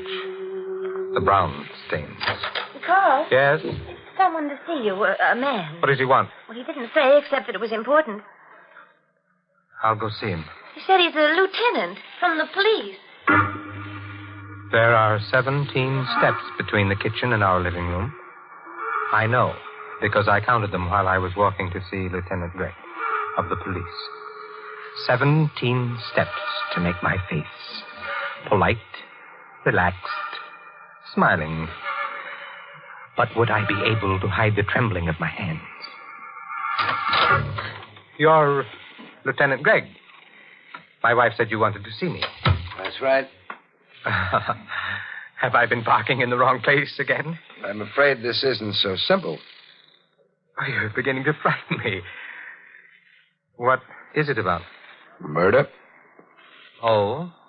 Mr. Warner, did you know a man named Chester Brule? Chester Brule? Well, I can't say offhand. I've such a bad memory for names. I may or may not.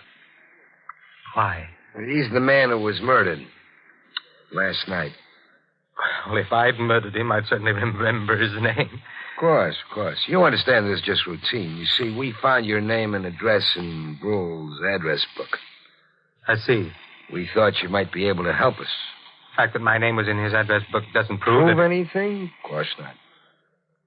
Would the fact that Brule used to be an attendant in an insane asylum mean anything to you? Why should it mean anything to me? Well, I didn't say it should, Mr. Warner. I just Well, thought... it doesn't.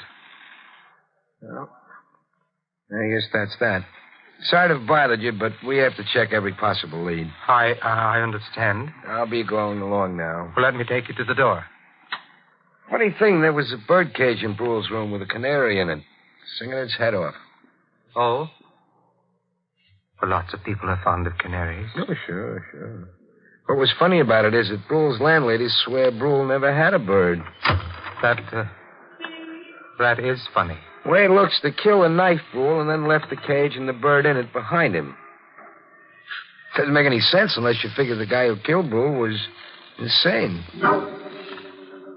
Lieutenant Gregg of the police walked down the front path, across the sidewalk to a small black car and drove away. I shut the front door.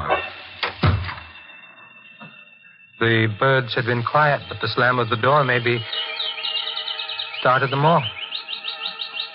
And I knew that somehow I would have to get the cage and the bird in it out of Brule's room. I didn't know how I'd do it, but I'd do it, no matter how insane it was.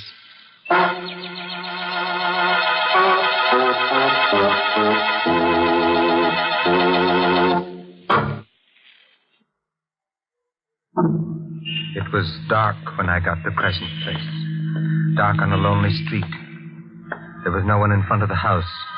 Nothing to show that a man had died inside, horribly, the night before. Blood welling from his throat. The door was open. There was a dim light in the vestibule, leaving the stairs beyond in darkness. I went up them to the second floor. There was no one in the corridor. The door of 2B opened, and I went in. There was no light. The moon cast a pale glimmer over the room, and someone in a chair near the window. For a moment, I thought it was Brule, but there was no blood. And then I realized it was a policeman in uniform asleep. The cage was near the sleeping man. Would his sleep be sound enough? I reached out, lifted the cage, reached the door, and closed it. Oh, I was safe.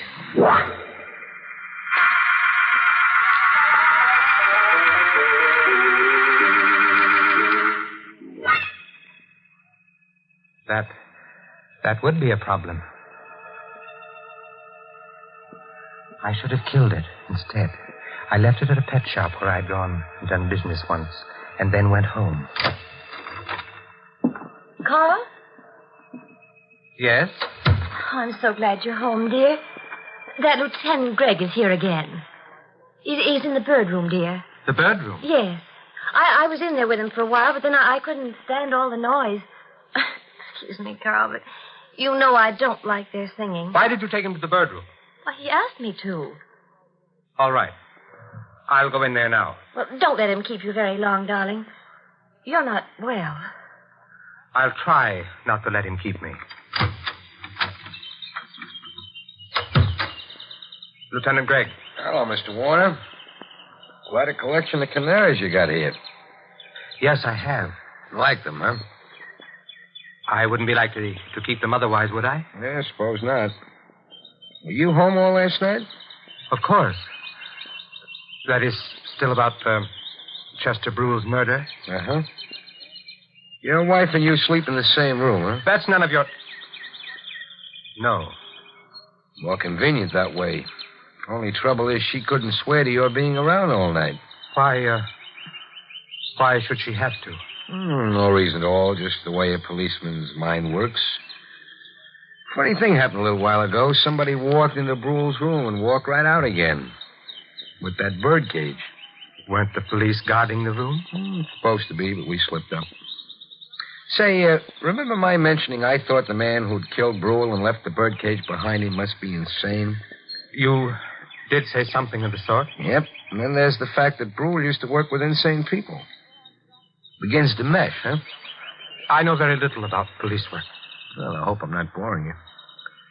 Anyway, it occurs to me maybe I'd better take a trip up to Cragmount. I suppose going to asylums or any place else is a part of your job. Sure. Oh, and did I mention Cragmount was an asylum? Why, you must have. Yeah. That is Yeah, I'll run up there, and I wouldn't be surprised if I get all the answers. What do you think? I think I'm going to...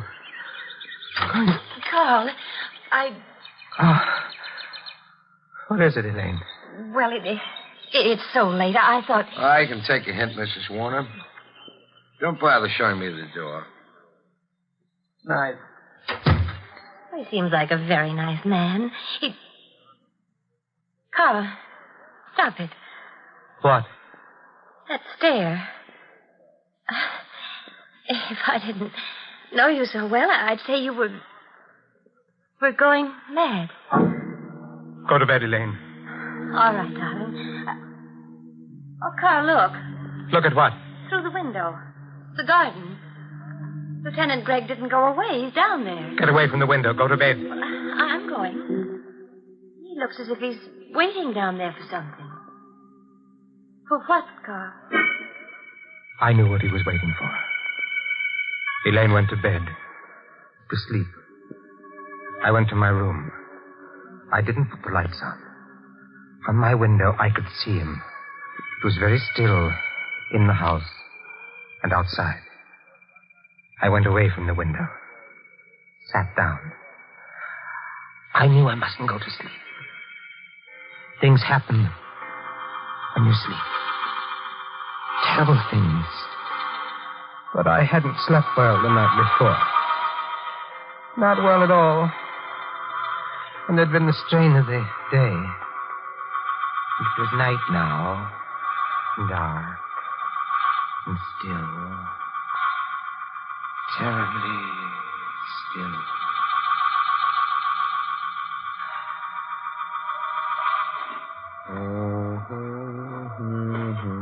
Gargan? Gargan? I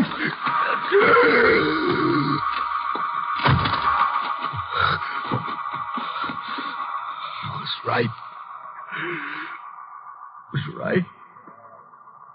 Only it wasn't Gargan. I'm cold.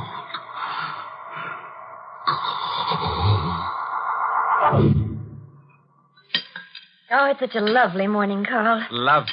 I looked for Lieutenant Gregg as soon as I got up.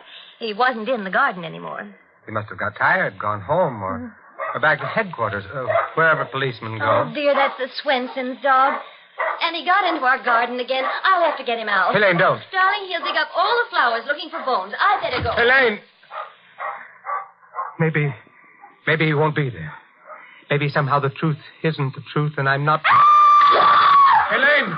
Where are you? Carl, under the tree. Here. What? Look. Lieutenant Gregg. His throat. Come inside. All right. The kitchen. Oh, Carl, where are you going? The kitchen. Oh, what are you doing? The drawer, silverware. Yes, it's here. The carving knife. That's right. Well, I thought you washed it last night. I guess you didn't. You'd be wrong. I did wash it last night. The stains are still there. The brown stains. These are fresh ones. Elaine, get out of my way. I've got to go to the bird room. Oh, Carl, please don't go away from me. Carl! I was holding the carving knife in my hand. I started to put it down. And then I held onto it anyway. It would make taking the covers off the cages awkward, but I held onto it anyway. The birds were still. They'd remain still unless I took the covers off. Elaine. Carl, you must tell me. What's wrong? Don't come any closer. But... Elaine, please. Not any closer. You've got that knife in your hand. Yes. The one with the brown stains. Oh, Carl. Don't say anything. Carl, the night before last. Elaine. Don't ask questions. That's dangerous. You were out of the house No. last night when Lieutenant Gregg was killed. I was asleep. You have the knife, Carl. Yes. Give it to me. No. Please, Carl. No. Stay where you are. All right. You may keep the knife. Because... Look, Carl. A revolver. Yes. Lieutenant Gregg's revolver. I looked at her. There was a flush on her cheek. She was fresh and young and very beautiful and quite insane. Elaine, give that to me. Oh, no. No, I took it from Lieutenant Gregg last night. After he stopped crying. He always cry when you... Elaine. I didn't like the way you'd been looking at me, Carl. You were thinking bad things about me. You were thinking that maybe you'd have to send me back to Cragmount. I wasn't. You were, Carl. I knew you were. After Chester Brule died. Elaine. Stop where you are. All right, Keep your hand away from the birdcage. Don't pull the covers up.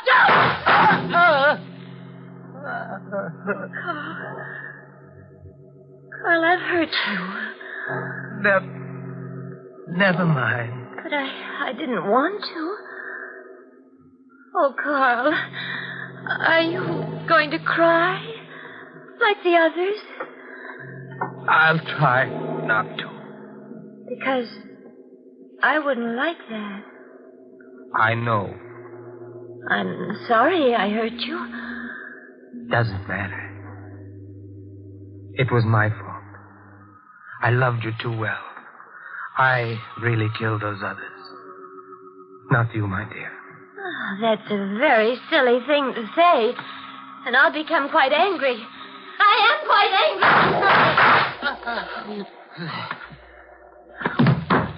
Carl. Carl, you silly. You pulled the covers off the cage. Carl. Oh, Carl, I'm speaking to you. Those birds, I don't like them. Carl? Oh. Oh, poor Carl. He's dead. I loved him, and now he's dead. But anyway, he didn't cry. He didn't cry.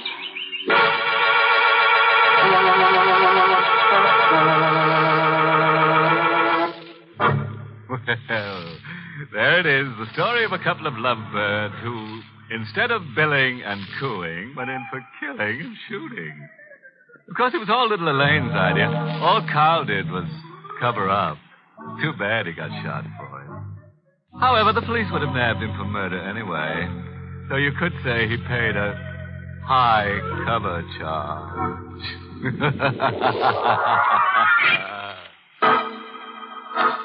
Be with us again next week at this same time for another Inner Sanctum Mystery.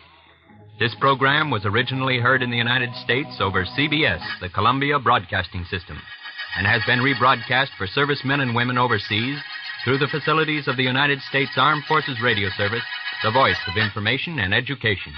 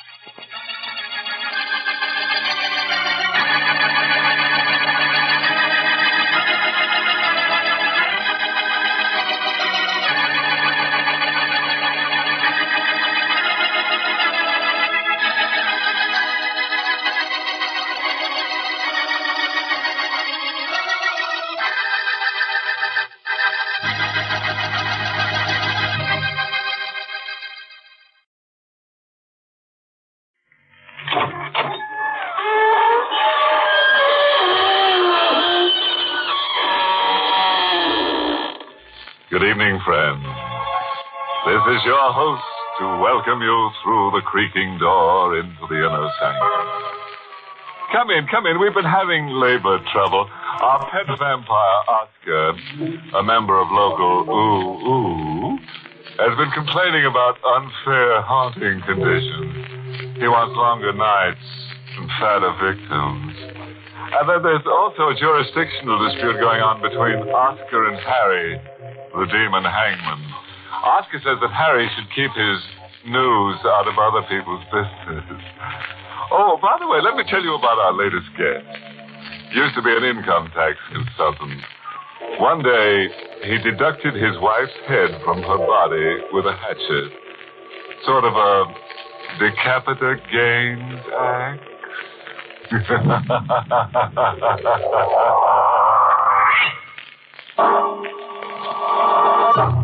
Tonight's Inner Sanctum Mystery, Flame of Death, was written by Ed Adamson and Bob Sloan, and stars Charlotte Holland in the role of Norma, with Les Tremaine as George. Well, now, you folks ready for tonight's gory gambit? Oh, you want to leave? Well, go ahead. Over my dead body. Like angry ghosts, the thoughts of fear and death stalk uneasily through the dark and torturous labyrinth of the human mind. They are ghosts that cannot be denied. Ghosts that distort everyday living into an unreasoning, shuddering existence.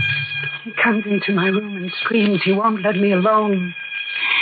You say it can't be, George, but I know. He isn't really dead.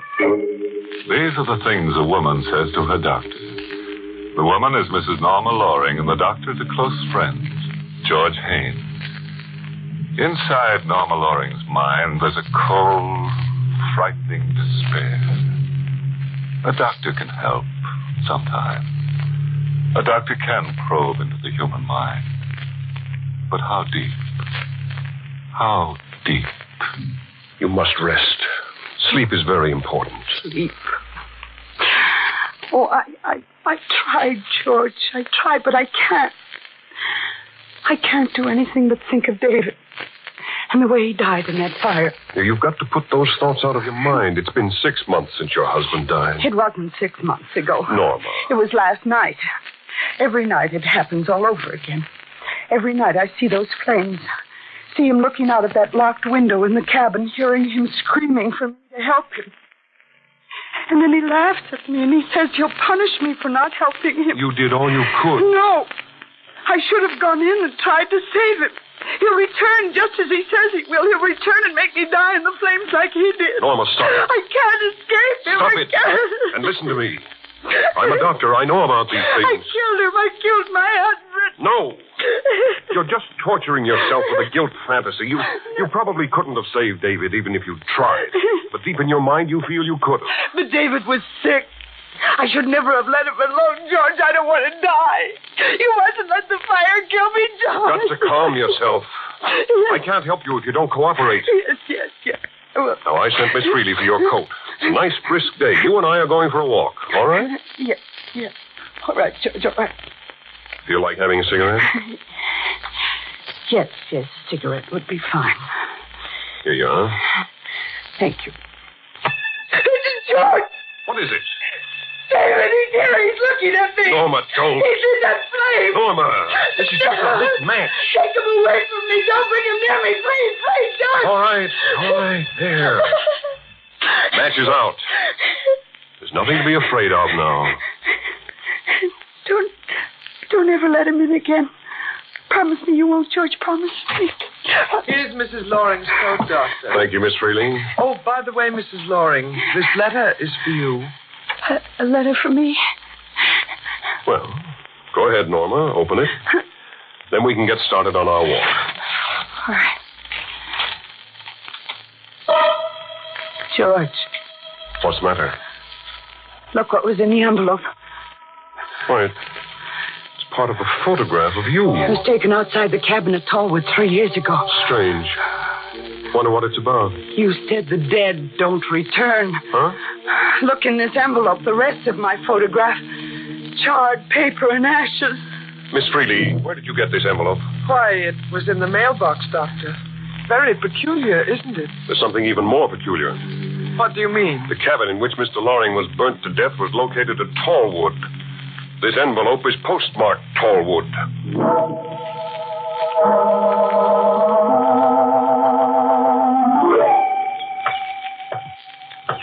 Norma, I wish you wouldn't come with me. I'll phone you after I get the information at the post office. No, George. You'll try to keep things from me, and I want to hear the truth.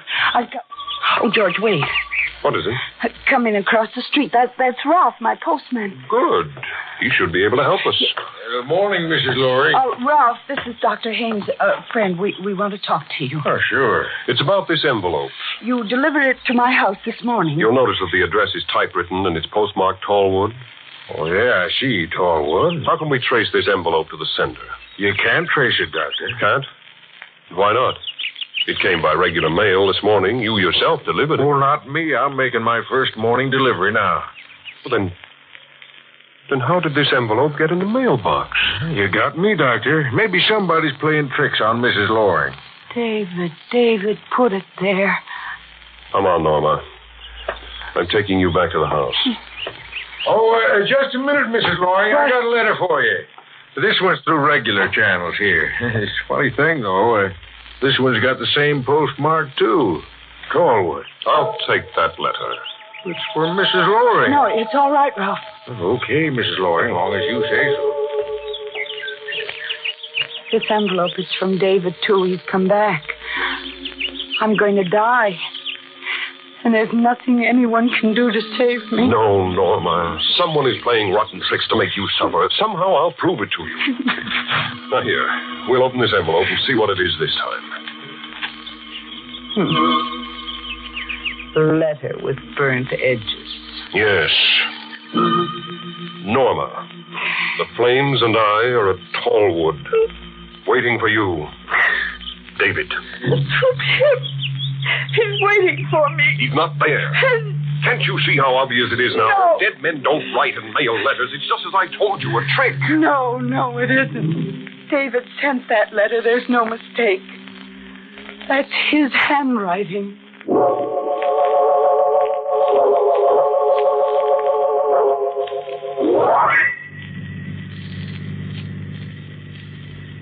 Mrs. Loring, you should listen to Dr. Haynes. It isn't wise for you to make this trip. It's no use, Miss Freely. Her mind's made up. You don't understand, either one of you.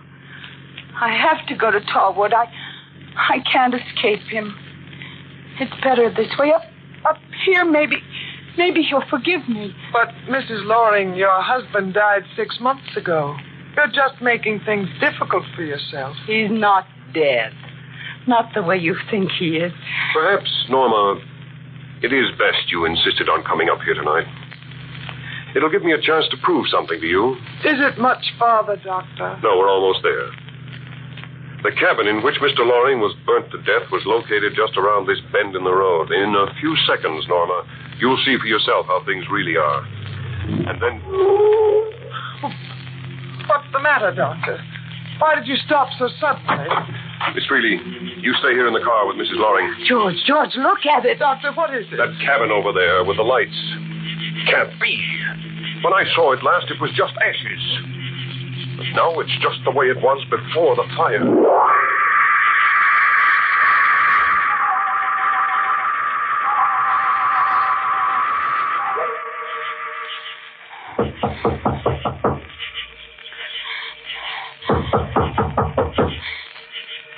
No one answers. George, please take me away from here before it's too late. Please. Oh, wait. Door's open. Come on, Norma. George, do you smell it? Yes. The odor of burning wood. Well, they probably forgot to put the fire out in the fireplace. But there's no wood in the fireplace. It's empty. David is here. He's here waiting for me. No, Norma, no. This cabin, it's just the way it was the night of the fire. The 2 chairs were just this way. His coat was on this bench right here where it is now. And this newspaper on the table, this paper, look at it. Look at the date. September 16th, 1948. The 16th of September. That was the night this cabin burned down, the night he died in the flames. I'm taking you back to the car, Norma. And George! What is it? Look at the window, his face. Well, there's nothing at the window. He disappeared. He didn't want you to see him. The dead can do that. He's out there waiting for me, waiting to... Probably Miss Freely. No. It's David. Don't let him in, George. He's going to kill me, George. Please, if you love me, if you want to save me, George. Hello, Norma. It's been a long time, hasn't it? A very long time.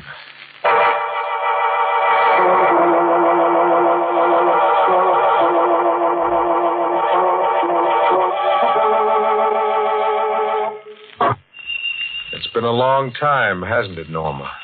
You. Nice of you to remember. Norma, who is this man? I'm Carl Loring. Loring? He's David's brother.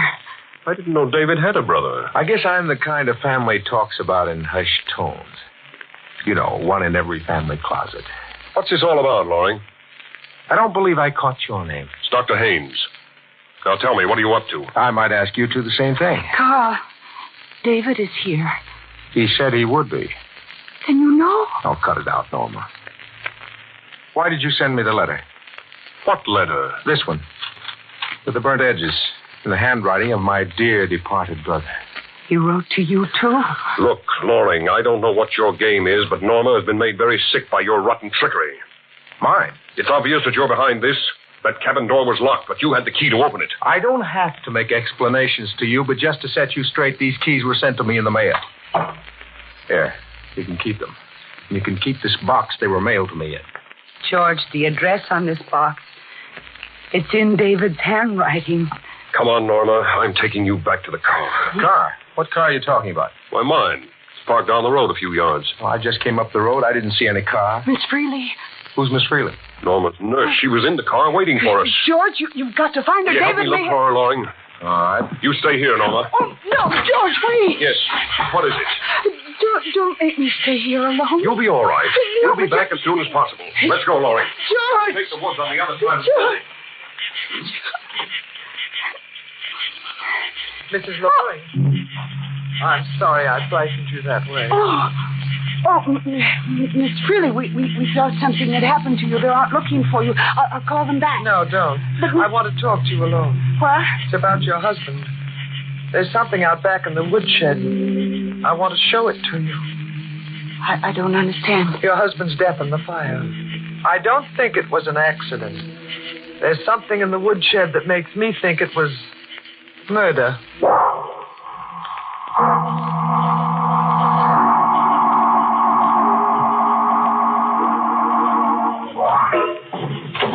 It's just inside the door here, Mrs. Loring. I'll switch on the flashlight so you can see it. There. That can. What is it? Look at the label.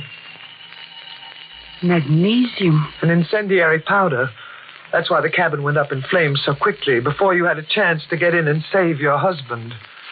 David was murdered. That's why he's come back. He thinks I did it. No, Mrs. Loring. Your husband hasn't come back. I know what it is now. The real murderer is trying to drive you mad. But how did you find this powder? I saw a man come up the road when you and Dr. Haynes went into the cabin. Yeah. I hid the car in the woods. Then I followed the man. He had a package under his arm, this can. He put it here in the woodshed. Then he went over to the cabin. He was the man who left with Dr. Haynes. Carl. Yes, he hated David. I'll stay here, Mrs. Loring. You'll have to work fast before they return. What should I do? There's a phone in the cabin. Get back there as quickly as you can and call the police. Here, take the flashlight. Yes. Now, hurry. All right, Miss Freely.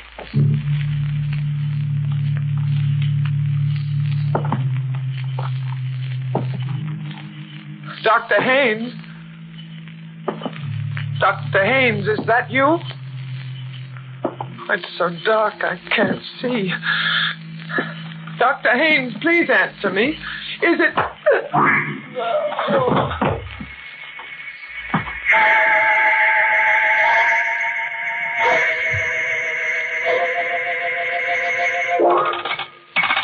Hello.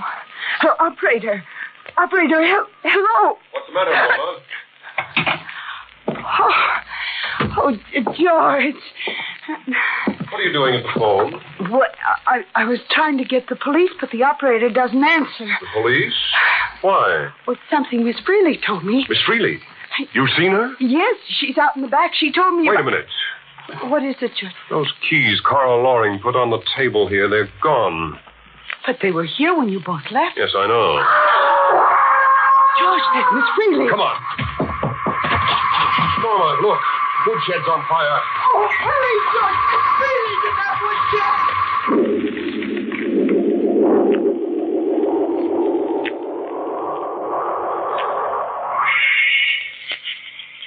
Look at this, Norma. A burned lock. I found it in the ashes. This lock is the reason Miss Freely didn't have a chance. The door to that shed was locked from the outside. She was trapped. The same way David was trapped. She was murdered the same way David was. She found out about David. That's why she was killed. What did she tell you about David? Yes, Norma. What about David? Carl. Loring, where did you come from? I was standing back there watching the fire.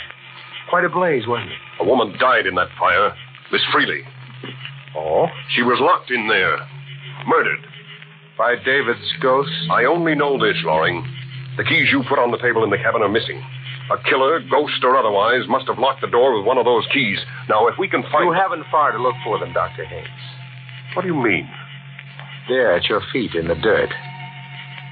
There are the keys.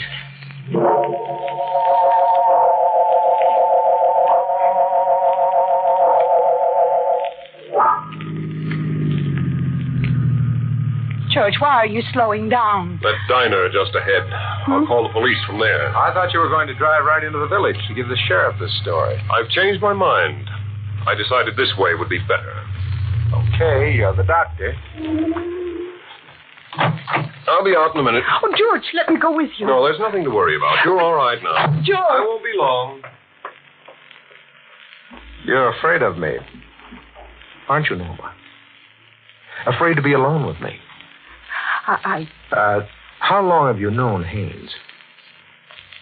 A year. Well, I'm going to tell you things about Haynes you didn't know. And you're lucky I'm here to tell them to you. Haynes is a murderer. What? He killed your nurse. I don't know why. Probably because she was getting in his way. No. He told you he tried to call the police from the cabin, but the line was cut. He lied. I tried it. It was alive. No, you're not telling the truth. George is in there now calling the police. Don't fool yourself. He's not calling the police. It's just a stall. I've been following him. I saw everything he did up at the cabin. He's a crazy killer, Norma. What are you doing? He'll try to get you first and then me. I'm taking you to a place where he won't look for you. We're going back to the cabin. And just in case he does come back, we'll have the police waiting there for him.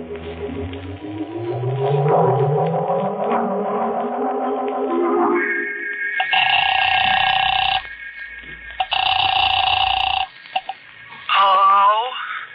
This is Dr. George Haynes. May I speak to the sheriff, please? Sheriff ain't here. He's out. How soon will he be back? I can't say. This is very important. Please try to get a message to him as soon as possible. I'll try. What's the message? Tell him I'm bringing in a pyromaniac. Pyro what? A fire-mad killer. I'm calling from a diner on the Craig River Road. Tell the sheriff that in case something goes wrong, I may need his help to hold on to the murderer.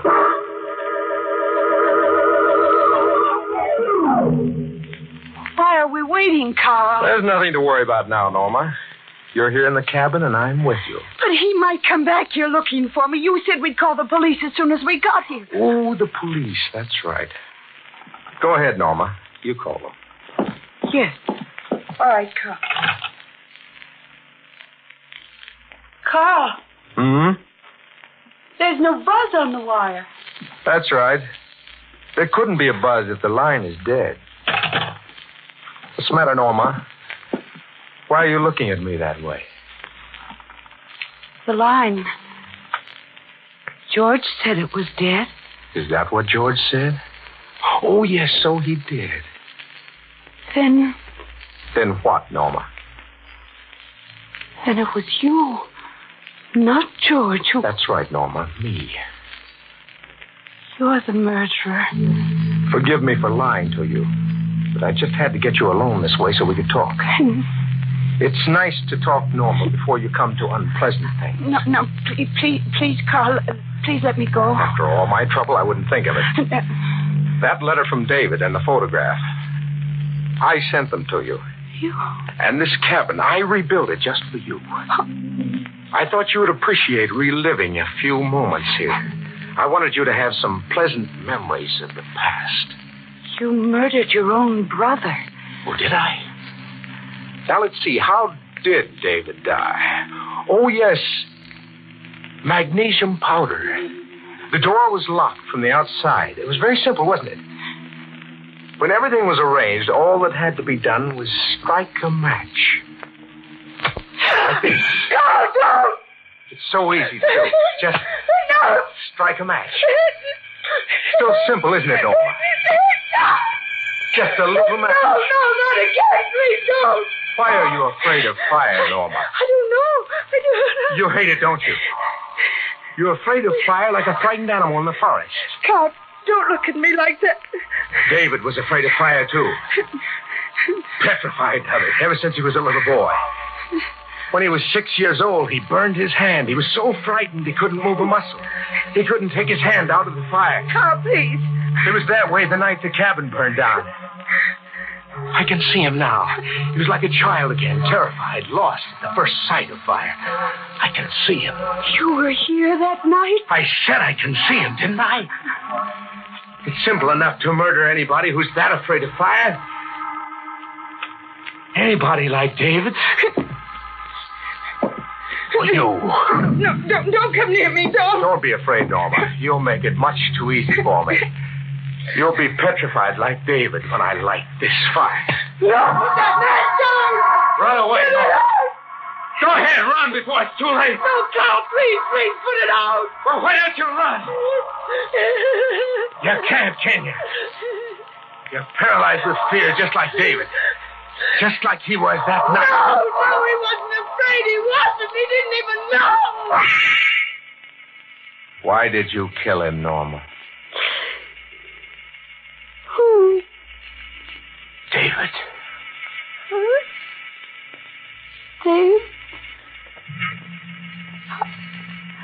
I don't know.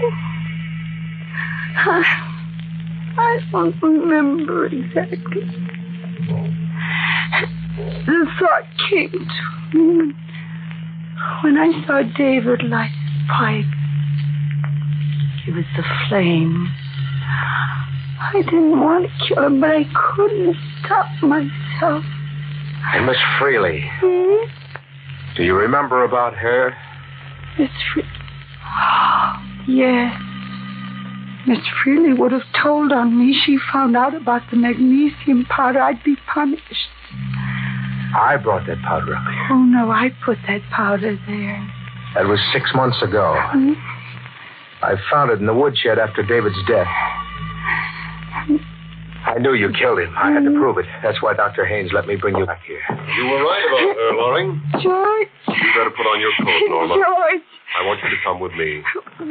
Where, George? Where are we going? Well, we'll have to go to the police first and tell them. The police? Why, what's wrong?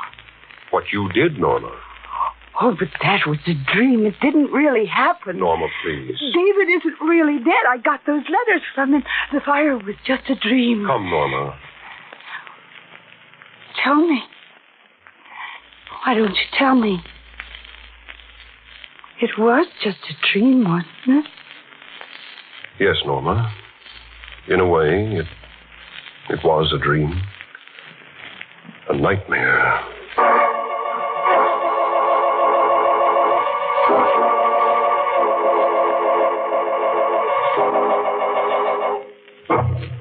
Well, that extinguishes tonight's fiery little fable. Now you can see how a ghost turns out to be just a false alarm.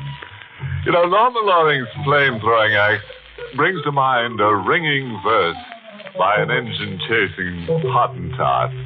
Now, let's see, how's it go? Oh, yes. Some flames burn red, while Bunsen's burn blue. But light up your spouse for that multicolored hue.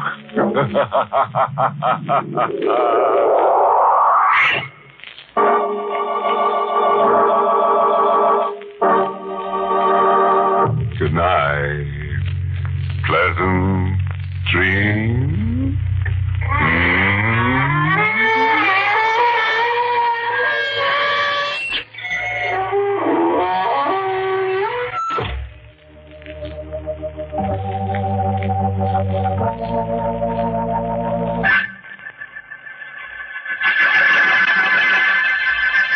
Inner Sanctum was heard in the United States over CBS, the Columbia Broadcasting System, and has been rebroadcast for servicemen and women overseas through the facilities of the United States Armed Forces Radio Service, the voice of information and education.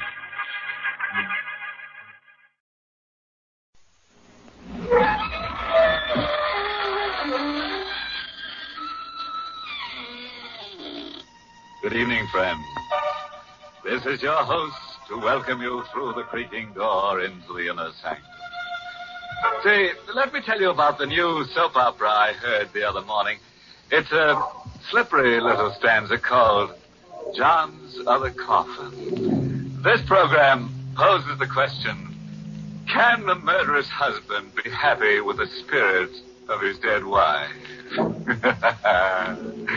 It seems everything went fine with his marriage till one night at dinner his wife asked him to pass the knife, which he did, right through her. Then he hit her body at the town bell. And that's where he made a big mistake, because the next morning she told on him.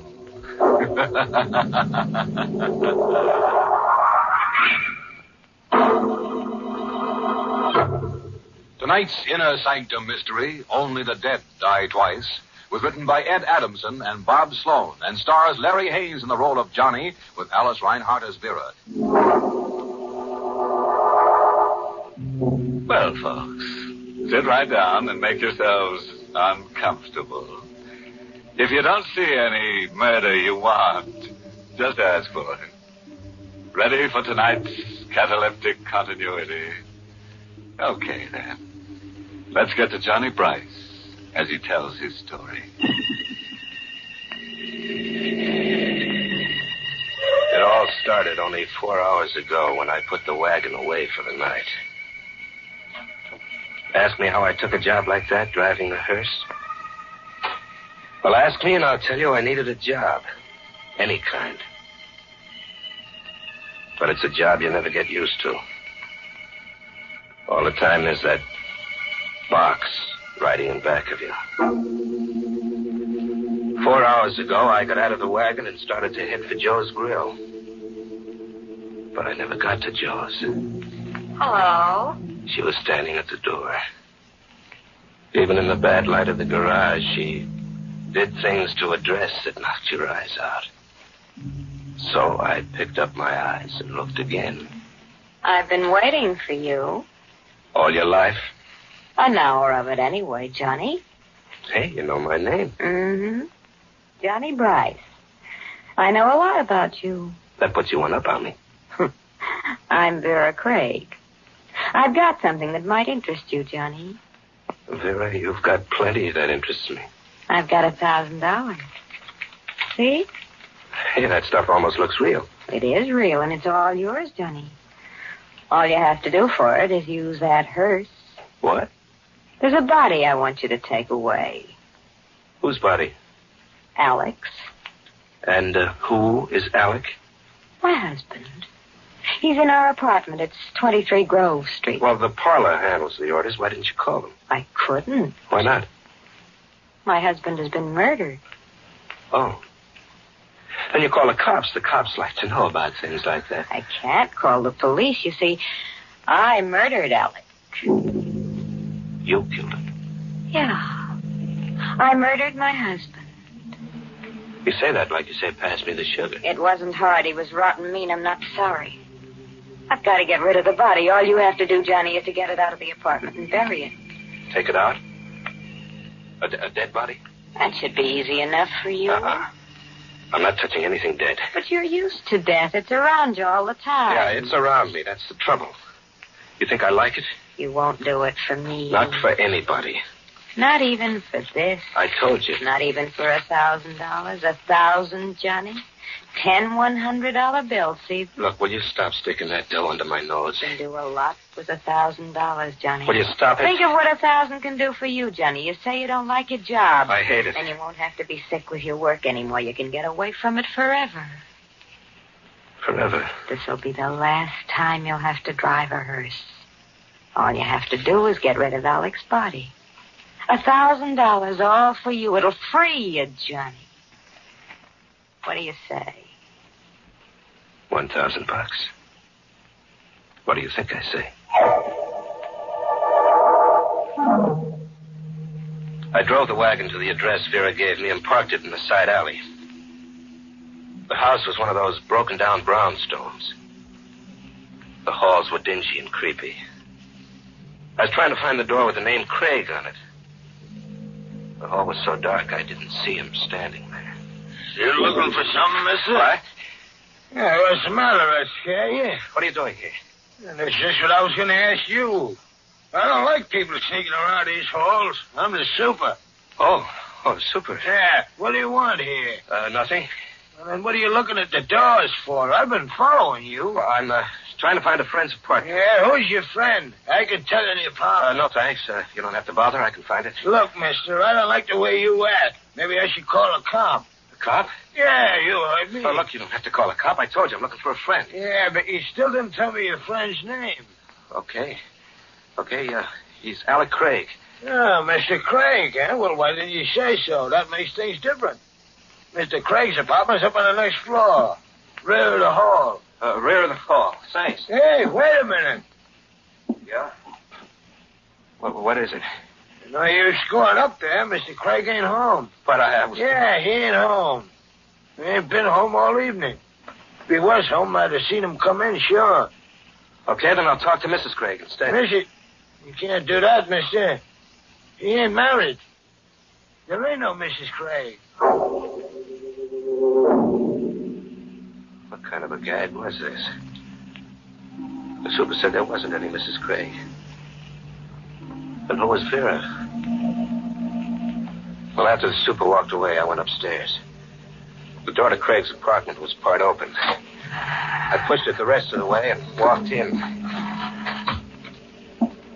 The living room was as cold and gloomy as a morgue. I wanted to turn and go out, but something kept pulling me. Ask me and I'll tell you it was death. You couldn't see it, but you knew it was there, and you couldn't make it let go of you. Pulled me right through to the next room. Alec Craig was there, just as Vera said. On his white shirt, there was a big red circle. And on the floor next to him, a carving knife. Stained with the same red. I walked into the room. $1,000 and no $1,000. I couldn't touch him, not for a million. I got to the front door and opened it. Hello. He was standing there in the hall right in front of the door. A big guy in a black hat and coat. I was just going to ring the bell. My name's Steve Maxton, detective first grade, 16th precinct. You Alec Craig? No, I'm a friend of Craig's. Oh, I want to see Craig. Well, he's not home. Who are you? Johnny Bryce. You're sure Bryce's Craig isn't home? I just told you he wasn't. Nobody's in there. Okay, then suppose you come inside with me. We'll wait for Craig. Well, he's not coming back tonight. Go on, do like I tell you. Get inside. What is this? What do you want with me? I just got a call to get over here. The guy who called said there was a murder. Murder? That's right. He said that Alec Craig was here in his apartment. Dead. If I had gotten out of that apartment a minute before, this never would have happened to me. But now I was stuck. I warn you, Bryce, don't try any phony moves. Oh, you got this wrong, Maxton. Somebody's playing a gag on me. Maybe. Craig isn't here. You can see nobody's here. We'll look in the next room. There wasn't a thing I could do. When we went into the room where Craig was, I kept my eyes straight ahead. I didn't want to look down and see him again. I guess you were right, Bryce. Somebody was playing a gag on me. It wasn't possible. I couldn't believe it. There wasn't a body on the floor. There wasn't a murder knife. There wasn't a single trace of death.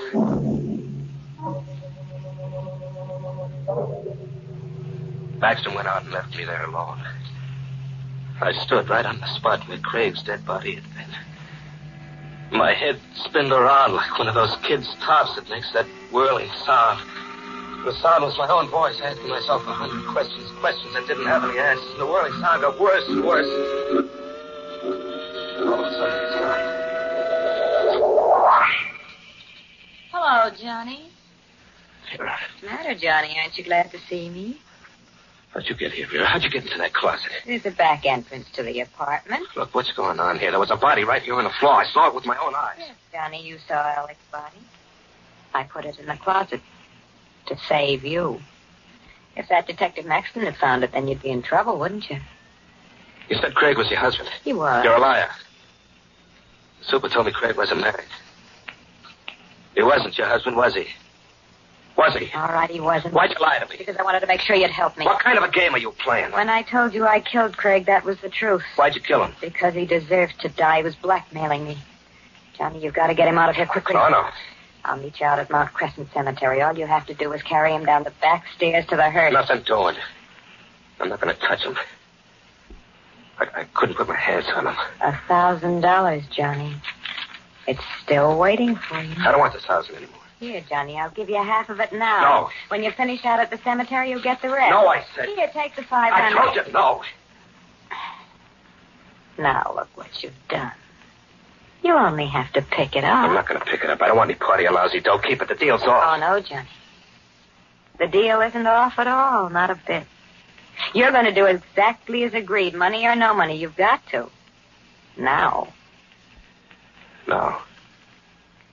What do you mean? You told me you spoke to the super. He saw you here. They'll find Craig's body if you don't take it out. So they'll find it, so what? That Detective Maxton, he knows you now, Johnny. The detective remembers a face. They're good at that. If Craig's body is found, you'll be blamed for the murder. Why, you dirty little... So that's it. Yeah, that's it. And there's nothing you can do about it, Johnny. Absolutely nothing.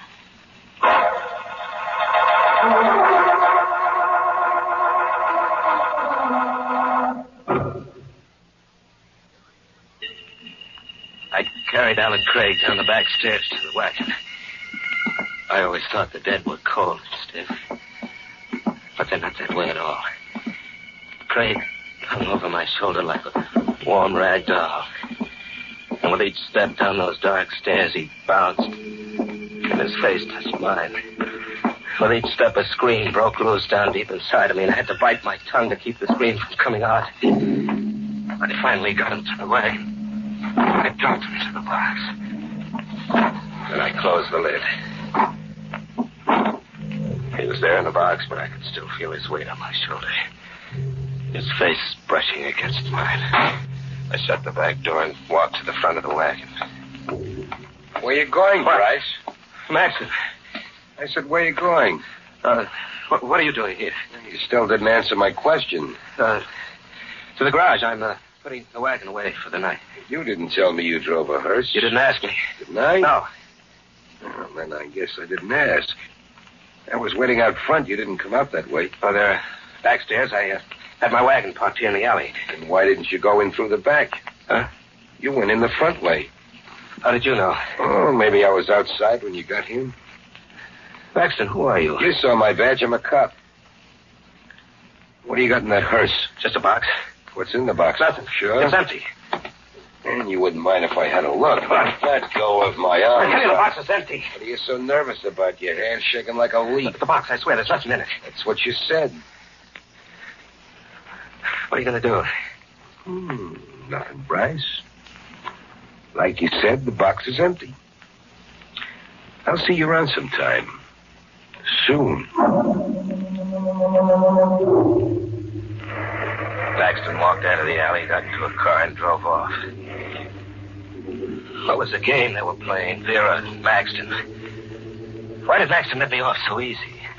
I drove the wagon out of the alley and headed for Mount Crescent Cemetery, where Vera was supposed to be waiting. When I got to the river drive, I started to breathe again. Well, I was lucky after all. I steered Maxton off. And I noticed there was a car behind me. I knew who it was. Maxton. That's why he let me off, so he could tail me. I slammed the gas down all the way. He stayed right behind, the same distance. There was a curve ahead. I ran to the turn and then cut off to the side of the road. I killed the lights and waited.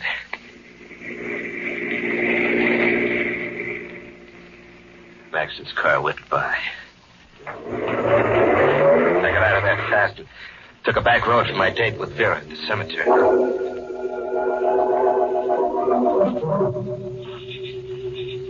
What took you so long, Johnny? Well, Maxton tailed me, Vera, but I shook him off. What is it, Johnny? The way you look. Here in the moonlight. What's the matter with the way I look? There's something about you that reminds me. Reminds you of what, Johnny? Death. You're not something alive or real. Here's the shovel. You'll dig the grave over there near that tree. No, I can't do it. I can't do any more. This way, Johnny. Stay where you are, Bryce. Maxton. Thought you got rid of me, eh? Maxton, believe me. I had nothing to do with it. It was all her idea. I didn't want to come out here. You picked a Lulu this time, Vera. So you found out, Steve. What are you going to do? What is this? A nice yellow Lulu. He tries to pin it all on you. What are you two talking about? Well, this is the spot where you two have been meeting. Meeting? Cut the act, Bryce. I don't get it. You're wasting your breath. That's not going to save you. I told my wife if I ever caught her. Vera's your wife? No use, Johnny. There's nothing we can do about it now. But I Now don't... you find out everything about us. Maxton was holding the gun level at Vera. She was right. He'd find out everything. Craig's body was a few yards away in that wagon. I couldn't let Maxton find that body. I waited a second. I jumped out. Saw the gun fly out of his hand. I held him by the coat collar. He brought us right all the way around. Not just in time. Then I buried my fist in his middle. I heard the wind go out of him. Then he dropped to the ground. Come on, Vera. Let's get out of here. No, Johnny. He'll be around soon. We can't go yet, Johnny. Don't you see? See what? He'll find you. No matter where you go, he'll find you. I know him. You'll hang for Alec Craig's murder. But I didn't kill Craig. You did. We'll both hang. He'll fix it that way. You won't have a chance. Here. Take this. Gun? It's his. What do you want me to do? Take it, Johnny. You know what you've got to do. Kill him. Kill him? It's the only way out for you now. You've got to kill him. But I can't. I can't. All you do is pull the trigger. It's so simple. She shoved the gun into my hand. The metal of it burned my palm like a hot poker. Hurry up, Johnny. Shoot. I couldn't lift my hand. Hurry before it's too late. She picked up my hand and aimed the gun at him. Before it's too late, Johnny. Maxton was laying in the moonlight, quiet and still. I closed my eyes against the side of him. Then I felt her finger press mine.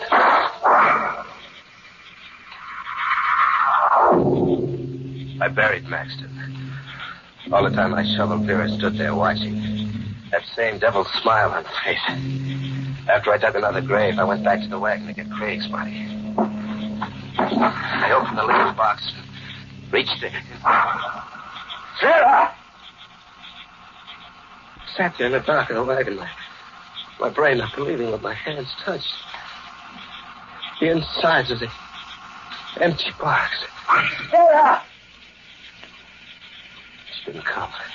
I got out of the wagon and started for the grave. Vera! Vera, he's not here. What? Vera's gone, Bryce. What? It was Craig. Alec Craig. Standing right there in the pass in front of me. She's gone, Bryce. Hey, you're dead. I put you in the box. You're dead. Here, Bryce, touch my hand. No, stay away from me. Touch me, Bryce. Feel how dead I am. Don't you come near me.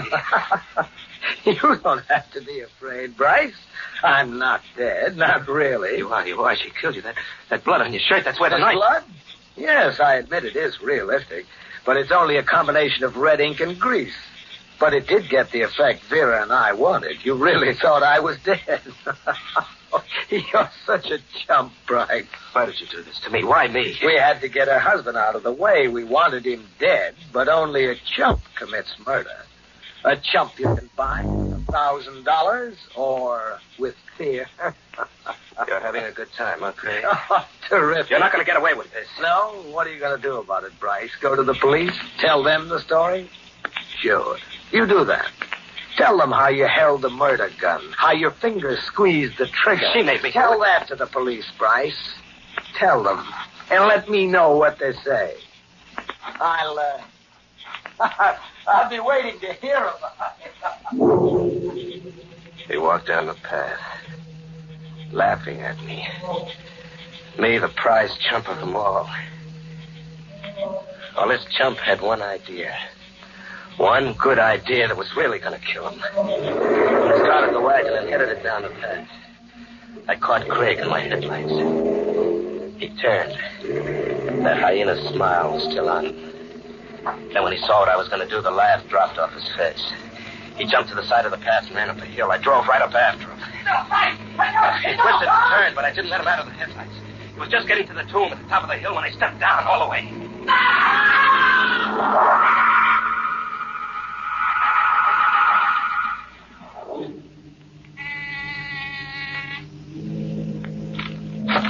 Alec, what took you so long? Hello, Vera. Johnny. What's the matter? Aren't you glad to see me? What are you doing here? We'll talk about it inside. There's nothing to talk about. I said I'm coming in. Get out of here. There's no way to treat an old friend. Craig told me all about it. How you framed me into the murder. Of course he told you. It was all my idea. Cute idea. Told you before, there's nothing we have to talk about it, so you might as well leave. You're expecting Craig, is that right, Vera? None of your business now. Either you get out... Craig won't be here. What? He couldn't make it, Vera. On account of he's dead. That's right, good and dead. You should have heard him scream when the wagon hit him. You should have heard him, Vera. You're lying. You wouldn't do a thing like that. You're not a murderer. Sure I am, Vera. You made me a murderer. You remember this gun, don't you, Vera? Johnny, listen. All you do is pull the trigger. It's so simple, remember? Johnny, that's $1,000. Oh, yeah. I have 1,000. This is where I came in. You can have it now. I can do a lot with $1,000. Right, Johnny, that's right. You can get away from everything you hate. You won't have to be near death anymore. You can be free of it forever. The phone. What are you... 1,000. Is it still all there, Vera? Johnny, yes, all of it, and it's yours now. You've earned it. Operator. The police. Police? Johnny, what are you doing? Why are you calling... Hello? My name's Johnny Bryce. I want to report a murder. Oh, you crazy fool. They'll hang you. The one who was killed? Her name is Vera Max. No. The address is 23 Grove Street. The killer? Sure. His name is Johnny Bryce. No, Yeah, that's right, me. Oh, I'll be waiting right here for you. Johnny, don't do it, please. You can have 1,000. Even more, 3,000, Johnny. 5. Listen, Johnny. Even more than 5. I'll get you as much as you want. Anything. Johnny. Stop.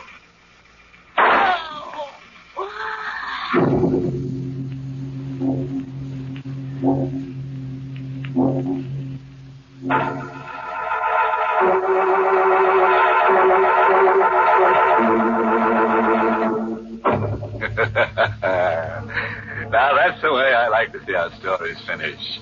Plenty of corpses and no remorses. Well, Johnny finally got the drop on Vera. But you should see the drop the hangman got on Johnny. There is a moral in tonight's tangy little tidbit. It comes from the grave works of the funeral philosopher, Wormley Digger, author of One Hearst Town. Now, how's it go? Oh, yes. When you plant a corpse, be prepared for anything. You can never tell what might come up.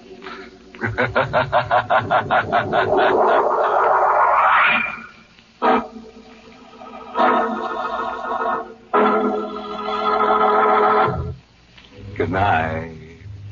Pleasant dreams.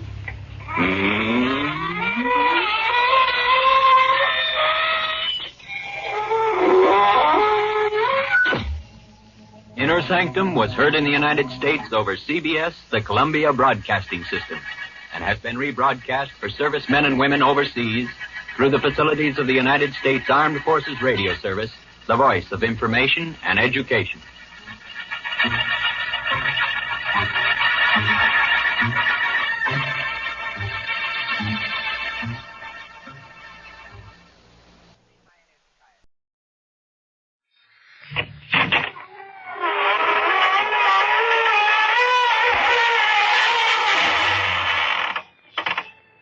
Good evening, friends of the Inner Sanctum. This is your host, bidding you welcome to another little jam session behind the squeaking door. We're introducing a new kind of music. It's called Swing and Slay. And believe me, it really sends you straight to the gallows. But, you have a friend who wants to join. Why, certainly. All he has to do is tear off the top of a clue and send it to the Spook of the Month Club. We'll call for him.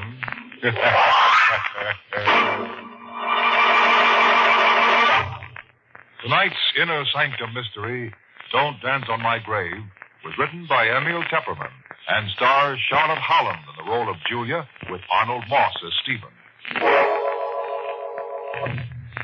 Now, are you in the mood for a tale of madness and mystery? Good. The setting for our story tonight is a great old house, sitting on the crest of a gentle slope where it overlooks the countryside. Usually, in the sunlight, it's quaint and beautiful. But now, in the middle of the night, it's shrouded in darkness. There's no light in any window.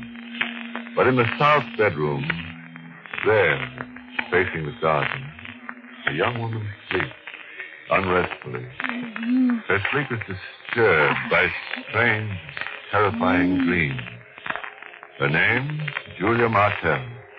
She's only been married a year, but the shadow of fear cares not where it falls.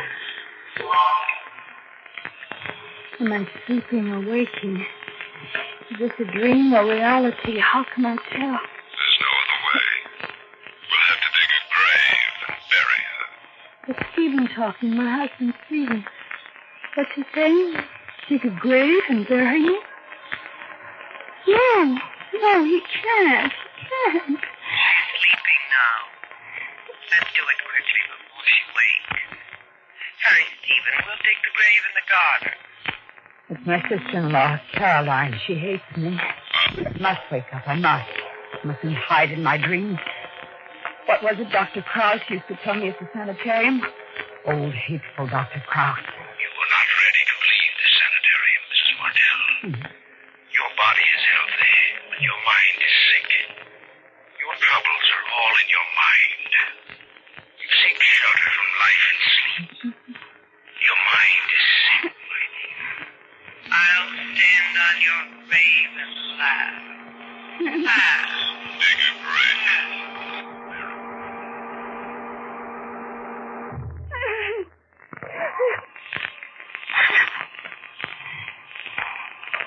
The dreamer must have had a dream. Terrible dream. Stephen and Carolyn and Dr. Krause all mixed up something dreadful. But I can't remember what the... What's that noise coming from the garden? Like someone digging. I'd better wake Stephen. Stephen, wake up. There's someone in the garden. She's not here. Someone is there. He's left me alone in the middle of the night. They're digging. Someone's still digging in the garden. I've got to see. So dark. No moon, but I can see them digging in the garden. It's Stephen and his sister Caroline. Caroline, who hates me. But what are they digging in the garden in the middle of the night? What? No. Long and shallow. A grave. My grave. She'll come for me. come to get me, put me in my grave. I've got to hide quickly, so they can never find me. Where can I hide? Closet. No, they should have looked there. Under the bed. No. My head is so tight. No place to hide. Oh,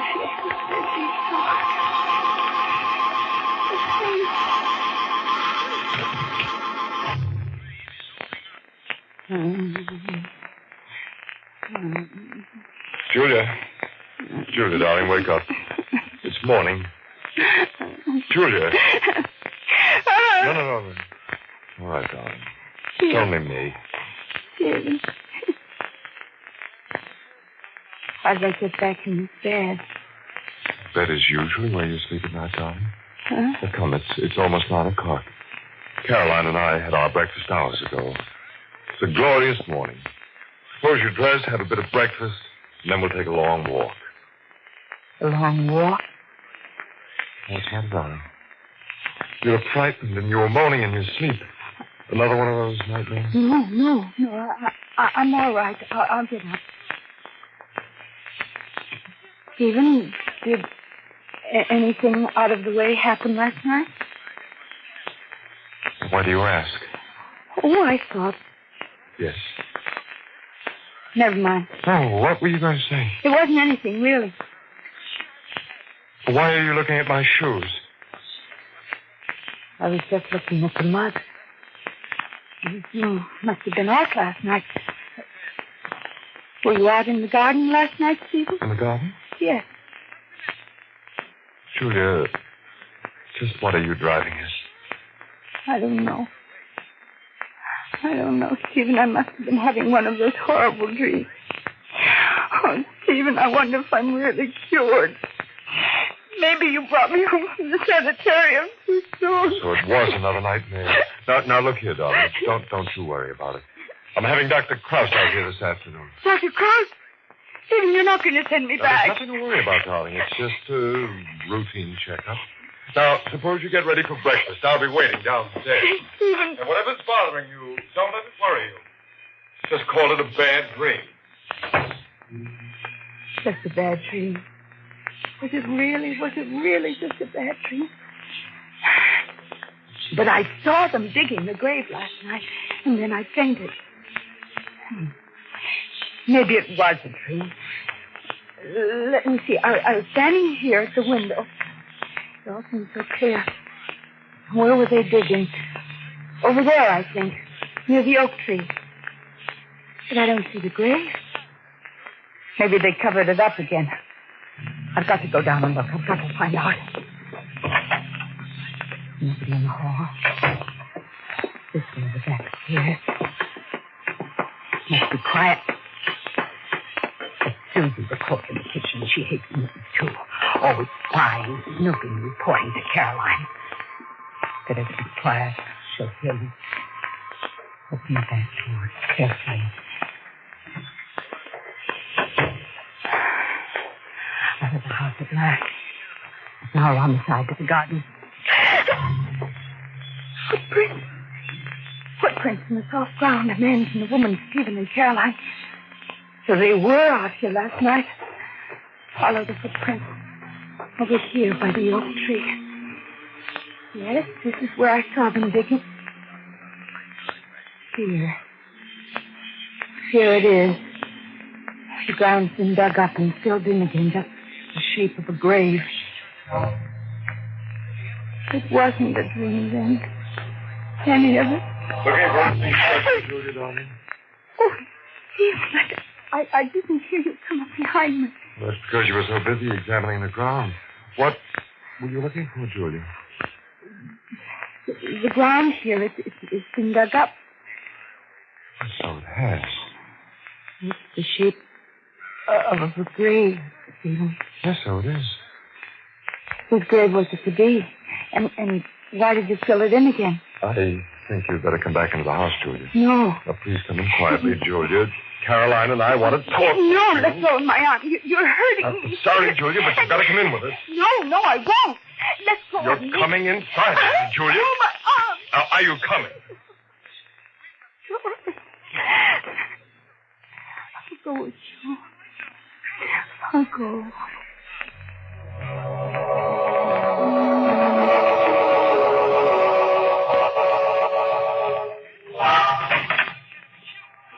Ah, that's a good girl, Julia.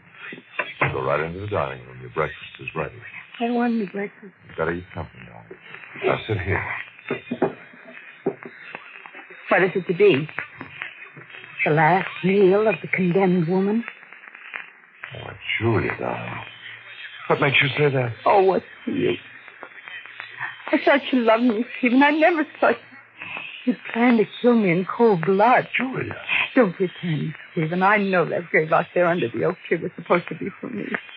But you must have changed your plans last night and filled it in. Well, here comes Caroline with your breakfast. We'll talk about it after you've eaten something. Good morning, Julia.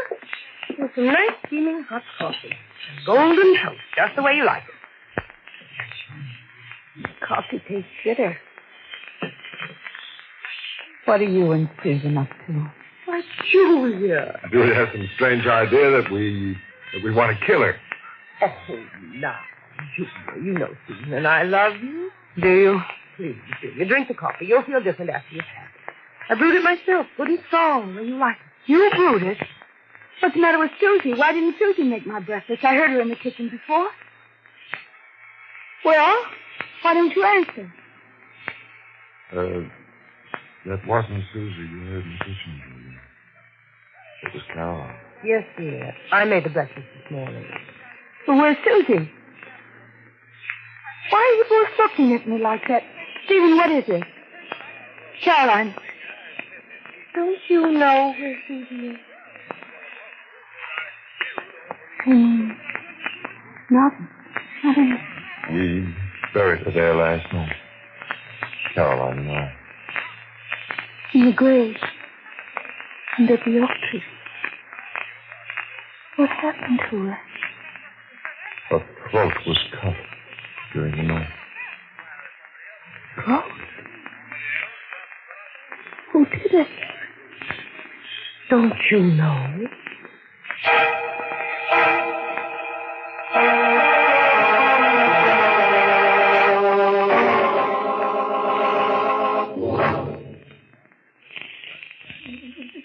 No time to have hysterics. Try to keep calm, darling. Remember what Dr. Cross told you. Excitement is bad. How can I help it with the both of you? You, Stephen, and you, Caroline, standing there looking at me as if I had cut Susie's throat in the middle of the night. We found one of your bedroom slippers in the hall outside Susie's room. It had blood on it. Oh, I couldn't have done it. But we'll have to let Dr. Cross take you back to the sanitarium until you're fully cured. Oh, no, please don't send me back to him. Would you rather go to jail, do you? Tell me one thing, darling. What did you do with the knife? What knife? The one you cut Susie's throat with. We can't find it. Now, where's the knife, Julia? I didn't kill her. I didn't. I swear I didn't. Sit down, Julia, and finish that coffee. No, I won't touch We must have that knife. Leave me alone. Leave me alone. I'm going Now, come back, Julia. We want that knife. Come down here, Julia. They can't get me. Trying to drive me mad. They think I cut Susie's throat in my cheek. Oh, Susie, Ben. Get that prison in my face. Remember, get this coat off. Something in the pocket. What? A knife. Even quarantine dagger, the one you gave us the letter open. But in my coat pocket, how? Blood. Dried blood on the blade. I did it. I did it in my sleep. Julia, what's that now? Go away. Oh, go away. Go away. I'm so tired. I just want to sleep. Just sleep. Please.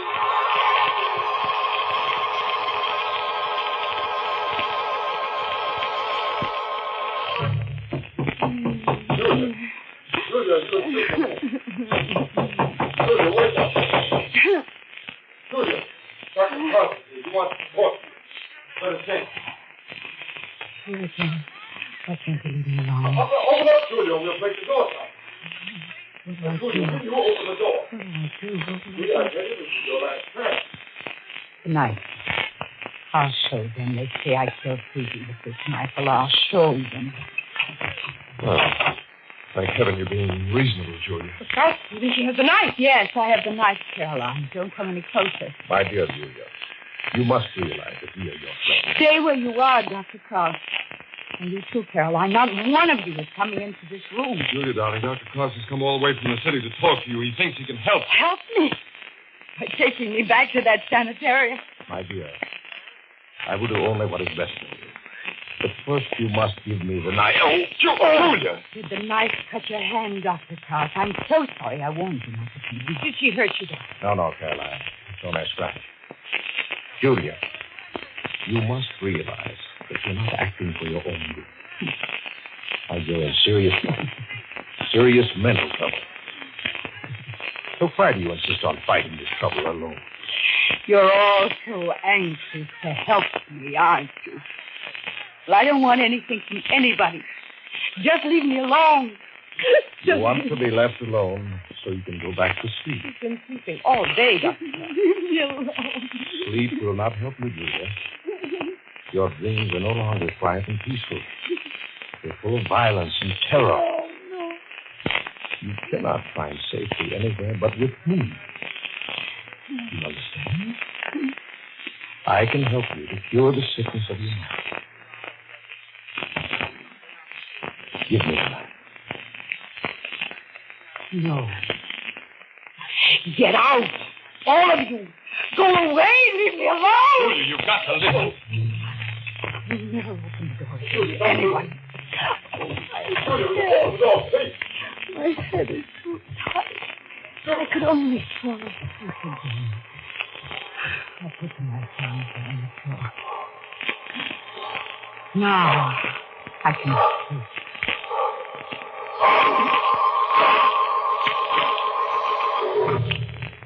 Lock the door against us. Now, what do we do, Dr. Cross? We can't leave her in there with a knife. Stephen, I'm scared. Well, we must wait. I think I'll stay here overnight. There's a storm coming up anyway, and I do not like driving in the rain. Perhaps in the morning. That's an idea, Doctor. Stephen, will you get the guest room ready? Looks like I'll have to spend the night on the couch in the living room. Well, it won't hurt you, Stephen.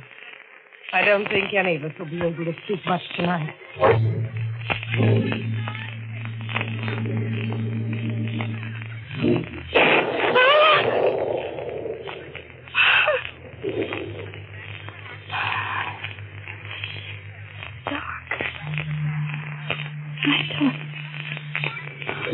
That's all, isn't it? Thunder woke me up.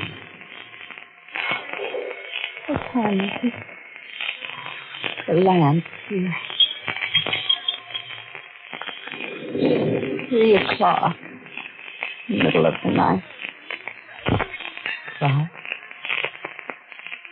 There's no chance. Escape in the storm with that knife. Right here on the floor. I'll take it along. Blood. The blade wet with fresh blood. Whose blood? Mine? Stephen, Caroline, Dr. Cross.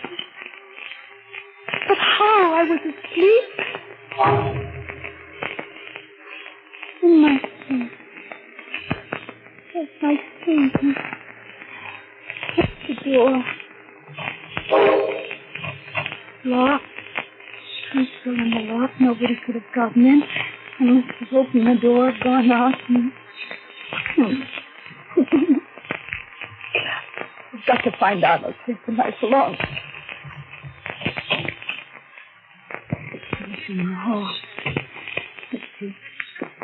Stephen said he'd be sleeping on the couch in the living room down the stairs, bedroom, living room.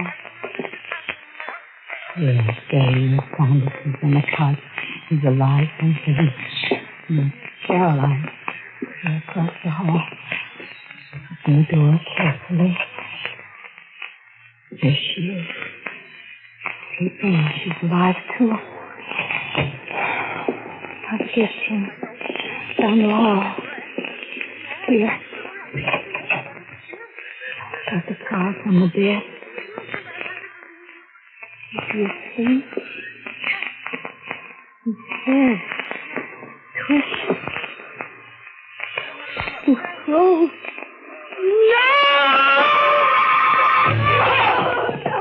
What are you doing out here with the lights? What's happening? Look at that.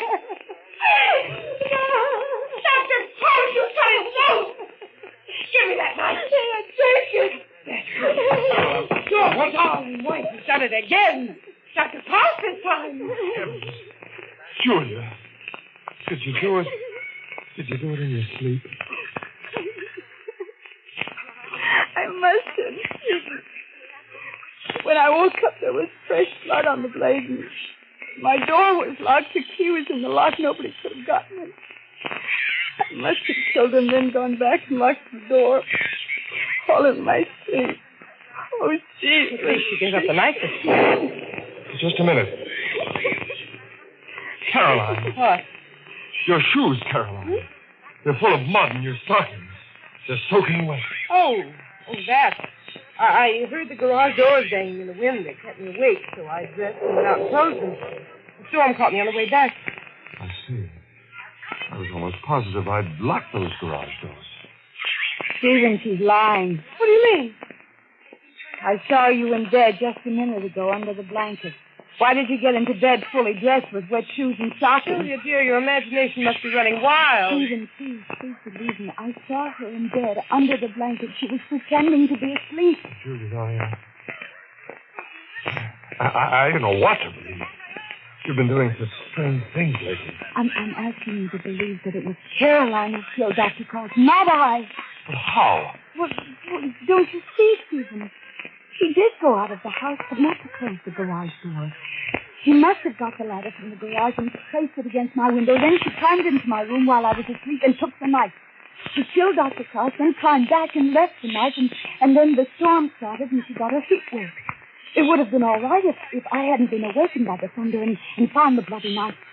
But it left her no time to undress. And when she heard me in the hall, she slipped under the blanket and pretended to be asleep. A very pretty theory, my dear Julia, except that you didn't see me in bed. Well, we could prove that very easily. What?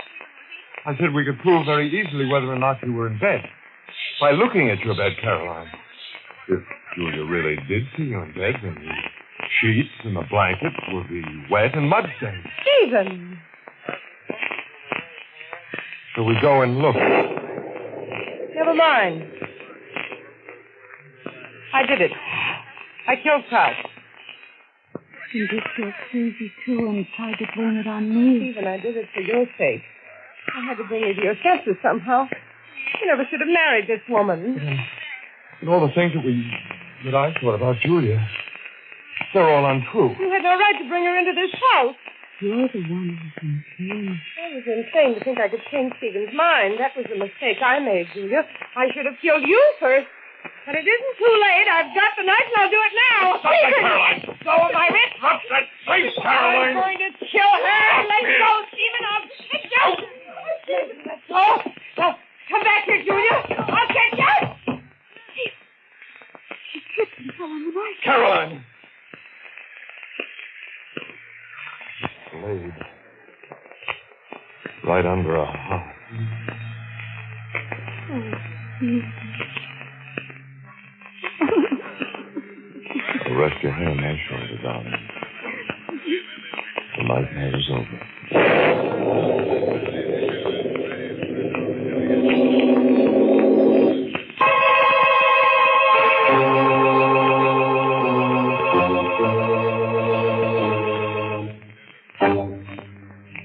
Yes, the nightmare is over. But I'm going to miss Caroline. You know, she was a pretty keen customer, that Caroline. Nothing dull about her. No, sir. In fact, I'd say she was the knife of the party. The only trouble was she didn't know when to stop. Good night. Pleasant dreams.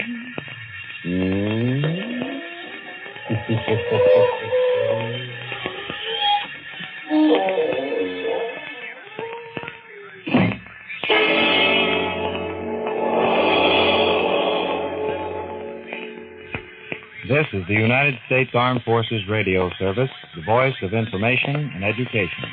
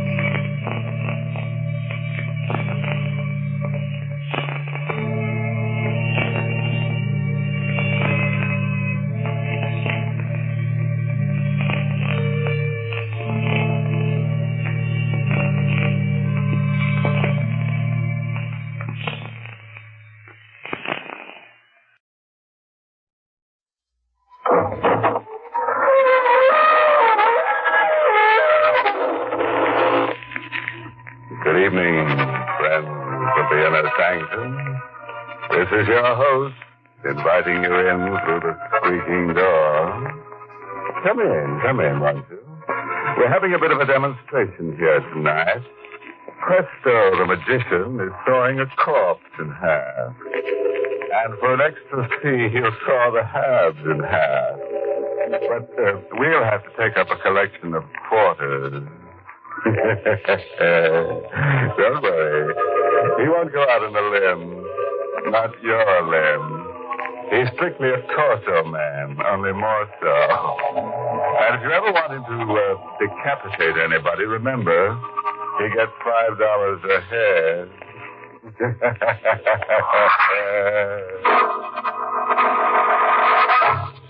Tonight's Inner Sanctum Mystery, Over My Dead Body, is an original radio drama written by Robert Sloan and stars Larry Haynes in the role of Robert with Vera Allen as Mary. Ready now, friends. You've heard of dead men who turn over in their graves, haven't you? Well, tonight's story is about a grave that turns over on a dead man. The casket was ordered from the local undertaking establishment. It was delivered to a private mausoleum on the estate of old Mr. Edgar Finley. But when it arrived, his housekeeper couldn't understand why the eccentric old gentleman had purchased it. Mr. Finley, did you order a casket? Yes, Mary. I ordered it. I told them to put it downstairs, in the crypt of the mausoleum. But what do you want with a casket? Who is it for? Me? What? Now, don't be alarmed, Mary. I'm not nearly as eccentric as most people seem to think. I need that casket. Why? Because I'm going to die tonight. Mr. Finley, what are you saying? I'll call the doctor. No. You don't understand. There's nothing wrong with me, Mary. I just want to be sure my money falls into the right hands when I die. Oh, don't talk about dying, Mr. Finley. I've got to consider it, Mary. I've got to make sure the bulk of my estate will go to the most deserving person.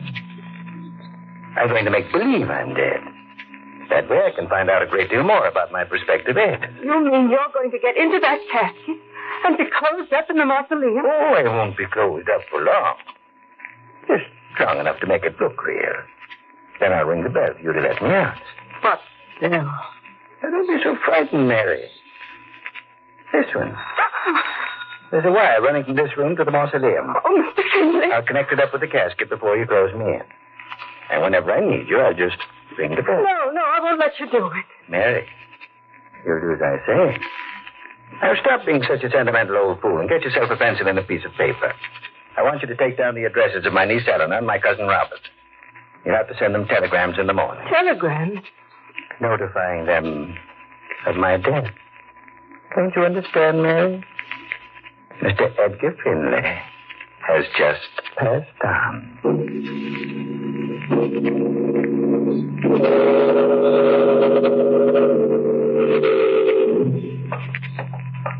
This way, Mr. Robert. The casket is down here in the crypt. Oh, thank you. Careful on these stairs, Eleanor. It's not very light. I can see. Only I wish you hadn't brought me down here. I don't want to look at Uncle Edgar's casket. I do. I think it's only decent for us to pay our respects. When was he laid to rest, Mary? This morning. Mm-hmm. It all happened very suddenly, didn't it? I mean, nobody ever knew he was sick. Well, what did he die of? His heart, Mr. Rabbit. It gave out on him. When?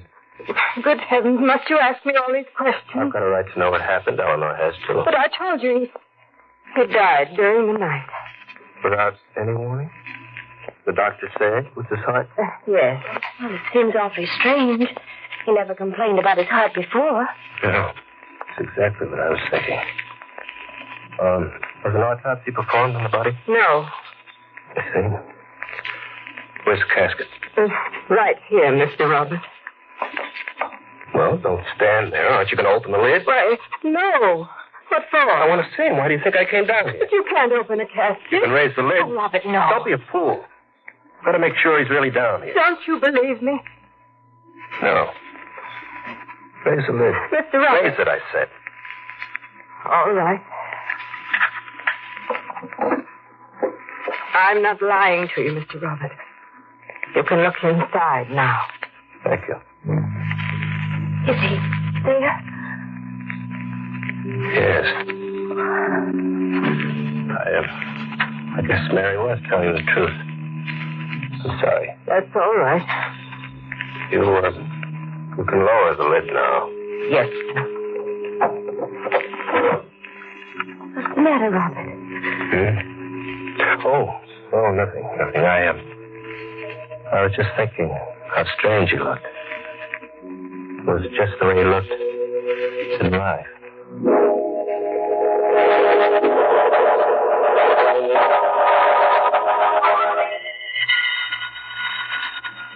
All right, Mr. Finley, I hear you ringing. I'll come to you right now and let you out. Mary. Oh, good evening, Mr. Roberts. I want to talk to you, Mary. I'll be back in a minute. I want to talk to you now. Honestly, Mr. Roberts, Don't get excited. I know all about it. About what? The trick. What's it for? Roger Finley isn't dead. Why is he lying in that casket? I don't know what you're talking about. Don't lie to me. I can see him breathing underneath the glass. Why are you making believe he's dead? I'm not. I'll talk to you later, Mr. Roberts. Stay where you are. No, I've got to go to him. He'll suffocate in there if I don't. I said stay where you are. Please, didn't you hear that bell? He's ringing for me. Let him ring. But the casket is locked from the outside. He'll die if I don't let him out. Wouldn't that be just too bad? Mr. Roberts, you wouldn't let him die. Wouldn't I? As far as I know, he's dead already. But he isn't dead. I'm telling you he isn't. I can't hear you. Let me go. He'll be dead. He's alive. What if he is? When he really dies, I stand a very good chance of inheriting some money. No, I won't let you kill him. Oh, I'm not killing him. You are, Mary. You're the only one who knew about this arrangement with the bell. And if you open your mouth about it, the police will arrest you for murder. Mr. Robert, please. Don't let him die. Don't. Take it easy, Mary. Won't last very long. Just let him keep ringing.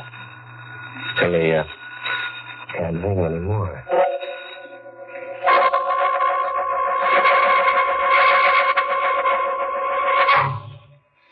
So, stop ringing.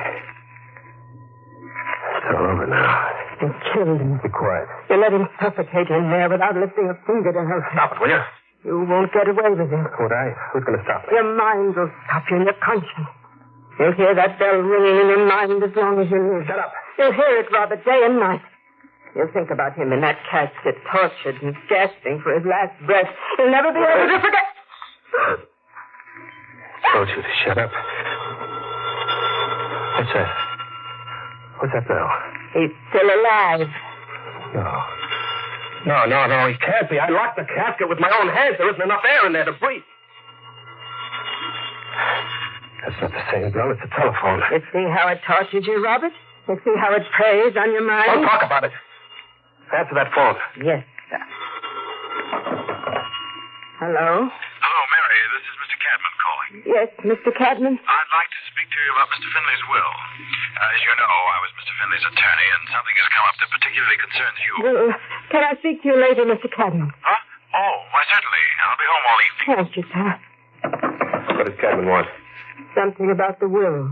He wants to speak to me. Why didn't you find out what it was? I didn't think you'd let me talk. I'm nervous about that bell. What's the matter? Listen. Can't you hear it? What? The bell. It's ringing again. I don't hear anything. It's him ringing the bell. He's still alive.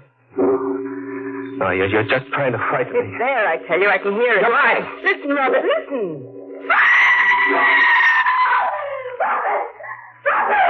Eleanor, what happened? I saw a face at the window. Where were you? In the library. It was just outside. It was like a ghost. Oh, don't be scared, Miss Eleanor. It was probably the gardener. No, it wasn't. It was Uncle Edgar.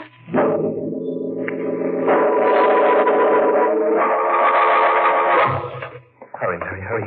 Before Eleanor finds out we've come to the mausoleum. I don't know why we did come, Mr. Roberts.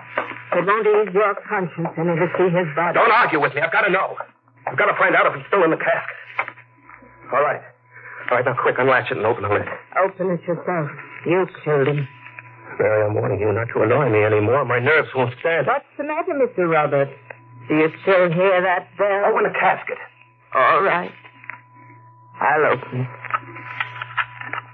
You want to raise the lid, or shall I? Never mind, I'll do it. He's still there. He's there, all right. Only this time he's dead. This time his tortured body is tightened up and twisting from gasping for air. Stop it. What's wrong, Mr. Robert? Are you afraid to see what you've done? Close the lid. Look, Mr. Robert, look. He's rolled over in his grave.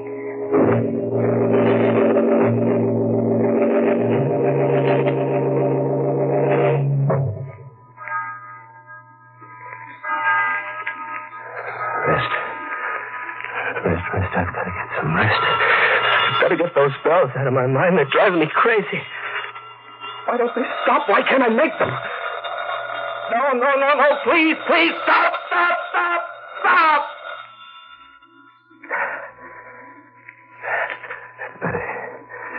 That's better. That's the way it's got to be. It's got to be silent in my mind.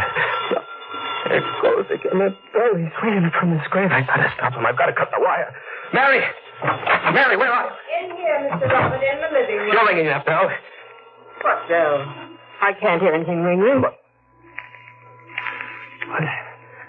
Stop now. It's your mind, Mr. Robert. There wasn't any bell. Don't lie to me. You've been ringing it all the time, haunting me with it. I don't know what you're talking about. Where's the wire? Where is it? Where's the bell? Right over here. Give it to me. Mr. Robert, Give it to me, I said. I'll fix it so it won't ring again. There. Disconnected now. It won't ever ring.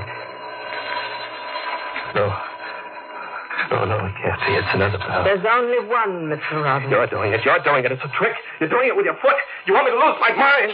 Go. You see? It isn't ringing anymore. Go. It's choking me. I warned you not to torture me, Mary. I told you my nerves wouldn't stand.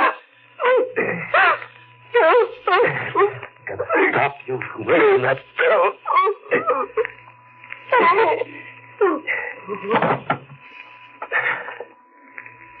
Now you will stop. I'll never hear it anymore. No. Make it stop. Make it stop!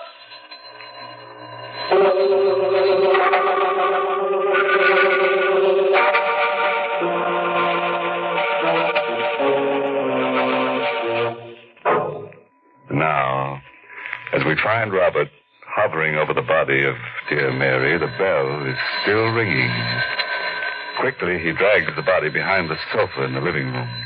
And as the bell stops, he hears a door open behind him and footsteps in the hall. Who's there? Who's out there? Why, it's I, Robert. Mr. Cadman. Nobody answered the front door. Oh, were you ringing the bell? I've been ringing for some time. That's why I took the liberty of letting myself in. Where's Mary? Mary? Yes. Why are you looking at me like that? For heaven's sake, what's going on here tonight? Why? Well, I called Mary earlier in the evening about Mr. Finley's will. She said she'd call me back, but she never did. Why, I don't know why not. Well, neither do I. I've been phoning here all evening, but nobody answers the call. Oh, that's what the bells were. What? Nothing. Yes, Robert, I've got to speak to Mary about some very important business. Where is she? Well, I don't know. Well, you'd better find out if you... Now, look, what do you want, Mr. Cadman? Make it short. Mary's gone into town, and I'm busy. Too busy to find out about your inheritance? Why, no. Yeah. I thought that might interest you. The will is supposed to be read tomorrow morning, but it won't be read unless I speak to Mary. It won't even be opened. Well, what do you mean? You can't hold up that will. You can't stop us from getting what belongs to us. I can't, but Mr. Finley can. Mr. Finley? Yes. He made a last request before he died. What? That the will is not to be read. They herself.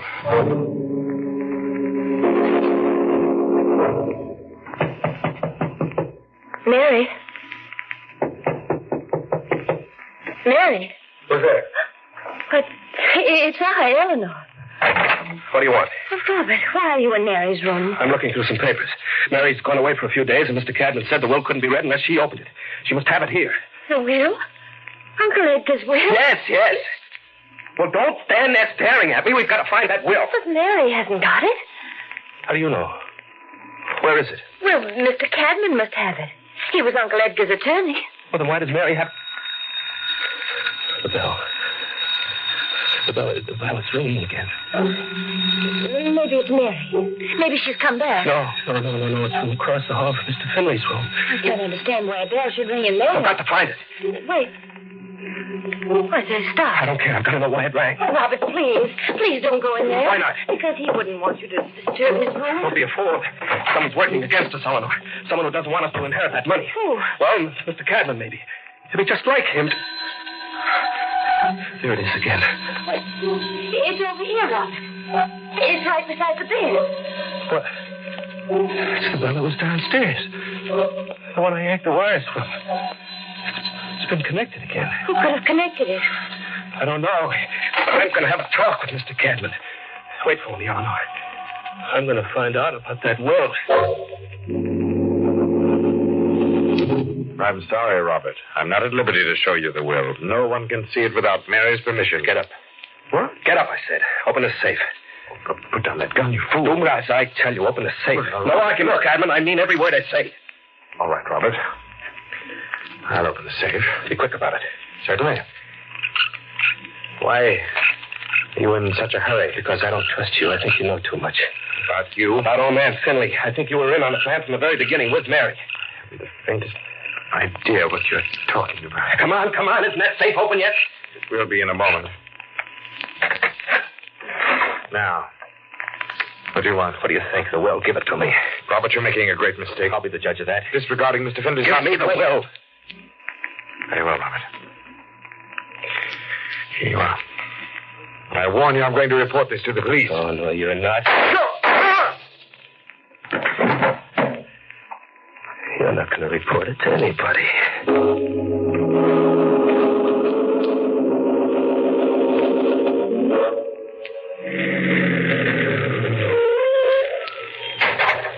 Robert? Yes? You took a long time getting back. Did you speak to Mr. Cadman? Yeah. I spoke to him. He's going to read the will in the morning. Wouldn't he let you see it? No. What are you doing out here, Eleanor? Waiting for you to get back. I've been going over the outside of the house, tracing those wires. What wires? The ones from that bell upstairs. They lead to the mausoleum, right in through the stone wall. Really? Don't you think that's strange? I mean, why should wires run from the mausoleum directly into the house? I don't know. Your Uncle Edgar was a pretty eccentric guy. But a bell, Robert. Why would anybody want to set up a bell in the house so that it could be rung from the mausoleum? Well, look, let's mind our own business. It is our business. There's something funny going on, and I'd like to know what it is. Well, we'll figure it out in the morning. No. Got to be done now, before we go back into the house. Why? What's your hurry? Mary hasn't gone, Robert. I don't know where she is, but she hasn't really gone. How do you know? Well, her clothes and everything. They're all in the room. She hasn't even taken her bath. Why, that doesn't mean anything. It does to me. I think something's happened to her. Robert, I think we ought to call the police. Now, don't be silly. I think we ought to have them investigate those wires. What for? Just to be on the safe side. Is there any reason why we shouldn't call the police? Well, no. Well, then let's go inside. No, wait a minute. Wait a minute. Now, look, we don't have to call anybody. We can investigate those wires ourselves. Just the two of us? Yeah, sure. Why not? Well, Now, come on. You just show me where those wires are. No, I don't want to go back there. What are you afraid of? Nothing's going to happen to you. I'll go on my own. Now, come on. It'll just take a few minutes to check on those wires at the mausoleum, and then we can come back and call the police. No. I'm not going to let you have your way, Eleanor. I want to see about those wires. And I wouldn't think of leaving you all alone in that big house. You're hurting my arm. I don't want to hurt you here, but you're going to come with me. Are you ready? Yes. Yes, I'm ready.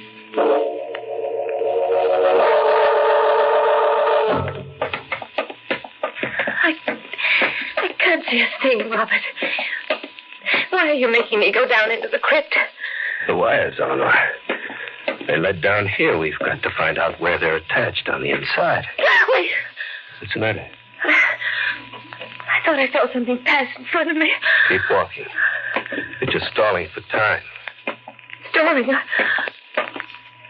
What do you mean? Don't you know? Don't you realize you have to die? Let me go. I can't afford to let you live, Eleanor. You'll find out too much. You'll put a rope around my neck. Oh, Robert, please. Don't fight me, Please. Eleanor. It has to be just the way as it was with Mary and Cadman. You killed them. They didn't want me to get the money. They were in my way. I was in your way, too, Robert. Who's there? Me, Robert. Your cousin. Edgar Finley. Hey. No. You're dead. I would have been. If I hadn't protected myself against a murderer like you. One side of that casket comes off, Robert. It opens from the inside. You just can't believe you were dead. I had to, as soon as I found out what you were trying to do. Well, I never expected you to murder anyone else. Run for the police, Helena, quick. Come back here. Run. Stop or I'll come after You you. won't do anything of the kind, Robert. You'll stay with me. Will I? Didn't you know I had a gun, Mr. Finley? You won't get out of here, Robert. I won't let you out. Come on, Mr. Finley. Come on, get the rest of it. I will. Let go of my neck. Let go. Let go. No, Robert. I'll never let go.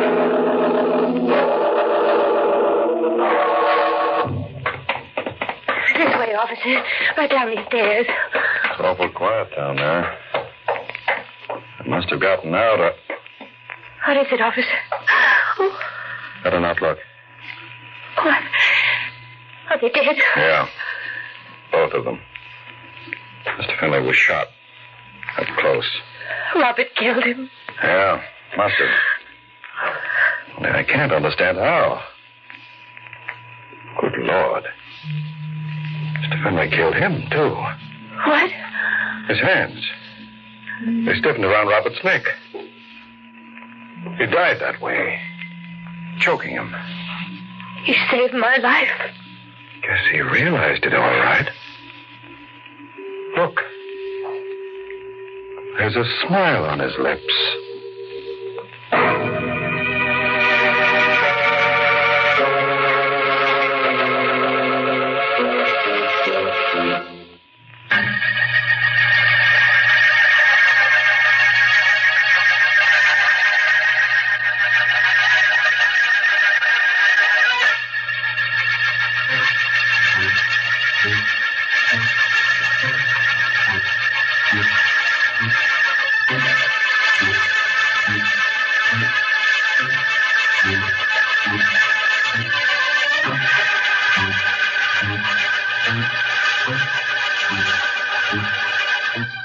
Good night. Pleasant dreams.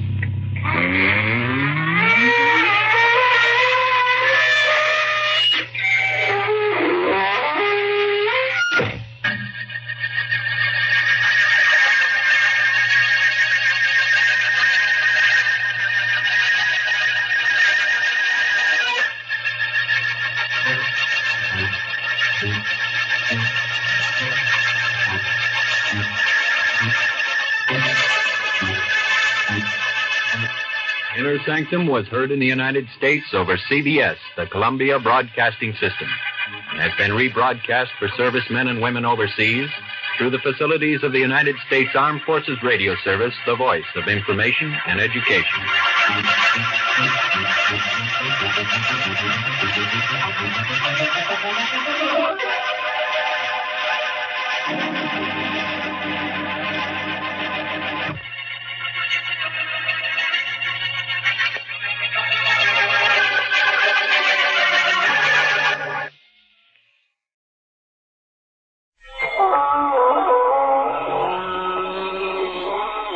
Good evening, friends and fellow ghouls.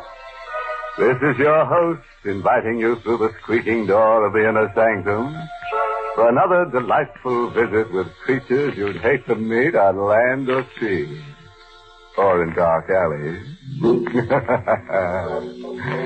Well, friends, now that summer romance is flourishing, this young man's fancy lightly turns to thoughts of lovely murder. The reason for that is because I have a one-track mind. I can think of the nastiest things in the balmiest weather.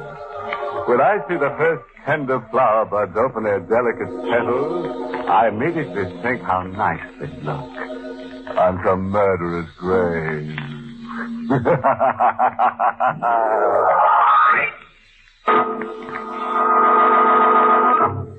Tonight's Inner Sanctum mystery, House of Doom, was written by Milton Lewis and stars Santos Ortega in the role of Mark, with Charlotte Holland as Lorraine. All right, friends. Turn out the lights, lie down on your slab, your sofa, and get ready to scream for joy as we hear a terrifying story that could happen to anyone who's a murderer. Ready now. Hold tight and listen. People in that section of New England call the little peninsula Davy Jones's Hand, because the sharp and jagged rock formed a murderous angry fist, thrust out into an everlastingly angry sea. There was only one house on Davy Jones's Hand. Mark Douglas lived there with his second wife, Lorraine. And folks whispered that something had happened to Mark, and that despite his wealth, he couldn't cure a mind that was gradually losing its reason. Lorraine, look at that storm. The rain is beating down like bullets. The wind is roaring like a monster. Did you hear someone scream? No, Mark. Are you quite certain? Yes, Mark. Well, you still want to go out? I promised Mrs. Daly I'd come. It's just down the road. Really? And what's so important about you going? Oh, Mark, I just want to see her. We were going to play a little bridge. Now, Mark, why don't you come with me? No. Why not? You've locked yourself in this house like a prisoner for months. You can't go on like this. I don't want to go with you, and that's the end of it. Then why do you object to my going? I don't want to be here alone. I can't bear it when I'm alone. There. I'm positive I heard someone scream. No. Yes, I did. It was a woman. Woman screaming for help. Didn't you hear it? No, Mark. No? Please, I want to go now. Lorraine, I'm afraid to let you go. Afraid? Why? I'm afraid something might happen to you. Well, what could possibly happen?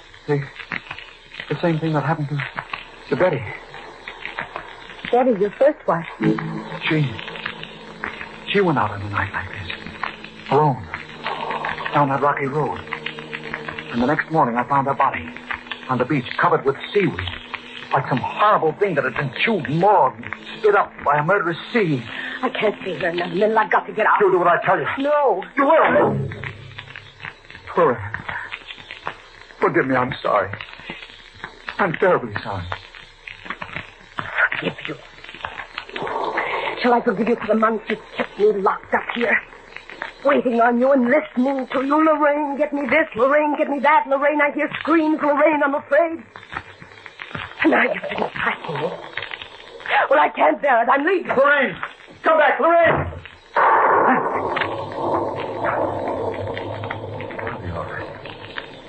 I'll be all right now. What was that? Oh. Just the wind. Of course. Mark! Where are you? I did hear it. It's Betty. Help me, Mark! Betty! Where are you? Betty, where are you? Tell me! Did I hear it? What's happening to me? Where's the phone? Honey. You must be hearing things.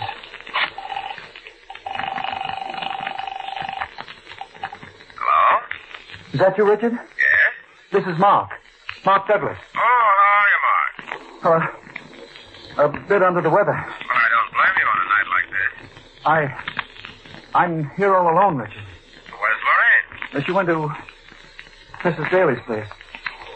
This may seem kind of silly to you, but would you please come over? Now? Yes, now, right away. As soon as you can get here. What's wrong? Well, nothing. Nothing really, but... Richard, I can't stay here alone. Did you hear something? What? A woman. A woman screaming for help. I can only hear you, Mark. Oh, yes. Yes, of course. You wouldn't hear it over the telephone. What are you talking about? These screams. These screams I keep hearing. It's been going on for months. I think it's Betty. Richard, you've got to come over right away. I can't be here alone. I can't. What is it, Mark? What's wrong? She's at the door. Who? The woman. Goodbye, Richard. Betty, she's come back. Open the door. I'm coming. I'll open the door. Betty. There she stood. Her face covered with seaweed. Her arms held out to me. She leaned forward and touched me. And then something snapped in my brain.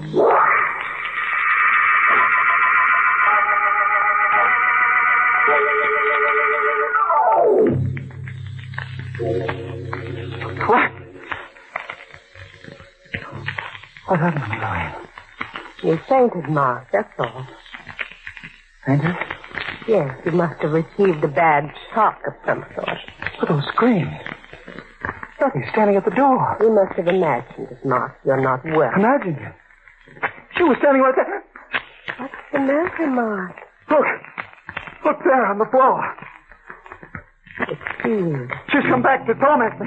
To talk to me, to kill me, possibly. Mark, what are you saying? Now, look, you've got to leave this house. That's what's doing it, this horrid, hideous old house. Lorraine, do you love me? Really? You think I could have stayed here these last few months if I didn't love you? Maybe. Maybe if I tell you, it'll be easier to bear. Maybe if I tell you, you might find some way out. What will be easier to bear? In my desk drawer, there's a flashlight. Get it. All right, but what are you trying to tell me? You'll know in a moment. I have the flashlight. Now, go to the stairs. No, there. Next to the picture. But why? There's something I must show you. You know, everyone believed my first wife died by accident. Or suicide. She was a very excitable, neurotic girl. No one, except you, Lorraine, knows that she was murdered. Murdered? Yes, by me. It was carefully planned.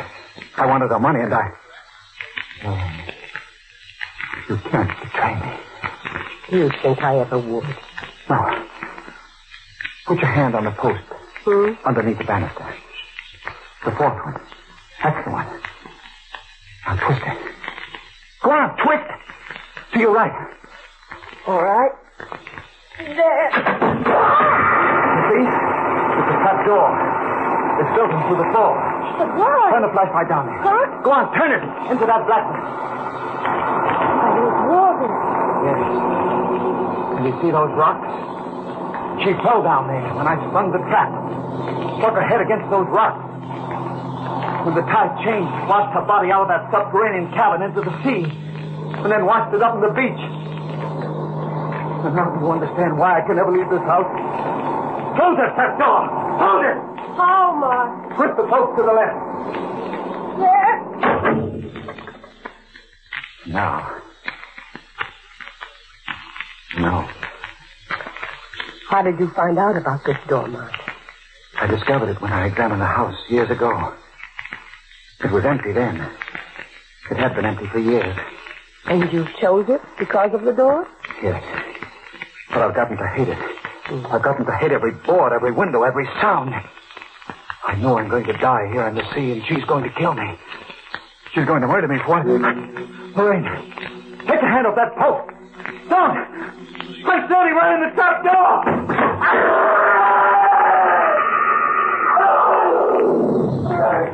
Come here, Rope! Help me! The sea! Help!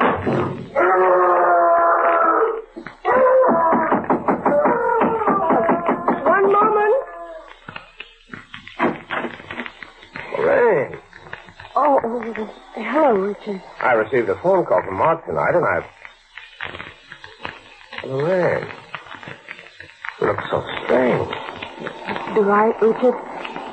And so beautiful. No, nothing, Richard, not now. Where's Mark?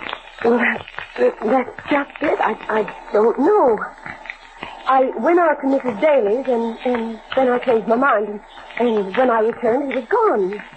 I'm worried, Richard.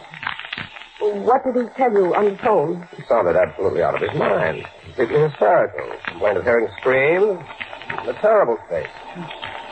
Lorraine, do you think that he could... Yes, that's what I'm worried about, those clips. It may not be too late. We'd better search for him. Yes, I'll come with you.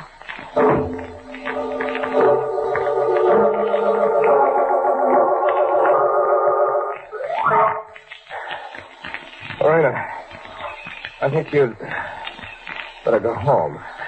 No, Richard. You've been up all night. Police and the Coast Guard are searching for him. I don't see how it could do any good for us to search these beaches. Mark may be here somewhere. Oh, we'll find him. Hello! Hello there! Who's that? Why, fisherman down the beach there. I think he's found something. Hello! There! We're coming. Richard, look on the rocks near him. Yes, perhaps. Can't see it very well in this mist. Hurry here. I found a body. Where is it? Here. Right there. Just over there, stumbled across him. Oh. Who's with him? A woman? Yes. Is it my husband? Oh, I didn't know it was you, Mrs. Douglas. Here in the mist. You'd better not look. I will. Richard, take away the seaweed so I can see his face. Richard. If you won't, I will.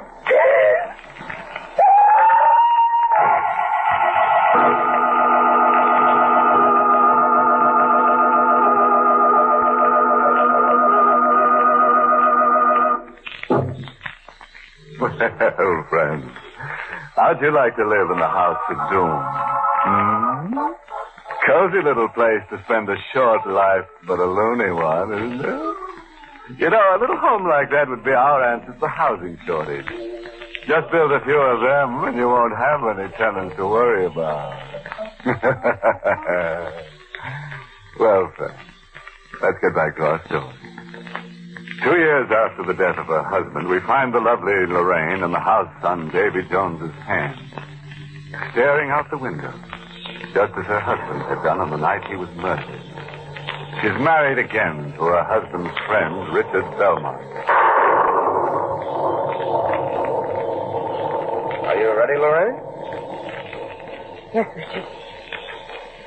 Will you help me with my raincoat, please? Sure. Thank you. Will Kathy be there? Oh, I don't know. I suppose they asked her.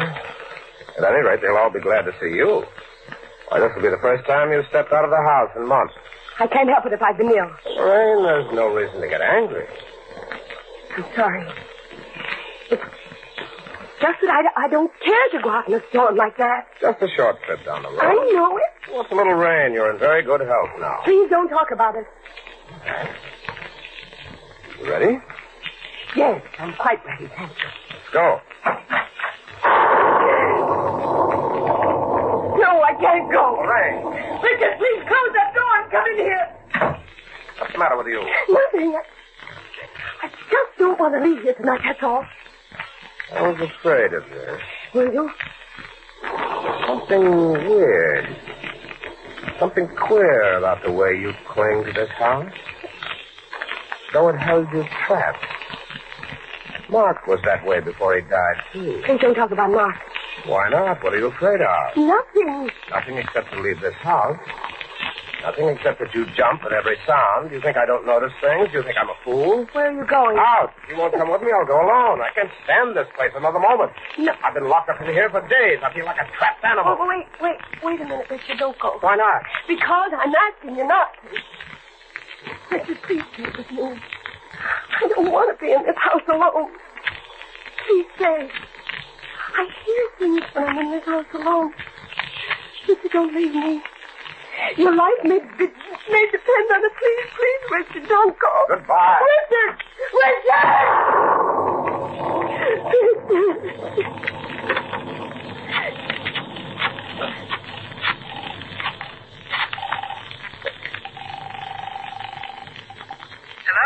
Hello. Is that you, Kathy? Yes. This is Lorraine Belmont. Oh, hello there. Kathy, what are you doing tonight? Oh, just listening to some records? Why? Well, I'm here all alone. Well, where's Richard? He went out. Kathy, I want you to come right over. On a night like this? Take the car. Come right away. What's wrong? There's something I want to talk to you about. Oh, but really, Lorraine, can't it wait? No. But, Lorraine...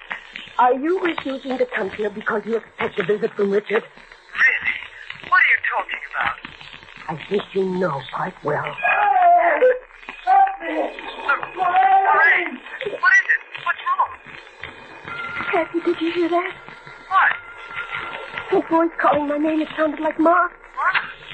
But Mark's dead. I'm well aware of that. That's why it couldn't be Mark, could it?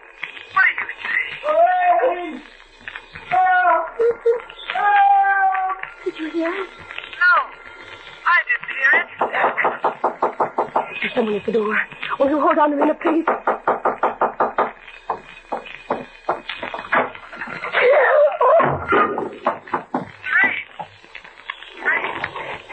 Hello, Kathy? Lorraine, you sound so strange. Who was at the door? No one was at the door. No one. No one? When I got there, all I found was some seaweed. Goodbye, Kathy.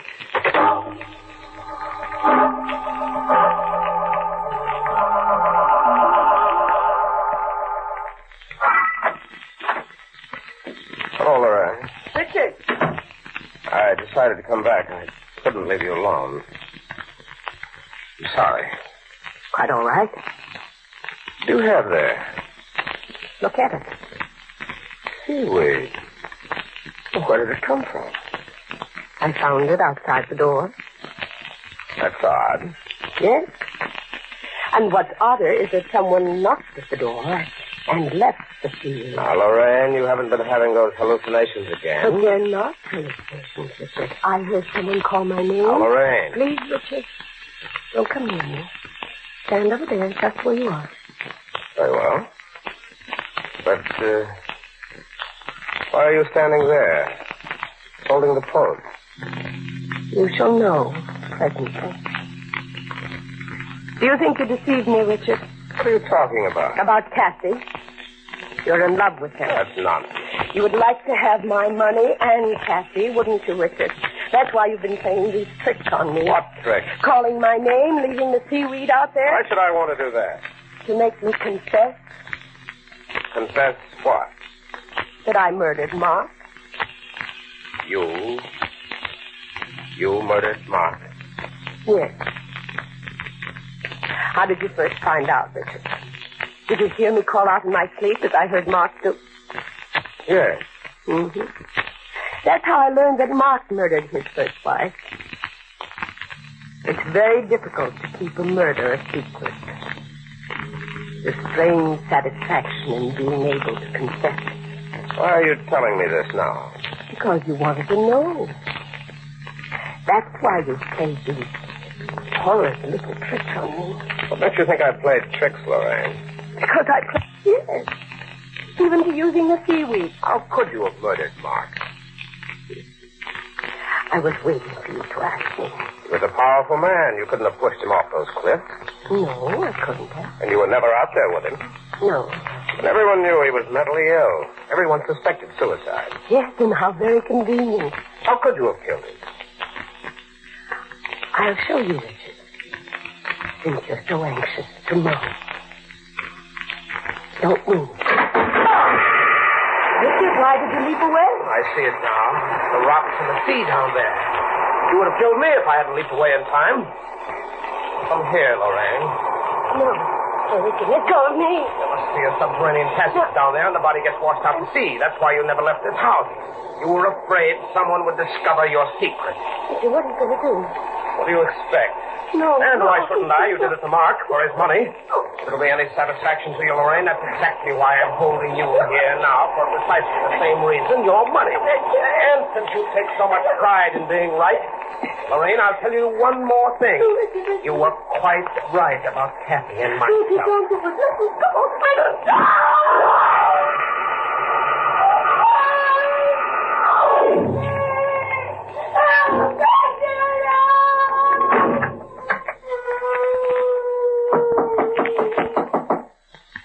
One moment.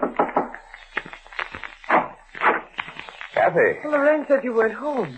Did she? But she called up frantically on the phone. I swear she sounded half insane. Where is she? Why, she isn't here, Kathy. I came back from the dailies. In fact, I never got there. When I returned a moment ago, she was gone. Richard, do you think... I don't know. A woman in her mental condition is very apt to destroy herself. Destroy herself? Then you'll be free, and you and I... We mustn't think of that now, Kathy. She may still be out there somewhere. We've got to try to save her. If we can. Come on, let's look for her.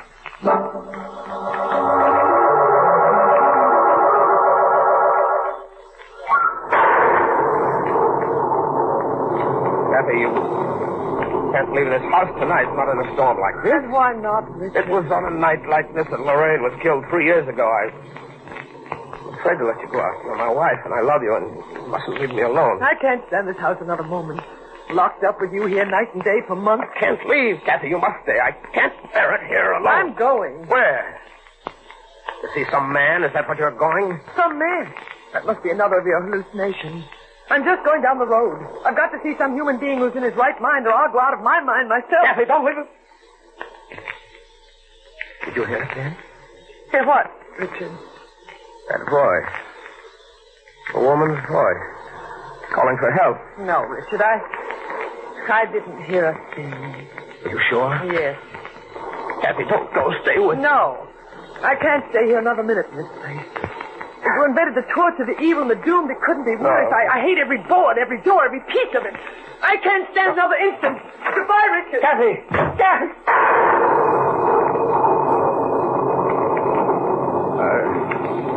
I wonder, does she know? Have I been talking in my sleep?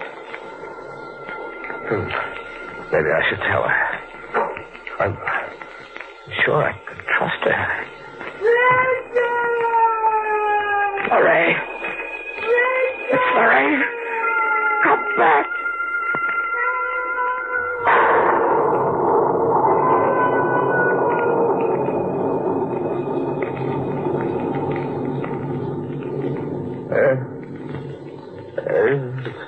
She was right. This house is for the evil and the doomed.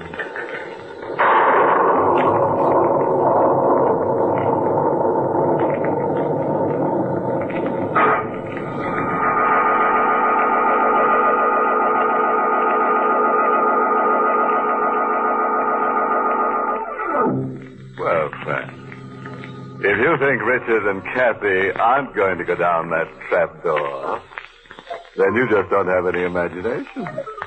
Or you just haven't heard enough Inner Sanctum mysteries. Of course, we have a very uplifting moral for these gruesome shenanigans. It's taken from the haunted words of Poltergeist, who said, "Always live in a house that's haunted by ghosts, vampires, werewolves, zombies, and spooks. You'll never have a dull night." Inner Sanctum was heard in the United States over CBS, the Columbia Broadcasting System, and has been rebroadcast for servicemen and women overseas through the facilities of the United States Armed Forces Radio Service, the voice of information and education.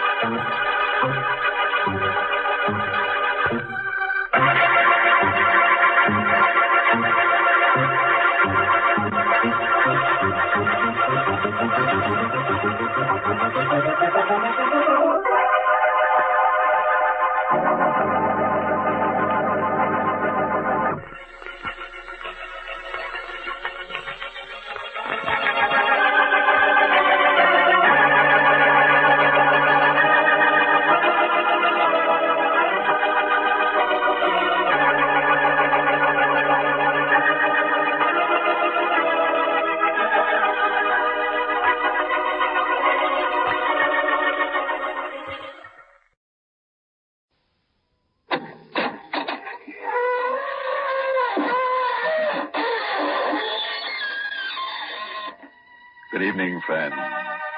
This is your host to welcome you through the creaking door into the Inner Sanctum. Come in, come in. We had a surprise visitation here a scream or two ago. A sightseeing delegation simply crazy to take it all in. One onlooker's mouth was so agape you'd think his face was split from ear to ear. Confidentially, chum, it was. The head of the delegation was terribly proud of his honorary title. Poor chap, it was the only head he had. Ah, yes. Things went along cozily until some wag suggested holding hands. We brought out a trunk full of hands we keep for just such occasions.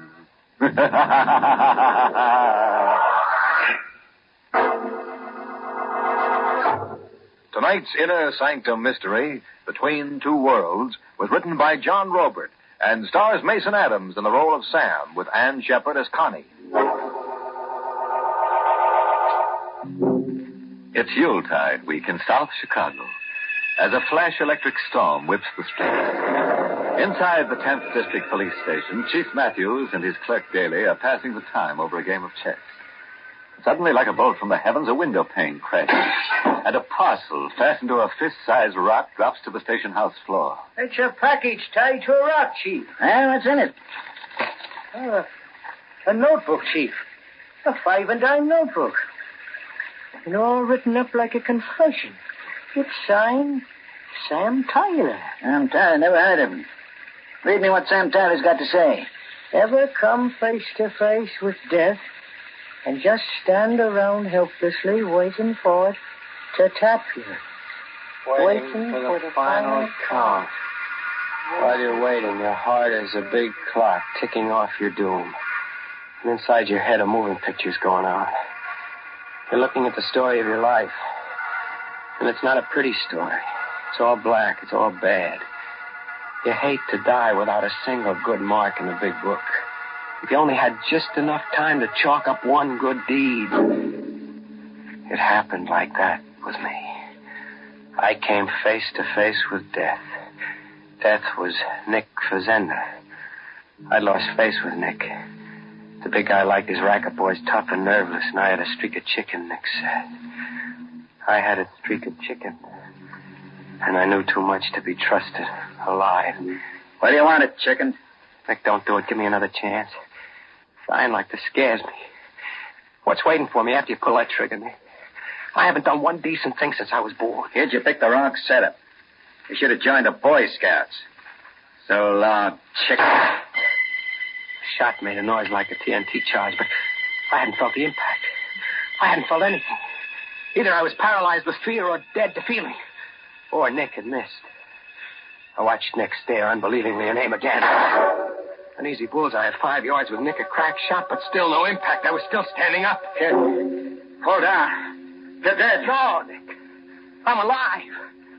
You can't kill me. Nick, you're seeing a miracle happen. You're crazy. Nick, I'm going to get that chance. I'm going to live. 2 more shots, but still no impact. I was alive, uninjured. Something was happening to Nick. His face was purpling as if he was suffocating. As if some invisible stranger had his hands around Nick's throat, strangling him. Dear, I'm choking to death.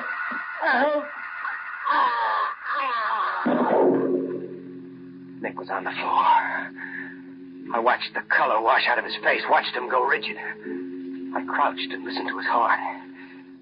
Not a sound. Not a murmur. He was dead. Nick had dropped dead. I'd seen a miracle happen. I hopped a midnight freight heading east.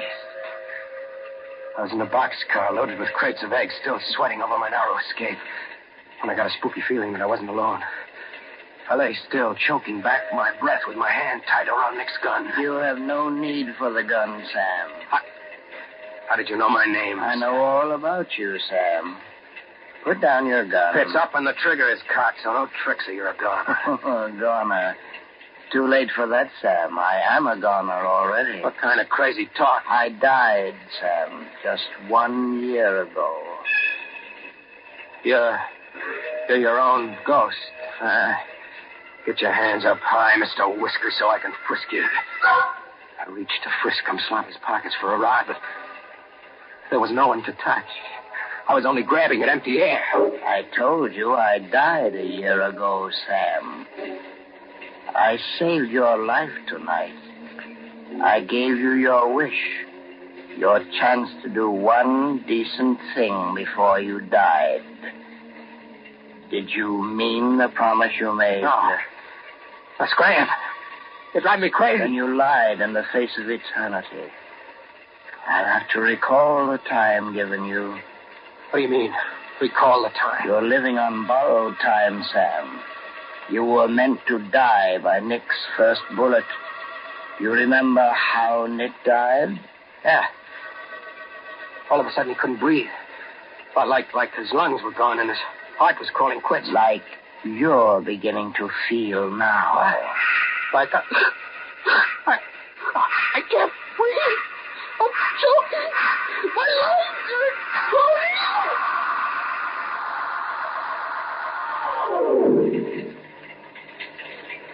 When I came to, Mr. Whiskers was smiling on me. You did mean your promise to tomorrow, didn't you, Sam? Sure I did. Anything you say. Then continue on to Chicago. When you arrive there, spend your time waiting in a restaurant called the Spread Eagle. Sooner or later, you will be approached. You are to lend yourself to any situation that arises. Any situation, understand? Sure, I understand. This good deed I'm to do on borrowed time. What's your interest in it? Deeply personal, Sam. I am no longer among the living, but I have no place among the dead. I walk between 2 worlds. You see, Sam, in life I didn't have one decent thing to point to either. Through you, I hope to find rest.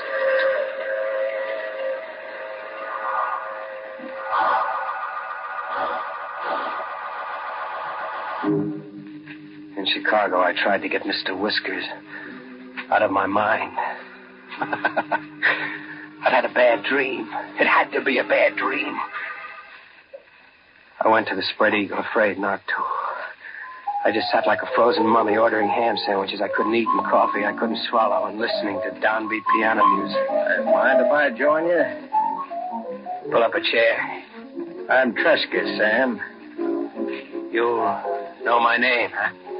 I know your name and all about you. Where you come from, your record, and why you're on the lam. You know all about me, too, huh? I've watched you. I had a confidential operative check into your pedigree. What for? Well, frankly, because I need just such a person as you. For a certain venture I'm involved in. What do you mean, just such a person as me? I wanted a man who's at home in, shall we say, unconventional activities. A man I can trust because he doesn't dare go to the police or even to the underworld. And I'm your man, I guess. You definitely are. Okay, let's go. Well, you agree just like that? Without even discussing price or the nature of the work? You said I was your man. Fact is, Tresca, I'm your man, and there's nothing I can do about it.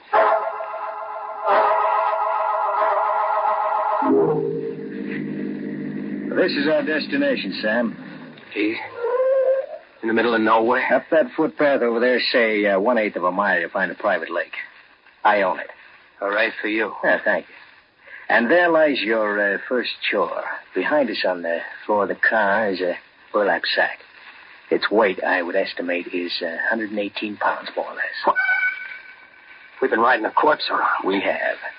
You're to carry the burlap bag and contents up that footpath to the lake and drop it in there.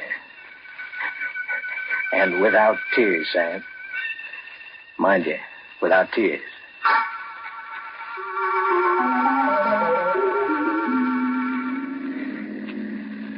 From this point on, as the saying goes, we're in business, Sam. What's the next event? Wedded bliss. For you. Want to get married? You are. Tomorrow evening, you'll call on your radiant bride-to-be at this address. 15 Cantilever Walk. Yeah. And try to look more cheerful, Sam. Love comes but once into every man's life.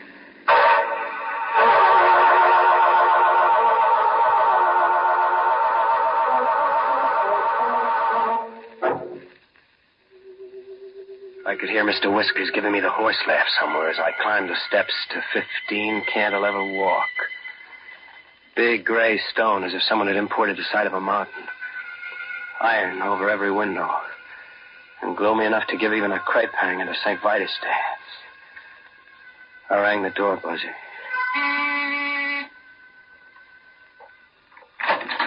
All right, Sam. Do I kill the bride before or after the ceremony? Make yourself at home, Sam. Wander about. I'll see what's keeping your blushing bride. I wandered about with my eyes popping over the expensive layout. Whatever Tresca's game was, it wasn't penny ante. The joint screen, big stakes, right down to the needlepoint footstool. Where did Mr. Whiskers figure in it? A minute later in the library, I began to catch on a little. Mr. Whiskers was right in the game. There, sitting. Mr. Whiskers. That's a trifle irreverent, but an apt nickname. He was my brother Stephen. Was, huh? He's dead? You sound as if you were ready to dispute it. I just asked, is he dead? Very much so. Dead and buried. Your manner is a little odd, Sam. I'm sorry. I'm Reggie. Getting married is an idea I've got to get used to. Well, then meet your bride. That's one way of bringing the idea to roost. Constance. Sam, this is my niece, Constance. Constance, this is your fiancé, Sam Tyler. Hello, Sam. Hello. Well, I'll leave you to get acquainted. You want to exchange premarital views on love and homemaking. There wasn't a blush in my blushing bride. Her cheeks were chalk white. Her face had the look of death. Like some creeping sickness had already called 2 strikes on her. Sat down at the piano. I stood watching her. Looks like you're stuck with me, kid. If Tresca has his way. Tresca will have his way. What's your angle, kid? Why is the niece of $1 million layout ready, willing, and able to marry a deadbeat ex-con and mug? I'm obliged to marry. What do you mean, obliged to marry? The terms of my father's will. I inherit his estate at midnight tomorrow. Only if I married. It's beginning to make some sense. Mr. Whiskers up there. Was your father? Yes? Well, why pick me? A mug your uncle brought home. Why not scout your own dearly intended?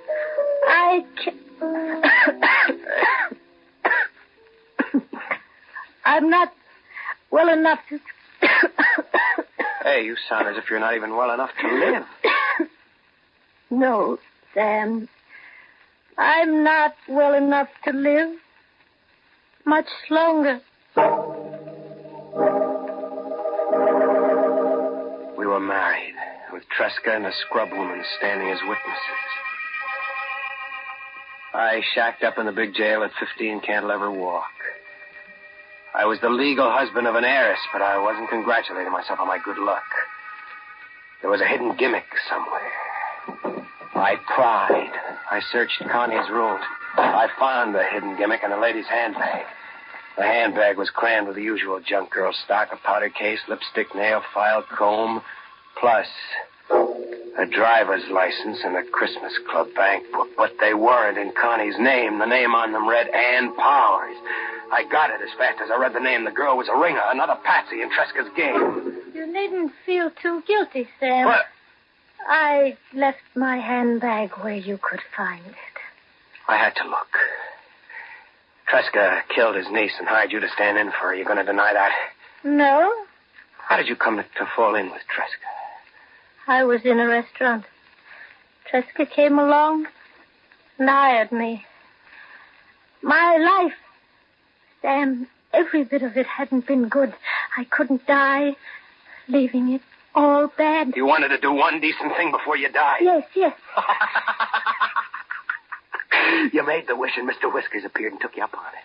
He sent you to Tresca, and Tresca hired you. You're going to tell me that's what happened. You're hurting me. Is that what happened? No. I don't know anything about this obsession you have with Mr. Whiskers. What good deed can we do around here, kid? Tresca murdered his niece to steal the estate for himself. We had just phoned. Hooray for Tresca. Connie's father left the money to charity if his daughter failed to marry. Constance refused to marry. She wanted the bundle to go to charity. Yes, to atone for her father's past. His life hadn't been much either. $1 million to charity, that's a lot of squaring up. That could be our one decent act, yours and mine, Sam. Make Tresca's scheme fail. Quite an ambitious undertaking for newlyweds, huh? Oh, now, don't you two look at me as if I were another supernatural or occult visitation. I entered through a secret sliding panel on the north wall. I overheard your odd tete-a-tete simply by donning earphones. The room is wide. You don't miss a trick, huh? What's the gun for? What are guns for? There was a charge like stale air exploding. I spun around but didn't drop. This was where I had come in. Tresca, like Nick, could empty his gun point blank, but he couldn't rub me out. It was exactly where I had come in. There in front of me, Tresca was getting the same dose Nick got. His face was purpling as if he was suffocating. As if some invisible someone had his hands around Tresca's throat. Having trouble with your breathing, Tresca? I can't breathe. I choked to death.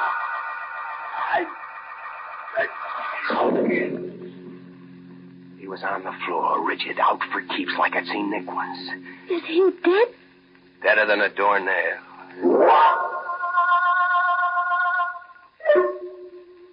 We sat around, the three of us. Tresca, the girl, and me, waiting for Mr. Whiskers. We sat all day and all night and through half the next day, but Mr. Whiskers didn't show. Mr. Whiskers didn't show, as if he never was. Sam. What?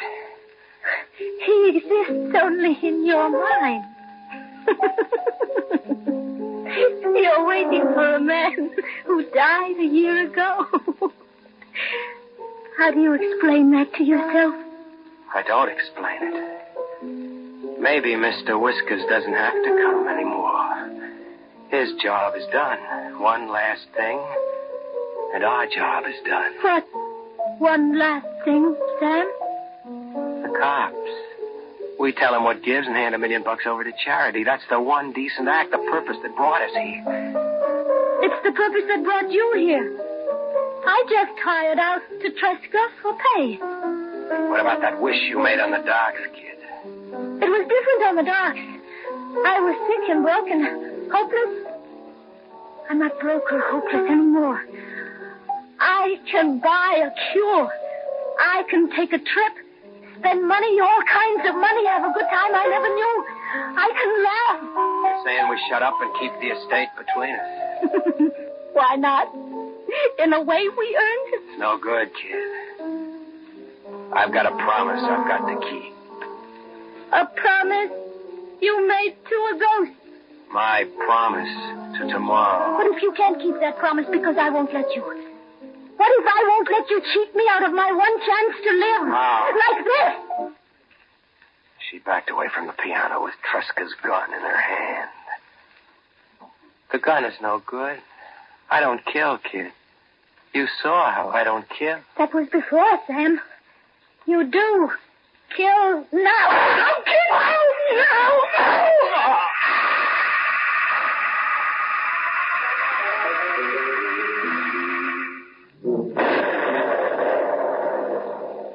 There's one last line, Chief, short of a dying scribble.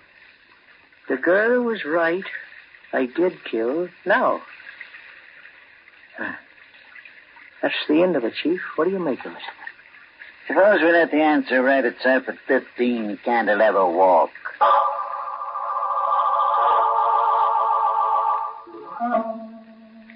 Well, the confession's the McCoy, all right. That's Sam Tyler on the sofa, Tresca on the floor, and there's the girl out cold, still holding the gun. Got any pulse? No, she's dead. No visible cause, Daly. Just dead. I'm getting a faint pulse on Tyler. Sam. Sam Tyler. What? You the police? Yes. The girl shot you and you just about bled to death. You know the whole story, Sam. So the girl got to do that last decent thing after all. The girl didn't do anything. Her heart blew out after shooting you. We read your confession down at headquarters. My confession? Yes. This 5 and dime notebook. Yeah, see it? It was tied to a rock and tossed through the window at headquarters. You wrote it, but what we want to know is who delivered it.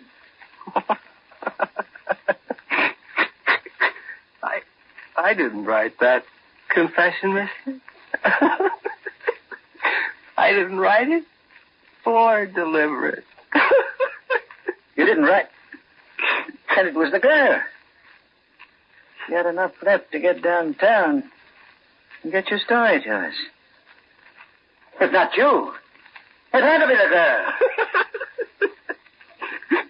You'll have to ask Mr. Whiskers about that. If you hurry, you might catch him somewhere between two worlds. Merry Christmas, Chief.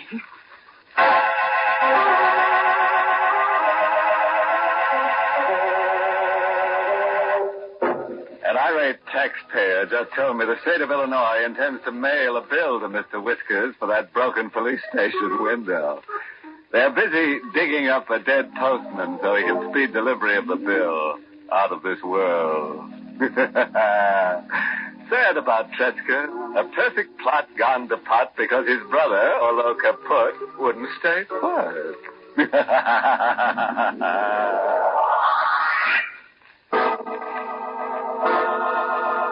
We invite you to join us again next week at this time for Inner Sanctum. This is the United States Armed Forces Radio Service, the voice of information and education.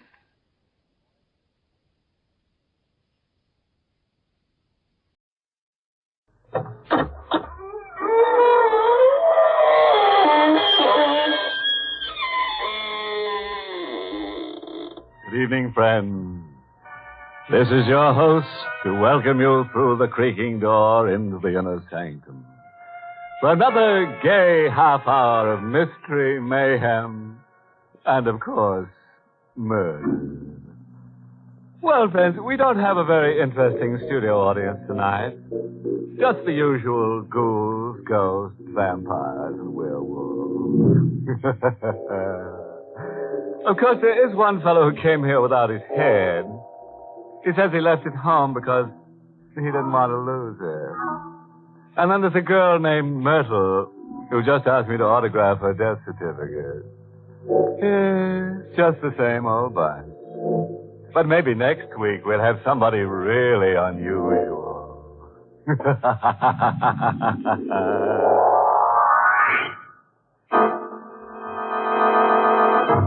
Tonight's Inner Sanctum Mystery, Death Demon, was written by Milton Lewis and stars Miss Leslie Woods in the role of Regina with Mr. Everett Sloan as Howard. All right, then.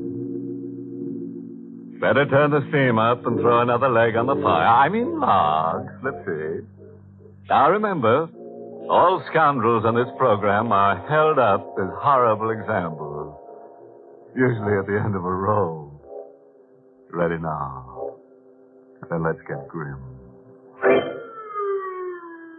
The sound of the sirens howled in his ears like the wail of an avenging demon as the man ran from the gaunt gray building behind the high wall. He ran with all his power and never faltered, even though he felt his heart would burst as he began to hear the dogs behind him picking up his trail. And then, as though he'd summoned it by magic, an automobile stopped for him.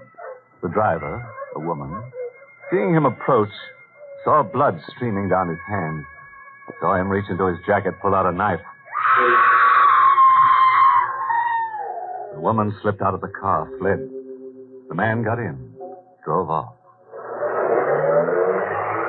4 hours later, the car stopped in the driveway of an isolated house on the outskirts of a New England town. The man got out, slowly walked to the door, rang the bell.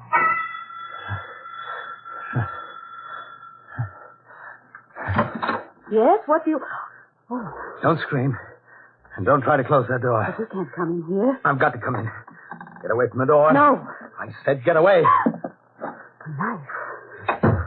Who's in this house? Why, no one. No one but us. Let go of my hand. Let go, you're hurting me. Sit down. Go on. All right. Who are you? What do you want here? I don't know. I'll give you anything, only go away. Please, go away. You didn't tell me who you are. Well? I'm Regina Beaumont. George Beaumont's wife? Yes, do you know him? Sit down. All right. You're a very beautiful woman. I didn't think George would marry a woman like you. You do know him. I know him. Did you come to see him? No. Does his sister still live here? Yes. Where is she? Diana drove to town. Why? I don't know. I think you do. I don't. Was it to see some man? I don't know what Diana does. What do you want from me? Perhaps I came here to kill you. To kill me? Who knows? I was told to come here. What do you mean, told? You wouldn't understand. Where is George? I expect him late tonight. You know who I am? No?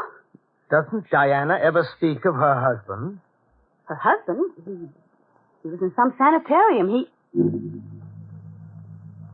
You're Howard? Yes. Diana's husband? Yes. Didn't she ever tell you about me? Well, only that you had some sort of breakdown. Breakdown? Yes, I suppose that's how they would refer to it. But it wasn't a breakdown. It was something far stranger. They still don't believe me. They still don't understand. Understand what? That something's happened to me. They don't want to believe that such things could happen. That's why they had me locked away in the state prison for the criminally insane. Criminally insane? Didn't Diana tell you that's where I was? She never told us where you were. Did she tell you that I was considered a homicidal maniac? No! Ah, you're frightened. You think that's what I am, too, don't you? Don't you? Put down that knife. Don't you? No. No? Then why do you tremble? Why is your face so white? That knife. Oh, my knife, yes. If this knife so close to your throat right now, if this knife should drive its edge through that creamy white skin, I want you to know it's not I who am killing you. You think you can understand that? Perhaps. No, that there is someone who comes in the night from some ancient grave, someone who comes into my body, controls my hands, my limbs, my heart, my brain. I tried to fight him, but I can't. And it's he who wants to destroy and murder, and not I. I can't fight him alone anymore, and that's why I must see Diana. She'll help me. She always used to help me. What's that? Your wife's car. Diana. Yes, I think so. Stay where you are. Don't get up when she comes in. You'll do exactly as I tell you. Yes. I'm going to stand here on the other side of the door. Don't let her know I'm here. I won't. Quiet now. Hello, Regina. Hello, Diana. I got back later than I thought. George home yet? No, he's coming back on 11:30. Did you spend the evening here all alone? Not exactly. Don't run away. That night? Yes. Come here, Diana. Howard. Yes. He came here like that and threatened me with that knife, Diana. He's going to kill us. He's going to kill both of us. Be quiet, Regina. She's afraid of you, Howard. Are you? No. How did you get here? I escaped. But that blood. From my hands. The top of the walls are covered with broken glass. You came back to me. Yes. Do you still love me? Yes. Even now? Even now. Come here. Howard. Are you going to plead for me to release you as she did? You won't harm me, Howard. Don't be too certain. Diana, I'm putting the point of this knife at your throat. Do you feel it? One twist of my wrist and it'll be over. Do you want to kill me? I don't know yet. Why are you doing this? I must know certain things. What? Will you help me? Be careful how you answer. I'm watching your eyes. If I see the shadow of a doubt, the quiver of a lie... I'll help you. They're after me. Will you hide me? Yes, Howard. The doctors have tried and failed. Only you can cure me. You'll have to live with me. You'll have to help me fight this thing inside of me that takes possession of me, that wants to kill, that may want to kill you. Will you risk that? I will. I love you, Diana. Will you kiss me? Howard. Here. Here's the knife. I'm tired. Very tired. Yes, there's a room downstairs where you can lie down, but you can't stay long. They'll be looking for you. I'll have to find some place where we can go. Yes. Find a place, Diana. I'll be all right now. I'll be all right as long as I can be with you. Come, Howard. Come this way. Yes, Diana. Lie down over there. Yes, I'm exhausted. I'll be waiting outside for you when you wake up.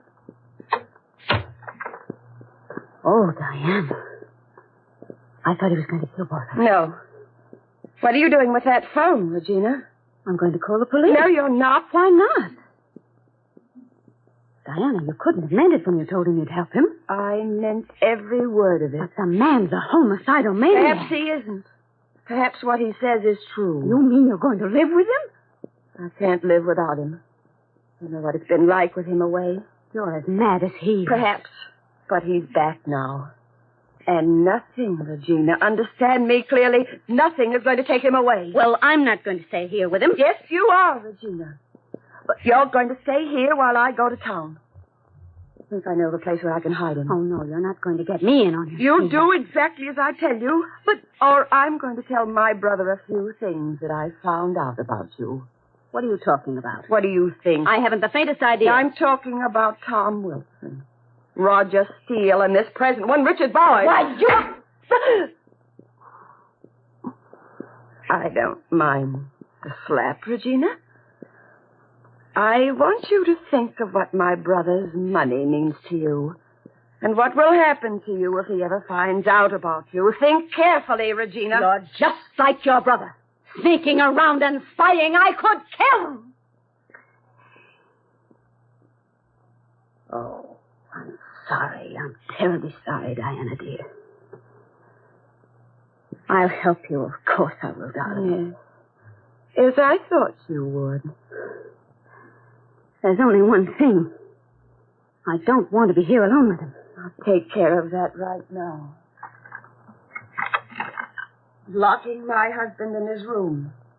There's only one small high window and he won't be able to get out, so you're perfectly safe. If George returns before I get back, I'd advise you to see to it that he doesn't call the police either. Don't worry, darling. I can handle George. Yes. Yes, you can. Where's Howard's knife? It's over there. Now, I better hurry. Goodbye, Diana.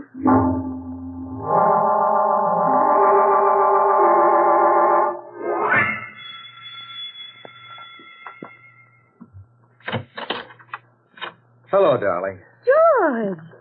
I thought you were catching the 11:30 home. Well, I didn't have to take the train, dear. I ran into Dick Bowers in the city. He gave me a lift right to the door. Where's Diana? He drove to town. Come on, sit down, darling. You must be very tired. Oh, I am. I had quite a little chat with Bowers on the way up. Did you? Yes, he seems to admire you very much, Regina. Too much. Oh. Well, then he should envy you because I'm all yours, George. Regina. You're so beautiful. Mm-hmm. Come here, darling. George. Oh, Regina. What? Why'd you draw away from me? I didn't. I distinctly noticed you drew. Oh, darling, darling. Let's not quarrel. Let me just put my arms around you. And we'll forget everything. Everything but you and I. Regina, I'm sure. What's that? Nothing. Thought I heard something in the guest room. Well, you didn't. You didn't hear a thing. There it is again. Regina, do you have some... What? Regina. That knife. What are you doing?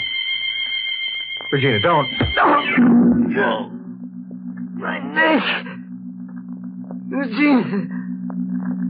What have you done? Oh.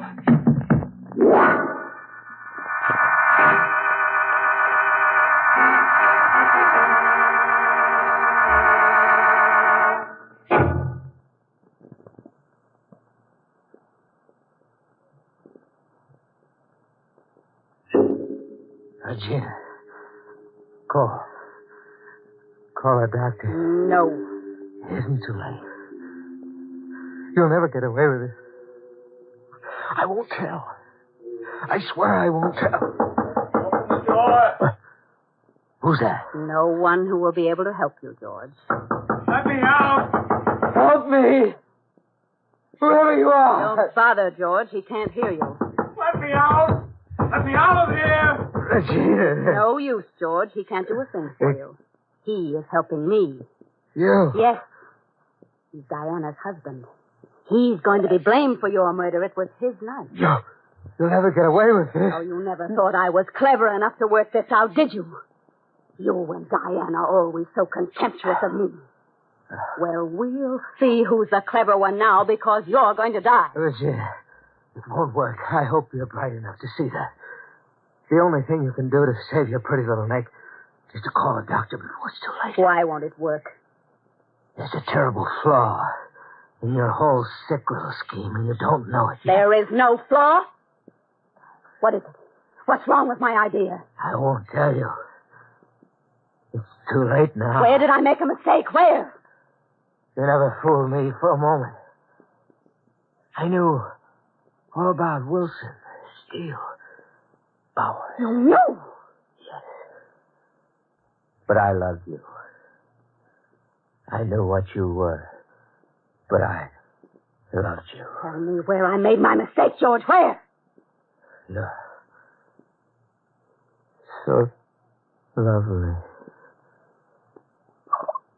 George! George!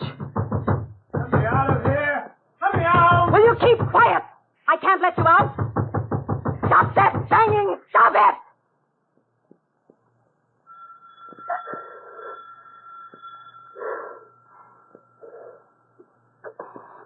Who's there? It's Diana. Why was the door bolted from the inside? I didn't know it was. Regina, I found a place for Howard to stay. We'll be safe for a while, and then we... George. George! He's dead, Diana. How did it happen? I warned you, but you wouldn't listen to me. Was it my husband? Yes, of course. He killed him. Here's the knife. Where's Howard? In his room. Oh. How did he get out? Well, I don't know. All I know is that he was suddenly here and he killed him. Did he, Regina? And how did you get him back into the room? Why, I calmed him down. Stop it. Stop it. Your whole story's an impossible lie. You couldn't have let him out of the room. I have the key. All right, I didn't. You killed my brother. Yes, I did. And what are you going to do? Call the police? Yes. Well, then you'll have to give up your husband. Now, listen to me, Diana. We can both get what we want out of this. I'll help you and Howard escape. I have money. You can travel, hide. Hope we could have a few years together. I might even be able to cure him. But you wouldn't let us, Regina. You only saw in his return an opportunity to get your hands on my brother's money. No. I'm sorry, Regina. Then you are going to call the police? Yes. You don't want my offer of help. Think I would trust you. Don't go to that phone, Diana. Regina, that night? Yes, I gave you a chance to live a moment ago, and you threw it away. But you can't. Why not? It will all work out perfectly. All I will have to do is let him out of his room, and I can take the key from you. Yes. I suppose you can. But he's dangerous, Regina. When you let him out of the room, you'll have to face him. I'm not worried about that. You're making a mistake. I can take care of him. Warning you, Regina, when he sees what happened. I've planned everything. When you die, I will call the police. Just as I hear the sirens, I'll let him out. They'll catch him and shoot him like a dog. Why are you telling me this? I just wanted you to know. You're like George. You don't think that I'm smart enough to do this. No. No, Regina, I don't think you are. You're only telling me this because you're not sure of your plans. You've always despised me because I was prettier than you Wait are. a minute. Regina, then I'll do what you want. I'll go away with Howard. Oh, Diana, you're too late. You think I'd trust you now? Regina. Don't scream. Howard! I've got my hand over your mouth, Diana. Don't try to scream. Oh, my back. Oh. Howard. Howard. Diana? Diana! Where's Diana? She isn't here. Somebody let me out of here. I want to get out. Stop it! You can't get out until she comes back. Diana! Be quiet! Be quiet. Hello, operator. Get me the police department quickly. Yes, hurry. It's an emergency. Hello, police. This is Mrs. Regina Beaumont on Holly Lane. There is a man here, a maniac. He murdered my husband and his sister. Will you hurry, please? Now, Howard, I'm going to open the door. I have something to tell you.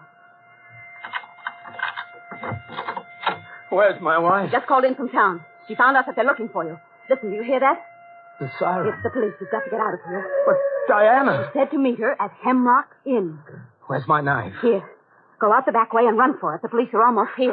How do I get out? That door. You won't tell them? Of course not, but hurry. All right. Goodbye.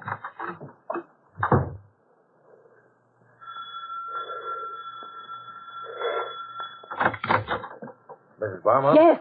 He escaped, officer. When? A minute ago. He heard your sirens and ran. I think he went to Hemlock Inn. I heard him tell his wife that he was hiding there. His wife? Is that what he did? Yes, he murdered them both. He would have killed me if you hadn't come. If you hurry, you can still catch him on the road. Was he armed? Yes, he had a knife. I'm afraid we may have to shoot. Goodbye, Mrs. Barmouth. It worked perfectly. They'll find Howard and kill him. There will be no one to deny my story. No one, no one. Who's there? Hey. Yes. How did you... I came in the back way. Help! Police! Help! They Help! can't hear you. They can't hear you. They drove off looking for me. Now, get away from that door. Let go of me! Get away, I said. Oh! The little scheme nearly worked. I would have been dead by now. Oh, no, I didn't want anything to happen to you. I hid in the shrubs. I heard what you told that policeman. Is that how you found out? No, I found blood on the knife, and then I looked in the window. Oh, it isn't over yet? Yes, it's over. Diana's dead. Why did you do it? But don't you see, she was going to call the police and turn you over to them. She was helping me. Why did you do it? Put down that knife, Howard. I just want to know why. What harm did we ever do you? We just wanted a little time with each other. She could have helped me so much. Now there's no one to help me. What made you do this? Howard, listen, you mustn't kill me. Look, we can both escape, you and I. Isn't that a good idea, Howard? You and I. If you don't kill me, Howard, isn't that a good idea? What are you trying to tell me? Oh, don't you see? It can be just as you wanted it, even better. I'll take Diana's place. I'll go with you anywhere. I'll do anything you say. Anything. I'll make you well, Howard. And I'm much prettier than Diana ever was. Oh, can't you see that, Howard? No. Put the knife down. I know what he wants me to do now. Yes. Don't. No, Howard, don't. Now, don't. Ah!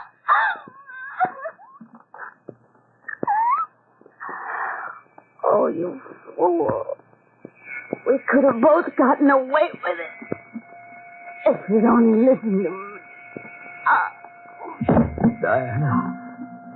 Diana, we may be together soon. I hear the sirens. They're coming back to get me. He made me do it, Diana. You understand that? He forced me to. Oh, they're here, Diana. I'm going to let them in. Hold. Drop that knife or I'll shoot. There. That's better. So you got her, too, huh? I didn't kill her. He made me. Who made you? Someone. Someone who comes in the night. From some ancient grave. Someone who comes into my body, controls my hands, my limbs, my brain. And at last I know why he made me do it. He wanted me to kill someone who was evil. Evil.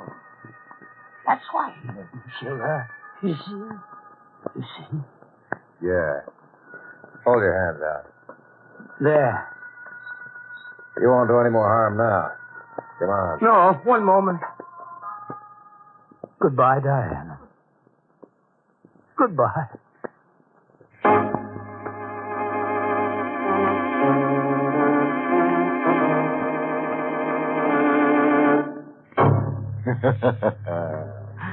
I guess I've taught Regina a valuable lesson she'll be able to use next time she's alive. And next time a homicidal maniac comes calling, maybe she'll do what I do. Just close my eyes and disappear for a while. Which brings us to the moral of tonight's nightmare. Taken from the double talk of Gorham Gadula, Spanish bullfrog, who says, when you meet a murderer, don't stop dead. Why make it easy for him?